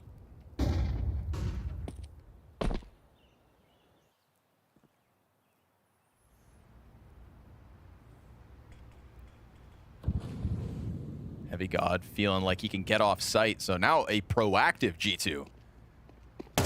Ready for it though. Well done. The Kazakhstani Sunpayas. If we're going 1 for 1. Oh, it's not going to be easy for Lear to get out, but he gets across that line. Sunpayas missed chance to get the kill back even 4v4. Mobs is going to have it queued up 1v1 towards mid. Lear now low.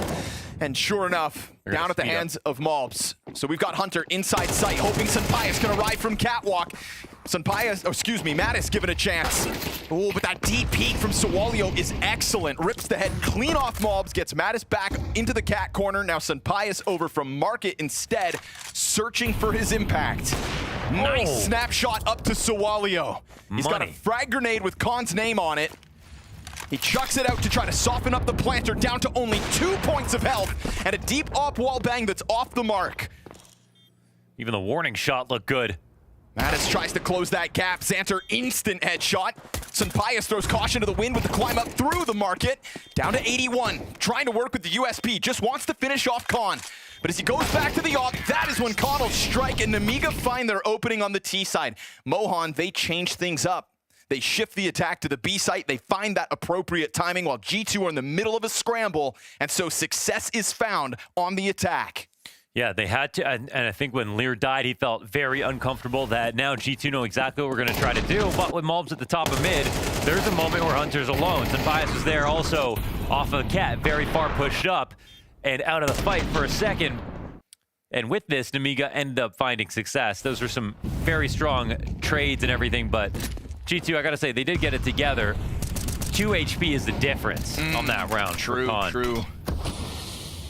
Tough pill to swallow, but forced to do it nonetheless. Deep peek into bottom mid. Deep cover from Xanter. While we get Risky Bob slowly encroaching. Catwalk player peels back, Sunpayas moves forward. Game of cat and mouse here, bottom middle. Oh, but Sunpayas is not going to let you get away with that one. Didn't expect him to be pressed in so close. Yeah, it's real early from Risky Bob. It's exactly what he didn't want to see. It's exactly what that smoke would have helped him avoid. Hunter, deep push. Khan coming out, but oh, man, Khan, he must have been shivering when he saw Hunter. Low HP, he has the bomb, but now that he's got it, he's also got the sight. It's a Mattis scramble again. You gonna take this fight with this gun?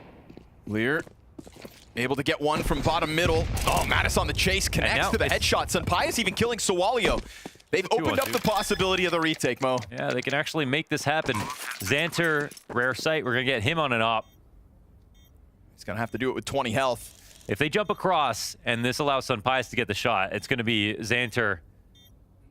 Problem is no kit, nothing on the bomb site. Oh, Mattis into Xanter's angle. Now Khan just head tuck from behind bench. Remember, no kit. So burning time is a very real play.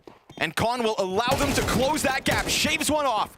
Does he go back to cover? No, he tries to find the fight instead. Mattis to jump on top of it. And I do believe he's got it. So let's chalk this up to a tied game, 9 rounds apiece, as the 2v2 retake comes through kitless. Don't want to call that a must-win round there for Nemiga, but because, as you mentioned, there's no kit available. He could have played for time. It was close.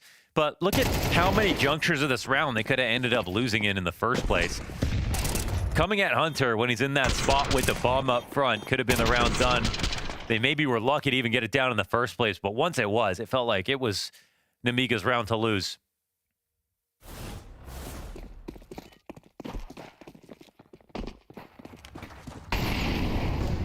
It's a great moment for Mattis. Look how valuable that was. Yes, sir. Oh my gosh. Great impact. It's just a game changer. It was 4 rounds. But just hit this Negan, it's all good. Whoa. 4 rounds, unconsecutive wins. Risky Bob trying to keep that pattern going despite working with less than anybody else.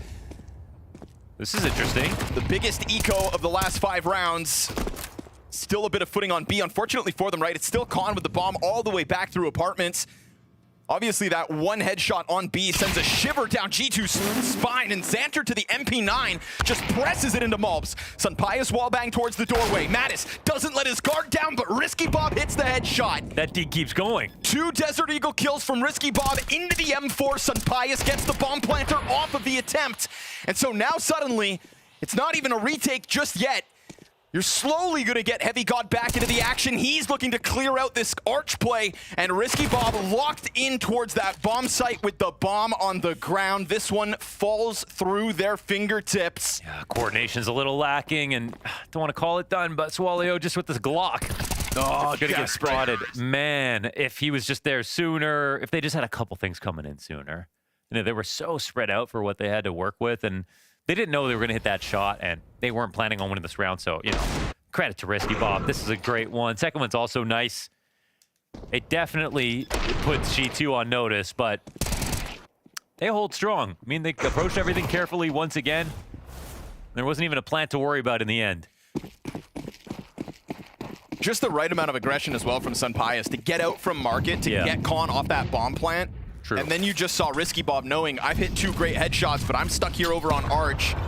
I like that point. You know, like he can be sort of patient, and you got to know when to be proactive, and he was. So Swalio, Galil in hand, unable to manage the double peek in from G2. So now that they're back in the lead, we see them getting active. The consecutive round wins look good on them to try to close out the series 2-0. Malbs gives a bit of audio over to the bottom mid players of Nemiga. They smoke window and look to climb through it. Or maybe just sit outside. 2 players over towards ramp for Nemiga at the same time, but we've got this deep palace control out of Mattis. That could very likely be the thorn in their side if they do exit up that ramp at 50 seconds. Still just being met by utility. Well, he's frustrating. They're trying to assist their connector guys to get up. But Mattis is in such a good position. Oh my goodness, what a reaction. That is so Malbs. Who else could get that kill? Slides it into Xanter's head. Molotov to confirm that there's a player out connector. And Malbs is going to continue to dish out the headshots. Mattis comes back. And this was that guarantee queued up early on. Things get weird, though. We get the wall bang through the base of the Palace boards. Khan, however, caught off by the Hunter slide outwards. And so G2's winning ways keep giving. That is no one but Malbs. No one. That's why he got on this team. You see shots like that, I mean, that's like, you've got no time to react. You absolutely would never come through the murder hole like this if you expected to see someone right there peeking into you. They have you done. That should be so easy. That is such an unfair position to be in, and he still gets to kill. In fact, make it double.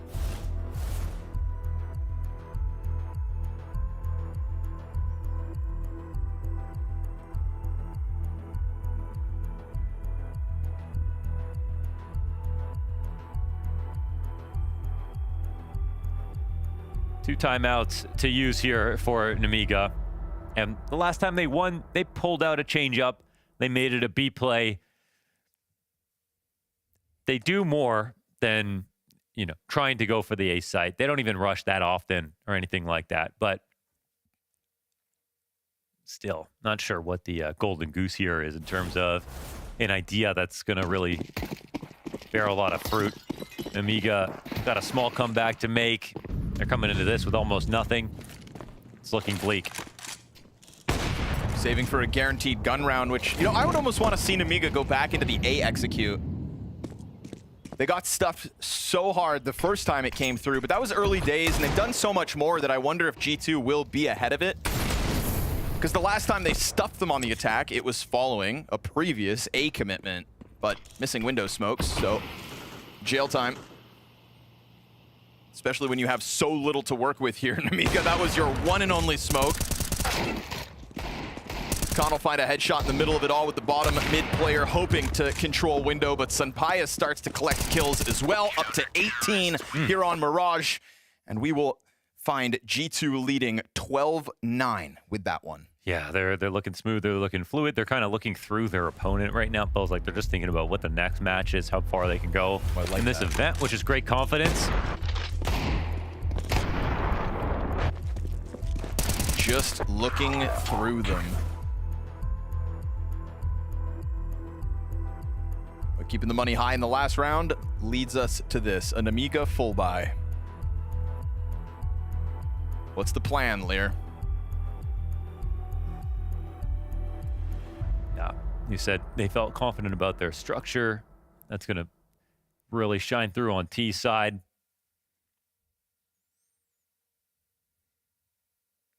But they're not gaming the rotations that'll get them this win.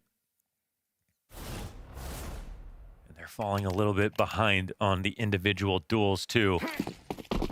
Last chance here for Nemiga.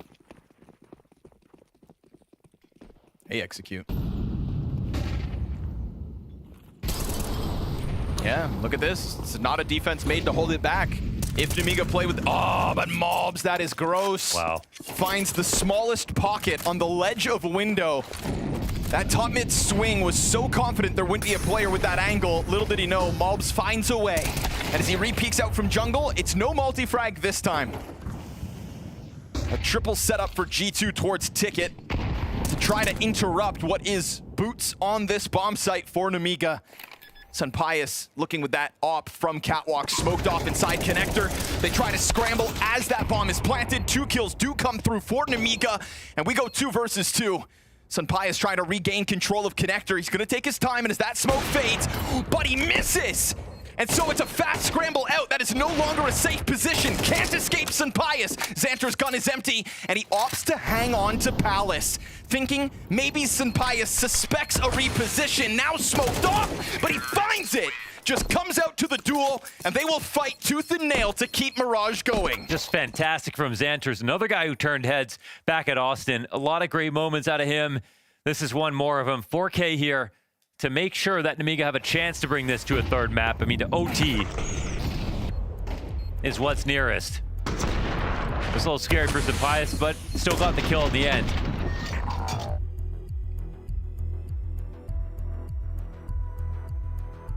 I'm not sure what Mattis was so frustrated about, but he's the guy who dived through the back of the triple smoke and got someone planting the bomb. It seemed like the best he could do in that spot, to be honest.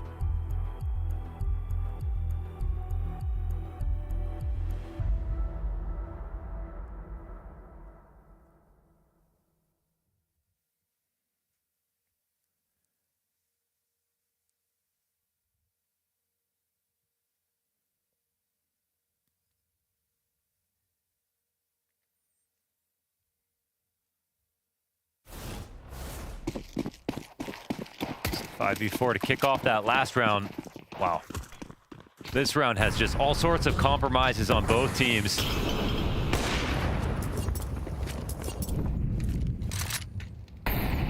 Two Galils for Nemiga, 2 MP9s for G2. Are they gonna go for a pocket strat is the question. Getting into that messy realm of Counter-Strike. Mattis burned off. Uses his smoke grenade to get into the action, just wants to guarantee that he's got support to offer Hunter. Oh, he goes back. He decides to come back to try to hold Cat, and instead he can't. It's MP9s that find a little bit of success on both halves of the split. Bomb, though, still in apartments. Oh, it's so far back. Sunpius with space in these moments can find kills. Oh, but Khan takes one out, makes this round a whole lot easier. Finds that angle up through the marketplace. You've got a player just outside of the windowsill in the form of Sawalio. He's just wondering where the bomb has been planted. Sunpias gives up the angle on Market. Lear is able to drop right down, and so Nemiga change it up. They wait for their full buy last round, go back to the A execute, show the structure and the bones of the attack, and then swap up to a nice, different hit. Yeah. That split up catwalk where Mattis thinks he has to help apartments only to return to what is now an occupied catwalk. Yeah. Yeah, it's a nice sneak play that you think there's no one coming up mid. All of a sudden, it's turning into a full B split. Did a good job with some of those. That's a great call, man. They actually put, I think, a lot of thought into that. Maybe on the last round, they called a pause before their save round. So full plan there for Nemiga. Excellent execution. Trying to get this off out of the hands of Sunpias, but it's not going swimmingly. Oh, now they can't get it. Oppers 1v1. Who wants to lose it? Khan can't walk into that, so. Neither. Yeah, that's going to be Sunpias keeping that gun. It's great for G2. They were the ones who are a little bit more pressed for cash. Lear said in the pregame interview that they were going to go on structure. Nice to see it. Do I know what? I can't remember if I said what I said. What I was Sorry, get frazzled. I don't know if I had anything to say. Round 24. And we've got the MP9 pushing quickly down to underpass. This is a change-up. G2 looking for a fight. You've got it. Delivered in spades. Risky Bob and Sawalio tear through 2. It is Hunter very much alone. Fast scramble from the A site. Nemiga, do you need to follow through? It looks like they don't. Set back up in a comfortable 5v3 where there are clear limitations here for the G2 buy. You've got everything you need to play this round properly and get into overtime. Definitely. And I mean, they can go and try to pick up new guns, but those are just MP9s, right? Like, this is even more of a low buy than the last round. Imagine if Sunpias had not saved the op. No promises that he'll even get to use it, however. Certainly won't be a threat towards, you know, a default side attack. Very nicely called moment here for Nemiga. Not rushing it.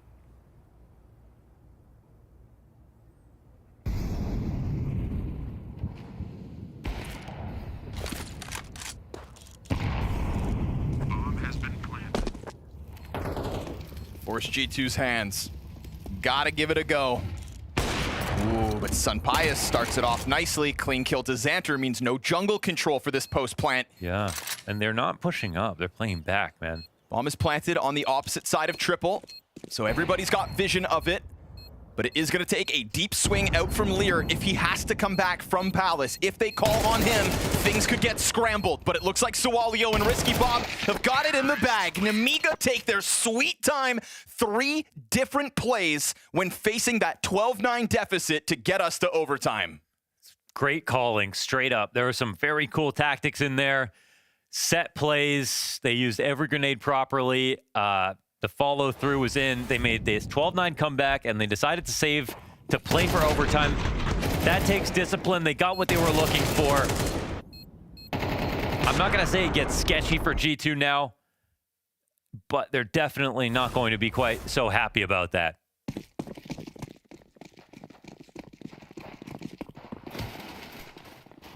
This round will be very telling. Finally, everyone's got cash. Oh, he almost popped that open and got caught. Still floating around mid. Sawalio quick to make a move out from ramp. And Mobs is on the chase, supported by Connector. Didn't find himself prepared for the sandwich peek. Opper's gonna miss. Sawalio's got his knife out, so the no-scope still comes through. Fast swaps and bias. There were headshots there to be had. But it's a 1v3 for Hunter instead. Scrambling his way back towards the A site as bomb goes down. You got Xanter exiting out through B, so this round is hectic on both fronts for both squads. Nemiga, though, fine footing on that site off of the back of a double Sawalio entry. Yeah, man, that was very Malps-esque, the way that he came up out through Tetris, hit that shot off the corner of default, and I don't know how they lost track of him getting into sandwich. That was a little weird, but man, did he make the most of it.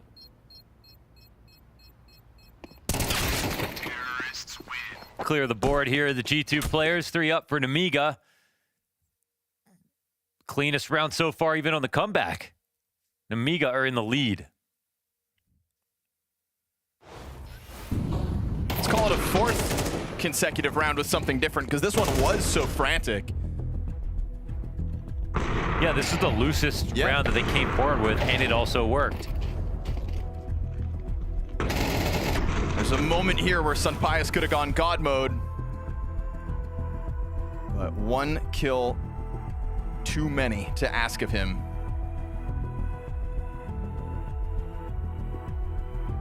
Insta timeout. We got Saw on the comms.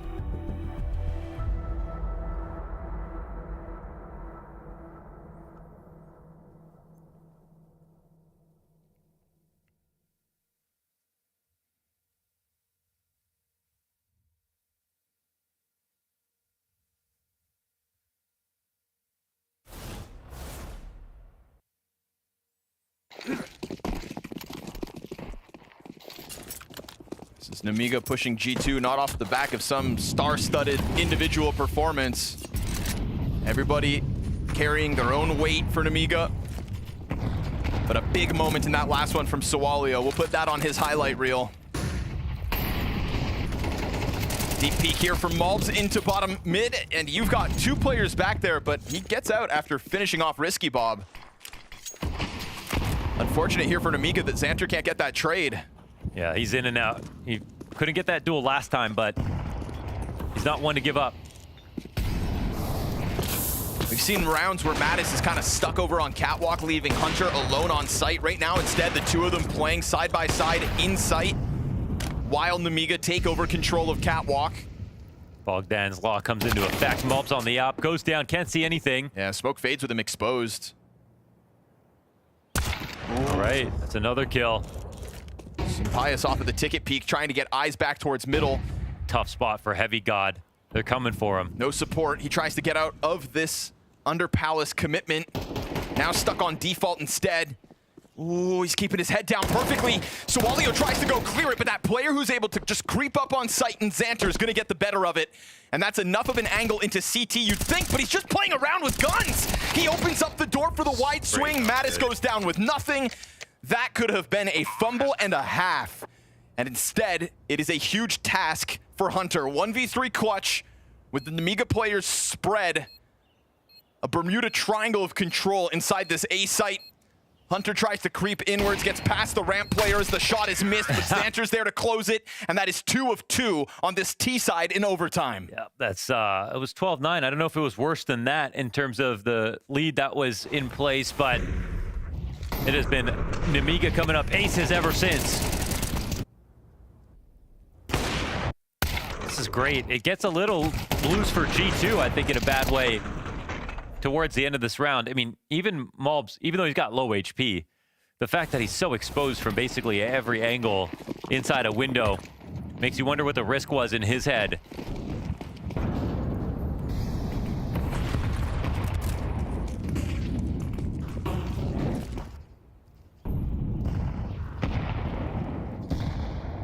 Damn, Heavy God again, just kind of operating on his own at the start of these rounds. Top heavy scoreboard for G2 with him and Sunpius popping off and currently split between sites. No way. Wow. Where's that bullet even go? I don't know. That one actually looked good, but did have to be a flick, I guess. Risky Bob ethereal. 5v4 off the back of it. A flawless overtime T-half queued up. With Malbs hoping somebody gives him the duel. No mid control, no Palace peak though. Nemiga still 50 seconds to piece it all together to tap into what Lear said is their strength in structure. Yeah, this will be the round that wins the game here. G2 put themselves in a great spot to make it a 5v4, and now it's a massive chance for Nemiga.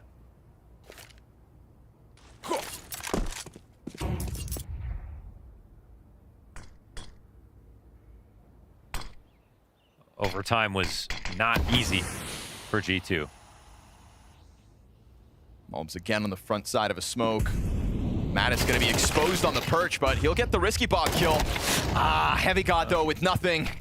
Mulch tries to scramble up the stairs, eats a flash in the process. Palace players his for the taking. And his support right next to him. Mattis tries to add himself to inside connector. And even though that nade pops, Sawalio bested. Now suddenly, Nemiga feeling boxed in. This challenge out of Hunter from Ticket isn't clean. And even though they're fully exposed, he gets nothing for his efforts. Low health Xanter swept away. It is both Mulbs and Mattis with the majority frags. G2 take 1 on the defense in OT. Yeah, it's a full house between them. It's a clean save here for G2. Without that round, you can just call this game finished. So G2, they were in the lead. They were looking strong in regulation, but dropping 2 to Nemiga is just very impressive from Nemiga's perspective. This T side, they've really blossomed in the last 6 or so rounds, and yeah, it's just a bull in the wall, but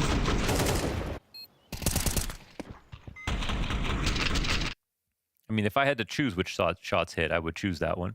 Right. So. Maybe he flicked a little too far. Yeah, sometimes. It's like a it's like that one-shot Monacy made on Banana of Inferno that one time. 5v3 situation. Oh yeah, that was it. Everything on the line. But hey, it's Khan up now. Now we're talking about Khan, man. He's just gone positive with that kill. Bit of op. Way impact. more in the kill feed, way more on the screen right now. Way more in his zone. We've seen a couple missed shots from this angle. Smoke grenade won't make his job any easier. His closest teammate over towards jungle. And still not finding any further impact other than that opening kill. They try to go over top of the stairs, but right into Lear's waiting hands, and Heavy God then responds back. This is a 3 versus 5 attempt from G2. A labored bomb plant with low health on Heavy God. A single point of HP made the difference to get that kill towards Ticket, to cause CTs to have to scramble back around instead. He killed him with the incendiary. No way. Direct impact off of the piece of util. Sunpius is going to tuck his head back down. Mattis going to be fully exposed over towards jungle soon enough. Sunpius still has this bit of position to work with, and G2 maybe, just maybe, finish this 3v5, but missed shot from Mattis. It is a head right there for the taking. Sawalio wastes no moments, gets on top of bomb, and Nemiga with 15. They pulled off the retake with the can. 1 kill on Heavy God, 1 HP. Dead on impact. Right here. He's to the left. Oh, what a shot, actually. It was off the smallest peak. And that snapshot from Sawalio as Mattis was pressured into a tough spot. So Nemiga faced 3 map points, able to survive that challenge to get into overtime. Now G2 will have to face a couple of them. The first round that Nemiga could end this map on to steal away the map pick of G2, force this series to dust to. A $20,000 bounty on G2's head, ready to be claimed. And a double op on the defense in their first overtime round. We had not seen this throughout regulation. Gotta bust out something new on the guy called Risky Bob. I'm for it. Some pious scours, top connector, nothing there for the taking. Cat player inching their way ever closer in the form of Xanter. We hit a minute. And it's gonna be B, it looks like here. The bomb going up. They've still got options, no CT push. No full commitment down the ramp, no flank coming in.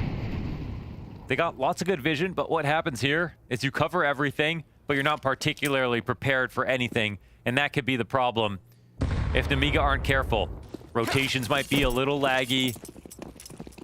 There's no double swings to guarantee trades. It could come down to single points of failure, Sawalio being one of them. Forward angle, here's Malbs stomping. Oh, but Malbs can always adjust to these off angles. Khan, he will hit that shot and take Malbs out of this round. Lear presses the barrel up into Hunter, but falters. And so man advantage grabbed over by G2. Still, this off out in the open, caught off by Heavy God.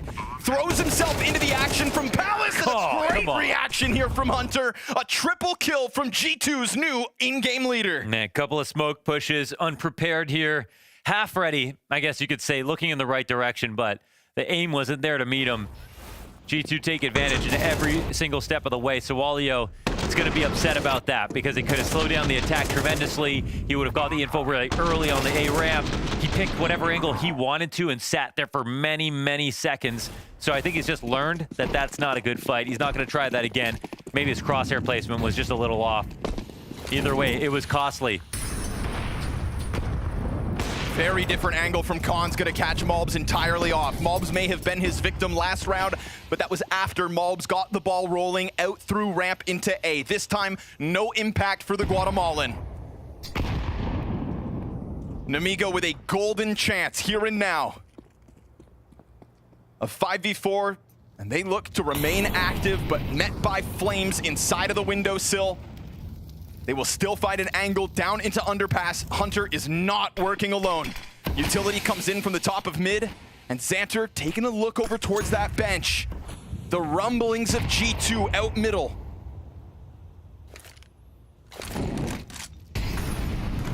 Heavy utility usage, finally getting a reaction back from Nemiga, trying to burn through some of their nades as well. We hit 50 seconds with G2 deep out mid. Game plan's got to be good here, Hunter. Pressure's on you. Missed shot from Sunpius. Who's gonna recover now? It's a Hunter Heavy God duo back. We go even 3v3. Xanter could challenge.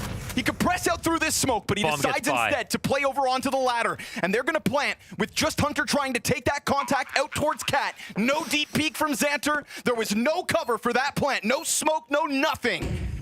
And so we get down to low utility here for G2. Nemiga on that ticket emphasis. Xanter still yet to show his hand from Cat. Mattis double as he turns it over towards the catwalk instead. A second overtime, highly likely needed. Lear whittled down to 2 points of health. And G2 looking to survive both. Wow. They go 0 for 3 in rounds to close, and Nemiga 0 for 2. That setup, that retake was designed to make Mattis squeamish. He was in a very uncomfortable spot. He knew it. Turned his back, went and fought missiles, hit the shot instantly. Perfect flick back to Cat. It's an excellent moment for Mattis. And a very sad moment for Nemiga, who for a moment were 5v3. It's G2 renewed.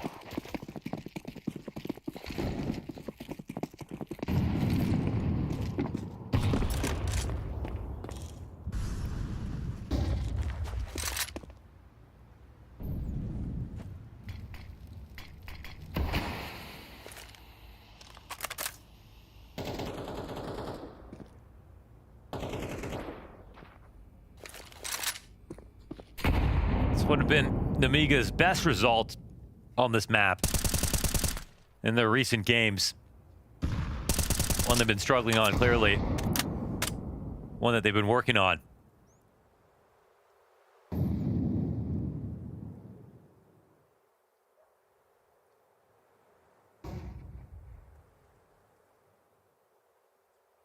Just don't get tired now. Oh, Hunter peeks in. Oh, they trade that. Not ready for the angle. Utility still drops ahead of the pack, and Mattis to slide through both. Man, he had just a good vision of what to do next, right? Like, moved right into the appropriate protocols. That shot in for 3 damage on Lear, but this retake, how are they gonna get out? Lear just stuck on those shelves. His 2 teammates right here with him. Very oppressive here with this deep molly, showing off how many extra pieces of util they have. A desperate attempt to try to get out of here. They're just going to burn utils just so Lear can leave. And so majority alive for Nemiga. That B-bomb site's lost. Hunter may have gotten blasted down an underpass, but a very quick answer over towards the apartments. It's Mattis, man. Yeah, the way he slid through that second player as well, catching him, just trying to get back from throwing grenades. Yeah, if he didn't peek at that exact moment, that would have been a player getting away and resetting the spot. So very good call to action there for Mattis. Right after Hunter dies, he takes matters into his own hands. Hunts down Risky Bob as well. Honestly, this is 2 chances where if either player on B gets 1 kill, it's a pretty fair situation.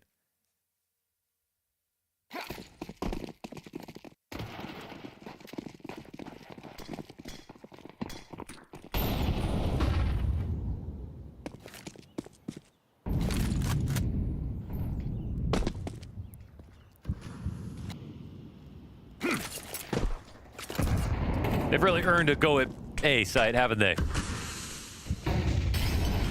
See how it looks.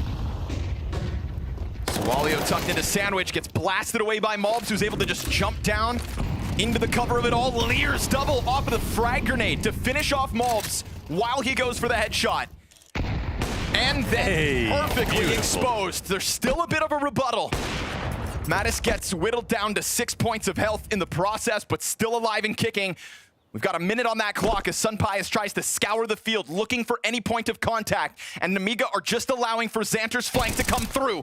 And just as Mattis starts to consider it, now Sunpius scoped in, it's gonna get killed by Khan. A second from Nemiga's Opper, and the CT defense holds strong off of Lear's first double kill. Yeah, it's an excellent lockdown. Some action in through that jungle smoke to help out Lear for sure. But again, Khan still having his moments. He's getting more consistent. I feel like everybody's actually just improving as this game goes on. And this little tactic was beautiful.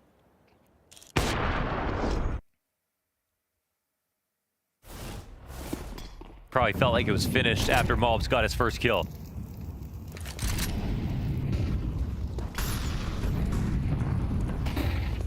Mobs moving fast. Whoa.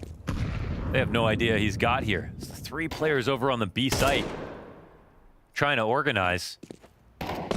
Weird, because bomb still sits where it spawned. And 1 fast step. Hunter's going to walk forward. Walk backward now. Okay, all right. A bit of indecision here from Hunter. Yeah. But I think the benefit here is he seems nervous. Whether, you know, he's got that 6th sense. Something's not right. Yeah.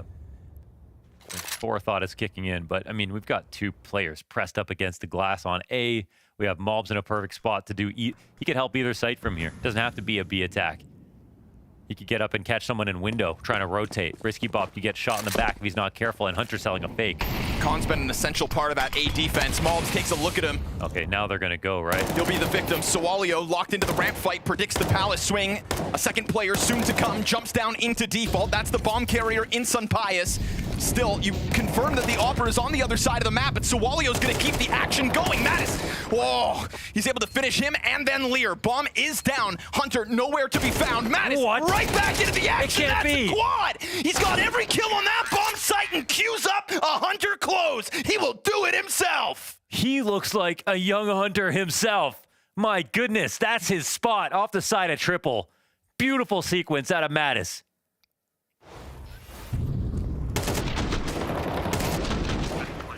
When he looked back at that court, he had me convinced he hadn't killed the stairs play. Kept watching Cat in between every single kill. Damn. Jumping Khan makes the 4th one easy. Snapshots out of Mattis, 28 frags to his name. And G2 back in the lead. Haven't touched that since the 12-9 score that Nemiga showed the depths of their T-side from. Time to tap back into that strat book, Lear.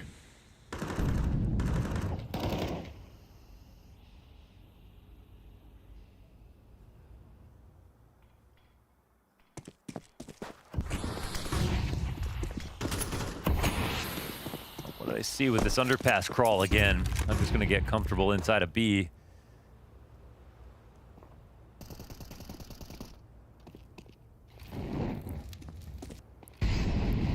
Can they tell it's a fake? Riskball is making a lot of noise.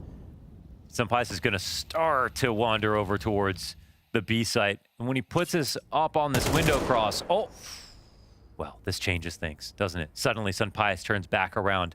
This would be the time to hit, but these are the moments Nemiga meant they need to get organized faster.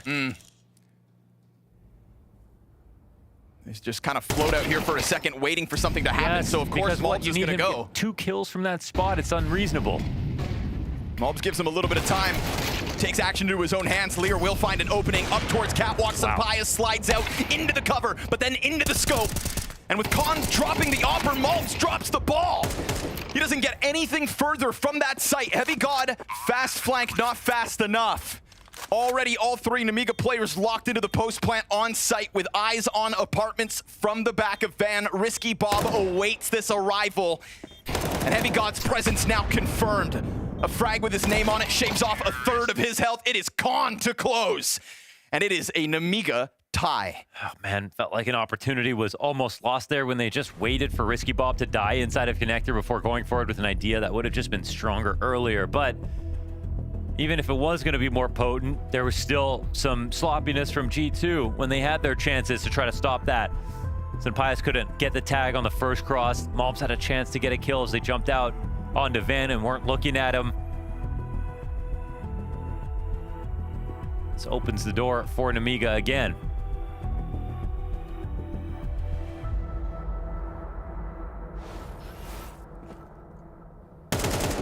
Great opening headshot. Slick move here from Sunpius, but then exposed to both.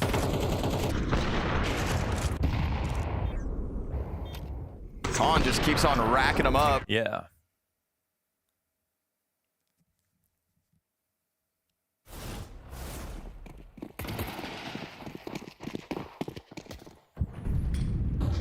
Now clearly pulling ahead of the rest of his teammates. Khan, 27 frags to his name off that last multi-frag.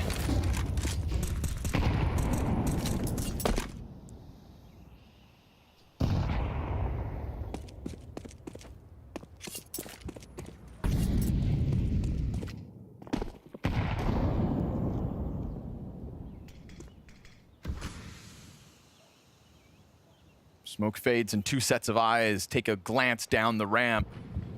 But majority of Nemiga up into the palace. At what point does Malbs come back to keep eyes on it? It's a more typical spot, and the CTs are waiting for a move like this.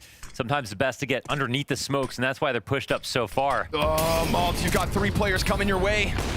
Op shot on the ramp is great. Heavy God, he's still set up in the corner. Sunpius stops the first, but Khan didn't let his guard down. Great clear. He made sure to stay on top of it. And now Malbs burned down to half health. Khan going deep into the staircase. Woo! Quick scope to Malbs. Again, a multi-frag from the op of Nemiga to try and take this lead. It's a much-needed retake now. Hunter puts a smoke ahead of him. Matt is trying to slide out through that bench. But look at the space that Nemiga have given over to G2. Mattis loses vision for only a second, slides out into the sandwich player, climbs up with another. He's in air as he hits that, and this bomb is not for Khan. On top of the defuse, Mattis pulls it out of the hat yet again. This guy's a superhero. He saved the day once again. Mattis goes down to that shot from Khan, who made this round possible, but wow, was it stolen back. Feet in the air as he gets this tag on Firebox. Insane from Sunpius to get that second frag. Insane from Khan to get this one. This one just rested on the finest margins from both sides. But Mattis, once again, having the last laugh.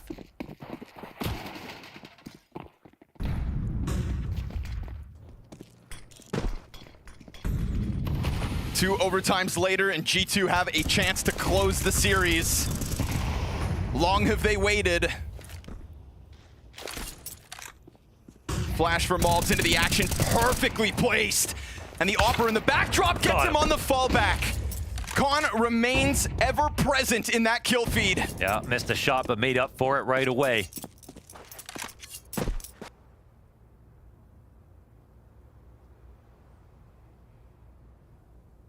And Mattis, man, I think he's just been the scariest guy here for G2, joining forces now with Hunter.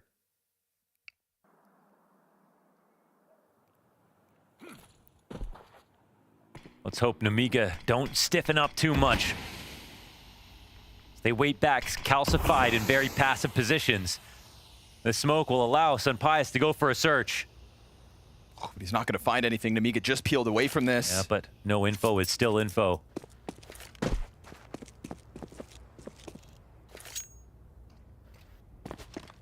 Again, allows Mattis to get into a position to support Hunter. At what point do they throw a third layer to this defense? Because Mattis may have 30 frags, but Hunter's clearly at the bottom of that board.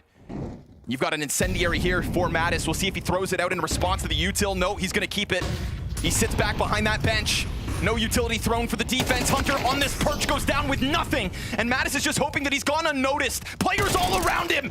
He slams that M4 into the head of Xanter. The bench players held. And now the bomb plant seems to be denied, but he's still just barely got time. That shot missed. Sunpius tries to apply more pressure, but the bomb gets planted regardless. Sawalio off of it. Khan right behind him. And there's going to be this delay because Heavy God has to come back at this from the other side of site. You wanted utility. Heavy God still has some to throw. Can he disrupt this post plant? Because right now, Khan, scouring both sides, just wants somebody to peek him, and as they do, they die! Sunpius down, OT3 needed!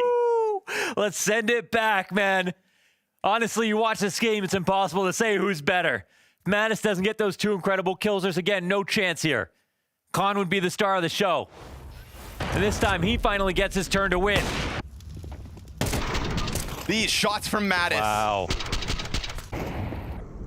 This shot, I can't believe it. I can't believe it. That was a game winner right there. So close to the mark. Looked perfect, honestly. 4 match points elude them. What a shit grin here from Khan. Yeah, guy who just didn't say anything about in the first map, just taking over now. As this game matures. God, that's gotta feel good.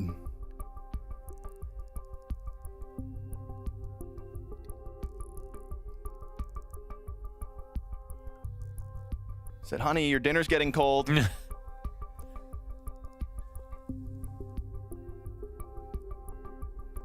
Sorry, sweetheart, I just can't put down Nemiga. They had lots of chances. Can't say they aren't trying. Man, oh man.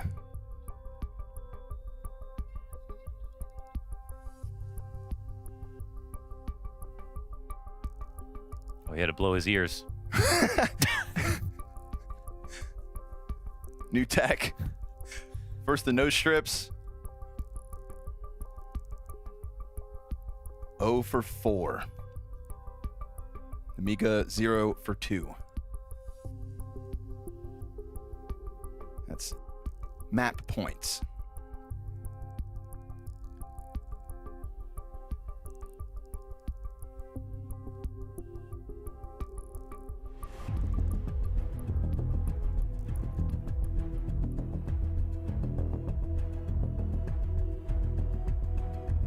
It's good to see Magisk found a new team. Magix or Magisk? Magisk. You know, here on the meet, that was him, right?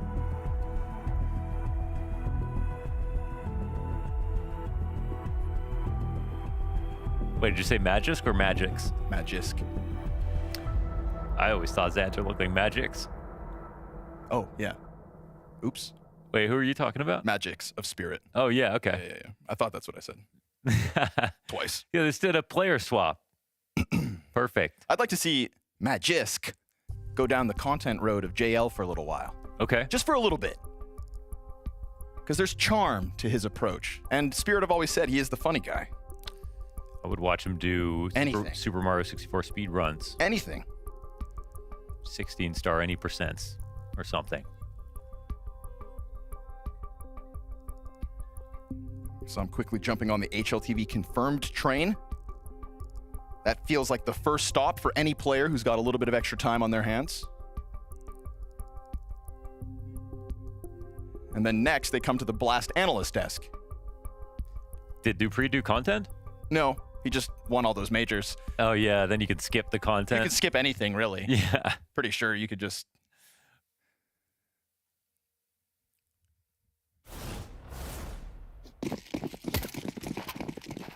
Pretty sure Dupree could just rob a bank in Denmark and get away with it. Yeah, true.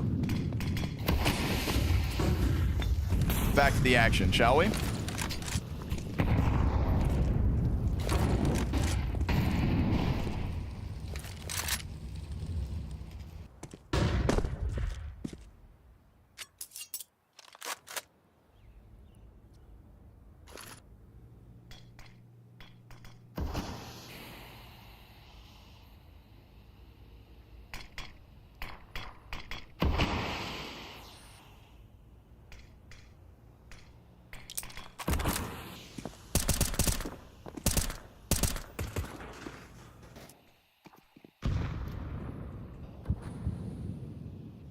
Peeling away from the murder hole, that op moves over towards Ticket. It's in Mattis' hands this time. He's got to be careful because Nemiga do just kind of slip up catwalk so suddenly at times. He seems wary of it, but oh damn, he gets popped by Xanter as Lear gets a simultaneous kill. Sunpius freed up to get over to that A site will bode well.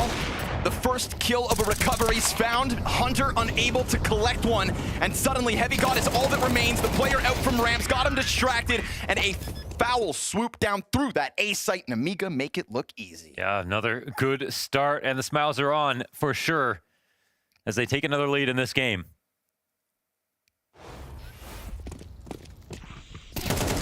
Crushing A split. Con in the kill feed again.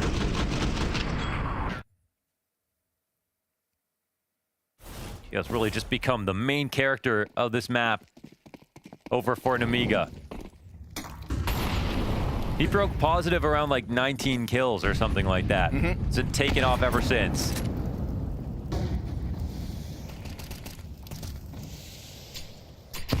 Ooh, exposed. That's though. a lot of guys, but they're gonna go, right? They'll pull the trigger into the B hit off that Mattis. Whoa, the support from Hunter as he lines it up on catwalk. Perfect support. Wow, this guy's nuts. 4 M4 headshots between Hunter and Mattis. Where was that 2 rounds ago on B? He looks like he's playing on an iPad, man. Just clicking on him. Laser beams through the windowsill. Catching them trying to deal with Mattis as he made his target small on sight. Oh, God. That's a slick double kill burst.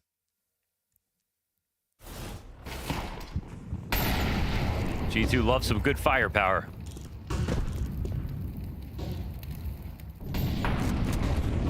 And just the right amount of self-inflicted pain. They've been through the rough ones. That last round convincing as needed.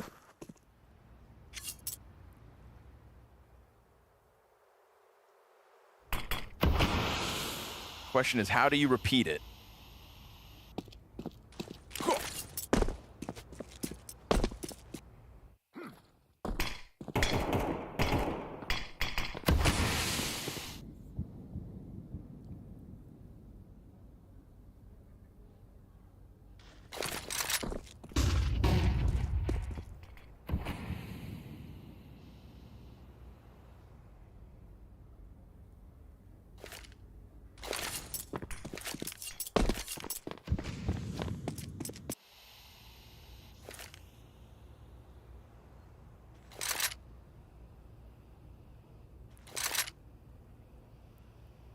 Well, this is exactly 0 players inside of B. Mattis on a perch. I don't think he wants to give up. Maybe a pickoff to be found here as Risky Bob pulls off this fake. Here they go again. He's gonna try to shave him down through the window just like Hunter did, and will find one at the very least. That's pretty solid. They don't even have to be in market. They can come in a little slow. If Con can't stop this. They're gonna go for the double peek with a player back up on bricks after Mattis falls off, but met by fire. Still, Rifle's able to swing around, take that duel towards bench, but burned into the corner. Heavy God desperate, and man advantage fizzles out. 3 versus 3, missed op shot from Con. That opens the door for the cat play. Everybody starts to push when that op's on cycle. And now they're getting dangerously close. Hunter right up in their grills. And Sunpius simultaneous kill over towards bench. They let Hunter get up. Out through the market and into victory lane. 20 rounds secured off that one. And it's the wall bang at a bench from Sunpius. It's as Mike would say, the perfect cacophony of kills here. Just when they needed it to happen. Mattis, love the conviction, stays up here, gets a second kill when they come and try to clear him. It's a hard spot to come, especially with Risky Bob facing the other way when he dies. Oh, and they barely secure this. That one missed op shot from Con. That's it. Just saw everybody scramble. Yeah. They once they knew where he was, it was so much easier to scale. It wouldn't have been Hunter walking up the side of the bomb site like that. Not live. Check out a spawn.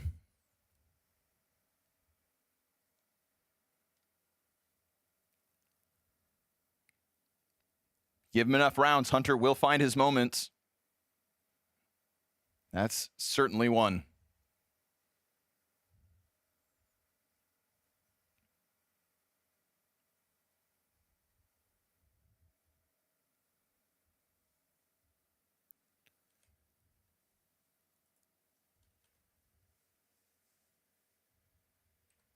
Lear said, need tech 3 minutes.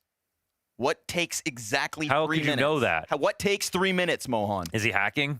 Hot Pockets? That he could know that?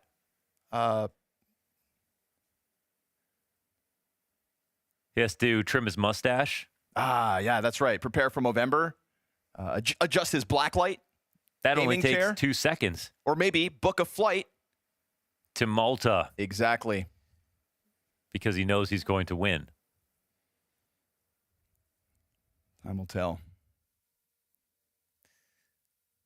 Booking a flight in 3 minutes is impressive. Adjusting a chair in 3 minutes is sad. Wow. And it looks like he's a liar too, because that only took 2. It's always better to set their expectations low, you know? Then you exceed them. Is them us? Yes. We are them.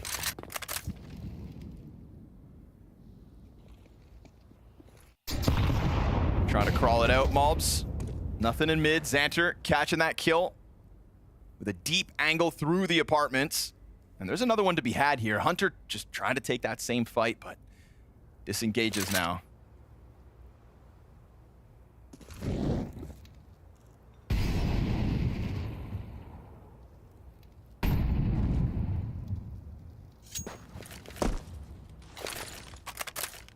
Does Xanter still have that same vision? He's not worried about getting opt. He's not worried that someone had crossed earlier on. Risky Bob gonna fall back. But depending on how they let the structure go, this could be a very, very powerful split. Oh no, the nade works in favor of Sun Pius now. Catwalk wide open. Clean headshot from Risky Bob, looking to support the apartments now. Heavy God stuck on the other side of that smoke, but G2 still closing the distance. Risky Bob a little labored on that one, still gets it over the line. And the apartments player a non-factor. By the time Heavy God finally has a chance to come at this attack, his teammates dead around him. Solid hold here for Nemiga. Looking for 2 rounds on the defense.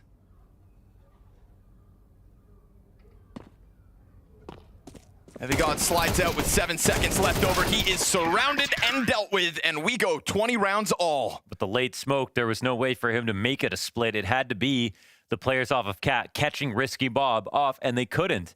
Did a good job of showing himself early, so they were really chasing ghosts there for a while. Sun Pius' kill was the best part about this. Not dying while turning that corner is usually the hard part. But him and Xanter really kept their cool. Good chemistry and cohesion from those two on the B side.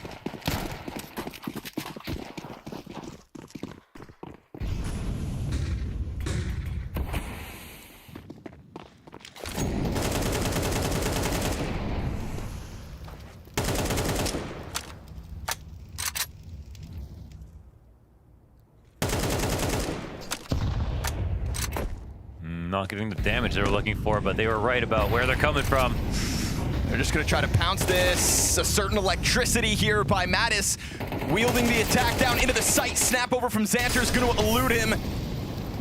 Mattis locks into the corner outside window. That trajectory from the nade could damn well give his position away. Yeah, I think Khan's going to stay locked on this. It's just that, you know, someone's E-box. How do you kill him is the question. Right.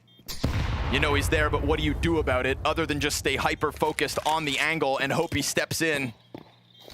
But no real reason for Mattis to give up this shot. He's trying to be pulled slowly towards it. Sunpius, long-range headshot.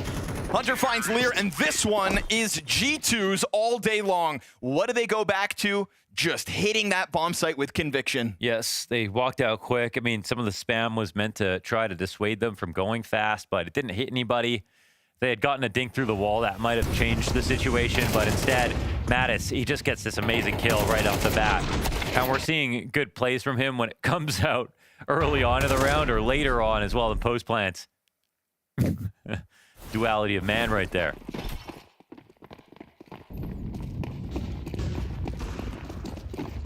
We are having fun. Yeah, he's got to remember that.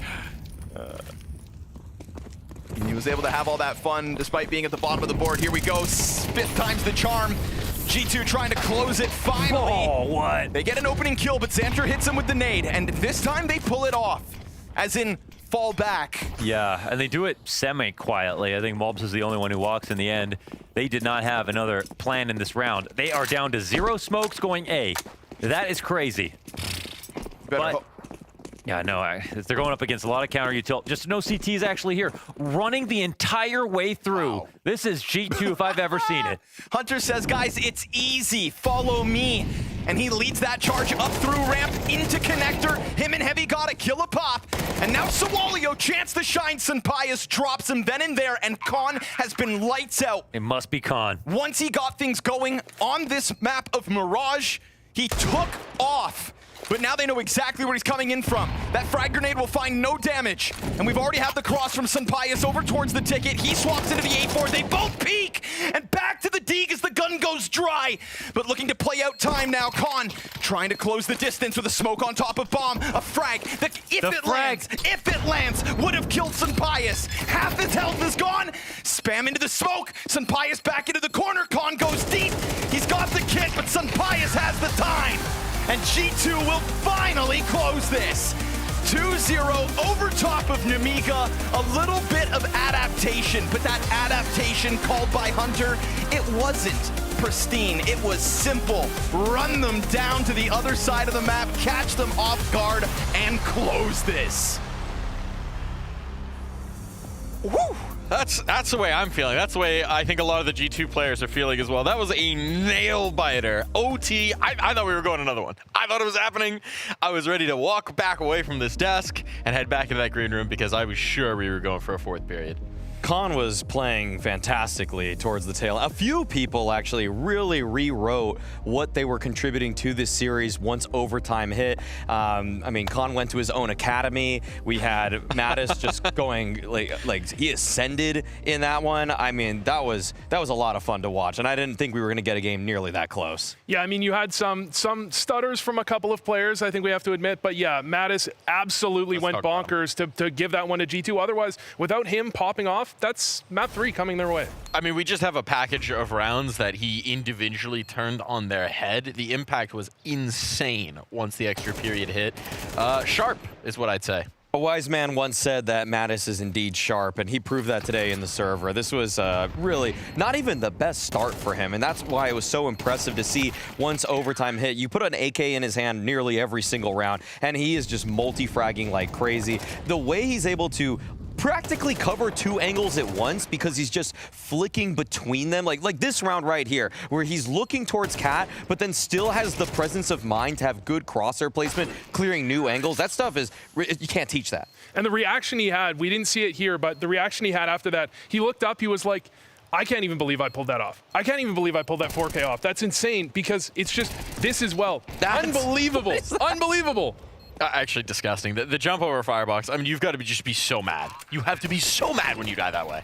That's just, I mean, it's infuriating. It's so frustrating, but it was well earned. I mean, he gets a little bit of luck right there off of the back of, I want to say something like 5 multi-kill rounds once overtime hit. Look at this. 17 kills in regulation, 20 in OT.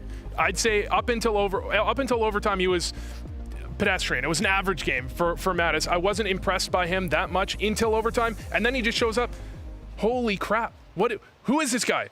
Who is this guy? Why is he so good? So we need to figure out how to start the game with OT Mattis, and then he'll just never lose OT again. Merchant. Yeah, it's an OT Merchant. OT Merchant. Some, Yeah. you know, some players show up when the lights get bright. Some people show up when the rounds get late. Maybe that's the power of a All fresh I know is that mousepad. Petsa is a genius. Petsa really found something here, okay? I honestly, like, when I saw Mattis getting onto this roster, off of everything he did on Fnatic, I was kind of like, oh, there's some bad stuff that guy did. Like, he wasn't always really popping off on that team, but that might have been more of a symptom of the troubles that Fnatic was having as a whole, and maybe Hunter has found a way to unlock this guy. I mean, look, a certain Swedish organization seems to be finding their footing, so maybe now we need to say your time on Fnatic doesn't count?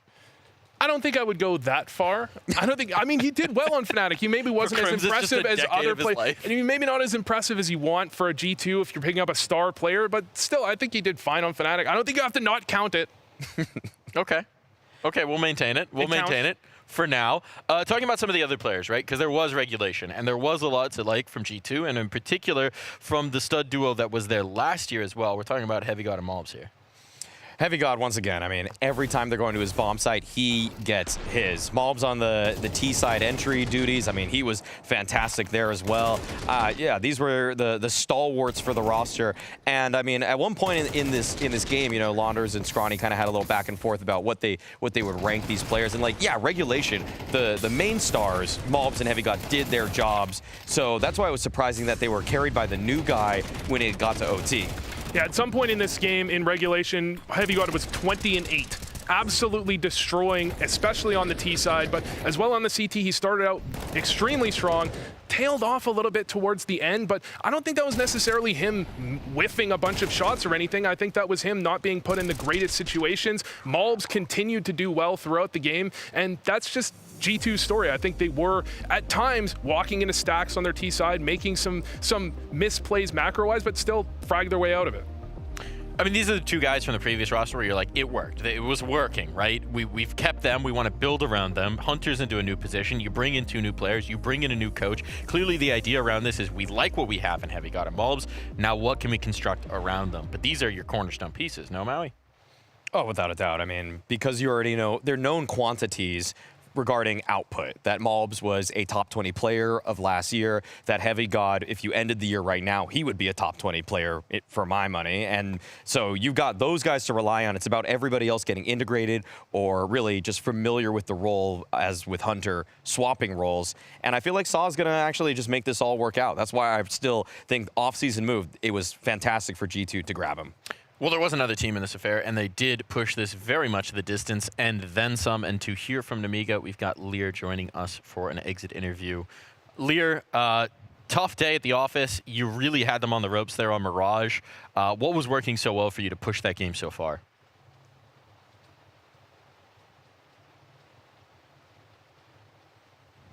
Hopefully he can hear us now. Lear, can you hear us indeed? Please wave to me if you can hear us, Lear. Communication.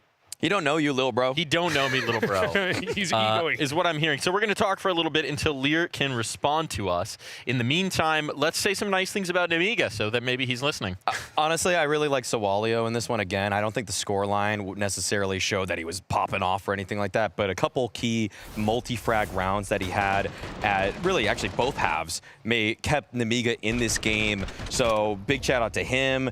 And I honestly, like in overtime, he started having a little bit of that kind of Mattis surge, but it just couldn't keep up to the levels of all the other G2 players. Yeah, there was a couple of rounds where Sawalio really saved his team from pretty dire situations on that A site, and you can't take anything away from him for that. Going into OT, I think he did fine as well, but just, you're right. I mean, G2 just has too many options. They have too much firepower to really work against unless you can get a full team working together fragging-wise. Now, I have a question for you about Nemiga in general, right? They've taken a player who obviously was a focus as a firepower piece, and so I was doing a lot of fragging, very sharp. There's a reason he was the one player who got picked up. And they've got somebody who's doing fine, not a problem, right? But maybe a little bit concerning that you maybe need a little bit more of that firepower. Someone to ask about this. Hopefully he can hear us this time. Lear, can you hear us? Yeah, I can hear right now. You can indeed. Okay, great. Because I was saying something very nice about you. Earlier, I was saying that Mirage game, real nail-biter. You took it the complete distance. What do you think worked out well for you on Mirage? To be honest, I don't know what to say because I'm so tilted when we lose this game, these rounds. In my opinion, we lost every round in advantage, and not every, but so much rounds in advantage and so much clutch situations. That's why we lost this game. I was going to ask on your CT side specifically, it felt like you were constantly kind of in the right setup. You know, 3A and they go A, 3B they go B, and you still weren't winning the rounds. Did you feel like you kind of came in with the right game plan? It was just fragging wise was the problem?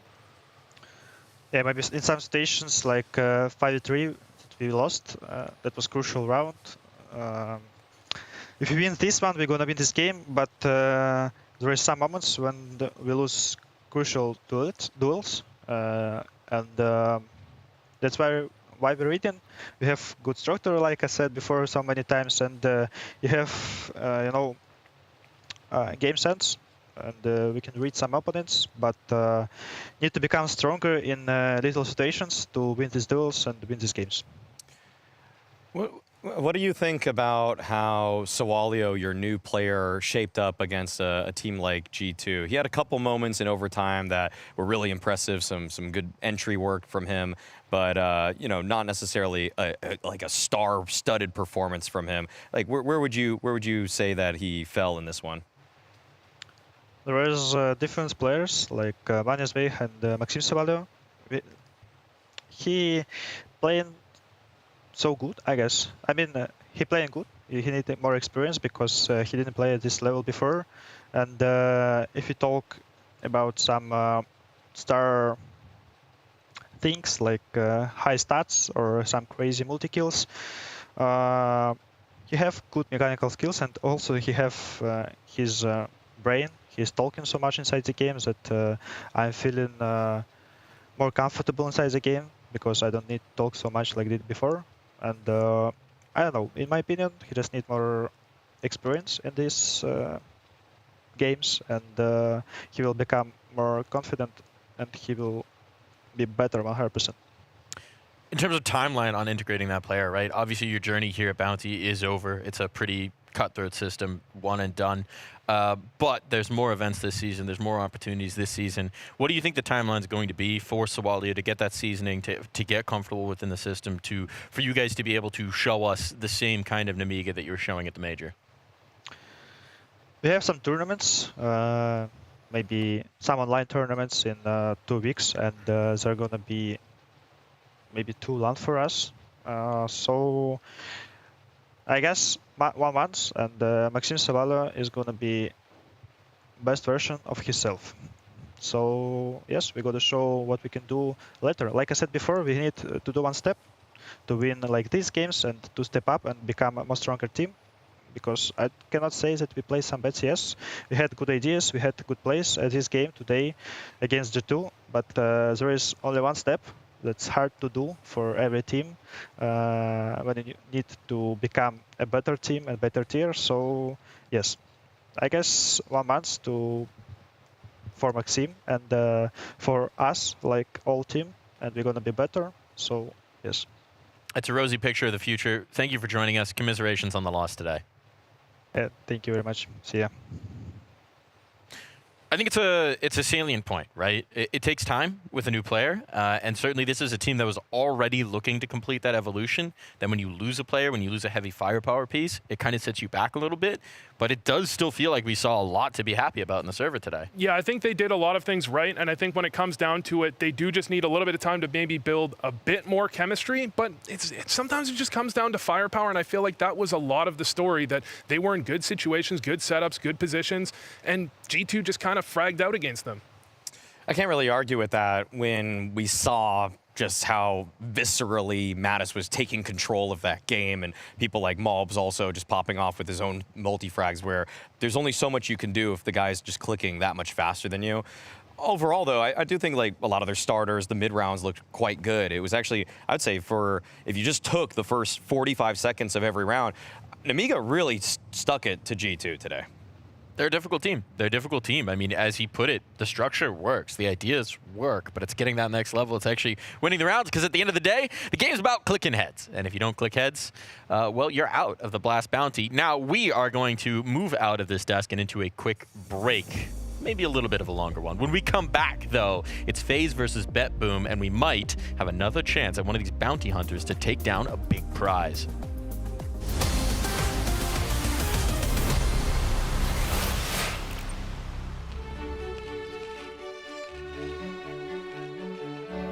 Hey folks, welcome to the Culture Clubhouse. We got some clip I think we have to watch.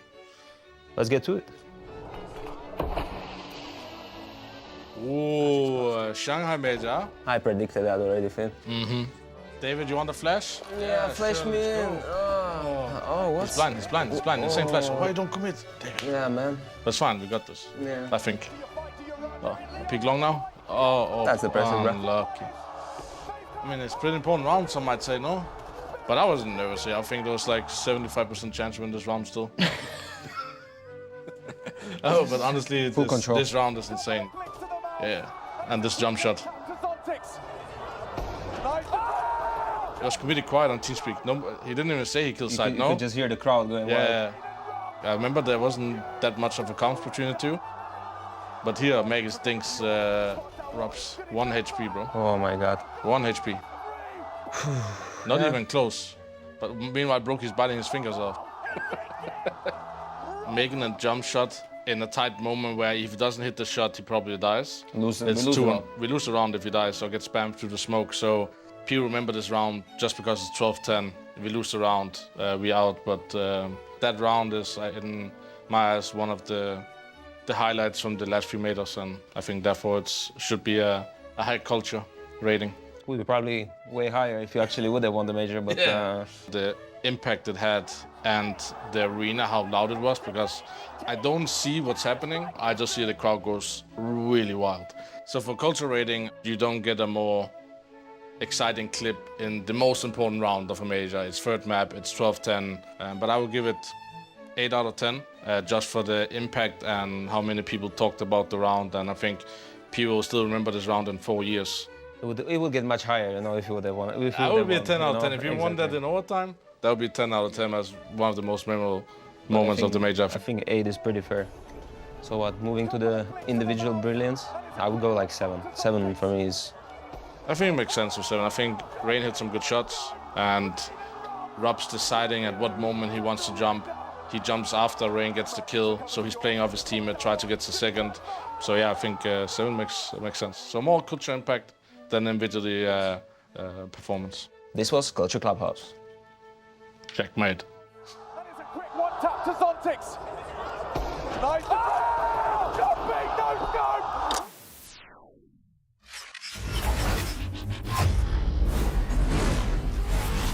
Now, your matchup today against FaZe. This is a team that's brought Brokey back in. They seem a bit rejuvenated, but they still had trouble last season. How do you think you stack up?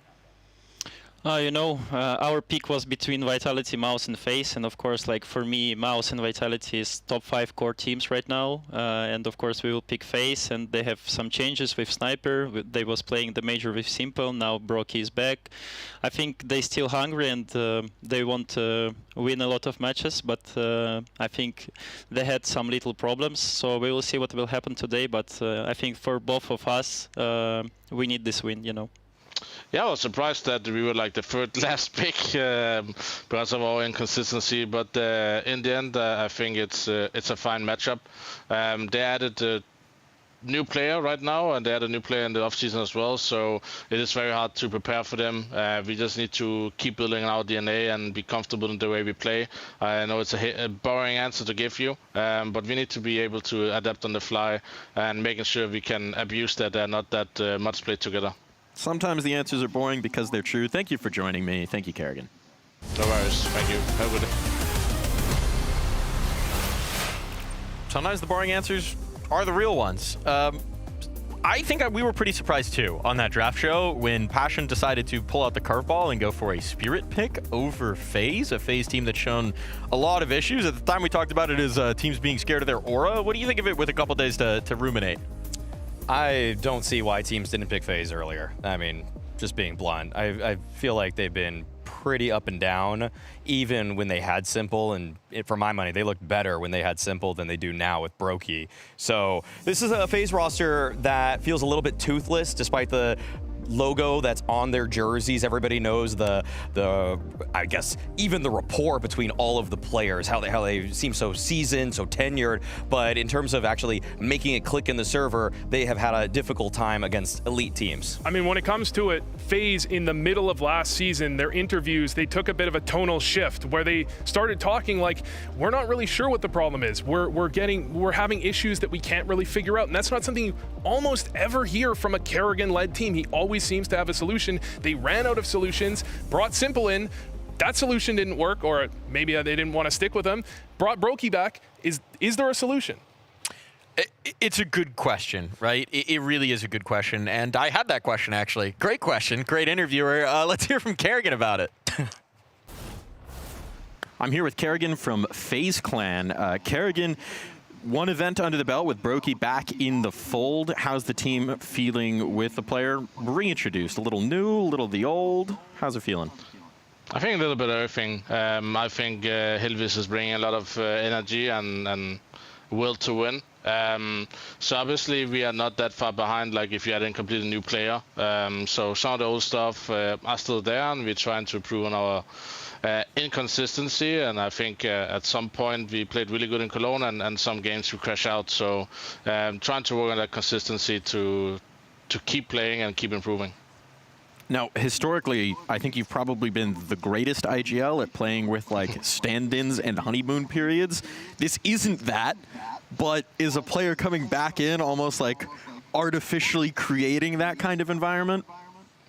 Not really. I think the stand and the honeymoon, obviously, we still have some synergy, chemistry with inside the game that we need to work on, right? It has been really tough this previous season, but we are trying to work out if it's a bigger change or smaller changes. We need to move in the right direction, right, and not be too stale. And I think that was the problem we had in the end of season. Had no answers. Now with reintroducing Helvis with a lot of energy, he creates a good mid-round scenarios. We just need to improve on those. It's very simple, but yeah, not really any honeymoon phase by adding him back, but there is some things I missed when he was gone. He helps me sometimes in the game to bring good energy. You know, if he'd said yes to the artificial honeymoon, I was going to ask who's getting involuntarily benched next or on a vacation next. But, I mean, this was an interesting quote, right? He gave this in an interview to HLTV. They were already talking to Brokey. He was already talking to Brokey and mentioning that he wanted him back. What do you think of that? It's hard to believe, but I mean, I don't think he'd lie about that. It's just incredible to think that that's actually what he said, that was actually what was happening while Simple was having this insane performance. Yeah, I can't understand it, truthfully. I don't really get how that felt like the right move, unless the organization already fed him the information that they don't have a choice about this, that they have to let go of Simple, because Simple performed really well in Stage 3. I know everybody just keys into what he failed to do in the major playoffs, but in those group stages, he was cooking everybody. I think part of it is that Simple didn't necessarily look quite like Simple, and so you think that's bad, but that's not, he still did quite well. It just wasn't prime Simple that we were watching.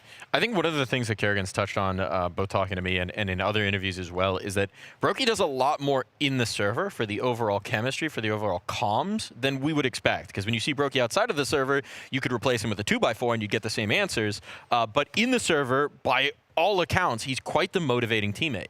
Brokey's flash stats are usually quite strong in most tournaments, and I feel like if you really had to nitpick Simple's game, probably wasn't as instinctually throwing supporting utility on the fly as Brokey would. Like, you watch those FaZe comms videos back, and Brokey's pretty active with trying to help people out, even if he's not always delivering in terms of the fragging like Simple did. At least he's able to help out a couple of the guys to get theirs. I don't want to say the word support opper. Is he a support opper? I don't believe in support oppers, okay? He's got the ballsiest playstyle that you could ever say for a support opper. He's a support opper. He throws lots of flashes. He I don't know, back rubs between games. I don't know what he's doing. All right, Smiths. let's move on to the other side of this, because there is another team that's entering the server. This is another Bounty Hunter squad that's going to be looking to knock off the upset to claim a pretty substantial prize as well. It's one of the things we were highlighting. FaZe's results to prize ratio is a little bit off based on what they did last season. What do we think of BetBoom?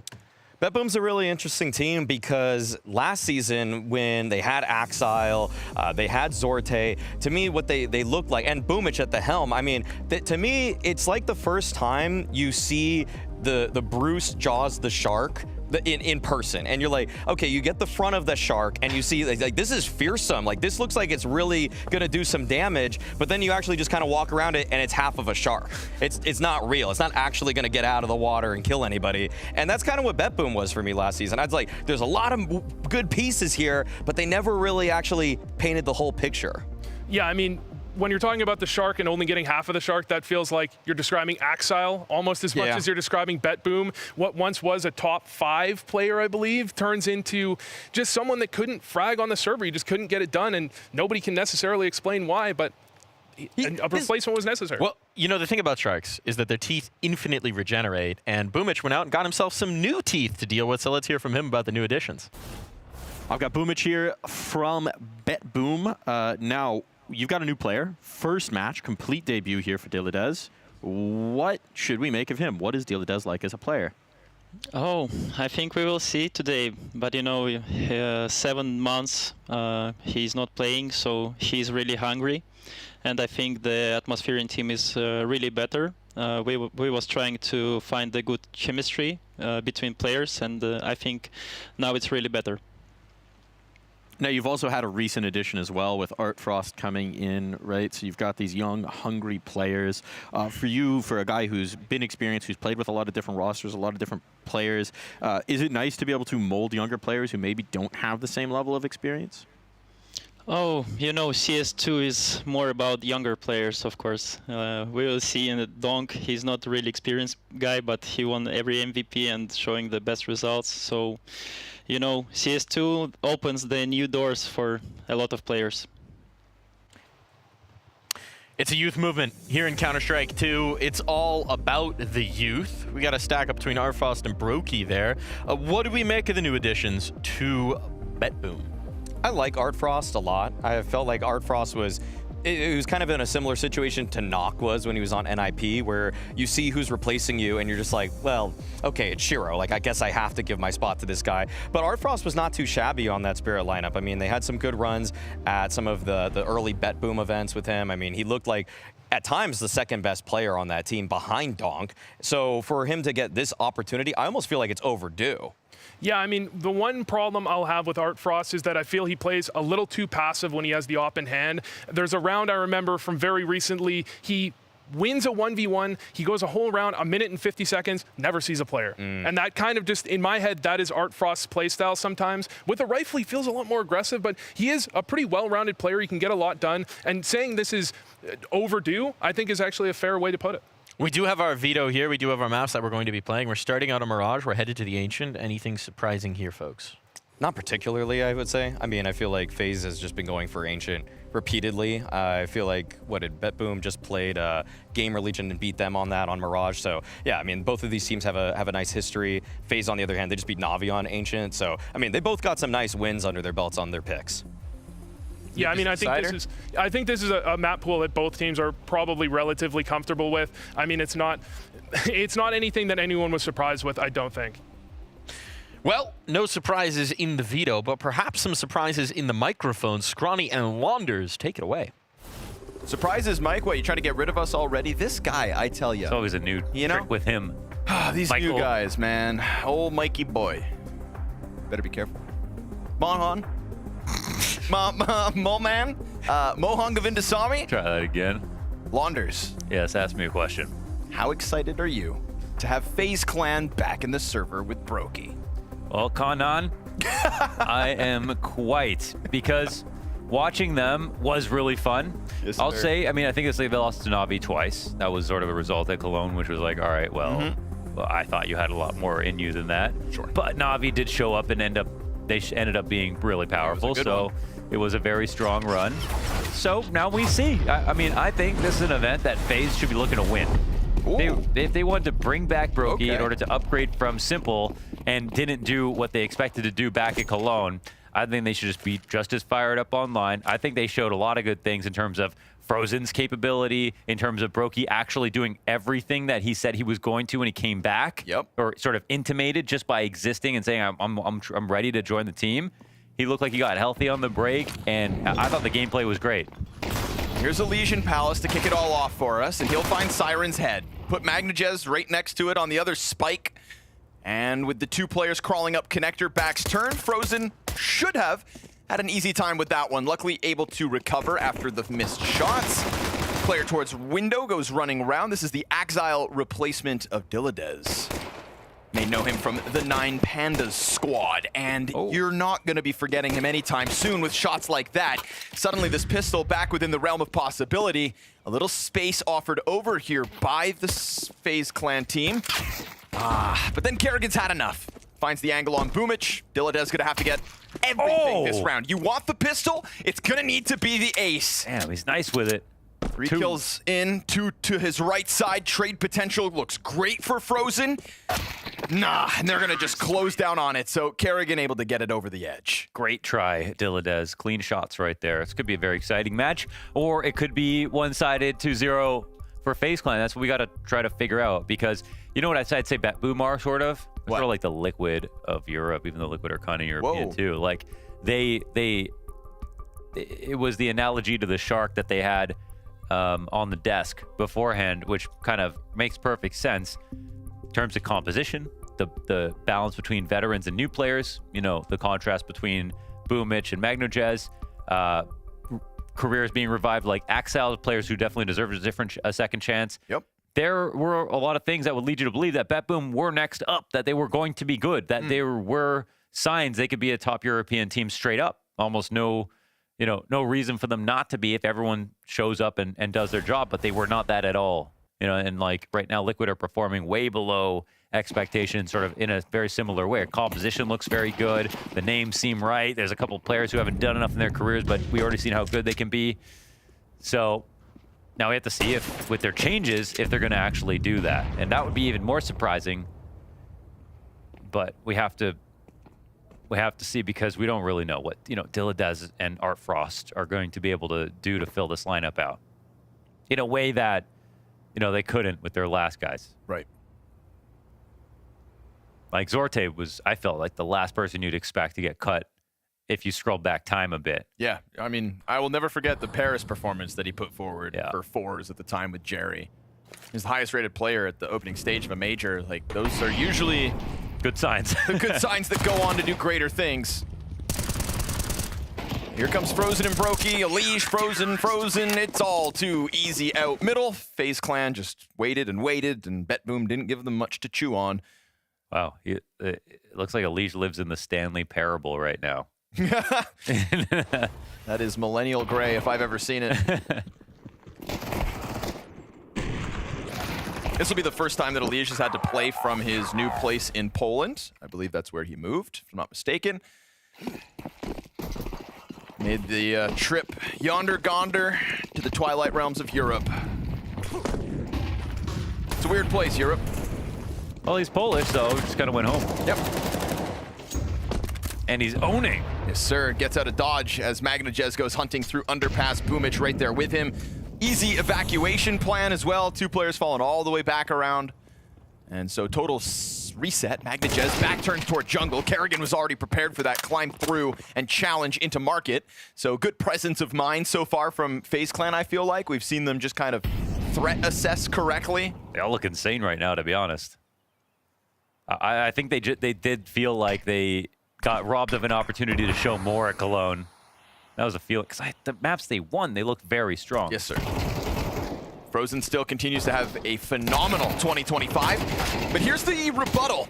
This is a 3 versus 5 turned into a 2 versus 1. Elige up close into connector. It's gonna just pounce on Art Frost now. A cross demanded of Siren heads up duel, and Siren wins it. Not bad. 3v5 for BetBoom, able to crack open that A site and make FaZe look like fools. Well, just as impressive as that was for FaZe to start the round off, the rebuttal equally as impressive. Damn, they let him keep the Antwerp trophy? Wait, who has it? Kerrigan's backdrop. Next time we see Kerrigan's player cam, check out. That's not a... I think that's what that was. It would make sense. Yeah, it looked like it. That who else would you give it to? Rain? Because he MVP the final. Or... I thought maybe, you know, the owners of FaZe Clan. But I guess it does belong to the players. Yeah, you're right. No. Yeah. No, mine. Yeah, that's ours. The FaZe guys are like, wait, where is that trophy? Kerrigan, I don't know. Uh-oh. But Alish signs up to the early fight, bottom mid.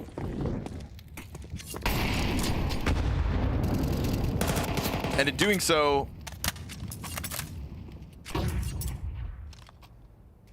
we get Brokey down inside a connector.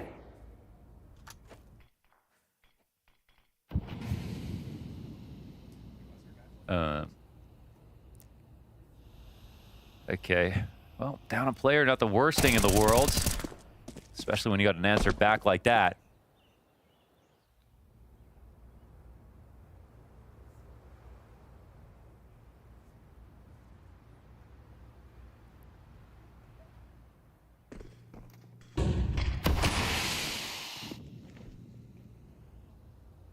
Bomb trying to cheat its way upwards, looking to join forces with the player top mid. Frozen, though, has got his angle. Quick look over the edge. Brokey finds his timing on the windowsill. Artfrost still floating top mid. Still a lot of space between the players. 30 seconds. Someone's going to need to scoop up that bomb, but you know Rain is going to round that corner when you least expect it. And sure enough, back turn to him. So Artfrost remains top mid, nobody to work with, and it looks like FaZe Clan have found that answer. A 3v5 may have been a tough pill to swallow, but the rebound comes in the next round. Yeah, if there's one thing they're used to is, you know, being in uncomfortable positions, having to make comebacks, you know. They've been battle scarred by that. I think to the point that it almost started to count against them, but it has definitely built up a certain level of resilience, I think, especially if they're motivated. And that's what we see from FaZe in their best moments.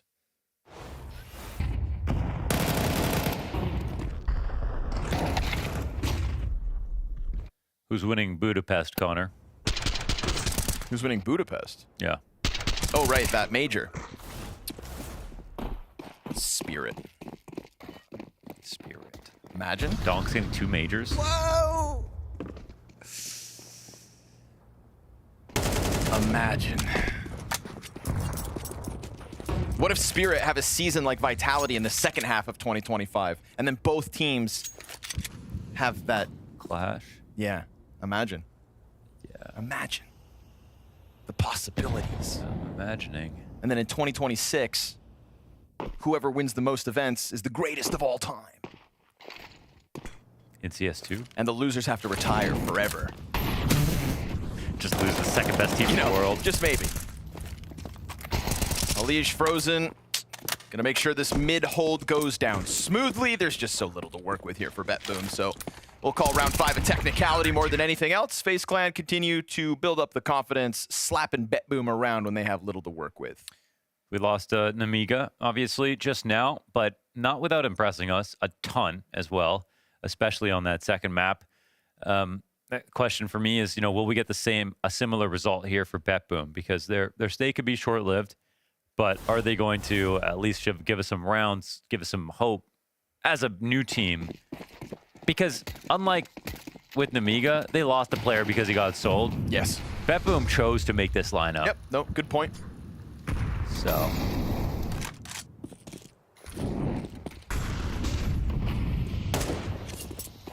Can't call it a downgrade, but you could say maybe they need some time. Boosted over the smoke, tricky stuff. Alish caught off guard by that. Man advantage, BetBoom in a gun round bodes well, but Brokey sits on his perch and will not move just yet. 4 players coming his way. Yeah. Or are they? Artfrost actually peeked again. Oh, they're leaving. Yeah, Artfrost heads over towards T-spawn and everybody peels off. It's actually funny. I mean, they flashed Brokey dead on, but he didn't move, didn't flinch, didn't blink. And now, because of that, they still have lots of control of the map. Oh, clears perfect. Siren. Nicely done. Puts a lot of pressure now on Rain. Execute over the top. Kerrigan coming in from jungle. Late rotation here from Brokey as he stayed on that perch. Rain slips through. But a Molotov with his name on it's gonna force him into the open. Is that a problem? Double kill towards the Tetris stack. Kerrigan's gone unnoticed. And now that bomb on Artfrost, all that's left over, trying to get the better of Kerrigan, he will. Brokey's got the element of surprise. Wow. FaZe Clan, bring it back. Kerrigan's frying. Rain, what a play. Peeked out in a position where BetBoom could have just been holding the trade. There was actually nothing for them to do except for watch for their molly, which flushed him out of the spot they were looking for, but they didn't do that. They kind of turned their brain off a little bit, I think, because what were they actually shooting at? There's nobody else here. Yeah. Great move from Kerrigan. You can see he's locked in.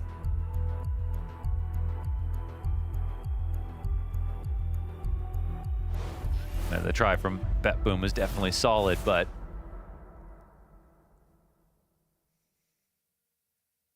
can't just go through the motions. I think we did see that as one thing in the first season with BetBoom, was like a lot of the right things, but it's sort of like, you know, they knew where all the chess pieces were supposed to go, but they didn't know what the next move was supposed to be. Right. They were setting up the board really well, but it's mostly just utility without the thought behind it, why it's landing, what they're doing with it. That, again, that kind of gets reset with new players coming in too.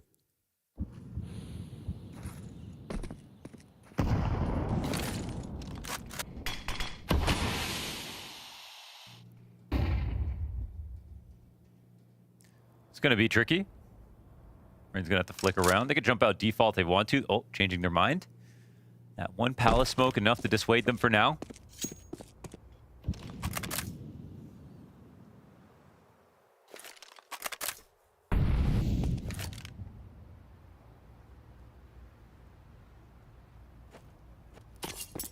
That was actually the play. You said setting up the board well, but here we are at 55 seconds. Grouping themselves together 5 strong for this A commitment. I'll go for the... See if they do the same variation or not with their smokes, or some will be standard right side smokes. Ouch. Hefty damage for Boomich to have to deal with. That A4 good for the spray. Alish slides up from Ticket, goes down with only 1. Yeah, and they get a gun, actually, off of that. M4 to be grabbed as they go deep into the next CTs. Brokey's off on cycle. Rain finally able to connect, finish off what he started there with Boomich. That forces those players from Ticket to double back to try to plant the bomb. Now they catch them out and expose Siren. 2 more players to go here. 12 seconds to do it. Decides to take the top rope. Bomb down in front, and he knows it's going to be a scramble to get on top of it. Brokey decides not to miss any shots. 2 kills to his name this round. 6 to FaZe Clan over BetBoom's 1. They're quick ones. They're really well controlled. I mean, the scariest part of this round is Alish peeking in from CT with his gun, but it's just like everyone's on the same page right now. Their reactions and protocols look really good. Not the best guns for the attack here for BetBoom, so... Oh, they actually don't even get a plant. I was going to say at least there's that, but Rain spam through triple, change that even.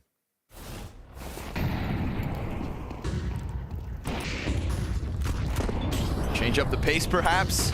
Player swings top mid. Boomich, nice reaction to Alish. Frozen's going to have to try to tuck in.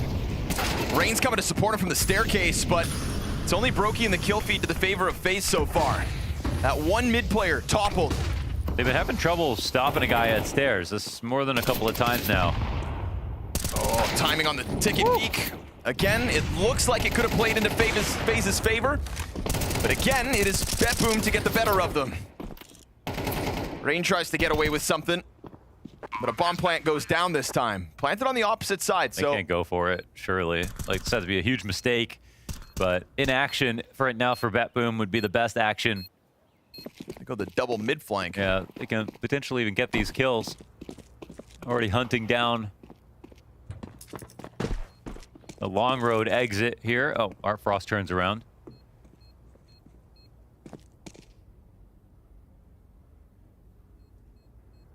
And Rain will just be on door duty as the time runs down. Hell of a bouncer. It'd be hard to get by him, wouldn't it? I wouldn't try. Magnajez will. Well, So you need 2 guys at least. With guns. Yeah. Bouncers worst 2 guys nightmares. with guns. That's the only way.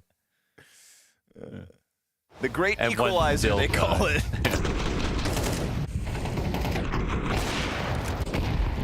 So, BetBoom. Oh, that was nice. Set their sights on that A site. Still does a sharpshooter.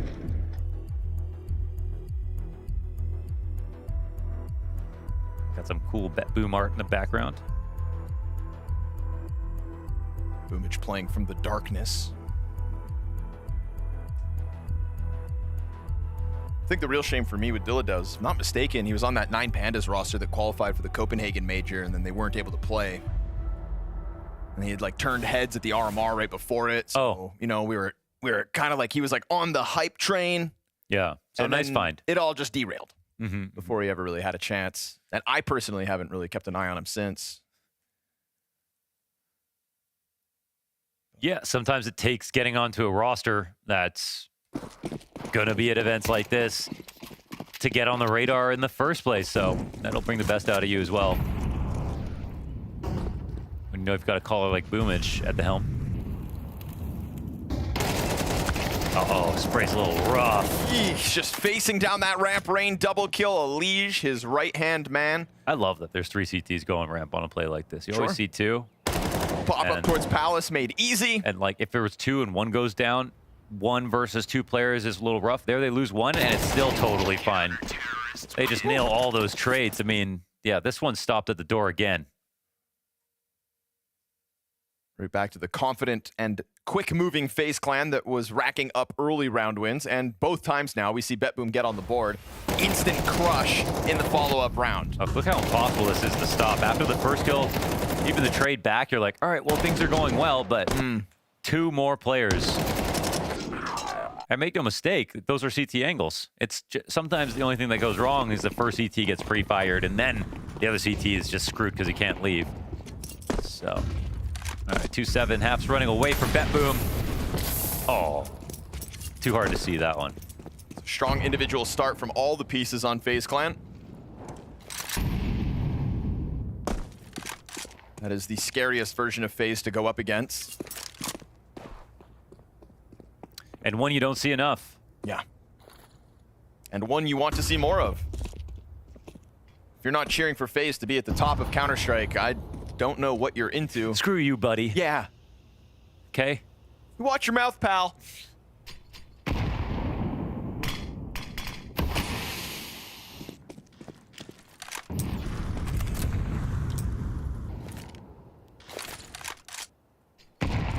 Exposing nothing. Strong pack of BetBoom players, shoulder to shoulder up catwalk. The map probably feeling a little too quiet. As that smoke fades, there's an op on both ends, and Artfrost wins faster. the duel. Kerrigan goes down with nothing as Dilladez comes out of apartments, and so the entirety of this B site falls on Frozen. This is the sort of round that I don't think FaZe are even going to try to finish off. Those are the only op duels that should actually count in a head-to-head, you know? The smoke fades? Yeah, I mean, it was just an honest, raw reaction time duel, both aiming in the exact right spot. Good old Western. Shoot them up, yeah. Back-to-back, quick draw. Yeehaw. I don't know about you, but if I was ever challenged to a duel, I would just turn around first. Yeah, I think that's how we evolved from people who turned around first. Okay, yeah. Right? Somebody just cracked the code and was like, wait, to hell with honor. Yeah. You know, most people don't get in fights to make friends, so just shoot them. Yeah. No, I think, yeah, everyone who didn't turn around first died. They didn't contribute to our lineage as humans.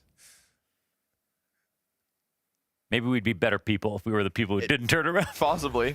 We're gonna do this fair, right? Sure.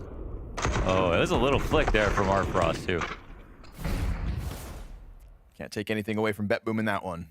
Clean duel to kick it off. And so much positioning up that catwalk already that, you know, I feel like even if Artfrost died, there's still 4 BetBoom players barreling into that site.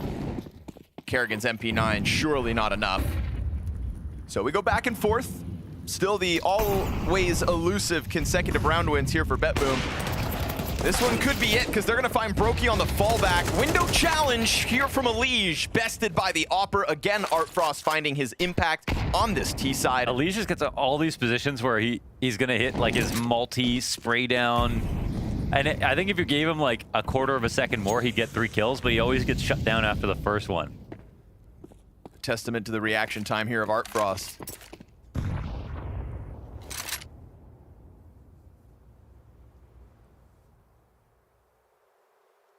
Frozen gonna creep his way down beneath the apartments.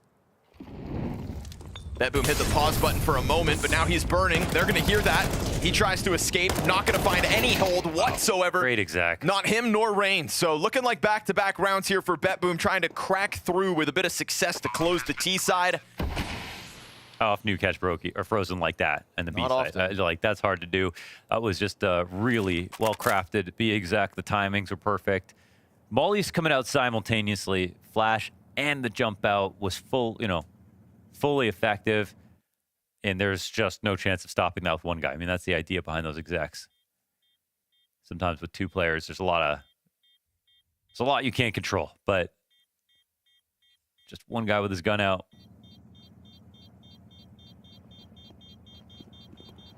That could be handled.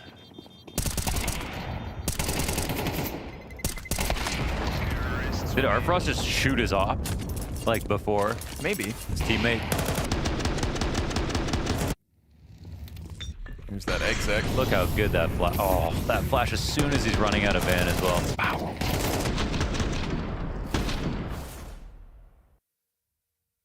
Here's the guy who organized the dry runs.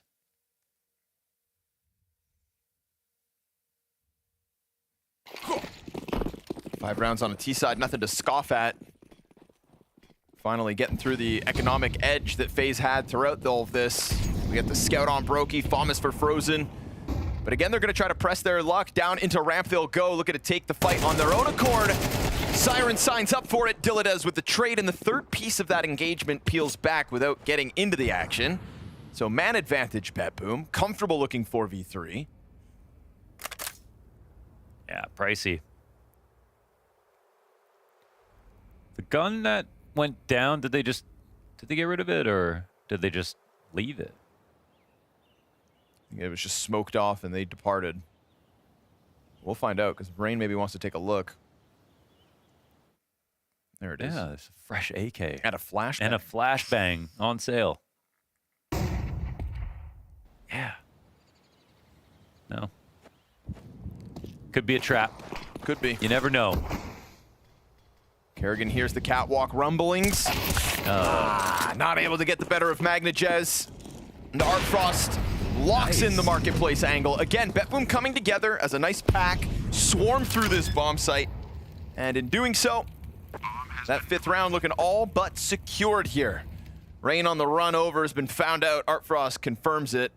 And so well done, BetBoom, because those elusive consecutive rounds was making it feel like maybe FaZe would kind of keep their pedal to the metal thanks to the economy of the game, but they figured it out. And they found that opening, and they overwhelmed this B site a couple of times. Right here is where they'll end that half. On B, yet again, a 5-7 half. Not too shabby, BetBoom.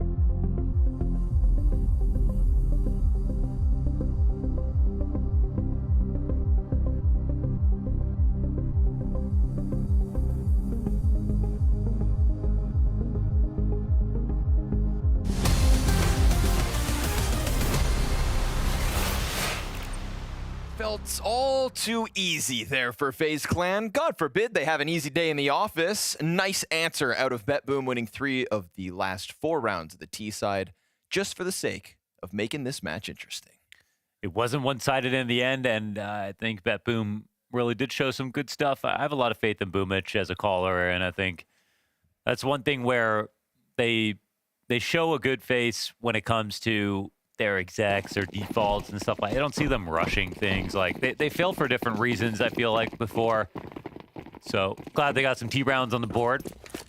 I can definitely see a CT comeback in the cards, but to be honest, I don't really have questions about FaZe's individual form right now. Loving kills on Rain and Elige at the top of the charts for FaZe. But impact across the board was felt. Frozen's hiding.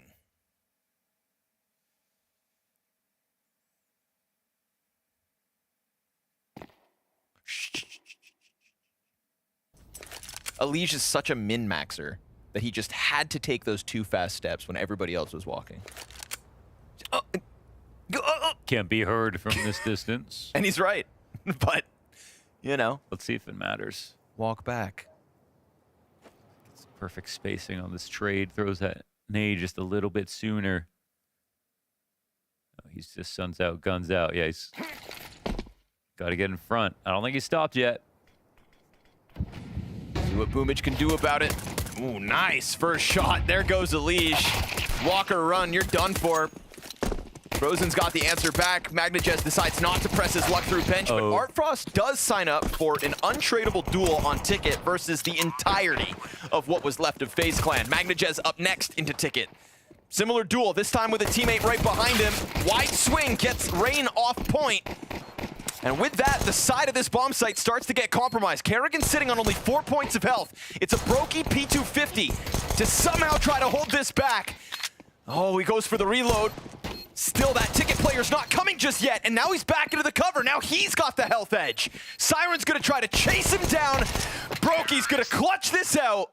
1v2 made easy. We saw the breath at the end. Yeah, it's another clutch, and we've seen these like kind of cute little 1v2s that are, you know, they're not sort of like highlights in some sense, but they are what Brokey offered to FaZe. Very consistent in moments like that, like separating 2 fights, locking it down, winning the round for FaZe. He brought that at Cologne. He's showing a little bit more of it here. Siren was the man to clutch up on the pistol in round 1. So good guy to deny.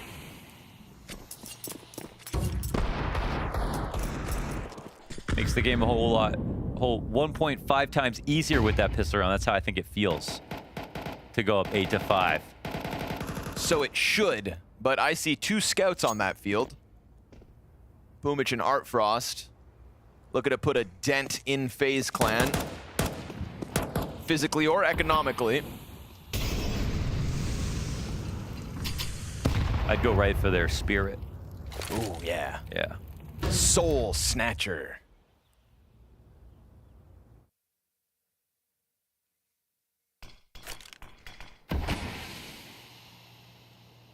Still no confirmation, just a whole lot of smoke.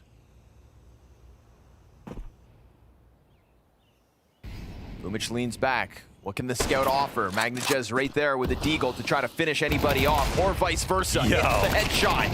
Elige jumping Mac 10 as Dilladez eats the flash. Again, these SMGs just try to barrel down into the Desert Eagles, and they will get the man advantage, but there's that scout.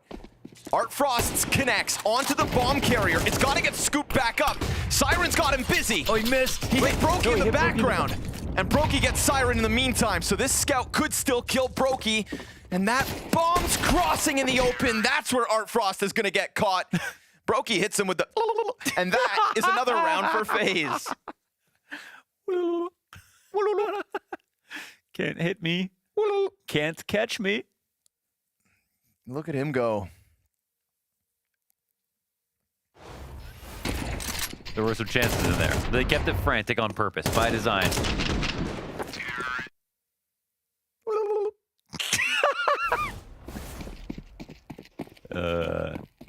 Don't tell me you didn't miss him.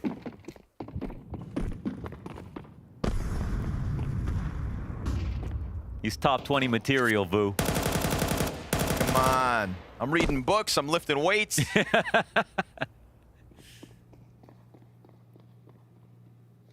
Brokey looking better than ever. Well, maybe not yet, but on the road to better than ever.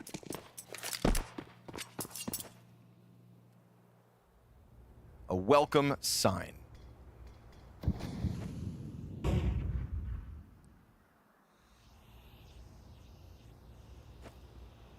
Who's gonna take that first peek, though? Who just... What? Brokey hits him with a MAC-10 on the top of the dome. What is that, Ricochet?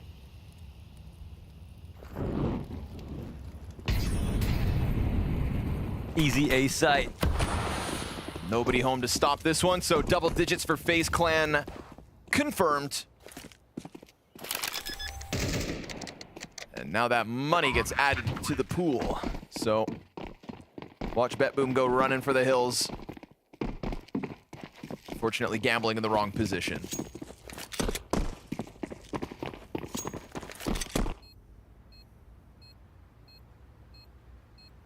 When this round is over, I would really appreciate being able to look at Kerrigan's major trophy one more time, please.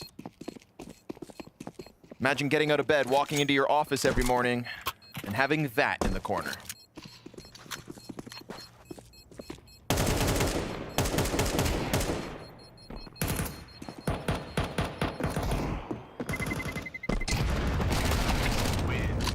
Bit of extra money for Brokey's op addiction. And that's that. Look at it. Boom. Look at it, dude, in all its glory. Whew. That's the hardware you need. I don't remember being that big, though. He might have gotten like a blown-up version of it.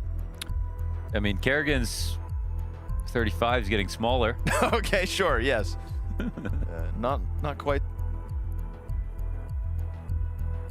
full size.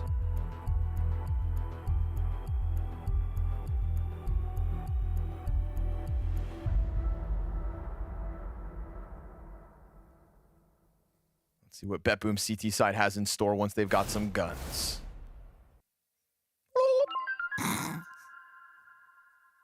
Helvis has bomb here, right? Yeah. Yeah, Helvis, let...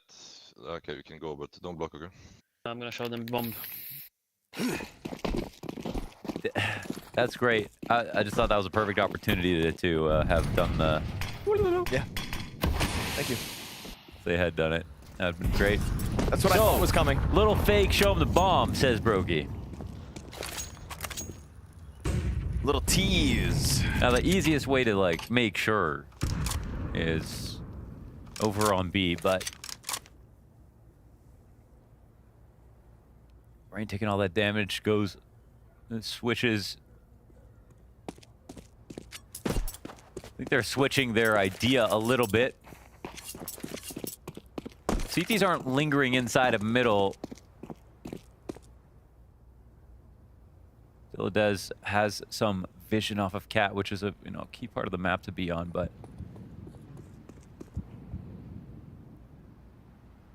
man, three players inside of B. It feels like BetBoom are just rolling the dice, taking a gamble. Yeah, this is visionless. BetBoom say, hit me. And Boomich from Sandwich hits back. Won't be able to get frozen up towards Palace. No vision either for Magnajez, next up player for BetBoom. They might just try something here. Leash sliding up through connector as well as Magnajez gets into the corner. No, he gets spotted. And Magnajez is given a chance to win that. Yeah. Okay, round is live. We've got a little contact over towards Ticket that gets picked up to Art Frost's favor. Bomb planted for connector. No challenge comes swinging out just yet, but there are 3 players on the other side of that smoke. They get the retake going with conviction. Magnajez just keeps hitting these shots. 2 kills to his name here in round 16.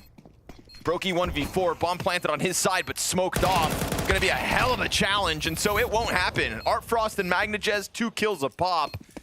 Oh, what could have been in jungle there for Elige? I know. I don't know if this is true, but it feels like the round sort of rested on whether or not he got the kill instead of whether or not he just took control of the situation. And without that duel, it all gets a little messy here. shooting the first bullet, it's like, okay, you know, he thought he might be able to just have a clean fight, and then the guy dipped out. But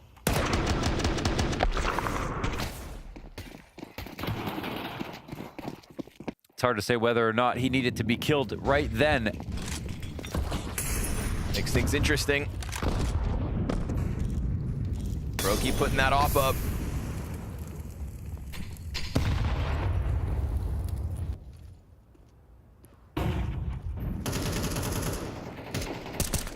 Still BetBoom kind of content with floating back away from middle. They haven't really tried to strong arm control. That's going to allow Elige to get to your perimeter each and every round.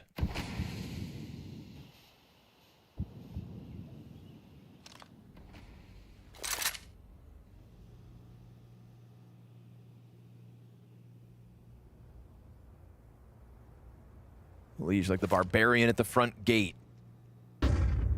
Ready to tear you apart if you're not careful. Man, they have no idea he's down here. Right there, but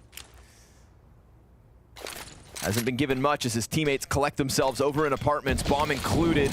He's going to take away connector control, deny any vision through window. Artfrost is going to be concerned about all of this, but also will be called to action towards B. But the B attack's coming in behind him, man. Nope. They get one in the form of Magnajez, then Frozen and Rain simultaneous kills. That B site falls. Dilladez thrusts himself into the action. Oh, man. And that was a great distraction offered up by the mid players that really unraveled B. Yeah, that's true. It was a full-on distraction, but I just feel like BetBoom were also just moth staring at a lantern for way too long right there. Like, yes, the duel will eventually come to you, Artfrost, but only because by the time it does, the round's already over. Right. Like, you need to either get in front of that by pushing off Cat. Again, another round where they just need a little bit more information they're not willing to go get.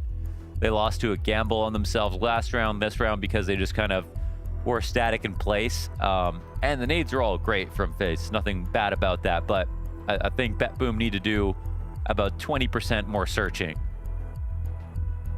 before they can say, oh, it was our aim, that was the reason that we lost the round. I think they could have had a little bit more proactivity. Yeah, trying to just scramble out through Marketplace instead of maybe trying to get into an earlier mid-fight.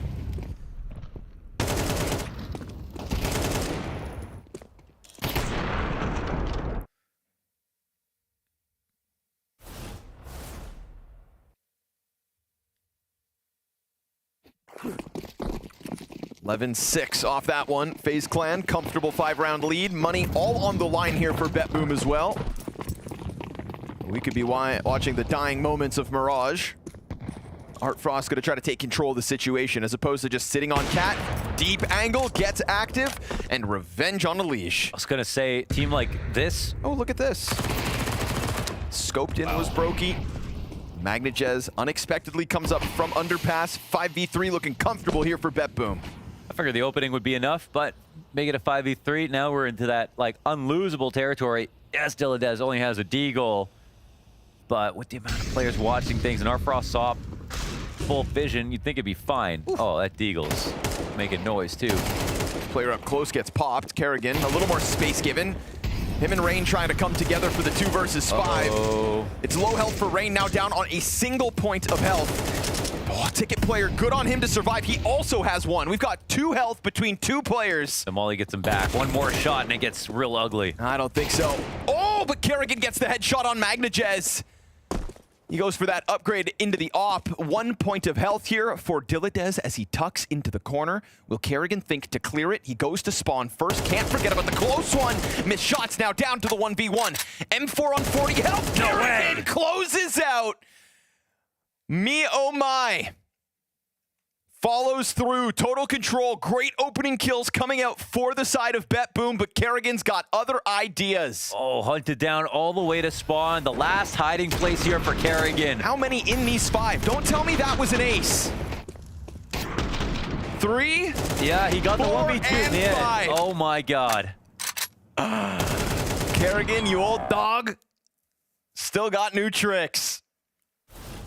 Not every day we get a treat like that.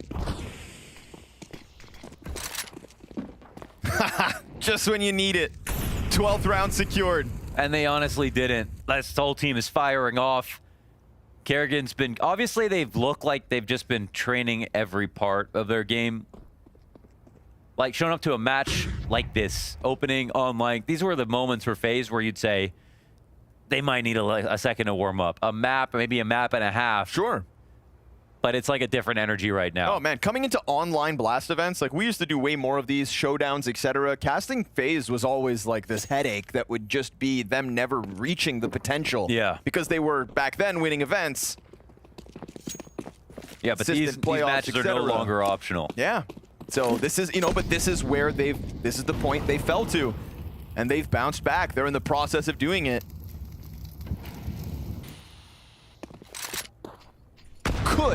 Could have a convincing finish here on Mirage. You wrap this bad boy up 13-6 off a Kerrigan ace and all's good. But BetBoom won't go down without a fight. We get the answer here from Artfrost, making that scout look easy. But unfortunately now, the majority of BetBoom are incorrectly positioned, and Boomich is going to go into the ramp. You'd think that'd be the end of him, but Kerrigan toppled. MP9 dropped to half health. Artfrost starts to move back over. That scout still a part of this equation. Rain's going to catch his kill out mid. The flashbang is fantastic. Wide swing away from Palace. There's the frag to Rain off the scout. It's an Elige 1v2 off 15 health, 8 seconds. And having to go back for the bomb is the end of him. So there's their first chance to close. They fail. 5 more to do so. Make some money back, have a better way, a more dignified exit maybe, if they can get some better guns in play. They'll look to try to make a full comeback, but FaZe have a bit of swagger in their step right now. I'm not sure if there's any way you're going to knock them off kilter.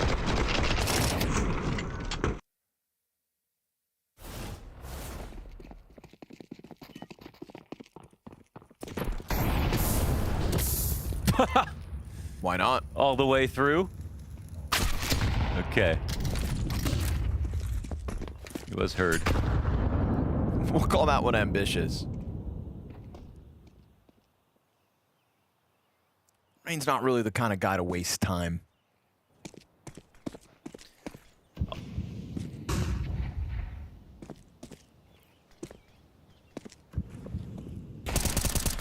It's Glock's on 2, Deagle's on the others.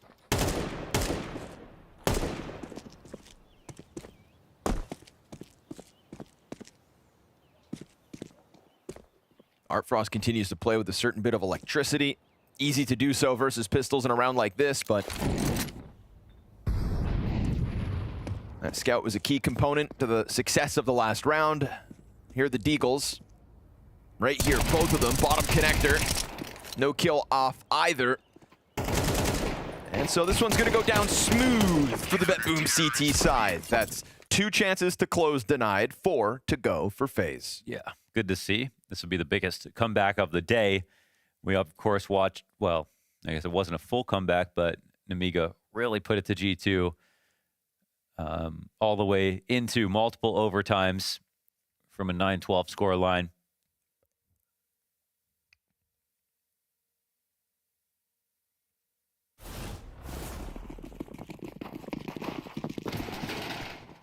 Now do it versus guns.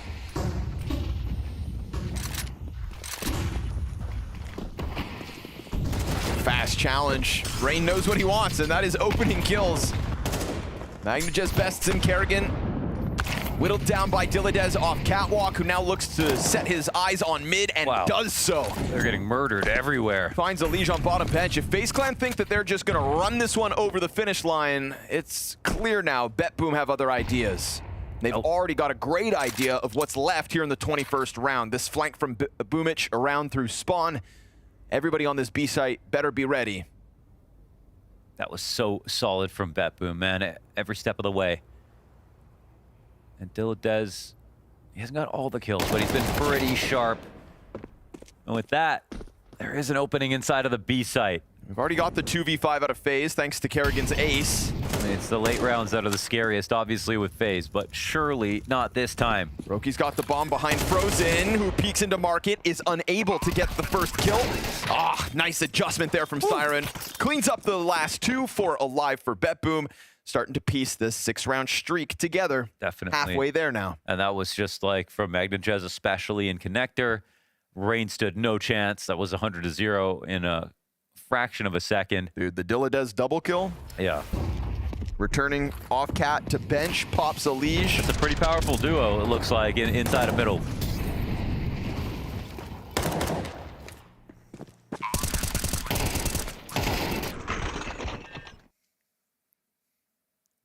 Boomich said it's a young man's game, CS2, but Kerrigan's the only one who aced today.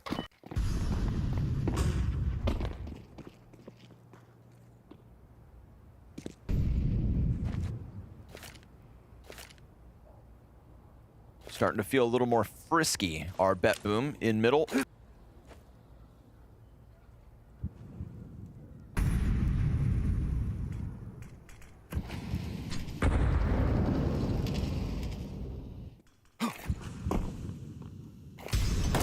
Couple players out from underpass, caught by Dillades, comfortably perched up here with that total mid control. And the Tech 9 in the hands of Kerrigan goes down as well. So maybe you get something rolling out from ramp.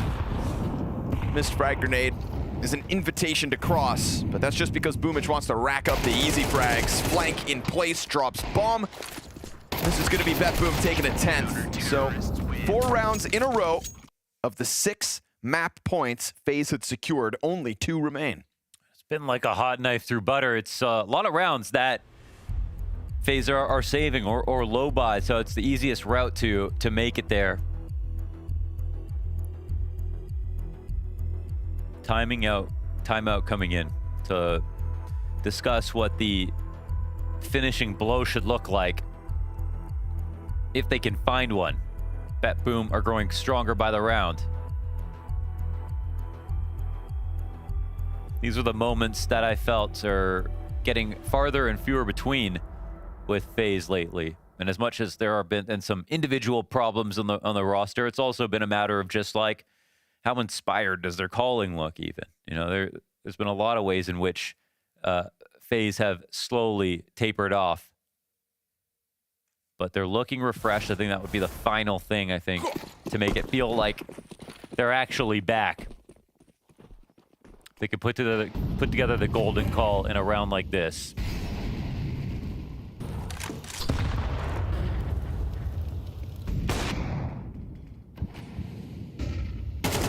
Oof, made easy. Yeah. Frozen finding Boomich coming up through that smoke. Yeah. I mean, good on Frozen for watching a fresh Palace smoke off that push. But that'll feel very deflating here for BetBoom. Such a big invitation just to come in, keep it simple. You know, how heavily do you want to react to this side of the map? The one player truly struggling in this map right now. Boomich takes the initiative, pays the cost. Gonna have to call it from the sidelines here in a 4v5 disadvantage. We will be banking on Artfrost's op to extend play on Mirage. He decides to take it to triple, that one step further, eating flashbangs in the process and having his head ripped clean off by Alish. 3v5 demanded of BetBoom or map is done. What? And Rain that 180? I mean, we see that from the perspective of the CT, but his outline just spun in a half circle and slammed him. Through smoke, no less. I was like, that had to be someone else. And unfortunately, if this game ends now, we're not going to get a chance to watch the replay, but we need to see what that looked like. I need to see that again. Players backside to lock this one in. FaZe Clan just walk their way out ramp. It was that Boomich death in Palace that served as an invitation. Dillades and Siren with a 2v5 to finish off. And Rain waits on default. Brokey to the point of contact. Time ticking ever faster. And unfortunately, this one is coming to a close. Siren dealt with as Rain just rips heads off. FaZe Clan gonna close it out. It's a nice rebuttal there from BetBoom. They made us believe that they could extend play, but still cut shy of OT. There it is. Shout out production. Oh, come on. He actually did not stop. Well, they did make us believe for a moment, but ultimately maybe just a little bit of a cosmetic patch job there for the stat lines, because ultimately that was still FaZe's map. FaZe are so back. They're so back. They're so back. They're so back. Up one Mirage game over BetBoom. Yeah. They're so back. 12-10. 1-0 up over BetBoom, so back. You heard it here first from Vu. I'm gonna tweet it. Hold a little bit more caution as I see They're not back. FaZe are not back. They let that half kind of slip away from them. It got a little bit scary there. I'll say that. FaZe have been really good at doing that all year. But isn't that a quintessential FaZe experience? Every game's got to be a little bit of a nail biter. They can't just win things clean. I mean, the traditional FaZe experience of a few years ago would have been them losing this first map to really make it an interesting series for the drama. What I really want is the FaZe that could go down 4-10, 4-11, 4-12, and then come back and win the game instead of what they've been doing most of this year. Yeah. Well, let's talk about a guy who was a difference maker in this map, who is the difference maker coming back into this team. Let's talk about Brokey, who's pretty dang good on this map of Mirage. I liked what we saw from Brokey in this one. I feel like we got a good display of the rifle. Actually, you know what? The op was pretty solid too. I mean, I feel like I saw Brokey just slotting in very nicely in this one. He definitely had, I'd say, like medium high impact, but never like, we didn't get that like crazy, oh my God, Brokey moment where we are reminded that he's one of the sickest late round players. It was more just kind of being a well-rounded tool in Kerrigan's arsenal today. That was way too much trepidation for me. Vu, can you give me some delusion? That's what we want from Brokey. We want Brokey to come in. He's got the rifle in most of those rounds. He dies once or twice to Art Frost, op v op, but who cares about that because he's good with the rifle. He threw not that many flashes, not a support opper maybe, but he did real well. 2 clutches, that's Brokey-esque. And the game got close, but he didn't care, closed it out. 17-13, great play, Brokey. The best. Some people say, I talked to my doctor, he says, Brokey, the best. That's just the right amount of delusion that I was looking for. Now, there's another guy that I want to know what the people are saying, because I think the people are saying some things. What about Rain in this one? The people have a lot of words for Rain, okay? They're saying he's getting old, that he's got 2 kids. These are just facts. However, he still has some brilliance, okay? His A-side defenses in the first half were really what kind of moved BetBoom away from that bomb side. This guy was taking the fight right to them. He's doing such a great job. And that's one of those things where you don't really need to teach an old dog new tricks when he gets to go through his same tricks that he's been going through for 5, 6, 7 years. And at the very end of that one, I love that one from production. Reactions, good. Good. I mean, if we're honest here, Rain has had his struggles recently, but I think he still has a slot in the team. He still has the chance, and he still has great performances like this one where he shows why he deserves to be on a team like FaZe. You know what they say about getting old? Sure beats the alternative. And BetBoom maybe did a little too much of the alternative on the other side of things. For BetBoom, do we believe they've got what it takes to make a series of this? Because I'll be honest, right, there was that Cosmetic comeback. There were those 4 rounds at the end. It was kind of feeling like a foregone conclusion for a lot of that map. I don't really think that BetBoom are going to extend the series here on Ancient. So there's your answer there. But I want to just see if anybody can really have a pop-off. Because one thing that's kind of annoying about BetBoom is that I don't really see anybody that's going to be that transcendent player that's going to vault them into the top 10 or top 15. Magna.CEST felt like the guy that we're trying to build up as their rising star. You know, one of the pug buddies of Donk, just like Zwei, guys that have just played with him a bunch. And so you know they're taking that new school sort of movement mechanic to try to upend their opponents, but I didn't really get that feeling today. And really from the guys that are newer on the team, like Art Frost and Dilladez, you got these little glimpses, but they just never really they can't put a whole map together against a team like FaZe yet. Yeah, you're talking about Magna.CEST. I want to bring up, as you said, Dilladez. I want to see more from Dilladez. He's come in, he's got a lot of role overlap, and I was wondering how they were going to really deal with that because he's got pretty much no roles that he had overlapped with Axile, who he's replacing. So he's kind of struggling to fit in, but they've got him in good places. They've got him in the right spots. He didn't do bad, but he didn't do what I was hoping to see from him. I want to see a little bit more and show that he can be a carry performance because across the board for BetBoom, I don't feel like anyone really of their star players had a terrible game, but nobody popped off and made the game their own to really give them a solid chance. Yeah, I mean, it felt like for most of that map, most of them were just below positive in the KD. They're not doing badly. They're not doing great. They're not sort of inspiring you, but they're not a problem. Still, that does mean that they might have a chance as we go deeper in this series. Now, speaking about pop-offs, because we are missing some of those pop-offs over on the BetBoom side, there was one dope one over on FaZe. I'm talking about Kerrigan. Let's roll it. I mean, this was honestly just, like, where did this even come from, right? like, for Kerrigan to have a moment like this in a game of against younger players who are supposed to really be online demons, and reminder, we are playing online here, the rollback between him and Rain in this game was really fun to watch. It's a reason why people keep loving FaZe through thick and thin. Yeah, this is one of those moments Kerrigan has once in a while, I would say. He has those games where he pulls off a top frag. He has those rounds where he pulls off some chaotic, great plays and closes it out. And that brought them to 12 rounds, I believe, and they eventually close it out. It could have gotten a lot scarier otherwise. It's got to feel amazing to, anytime you're getting stressed during a game, just turn around and there's a major trophy behind you that you won. That's going to be a great rebuff. I'm curious about what he was saying during that round, what his teammates were saying during that round. And it turns out we can just listen to it. So let's listen to it. Let's run info. Yeah, jungle. He did. Nice! What's going on? Nice round. Matt is here, man. Matt is here. Bro, unlucky. Fucking online there, Finn, bro. Yeah, feeling good in my home chair, bro. Me and John had pure unlucky round. Me in my home chair when the major trophy's behind me. I would like that for my home setup too. Honestly, if you had won a major, you'd probably just scrap all decor ideas, tell the wife, we're not decorating this room. Okay, get your interior design ideas to another room, like the living room. In the gamer room, it's just the trophy behind me. Okay, that's all I need. Just one copy of everything I've ever won and a trophy case behind me. It's like a Blade Instagram account, okay? It's subtle, or it's, you know, it's simplistic, it's minimal, but it says a lot. All about the statements here. All about the statements. How many trophies have you won, Vu? None.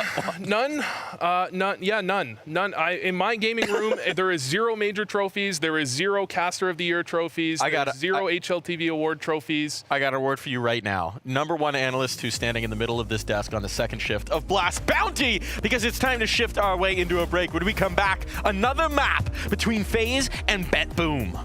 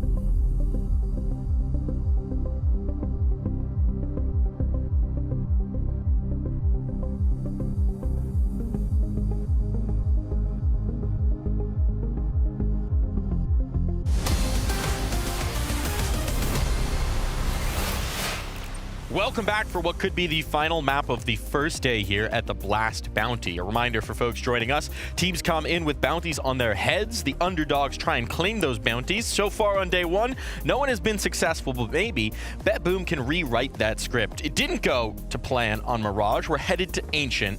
How do we rate their chances here, Vu? In FaZe's defense, this is not the first time they've lost their own pick of Ancient in recent memory. They've done it many, many, many times, and it could certainly happen again, but FaZe is going to win. Okay, all right. But FaZe is going to win. Spoilers! That was a good preamble to just shut it all down. They're going to win. All the hope is just sucked out of the room right there. FaZe is so back. Did you not hear me earlier? True. I mean, FaZe with Brokey this season, they're 3-4 on the map. They've taken down Na'Vi, they've taken down Liquid. I would consider one of those teams to be better than BetBoom, certainly. The other team maybe a little bit more up for question. And I feel like the main thing I always highlight on this is just I love when Elige is taking middle. I love the trade fragging around Elige, generally speaking. I feel like FaZe has a really good sense of just how to throw flashes, smokes for him so that he can pave the way to make mid-rounding a lot easier for Kerrigan. And my favorite trade fragger on the team, Frozen, does great when he's just right behind him. Sometimes you just need a good friend right behind you. Sometimes you just come second at a Canadian land. But if BetBoom comes second in this map, well, they're done. Because, again, reminder, cutthroat here. 32 teams, going to be 16 after this first round of play. There is no second chance here at the Blast Bounty. It is do or die every single game when you step in the server. And for BetBoom, I mean, one of the reasons they had a semblance of a season last time around is that they actually got something done in the Bounty, okay? They were able to make it to the LAN playoffs to kick off the beginning of this year, and for them to just kind of fall short immediately to a FaZe team who clearly have some problems right now, that feels like a downgrade for them compared to the potential we saw in January. Yeah, I'd like to see BetBoom bring it to a map 3 just for their own confidence. Even if FaZe are going to take the map, BetBoom should be bringing them to 3 maps. They're that quality of team. Now, speaking of the problems with FaZe, right? Because we've now seen a few maps of play with Brokey back in. They do seem very rejuvenated. Do we see resolutions to some of the problems that plagued them before, or are you still seeing the same kind of things where you're like, I don't know if, as Vu said, FaZe is back? Well, when push comes to shove against the best teams in the world, it still feels like FaZe is lacking in a couple ways. I feel like when you get later in the tournament, that's when you need to start having the uncomfortable conversations regarding Kerrigan, regarding Rain, because Elige and Frozen have been really good as riflers for them so far, but it feels like the supporting cast is where I'm constantly left desiring, wanting more. Yeah, I think there was always questions about Kerrigan's fragging and Rain's consistency, but when it came to playoff time, when it came to the big moments, they would show up, they would dominate, Kerrigan would have great calls, and they'd win anyway, so you never really had to think about it. But with the results they've had recently, you do have to give it some thought. So I guess the moment is we need to get them to a moment where we can see if they can elevate. So you're saying you can't tell right now, essentially? So far in this season, I feel like Navi's kind of in a honeymoon, so FaZe losing to them, no sweat off their brow. But if they, for example, just collapse at the Bounty, if they actually lose to BetBoom, for example, let's start ringing the alarm bells right now. We'll ring the alarm bells. We'll ring the alarm bells. But I have a question for our casters. We're going to throw it away to them. What trophy would you put behind your setups, gentlemen, Scrawny and Launders? I would take the Blast Paris trophy. That's the one I would pick. Mohan? I would take any size golf trophy for anything. Just anything? Just something completely unrelated to your actual professional career? It's golf. I'll take it. Okay. All right. Mohan is a man of passion, and when he finds a new hobby, he's passionate about it. Mo, are you passionate about FaZe Clan being able to close out that first game? They're back, man. Getting they away are. from the overtime, not ending up losing Mirage, now just looking to take Ancient like it's nobody's business. I mean, come on, there's spots on this map named after Brokey. Yeah. That is the guy that I want to see take over the server right here, right now. Listen, I'm all for some BetBoom growth, new pieces to gain experience, etc. But the bounty format is not one that you come to gain experience. It's single elimination. Yeah, you lose, play your best or go home. Exactly. Get out of here. We ain't got time to waste when it comes to the bounty. So FaZe Clan, eyes on you.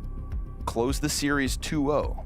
Yeah. Kind of the only problem I really saw from FaZe that game was like maybe overconfidence if, like Elige is going to full commit to one of his sprays or in certain positions or something like that. But his aim was so, like, it's the first round of the game, gets his 2K perfect headshots. Everyone is having is in a good flow. When Elige first joined this team, That was the clear issue. Was like he'd be overconfident, but like walking through smokes or it felt like he was trying to be like a FaZe player, but just hadn't played enough time on the team yet. So right now it's sort of like it still can be really good because his aim is still incredible, but sometimes full committing in some of these positions, I don't think he realizes that if he dies, the round could also be lost because of that. It feels like he just believes like he has to do it all. The team is still going to be in a good position. They'll still be able to win because we're FaZe. You know what I mean? But right. I would say it's a little bit of that, you know, oh, the team can still make up for it, and a little bit of he was coming from complexity where he had to go above and beyond and then further. I don't like that because he's so good. You know, like he should be able to be. He should be able to adapt to every team. You know, we're talking about a liege. You know, not just some guy. Yeah, but that was a long time on complexity, Mohan. It'll change a man. Yeah, but to be honest, like when was he not like that? True. Nowadays, maybe, as he is trying to pull it back while also trying to take off in this FaZe Clan project. Yeah. But outside of that, it was all gravy. Saucy. Dilladez to the corner of long, gets hit by the drive-by. Johnny Jabs goes parading his way back to the bomb site. Gets himself a third kill, a free pair of Retas. And with it, Siren is out of the bomb site, 1 versus 5. Let's call this one a FaZe Clan pistol win. That was, yeah, that was treacherous. That was unstoppable. Dramatic. Trepidatious for BetBoom. That's the face of a killer. Yeah.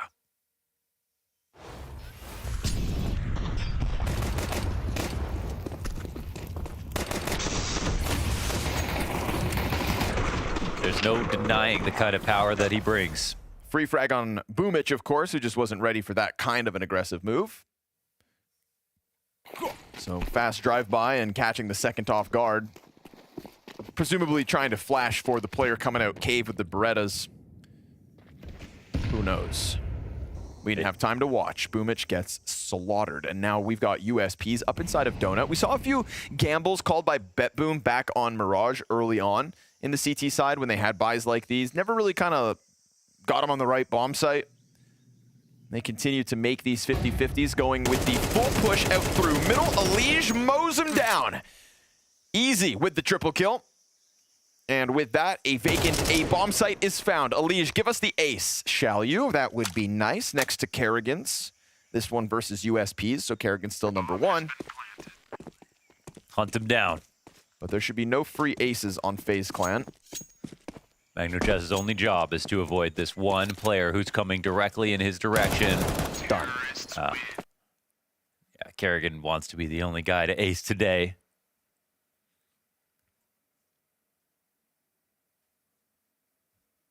Cleanest of conversions you could ask for.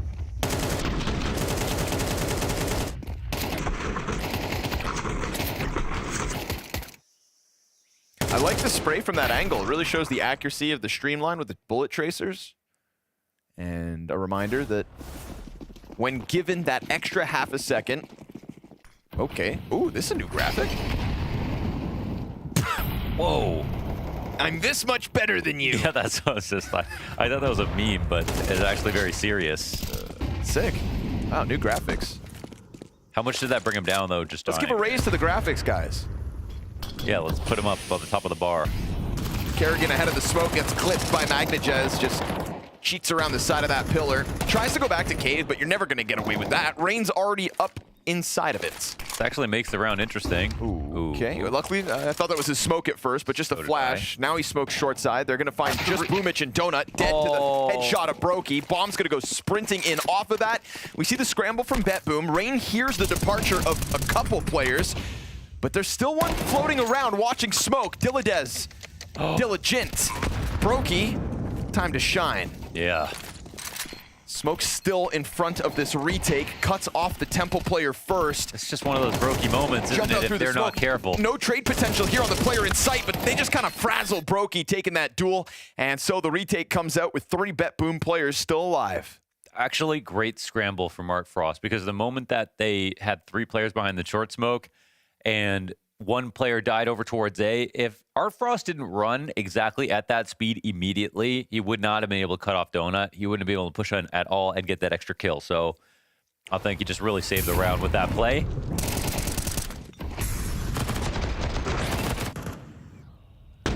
Wow. Wow. What a tap. That's quite a find.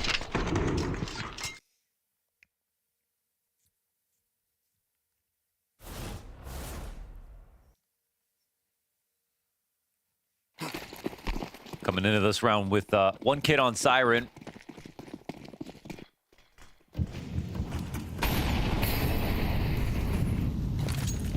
No ops on the field.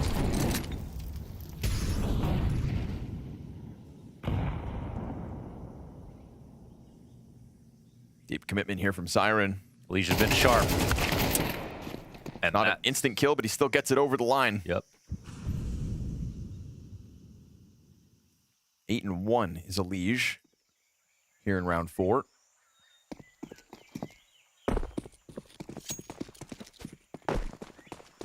Diladez, Magnajez, both started the round on B. One peels away. Looks like FaZe are selecting the right target. Could come down to a matter of timing. CT's looking to jump around in red room, trying to get any kind of confirmation on mid. It frees up Magnajez to double back. Diladez has the smoke. Whether or not he puts it on ramp is the question. Sharing a jump spot. Gonna see that utility come over top, tries to lay down utility, but Magnajez gets pounced on. Kerrigan unable to get the kill instantly. It's half of Magnajez taken down, now burning. Kerrigan's just gonna keep this pressure up. A double out through cave. Diladez brings one with him, but the bomb doesn't look like it's gonna get stopped. Artfrost, the Hail Mary through, gets the planter after the fact, and with the smoke still on ramp, they're gonna try to tap that defuse, cause Kerrigan to come out, and he will happily. A quad kill for Kerrigan, multi-fragging both maps now. Yeah, that's big numbers here for Kerrigan. Rifle rounds, he's an ace with a 1v2, plus the 4K here on this map. Boots on the ground, rifling out of him today. I mean, they had BetBoom in the palm of their hand here. Dance between a Molotov, fighting a smoke on the ramp without cave control. They had no idea how to deal with this at all.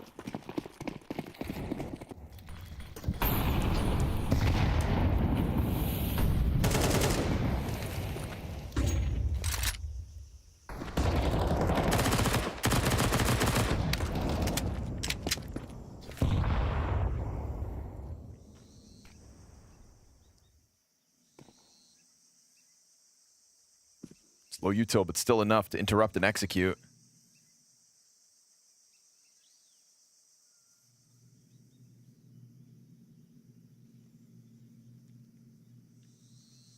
FaZe goes silent.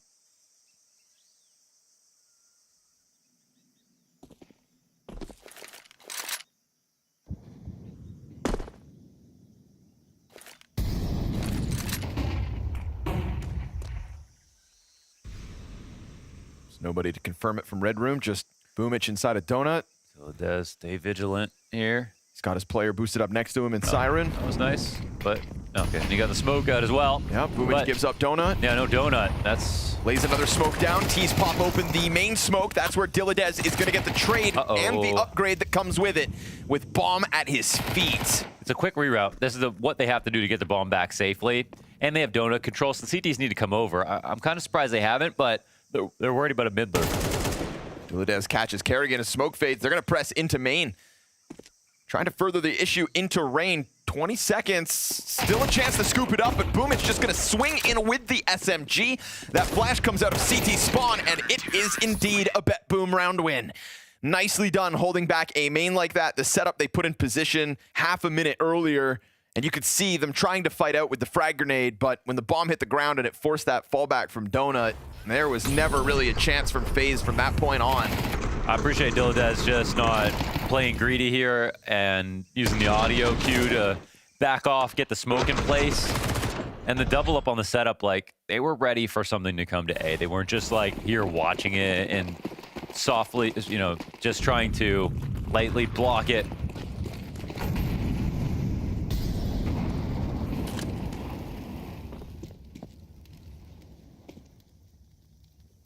Frost wide angle on ramp.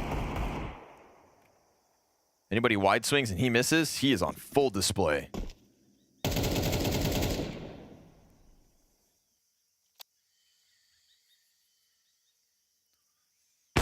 Yep.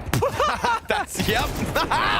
Rain and Brokey headshots apiece, and Elige sticks his pistol into the guts of Magna.CEST. What a shot. That's what he's looking for. A wide swing and Art Frost smash. Yo, Rain stop it. frag. That's once a year. We're getting all kinds of things that only happen once a year for FaZe. Wow. That's how you know they're back? Exactly. Yeah. That's what it feels like. A Kerrigan ace and a Rain off frag in the same night. Yeah, that's I'm going to say this, never happened before. Never. In the same night. Oh my God. I mean, I wasn't even ready for that. I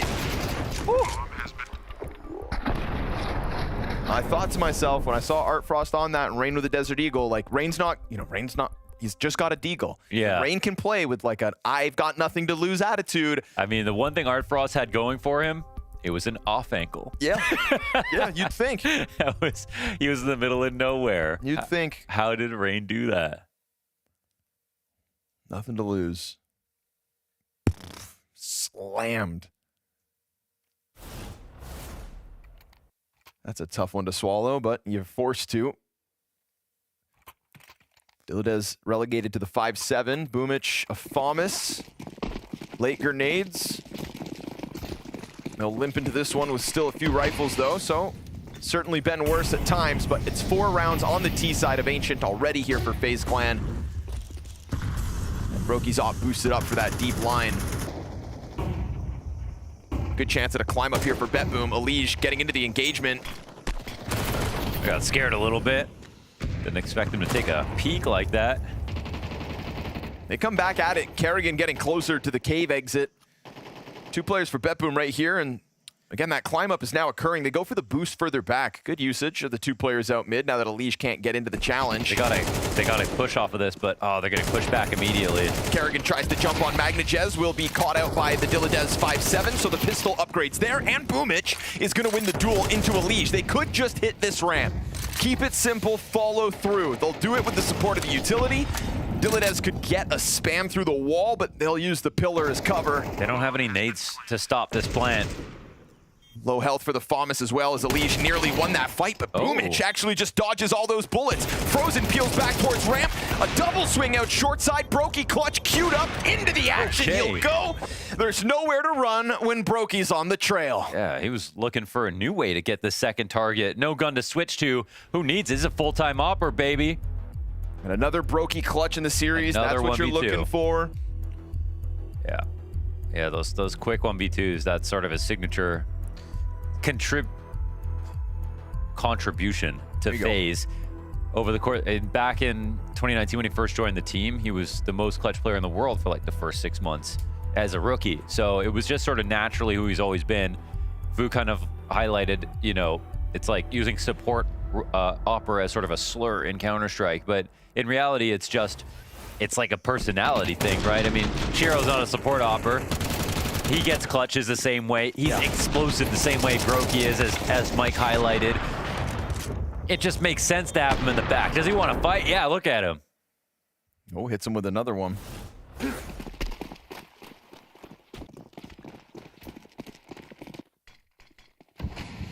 now you send BetBoom into the tailspin that is another pistol round.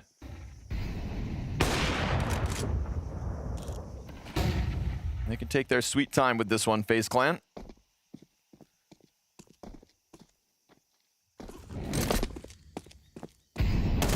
It's a good promise for FaZe Clan at this event specifically, that we're getting a strong showing out of the others. Again, Brokey on his return tour.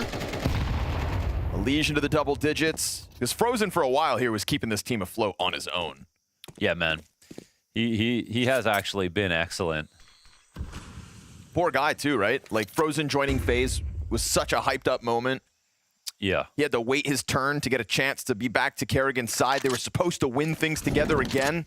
He's just actually the least flashy player on the team. He just gets a lot of good, impactful moments, but it's And yet easily the highest rated of 2025. Yeah, it's going to be the glue. This site is stacked at the end of the day, and they're sizing it up. Brokey with the pistol gets killed by his teammate.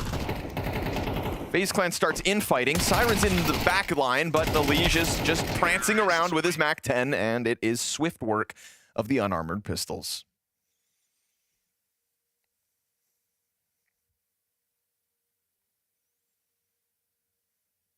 What's the difference between prancing and frolicking? You're still both dancing among the dandelions. I have bomb. Do you see my bomb? Buy armor, David. Nice, David. Okay, bro, relax. I'm focused on Fuck, it was 2 seconds of the free stamp, bro. He had Exactly. Pepsi, bro. He's you know. Let's go. 2 seconds of the free stamp, bro. Buy a fucking smoke, Ronnie! Shout out Sean Gares. I called the strat. See, now in hindsight, he could have just... Nowadays, we can sell things when we miss by. Yeah. Wouldn't have given us clips like that. What once was exiting B, don't shoot. Sorry, Corey. You new frogs just wouldn't get it. Frozen. Gross. Tight clear of the corner. Dilladez top ramp, dropping nades, backs up into a reloading Frozen. And that's going to cost them. So it's all goofs and gaffs in the FaZe Clan camp, but now this one starts to get away from them. I don't know how they make these situations happen, man. Who knows? Just FaZe things. Smoke's up for the bomb plant, so we could be looking at the recovery in round 9 for the 7th round win of FaZe Clan. Battle of the Operas on the smoke fade. Come on now, round 2. Do they go together? If they wrap back around. I like this move from Boomich. He can really create a connection from Artfrost if no one pushes in. He has a smoke to work with, which is really important here, but you know, he might just right-click this out and then have the op approach. We'll see. No kit. Oh, right. Ticking fast. Oh, nice reaction here from Rain. Artfrost gets tagged by the op of Brokey, and that is that. So even when things get so awkward that Frozen's reloading, looking into a corner, FaZe Clan still wins the round. Yeah, that was really showing you the depth of the individual level that they've brought to the table tonight, specifically.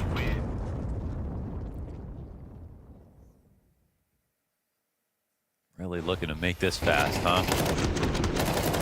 It's not even like these rounds aren't close. They are. Yeah, but there's still just like a certain swagger to FaZe Clan picking them all up. They create just really crazy situations. I mean, even that, like, Frozen tucking into that corner. When have you ever seen anyone hide there from someone spamming them on the side? It's never happened before. It's just, everything's just a world first all the time. It's not even necessarily good. It's just like how, it's just new all the time with FaZe. I don't know. If your opponent doesn't know what you're going to do next, how can they beat you? Yeah. Other than making your own mistakes. But luckily, it doesn't look like FaZe Clan are kind of tripping over their own feet. Not so badly that the rounds are slipping by. I mean, have to remember that BetBoom's best round, the most convincing, was off the back of that boosted MP9 on green. That op's still out there on the battlefield. Artfrost, how does he get into the action? Currently with pistols floating in front of him out mid. Maybe FaZe just want to lean back and figure out where that op is before they make any commitments. You know, it's the one biggest threat of round 10. The biggest threat of keeping you from double digits on this T side. Oh, saw a little leg right there. Kerrigan has no idea. But to be honest, what's really changed on the map here for BetBoom? I guess Boomich comes closer, but they're just not in a threatening position, really. I think they're really just hoping that FaZe leave. Well, smoke grenade at 30 seconds. And I would just blow this up, honestly. They will. They'll follow through versus the 5-7. Flashes to support it. Uh-oh. A little bit labored, but they get away with it. And Brokey's off. Ay, caramba. It is a second team kill throughout this T side. But it's not going to stop the bomb plant, and it shouldn't stop the round win. Deagle shot rings out. Brokey doesn't bite. Artfrost moving his op over. But you'd think it's just to get him out of here. call it quits. You got to know when to fold them. Nice shots. But all for naught as we get to the very tail end of this T side. Elige going to collect the off kill. Elige op, too, in the same map. It's a weird night, man. Love it. And most importantly for BetBoom, Artfrost holds on to his. 2 rounds left of this first half. Sometimes you just feel like you're in the way of someone else's story. Right. That's sort of, I feel like, what BetBoom are experiencing right now. It's like, damn it, this is like their day, and they know it, Yeah, like that sort of feeling. Wow. That really felt like a VCR. Yeah, okay. But I've been working on it. 6 weeks off, you really got to fine-tune your sound effects. I'm not crazy. Just crazy for Counter-Strike. Boomich floats out bottom middle. Fall back. Not allowed. Frozen on top of it. MagnaJez here tethering nicely from Cave, keeping the numbers in the edge for BetBoom. Still a 4-round half to play for. Artfrost gonna get the better of Brokey. Tags the wall before he goes. What a cool guy with his backwards hat and his spray paint. A nice angle from Dilladez here to really push this one over the line. Frozen, 48 health. Yeah, that's one thing I appreciate about Artfrost for sure is like when we used to watch him, he would have this crazy waggle every time he'd take a shot. Yeah. Spinning in spirals and stuff, and then he'd do it even sometimes when he missed. He did on map 1. He had a shot off catwalk to A site. Oh, yeah. Missed and turned into the sky. Yeah, that was the little frustration. That's what reminded me. I was like, that's the guy we remember from the Academy League. I like a player that's got a little swagger. Yeah. I think it kind of like touching into like what Torji was saying about Molodoy. What got taken out of context, where he's like, oh, he reminds me back when I was in Tier 2, in the sense that he's got his own style, his swag, he goes for his own peaks. The same way Frozen goes for clutches when he's not supposed to. And talking about the swagger. What is that? What is that? No scope, through the wall, through the smoke. Owned. Sure thing. How dare you try to plant 1v4. Sits him down, as that is indeed BetBoom's third. But yeah, you got to have a style to the way you play. You got to be able to break new ground in this space. Okay. Okay, sure. It's breaking through all kinds of ground. MagnaJez a little happier with that round. Here we go. 4th round win. Best case scenario. Hyper aggressive Frozen off of ledge, and Siren on the fallback is allowed to escape at least into the corners of Donut, but he's not going to get a free cross to site. Not with Rain here now. You've got one stuck in that corner, and Rain's got much more support than Siren definitely has. He's going to have to drop his util, hang on to this position, hope somebody comes to help, but that is not the case. A main, though, belongs to BetBoom, whether Kerrigan knows it or not. He'll get a bit of utility out, but now this Donut attack is kind of whimpering for a second. They have to forego it because they don't have main. They can get Crossfire killed. They have mid to work with. Yes. Smoke in the cloud. And MagnaJez is here to stop him, but he's also the only one for now. Pretty sure he just fast-stepped. Shadow advantage for Artfrost and Spawn. Hits the Elise shot and cues up the peak from MagnaJez. Again, just like that first map, we get somewhat of a close coming out of BetBoom. Is it enough to bring back Ancient? We'll find out after the break.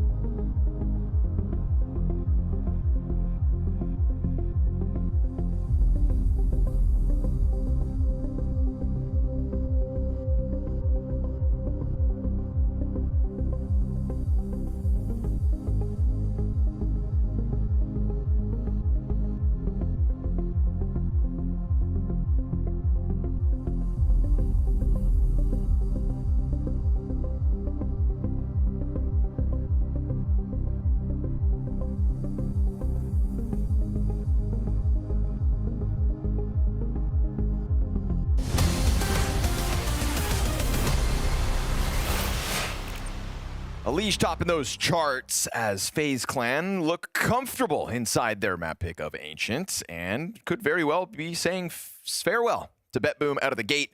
The cutthroat reality that is Bounty Mohan. BetBoom chose this opponent, and we're probably hoping that there would still be some growing pains with the re-inclusion of Brokey. But guess what? They said, hey, if Navi could do it, I used to call for them. And wrong. Wrong. It's going to be an uphill battle here for BetBoom on this T side.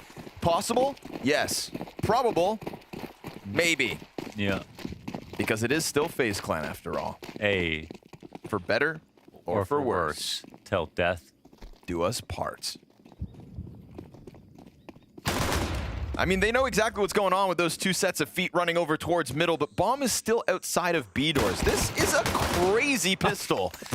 Brokey hears two players run out mid, gets caught off guard by the dude still outside of B, and then, it's the double whammy slammy fake where the guy with Bomb baits all four players. And then kills Kerrigan before planting. No, just plant. Fakes it a second time so that he can push into CT spawn and head to A. But unfortunately for him, the plan goes awry. His team's like, put that bomb down, son. Man. Yeah. Right, like there's no one coming on the flank. Buddy, I want my money. Yeah, I better get it too. Where's my money, Siren? Yeah, exactly. Where's my money? Where's my money, nut? But nope, no money, no pistol. And a tough opening bout ahead here for this T side. Good luck, BetBoom. It is nothing but measly Glocks across the board. Only Art Frost gets a deagle.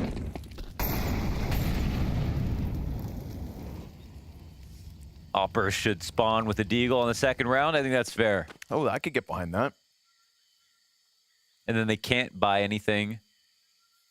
They have no money, but they get the deagle and then they get the op afterwards. They can't buy anything in between. This is a bad idea, but hey, could be fun. Yeah. And isn't that the point of bad ideas, is to have a little fun? Yeah.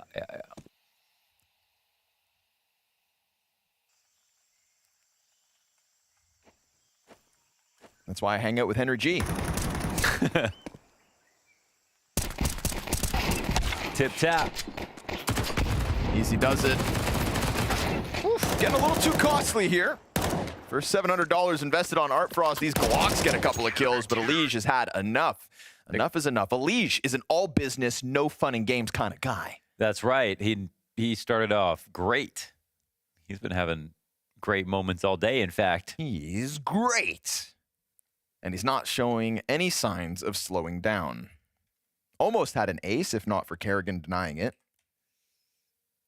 And now sits 19 kills, 7 deaths at the tippity top of this FaZe Clan scoreboard. What comes next? One of the few gun rounds that we may get out of BetBoom here on the second map. Already denied mid control by the util. Elige was given so much more leeway from the BetBoom round starts. Boomich a little bit worried about that ramp push, but Rain is being patient for the time being.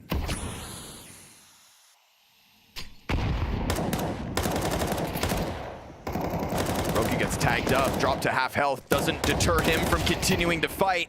And he's got a teammate that's supposed to get that trade. Frozen's just fully focused over on the A site. Kills come out to the favor of BetBoom. That mid flank was supposed to work, but Kerrigan dropped the ball. Kerrigan dropped the ball. Boomich picked it up, man. That's 3 for him. Watching his own back. Scratching it too.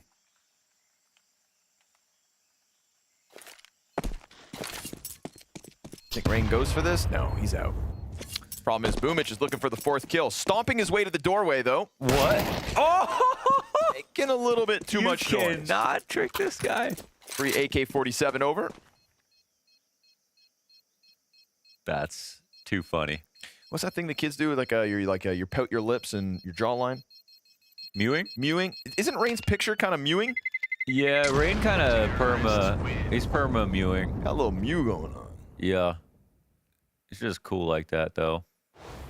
Oh. Woo. Damn, Boomich, okay. Tearing mid apart on a solo mission. Kerrigan knows that one should have been his. Not bad for BoomItch, considering he had 4 kills before that. Or 5, excuse me. Didn't get that 4th. You better apologize. Every time. Odds on Rain winning this round alone. Kit, AK, armor. 100%. If not for that nade, I'd believe a little more. They somehow just went up. They won't come back here, right? If BetBoom aren't going to go to the site that has the single AK under the assumption that the AK would reposition after getting its first kill, right? Be a natural thing to do, wouldn't it? Oh, look at Rain and his little army. Oh. Uh-oh. Pistols go flying down the ramp. They're not going to continue, are they? Well, Into the AK. I mean, they know it's here. They've got a choice. Swallow your pride and walk away, or sign up for a wallbang fight. They're still here. They are. Oh, nice nade through the top of the gap. But they are very much stuck in cave here because MagnaJez is a little concerned about trying to peel back.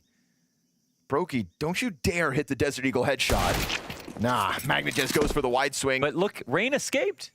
Rain actually escaped early. And he's going to be able to cut them off when they come out of Donut. But he's on 46 health. No way. They approach the bomb site. Rain gets another one. They're still going to have to follow through. He climbs up, and that is where he'll fall. Frozen, though, picks up an AK, and now he's got a chance. They go back with bomb right in front of him. He could have stopped that. Instead, it is BetBoom to push it over the line for their 6th. Oh, man, he did every move correctly, and BetBoom gave him a lot of chances to really shine right there. They were playing Rain's games. Yeah.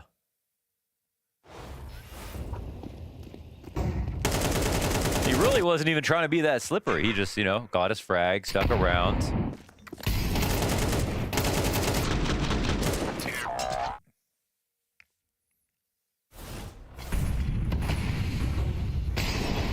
They were scared of him.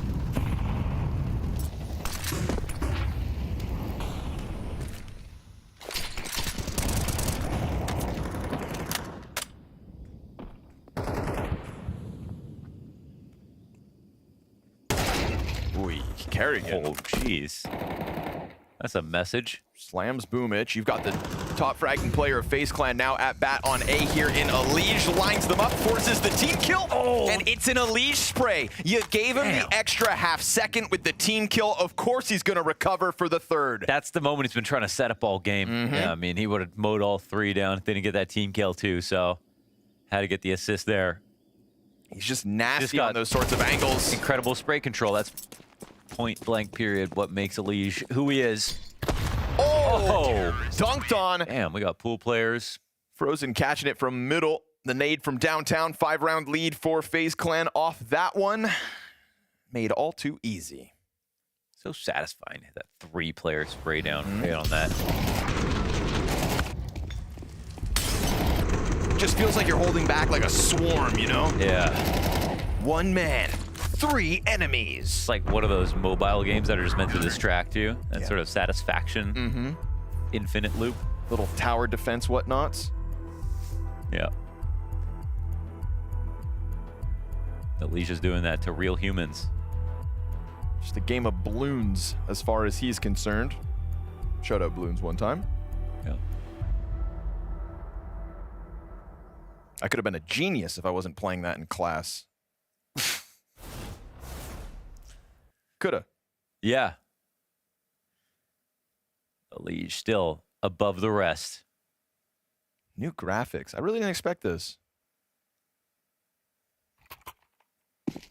I did because I expect the most out of Blast. Ah, okay.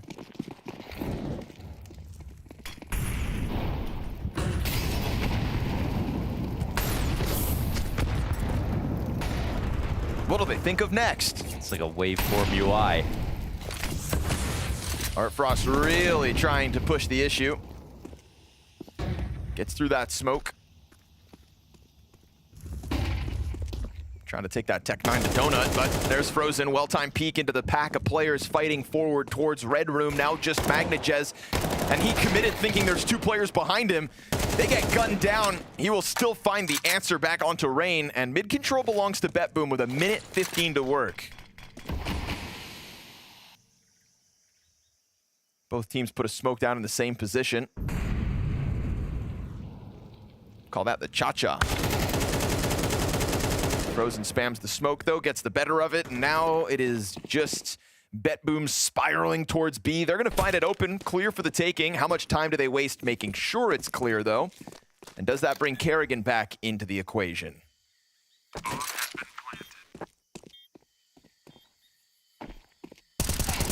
Boomich kind of stomping around a step too much, just like when Rain was over here.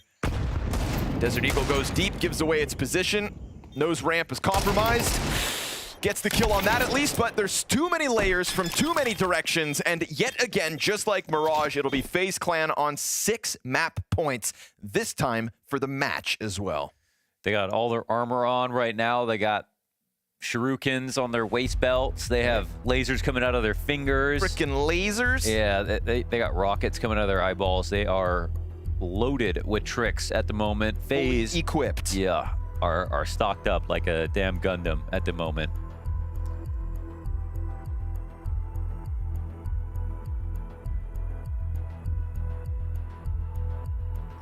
That's the content we need. Remember the whole Fnatic Badass video? Yeah. Right? Now just imagine like a Power Rangers Super Gundam sequence where it's the 5 FaZe Clan players coming together. I'm not a content producer, but if I was, I would write that. Brokey could be the human pilot guy that goes in the middle. He's the heart. Yeah. Kerrigan is the brain. Yeah. Brain is both arms.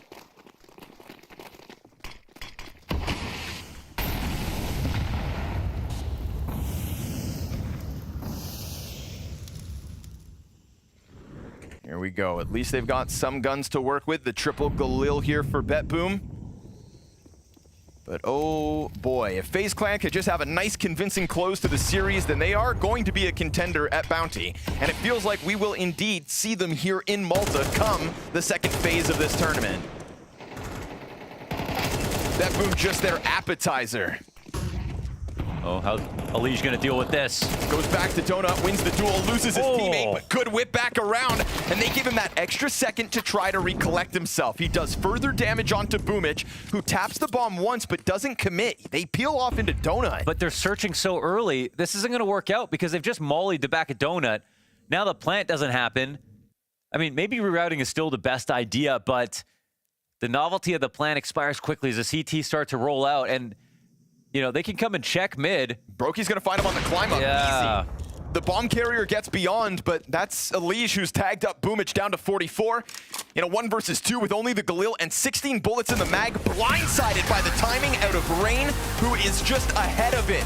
FaZe Clan in their entirety are ahead of it. Ahead of BetBoom and maybe some expectations, because this was a clean series. Maybe they let Mirage get a little too close, but individually across the board, a FaZe Clan worthy of a place here in Bounty, fighting for a spot in Malta. They kick off this event well.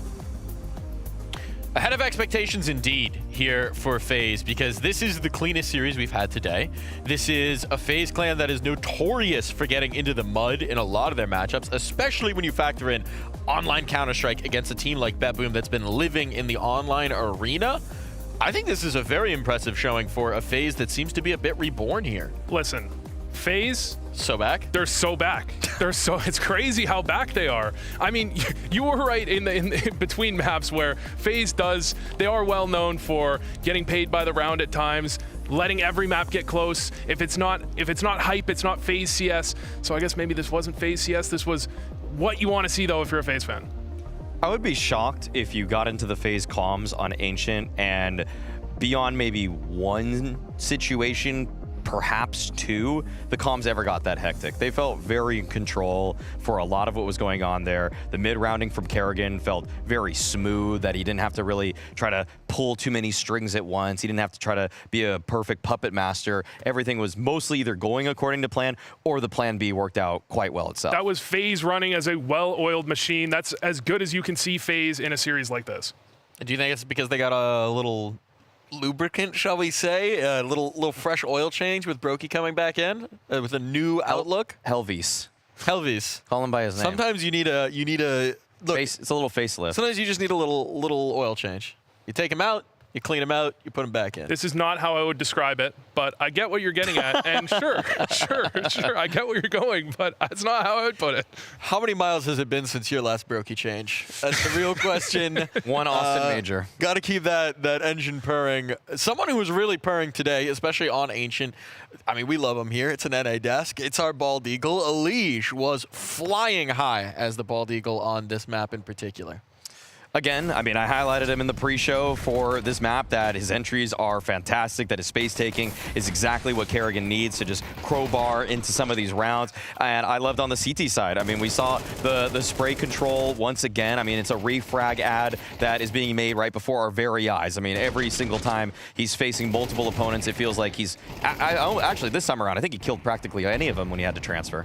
Yeah, I mean, 100 ADR I think he's got here. He's just a great game from Elige. And it is right. You highlighted it before the game. He does so much right in terms of controlling mid, controlling donut, being in the right place at the right time, making it look easy. And that was Elige at his best. Well, somewhere out there, Pimp is smiling because you said the word refrag. He's probably on a bike, if I had to guess. One guy who's just been through a bit of the ringer, a little bit of the marathon himself. We've got Magnojez calling in to talk about this one. Magnojez, didn't go as well for you guys this time around at the Bounty. What do you think went wrong for the team? Hello guys, I think nothing special, just FaZe was better, they shoot better, everything better, just not our game. I don't know, I don't have much to say, just outclassed at this game. I wanted to ask a little bit about Dilladez, because I noticed as he came into the team that you have a lot of the same roles, you specifically, but he has overlap with a lot of different players. Have you had to adjust your roles at all to suit him, or how is that working? Yeah, we just talk to each other like about our comfortable roles, about some positions. Yeah, obviously some of us need to teach something new, like adjust to something, but overall we try to make Dilladez like comfortable. I take some new roles. Yeah, it goes not really well sometimes, but yeah, trying my best. What about BetBoom for the season? I mean, the Fisher run you guys had was pretty impressive. I mean, you guys had a nice top 4 there, but then you guys made the roster change, and I'm sure that's going to take a little bit of time. But what's the primary objective of these 6 months for BetBoom? We didn't set goals at the moment, but I think overall this game doesn't really matter because we are doing really well in our practice. Like overall, our game starting to be a bit more consistent, I would say. Yeah, this game was unlikely bad, but I would say this is a huge upgrade for us, and I think we can up really high. Just a bump on the road to higher ground. Thank you for joining us, Magnojez. Commiserations on the elimination. Thank you, guys. So he's out, and BetBoom is out with him because it is a tough affair here. We've already lost 4 teams at the Bounty. There are no do-overs. There are no second chances. We don't have any round-robin brackets. There's none of that shenanigans. We had 4 games today, 4 teams eliminated, and this was the only one that was, I would say, one-sided, despite the fact that everything was a 2-0. Yeah, I mean, you had the first series of the day, FUT beat Bait, and that was 13-11, 13-8, I think, or 13-10, and that was another close game. You had Liquid going 40, 50 rounds. The FUT versus Bait game, very interesting because at times it feels like Bait shouldn't have won that FUT was, they fell flat. They had the rounds in their hand and they just kind of gave it back in really unfortunate ways, but they didn't win it. Would you say you're something of an expert on FUT baiting? They were going with... Maui, there was a second series today. What happened in that one? Well, one team came out a little flat-footed, unfortunately, in that one. We had Liquid versus ECSTATIC. ECSTATIC probably thinking all about map 1, and even though Ancient cosmetically looked close, I felt like Liquid had so much steam going into that one and were able to take care of business. But they're not out of the woods just yet. I mean, I think anybody that watched map 1 thinks to themselves, okay, Liquid is still having a lot of problems here. Nothing can be easy. Nothing can be easy. That's definitely the case. Our first match, once we got on this desk, we had G2 versus Nemiga. Again, Nemiga giving us some really good looks, some good showings here.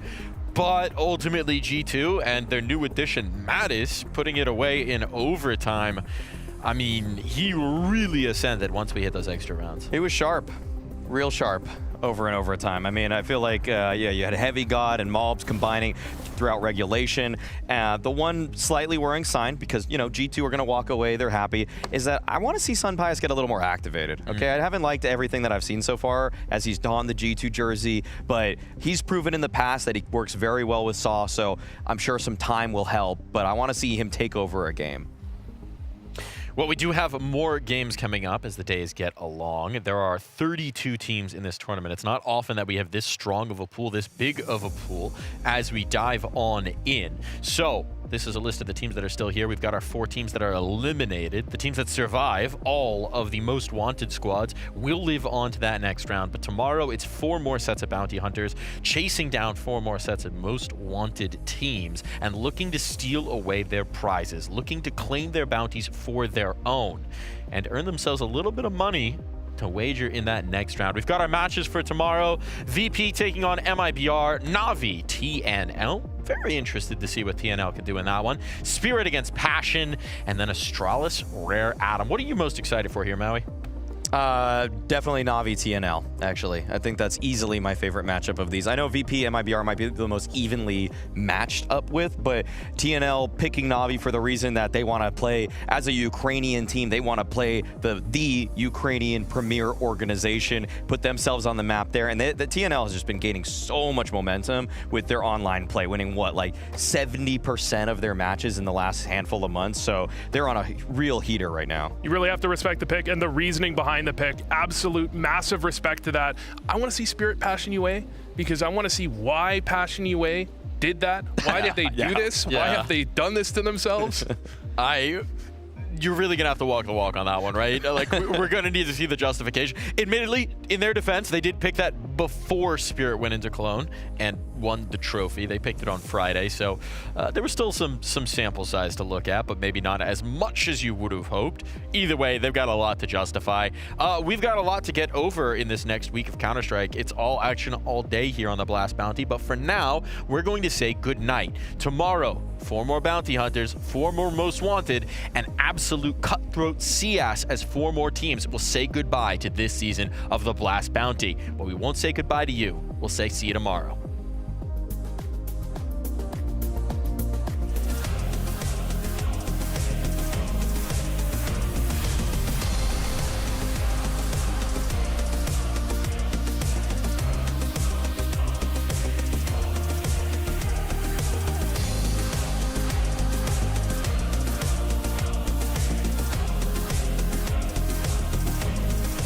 Welcome to The Bounty, a new, bold Counter-Strike format where every round raises the stakes.